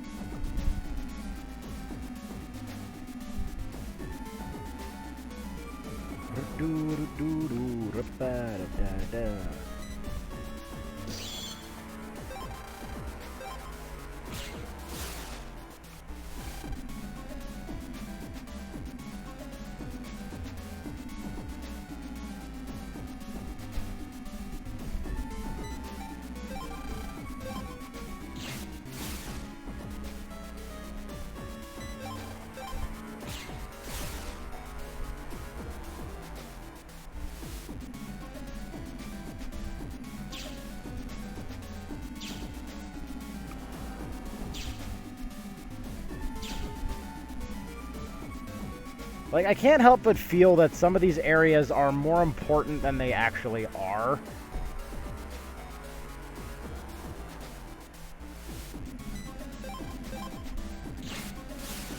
Hit it with the long.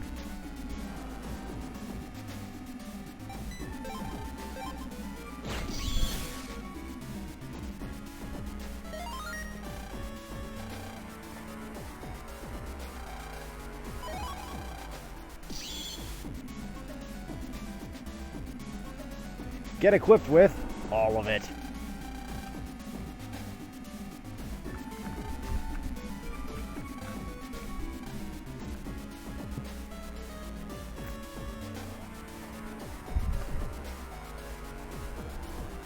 A Psy Beast at the beach? Well, that's a Psy Beach then.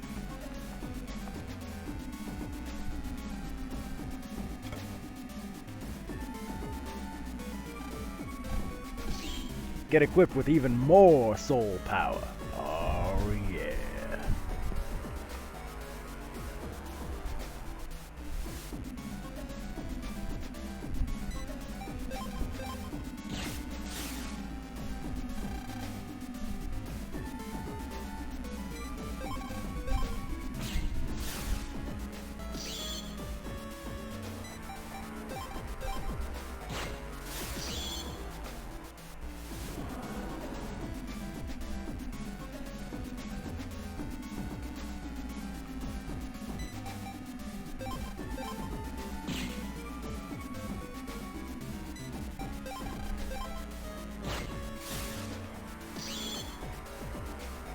I'm just over here exercising demons.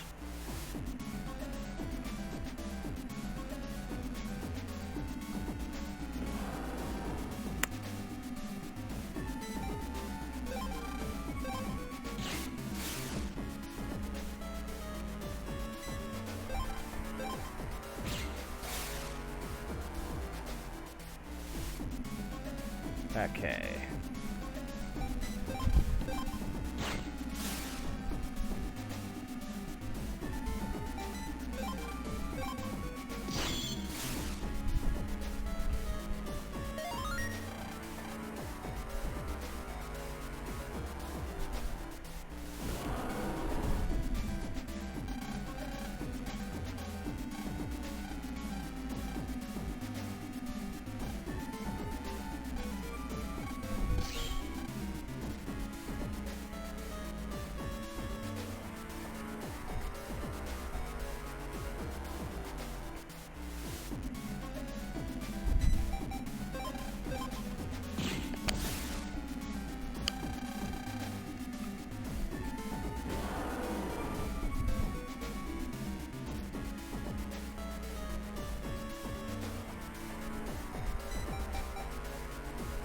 Damn.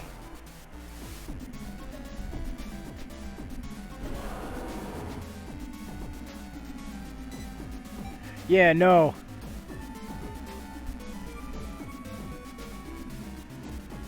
Yes. Kill the demon.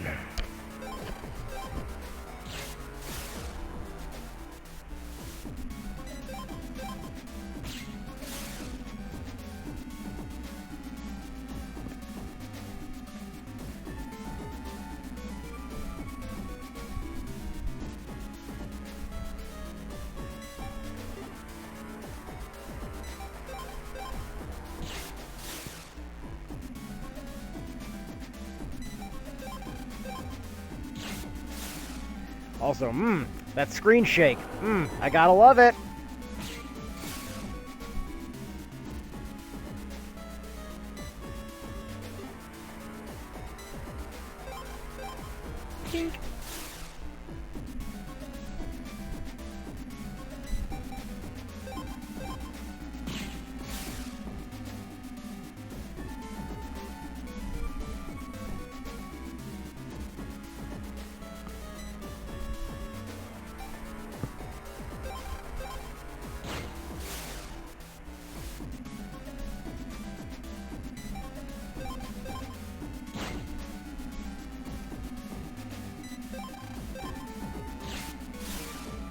And boom, damageless.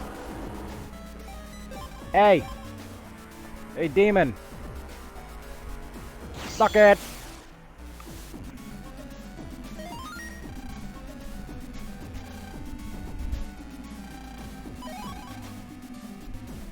Yeah, another butt fragment. Give me that butt!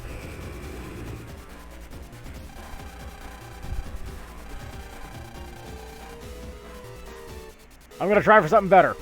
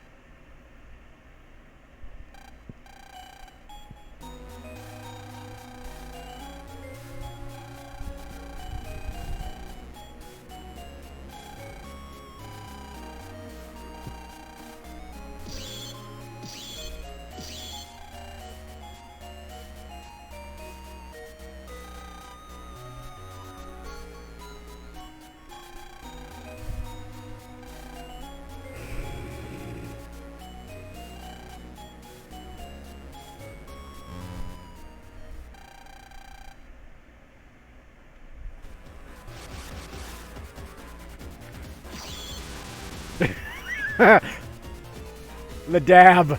It burns!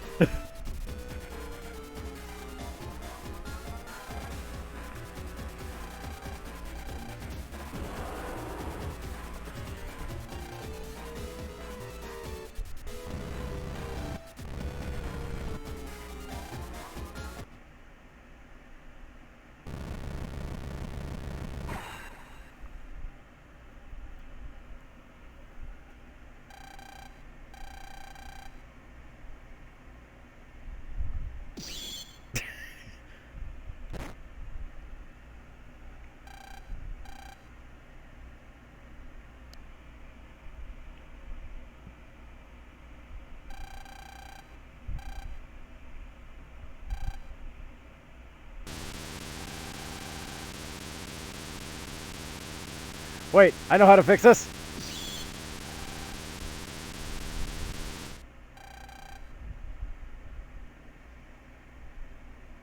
You lied to me.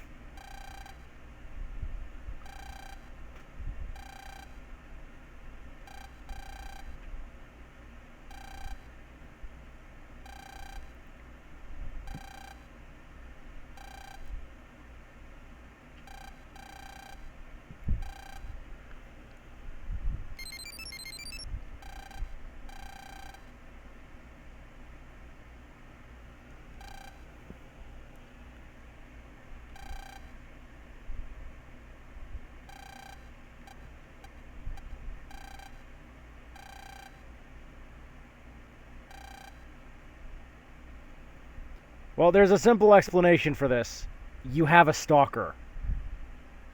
She just happens to be a very attractive stalker. But, oh god, it's Mirai Nikki all over again.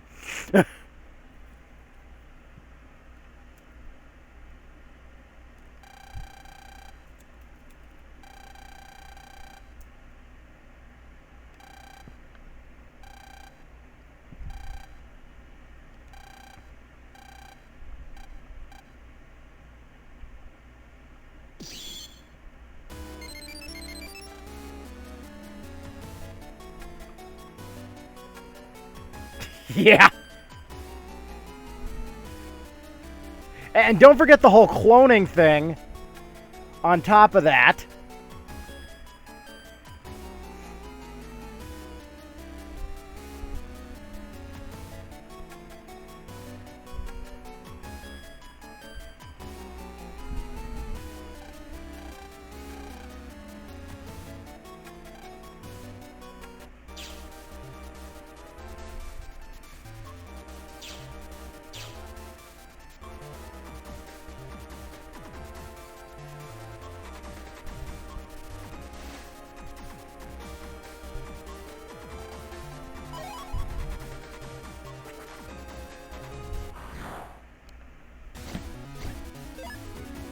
Heat Man literally describes me right now. In my own house. Just fire erupting from every orifice.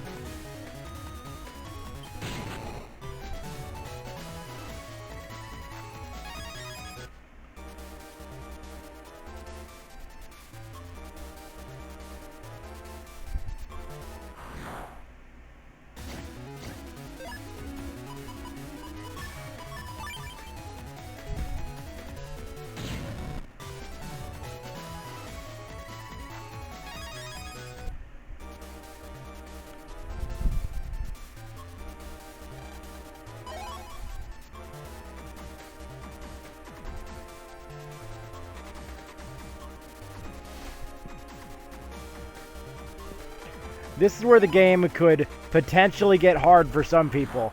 Because now, you only have access to Heat Man. And you're taking him into a water area.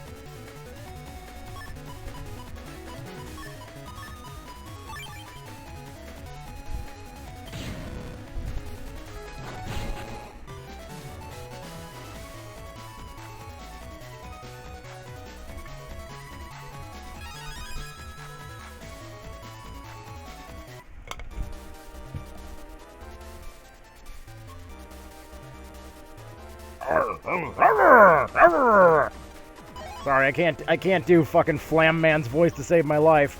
And it is Flam Man because they forgot the damn E.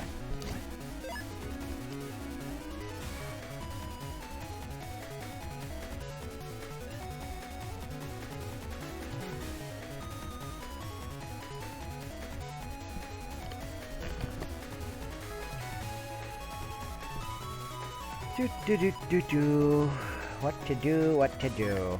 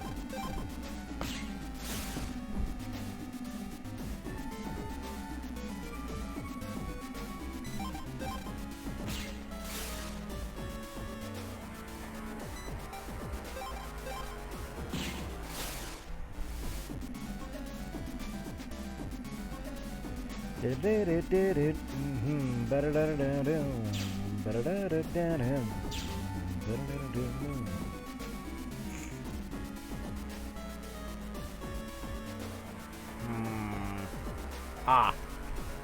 I know.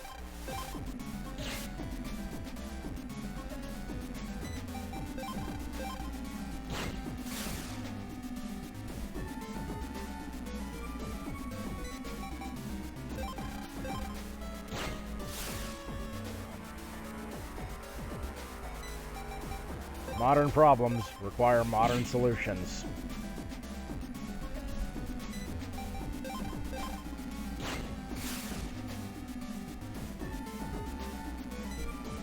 God, could you imagine the absolute legend that is Florida Man playing this game?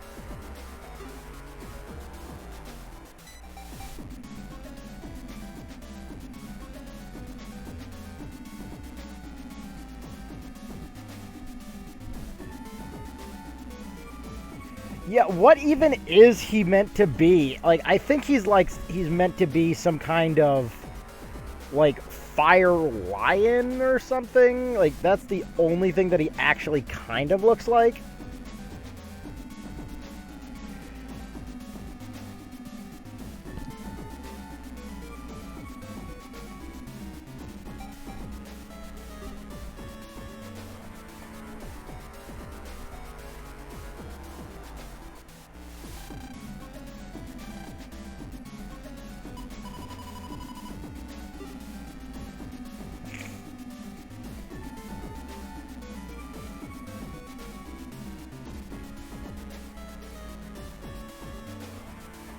kill it with the long sword.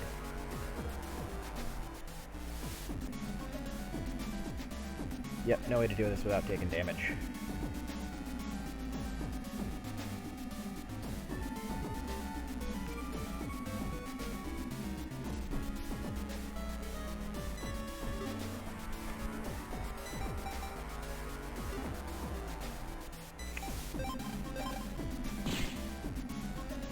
Oh, wait a minute, I screwed this up.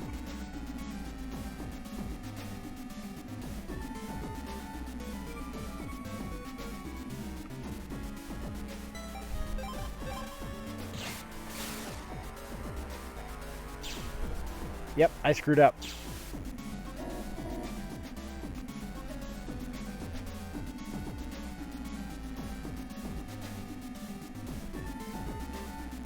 Yep, I screwed up bad.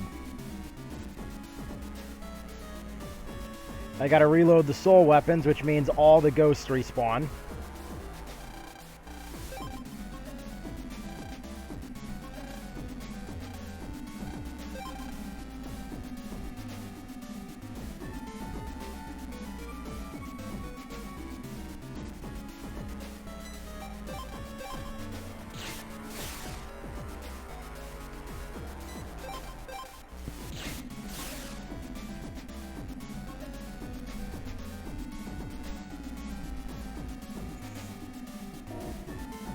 Because I'm meant to come over here and take these guys out first.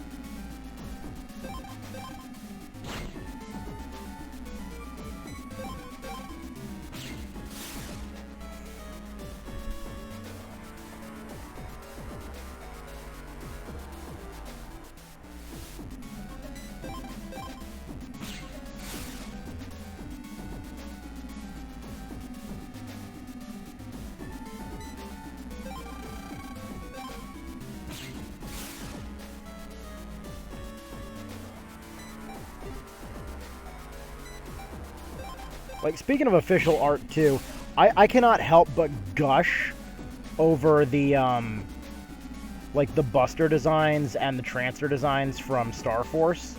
Like, specifically Star Force 3, like, oh my god, it looks so good.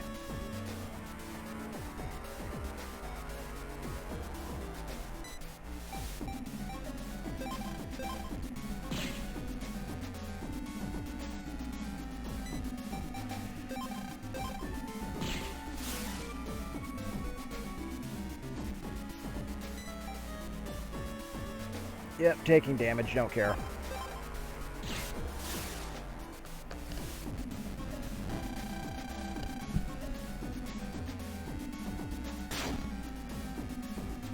Didn't hurt.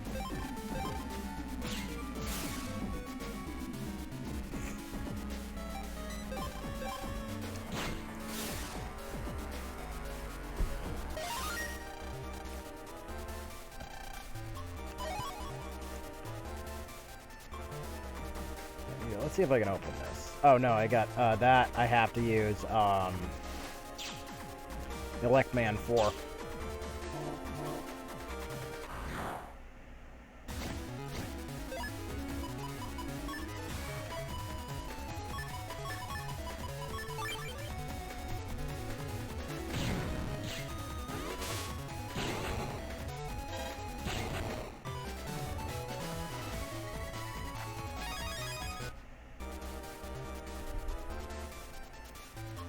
But no, like, Star Force, I really wanted to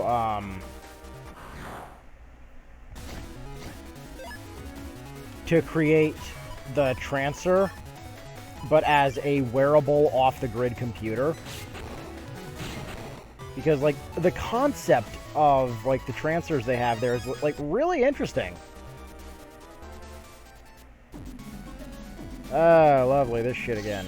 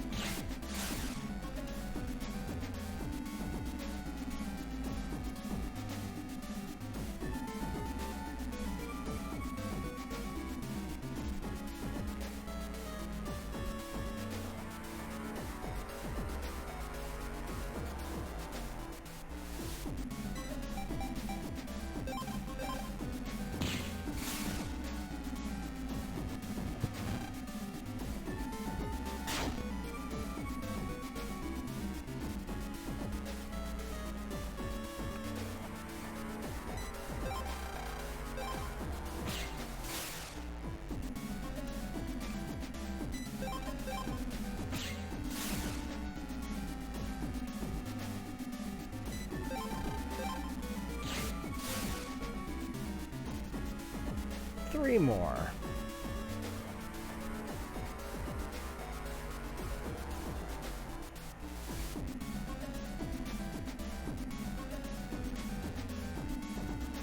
Yeah, same. I will admit.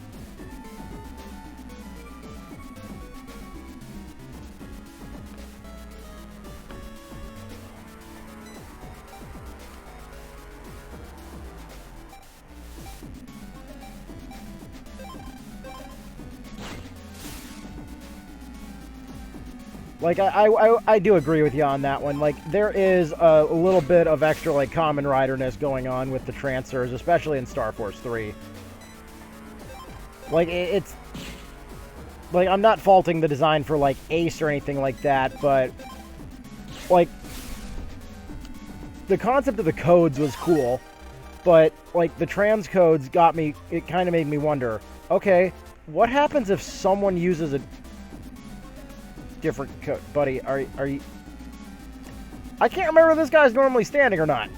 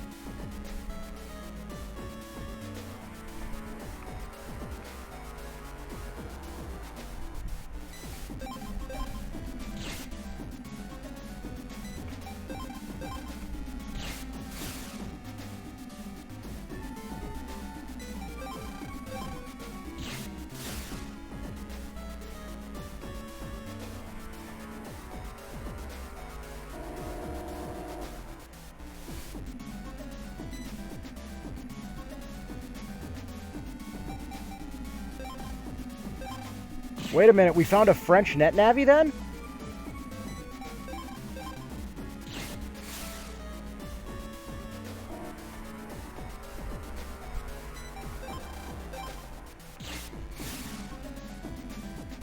Intriguing.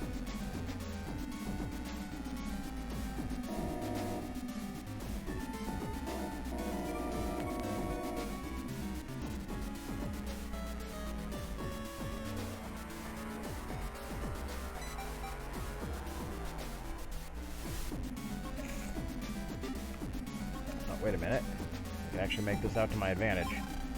Hey you, blue boy. Bye-bye.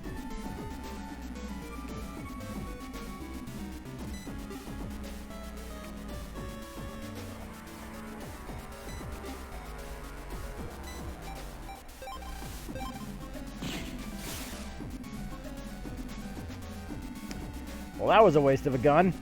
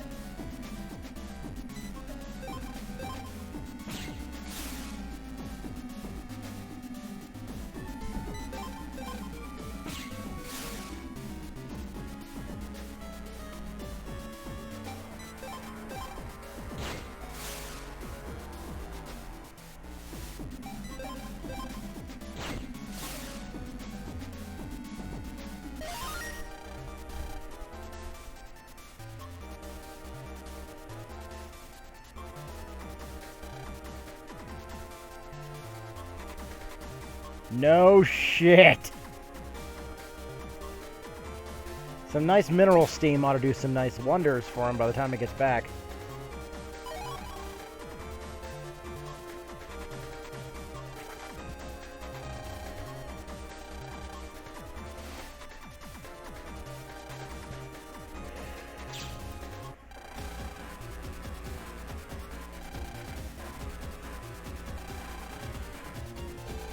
No, bad touch. Bad touch! Stranger danger!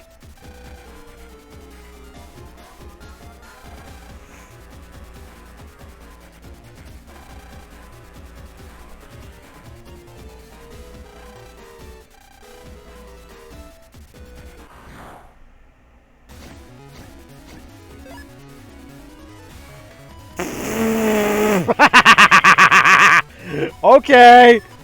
Okay!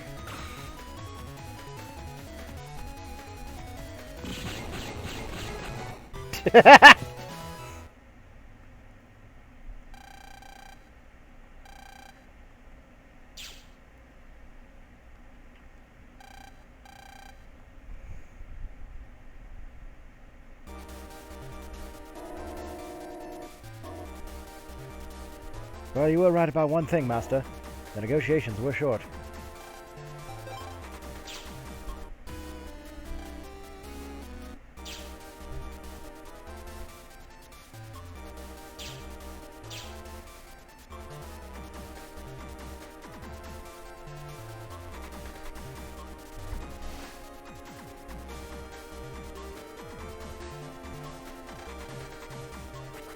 Yeah.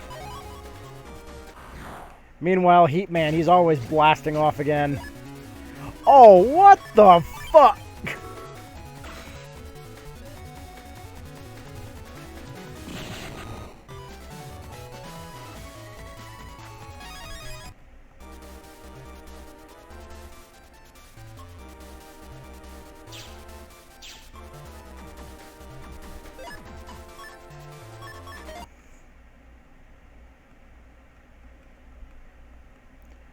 Wow. If the in-game time is 8 hours, that means I have been... Holy hell! Oh, this is gonna be one for the VODs. Holy shit!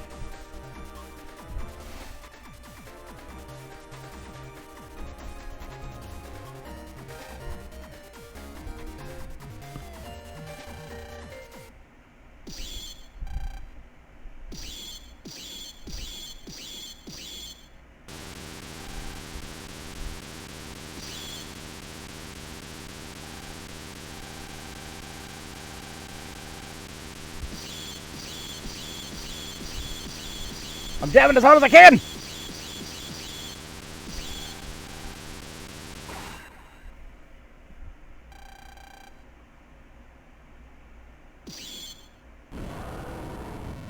Didn't work.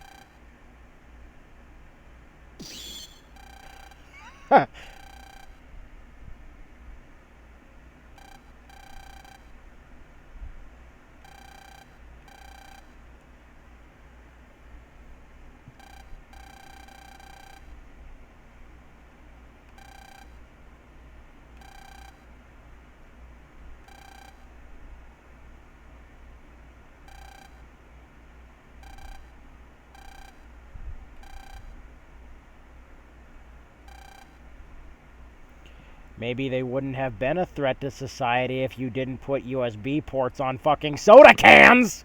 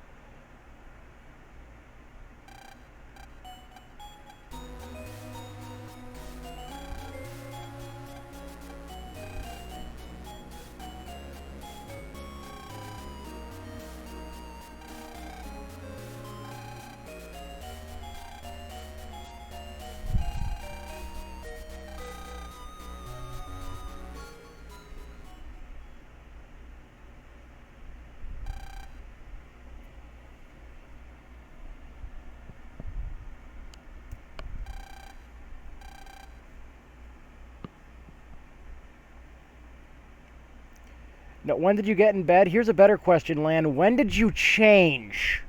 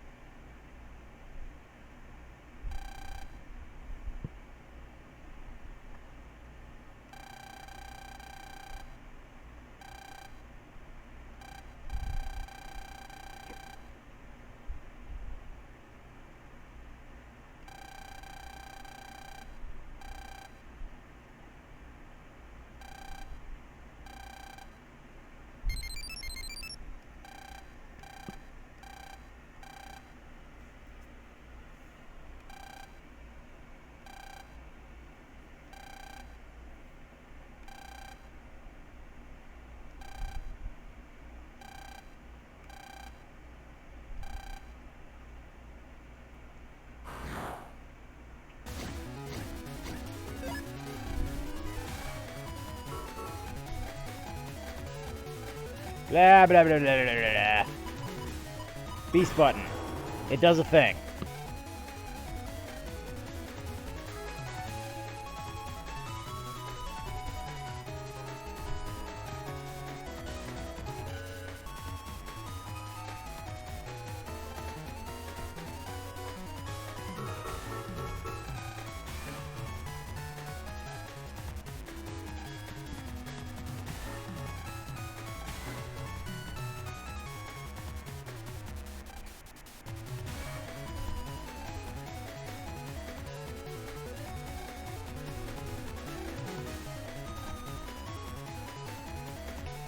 Yeah, get ready to see why Gregor is straight up the superior version of Battle Network 6.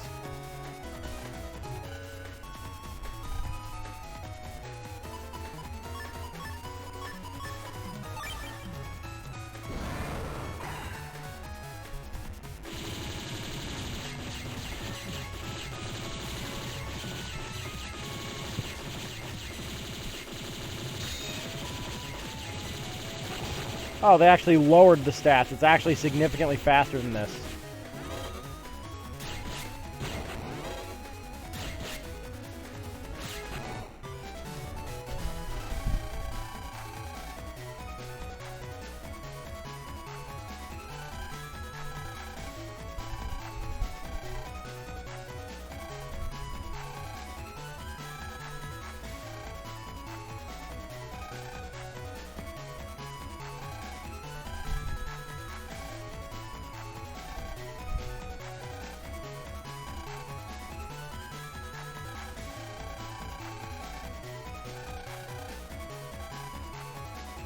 Yeah, let me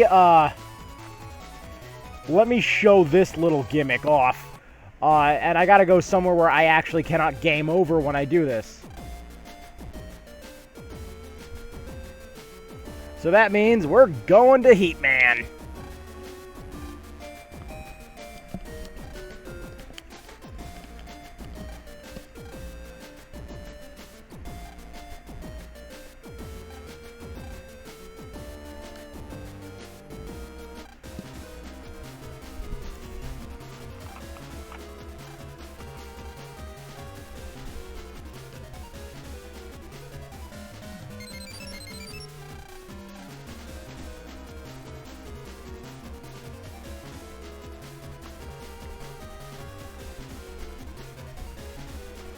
So I'd like to show off the gimmick before we go to Circus Man because I'm never using this ever again.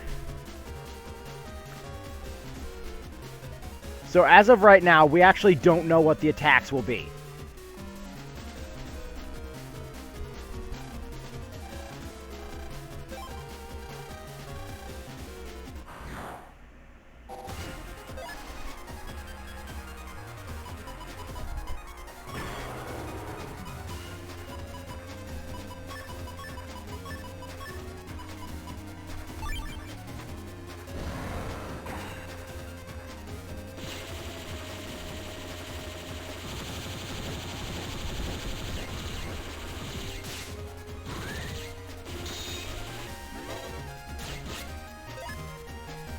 Good lord!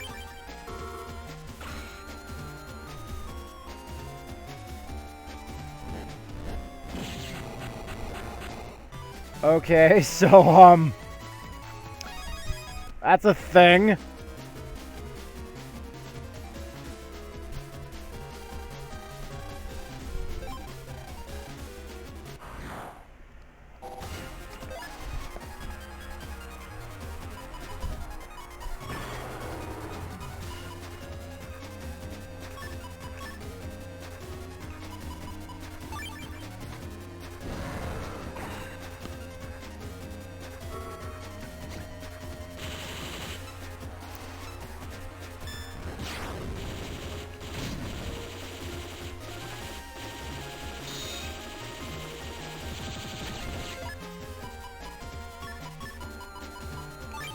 Oh, whoops. Screwed that up.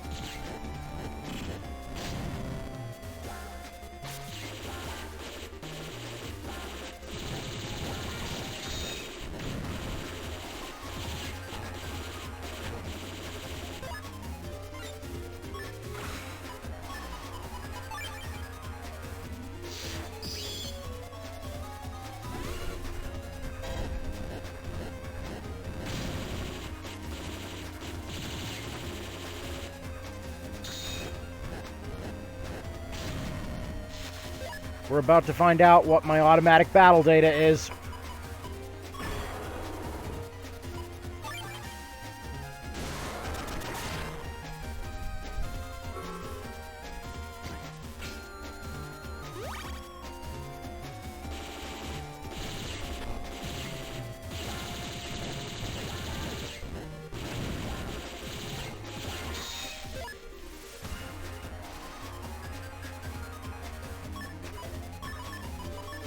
So pay attention to the health bar.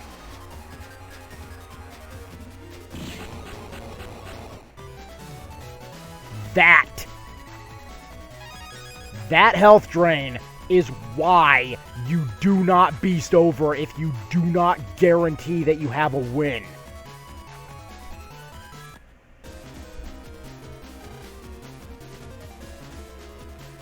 Because if you do not have undershirt, the HP drain will kill you.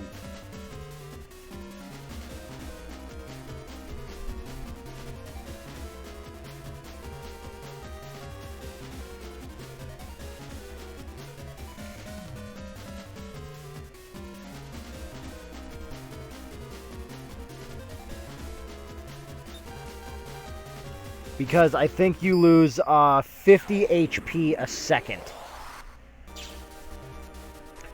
Or maybe it's closer to...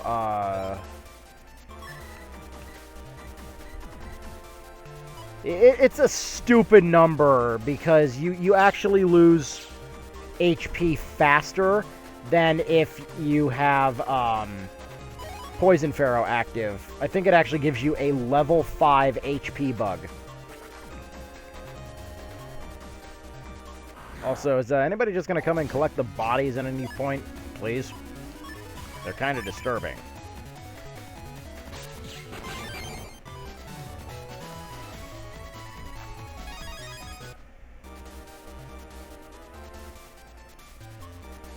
Yeah! Sweet baby Jesus.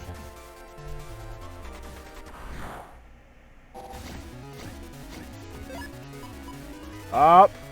Up. Guess what's coming next? Nothing now, because they're all dead.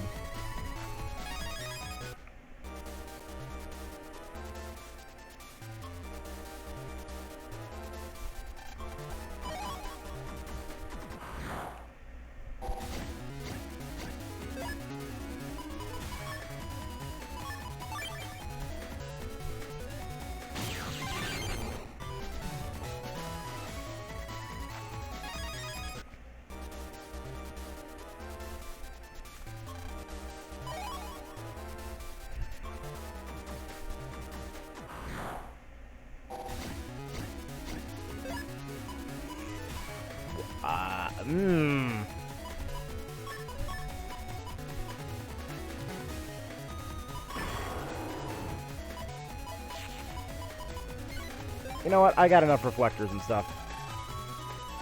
I'm keeping my full synchro status.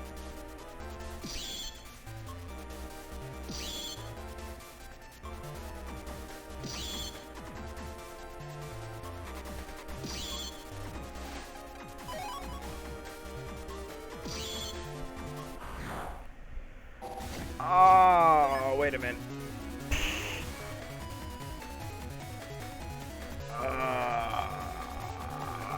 Do I want to do this, or do I want to... Yep, you know what? I'll just do this, because I don't think I have room on my Navi customizer, anyways.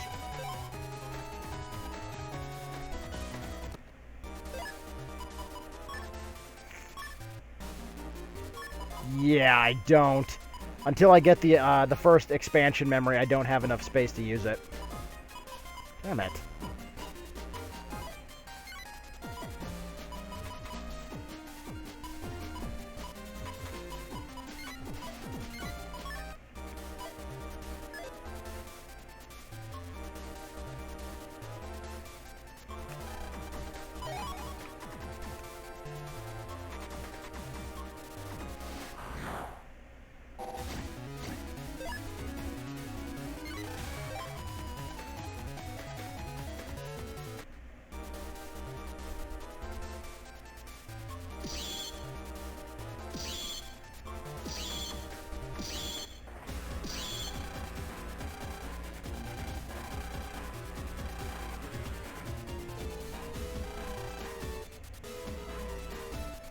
Okay, buddy, I don't need to know where you're pitching your tent, okay?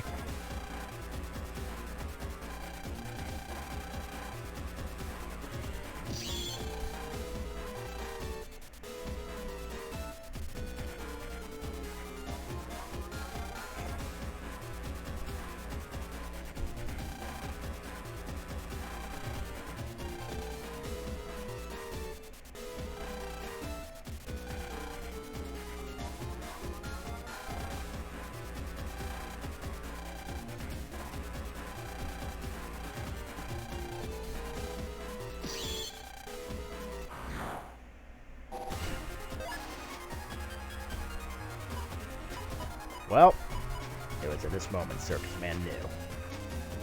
He fucked up.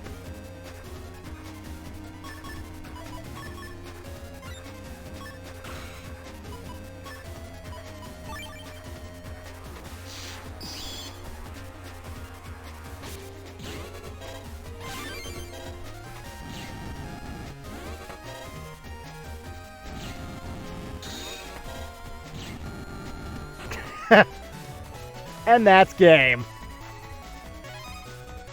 That is why Psybeast Gregor is the superior version.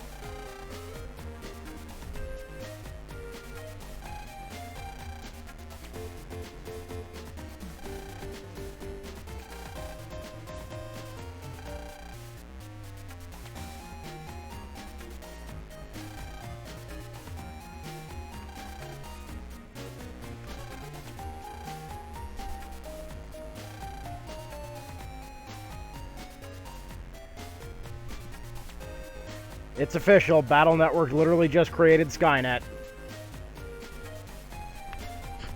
Again.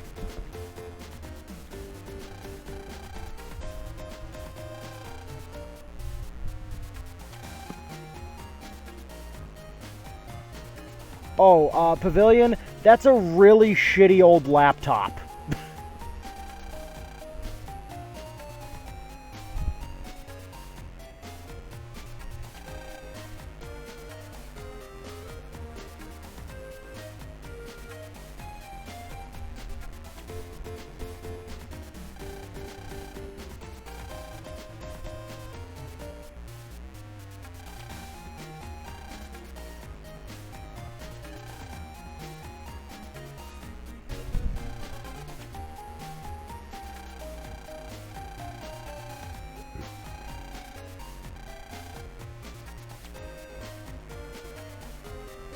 Oh god, they're...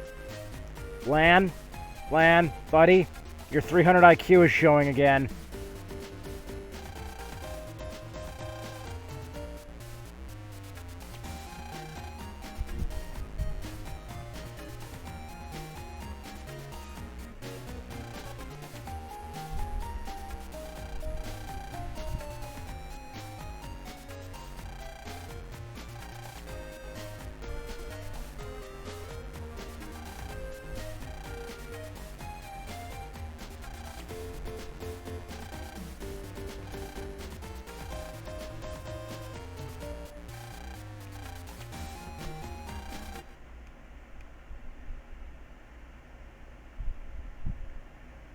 Hey, Pachi!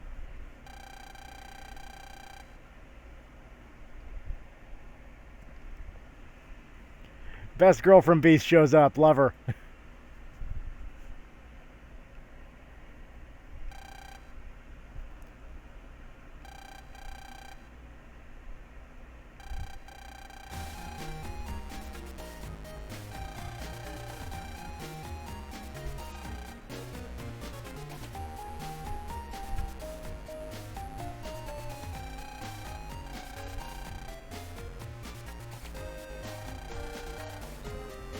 Oh. Excuse me for one moment.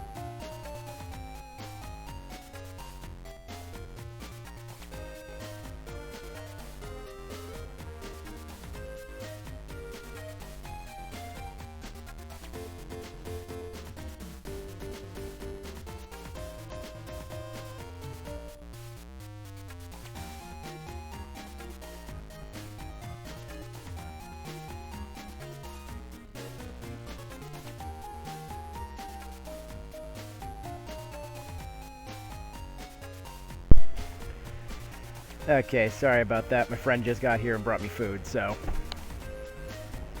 Like, I can multitask, of course. It's like, it's not like it takes a lot to push a button to advance a text box, so... But the whole delay gives us time to enjoy more of Best Girl, so...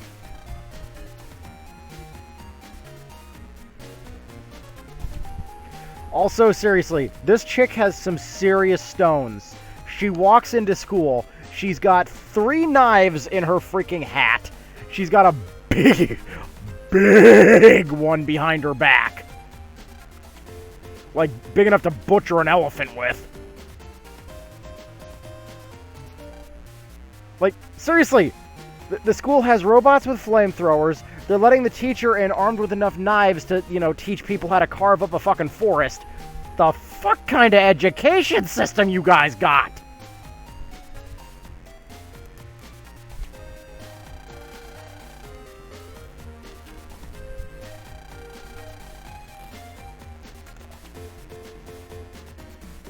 Hey, look, name redacted shows up again.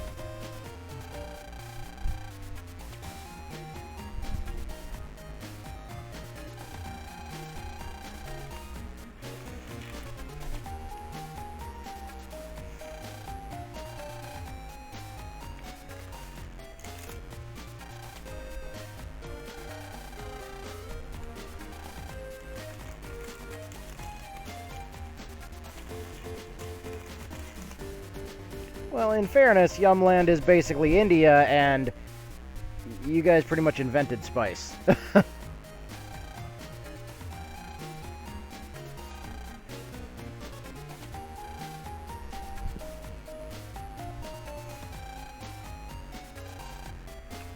Anyways, I will be right back while I have some of my dinner real quick.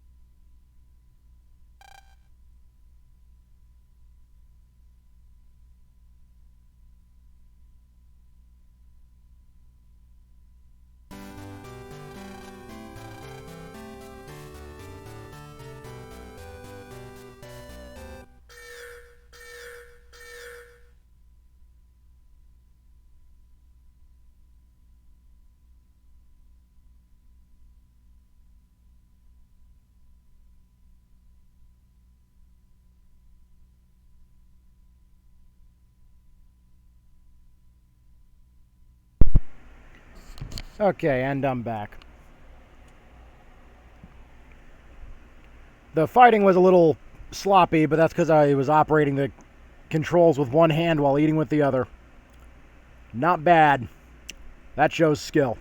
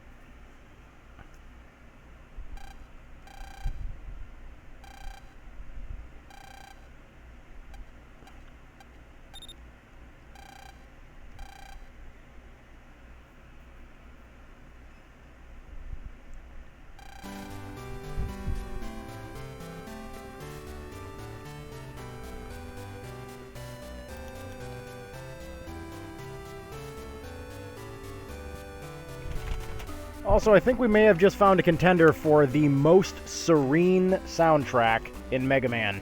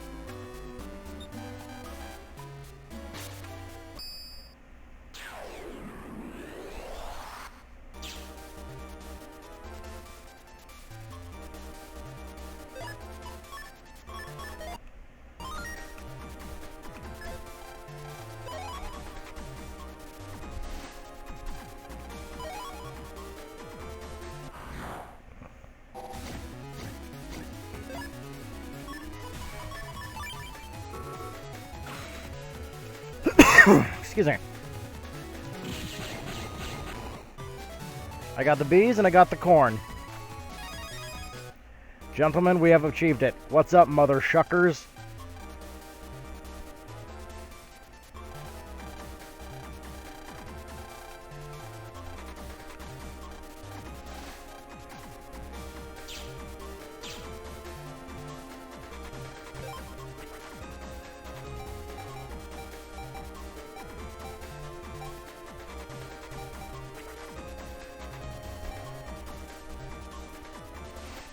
These will be important later on.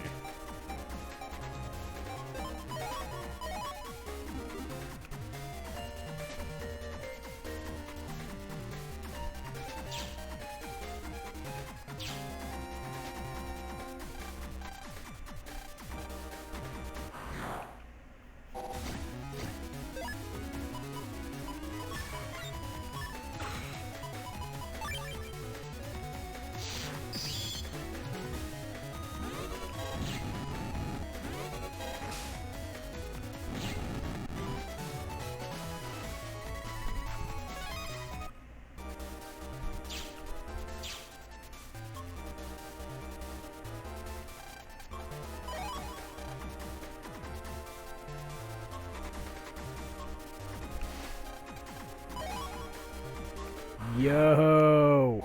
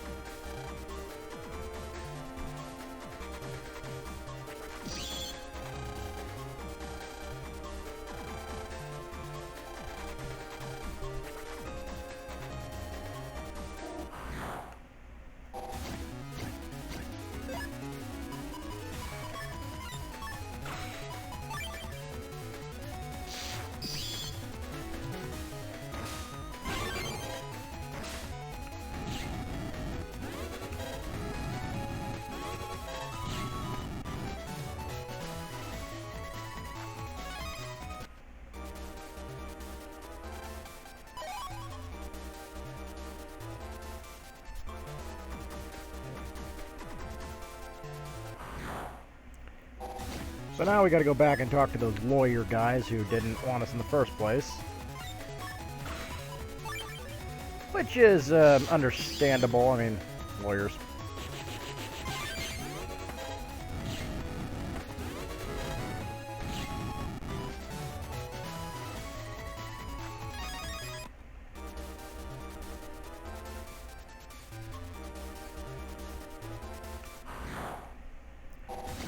Wow.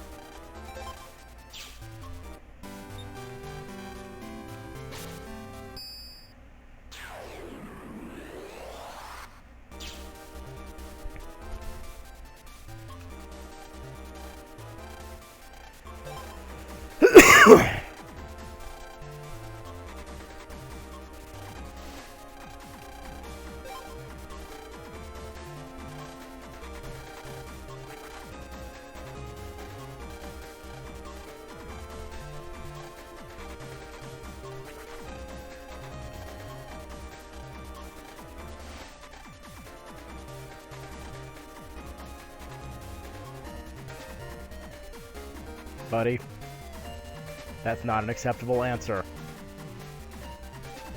Now give me the correct one, or I will dab until you give me it.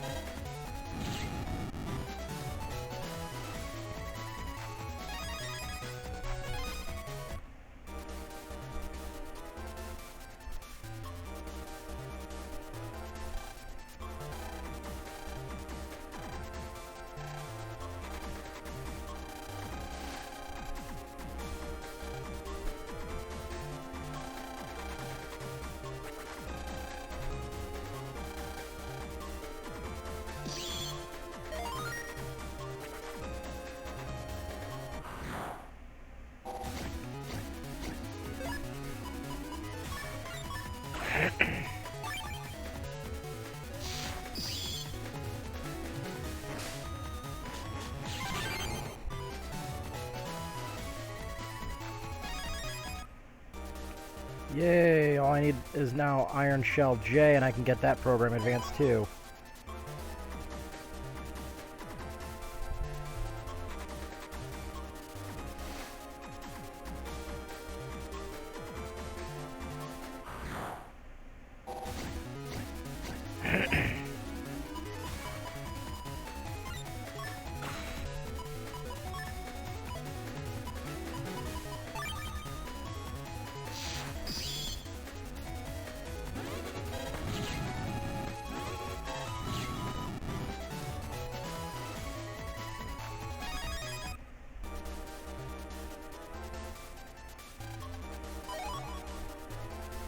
Yes!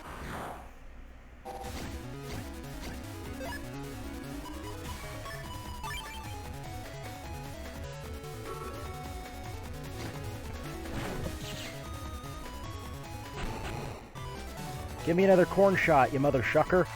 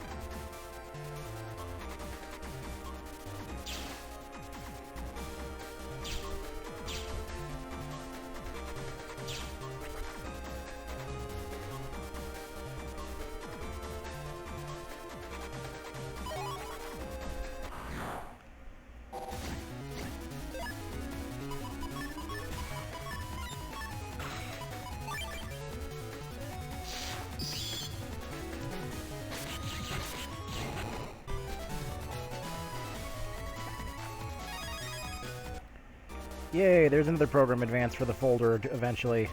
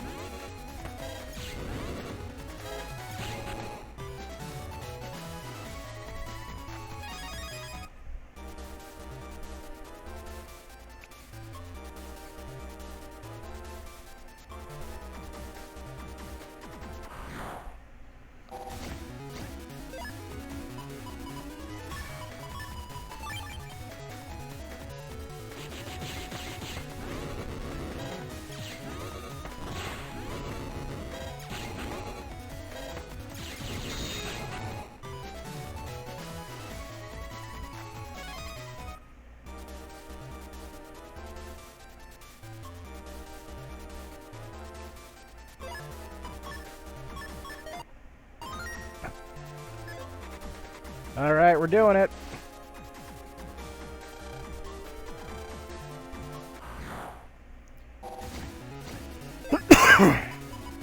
We are going to hell, people.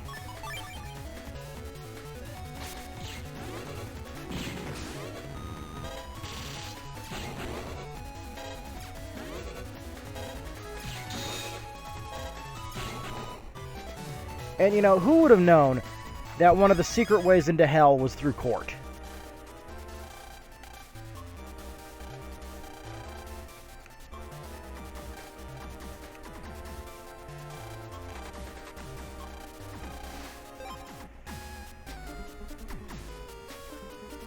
Welcome to hell.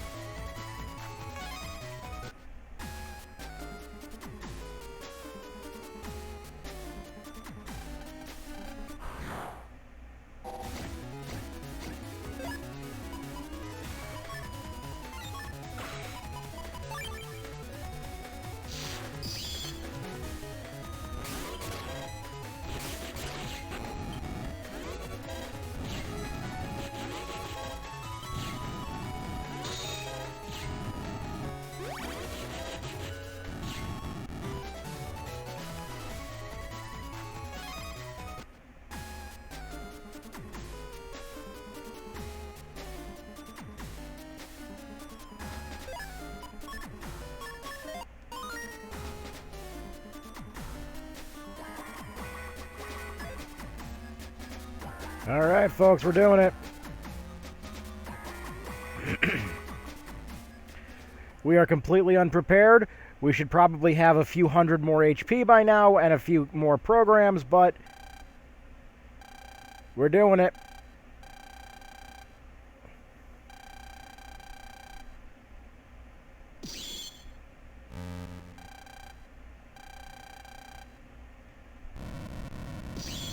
I'm DABMAN.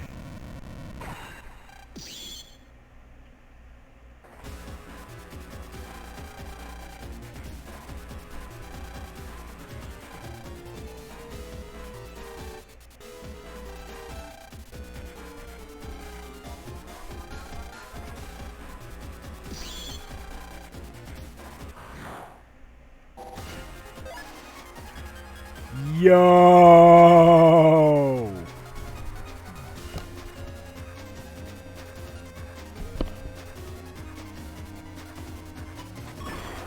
Let's go!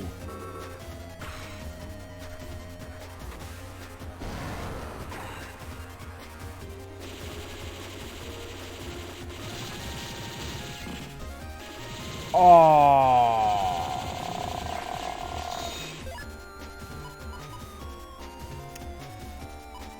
Yep, time for a reset.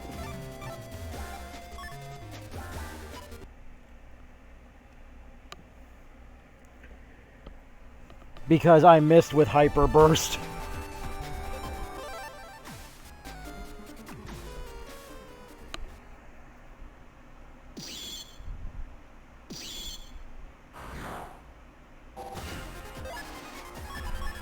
Yo, what the fu- Okay, then!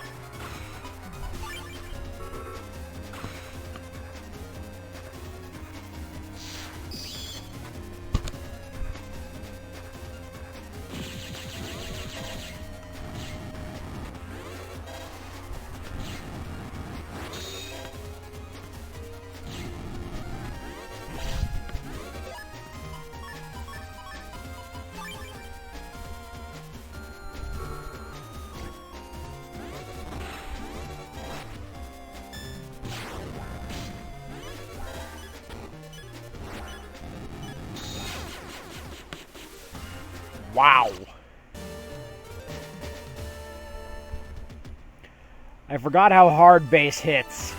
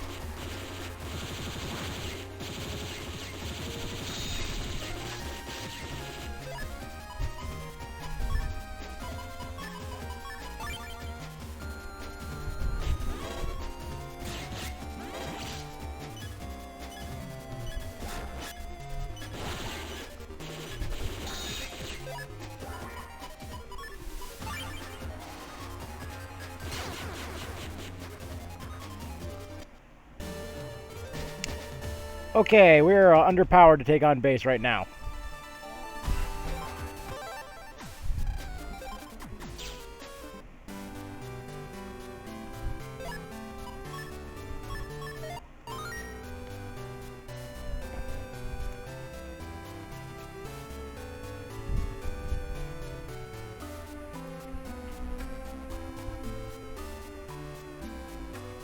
So with that in mind, and the fact that I have been streaming for 9.5 hours now, I think I might call it a night for now, as we've done about 45% of the game now in terms of story progression.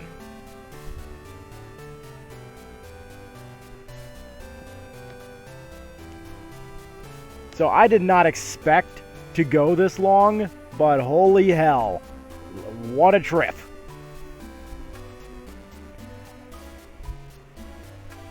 I would like to thank everybody for coming out to this one.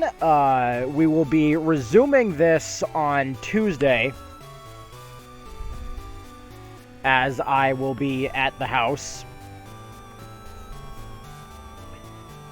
And hopefully by then, I'll have figured out some more of what's going on with my alerts and whatnot. Because, like I said, I was completely ill-prepared for this. So, again, thank you all for coming out and, you know, keeping me active and stuff like that. You know, more importantly than that, keeping me sane. So, hope you all come back for the next part, where hopefully we'll have more of DABMAN and just ripping up a new one. This time, we'll be ripping up a new one in court. Thank you. Peace.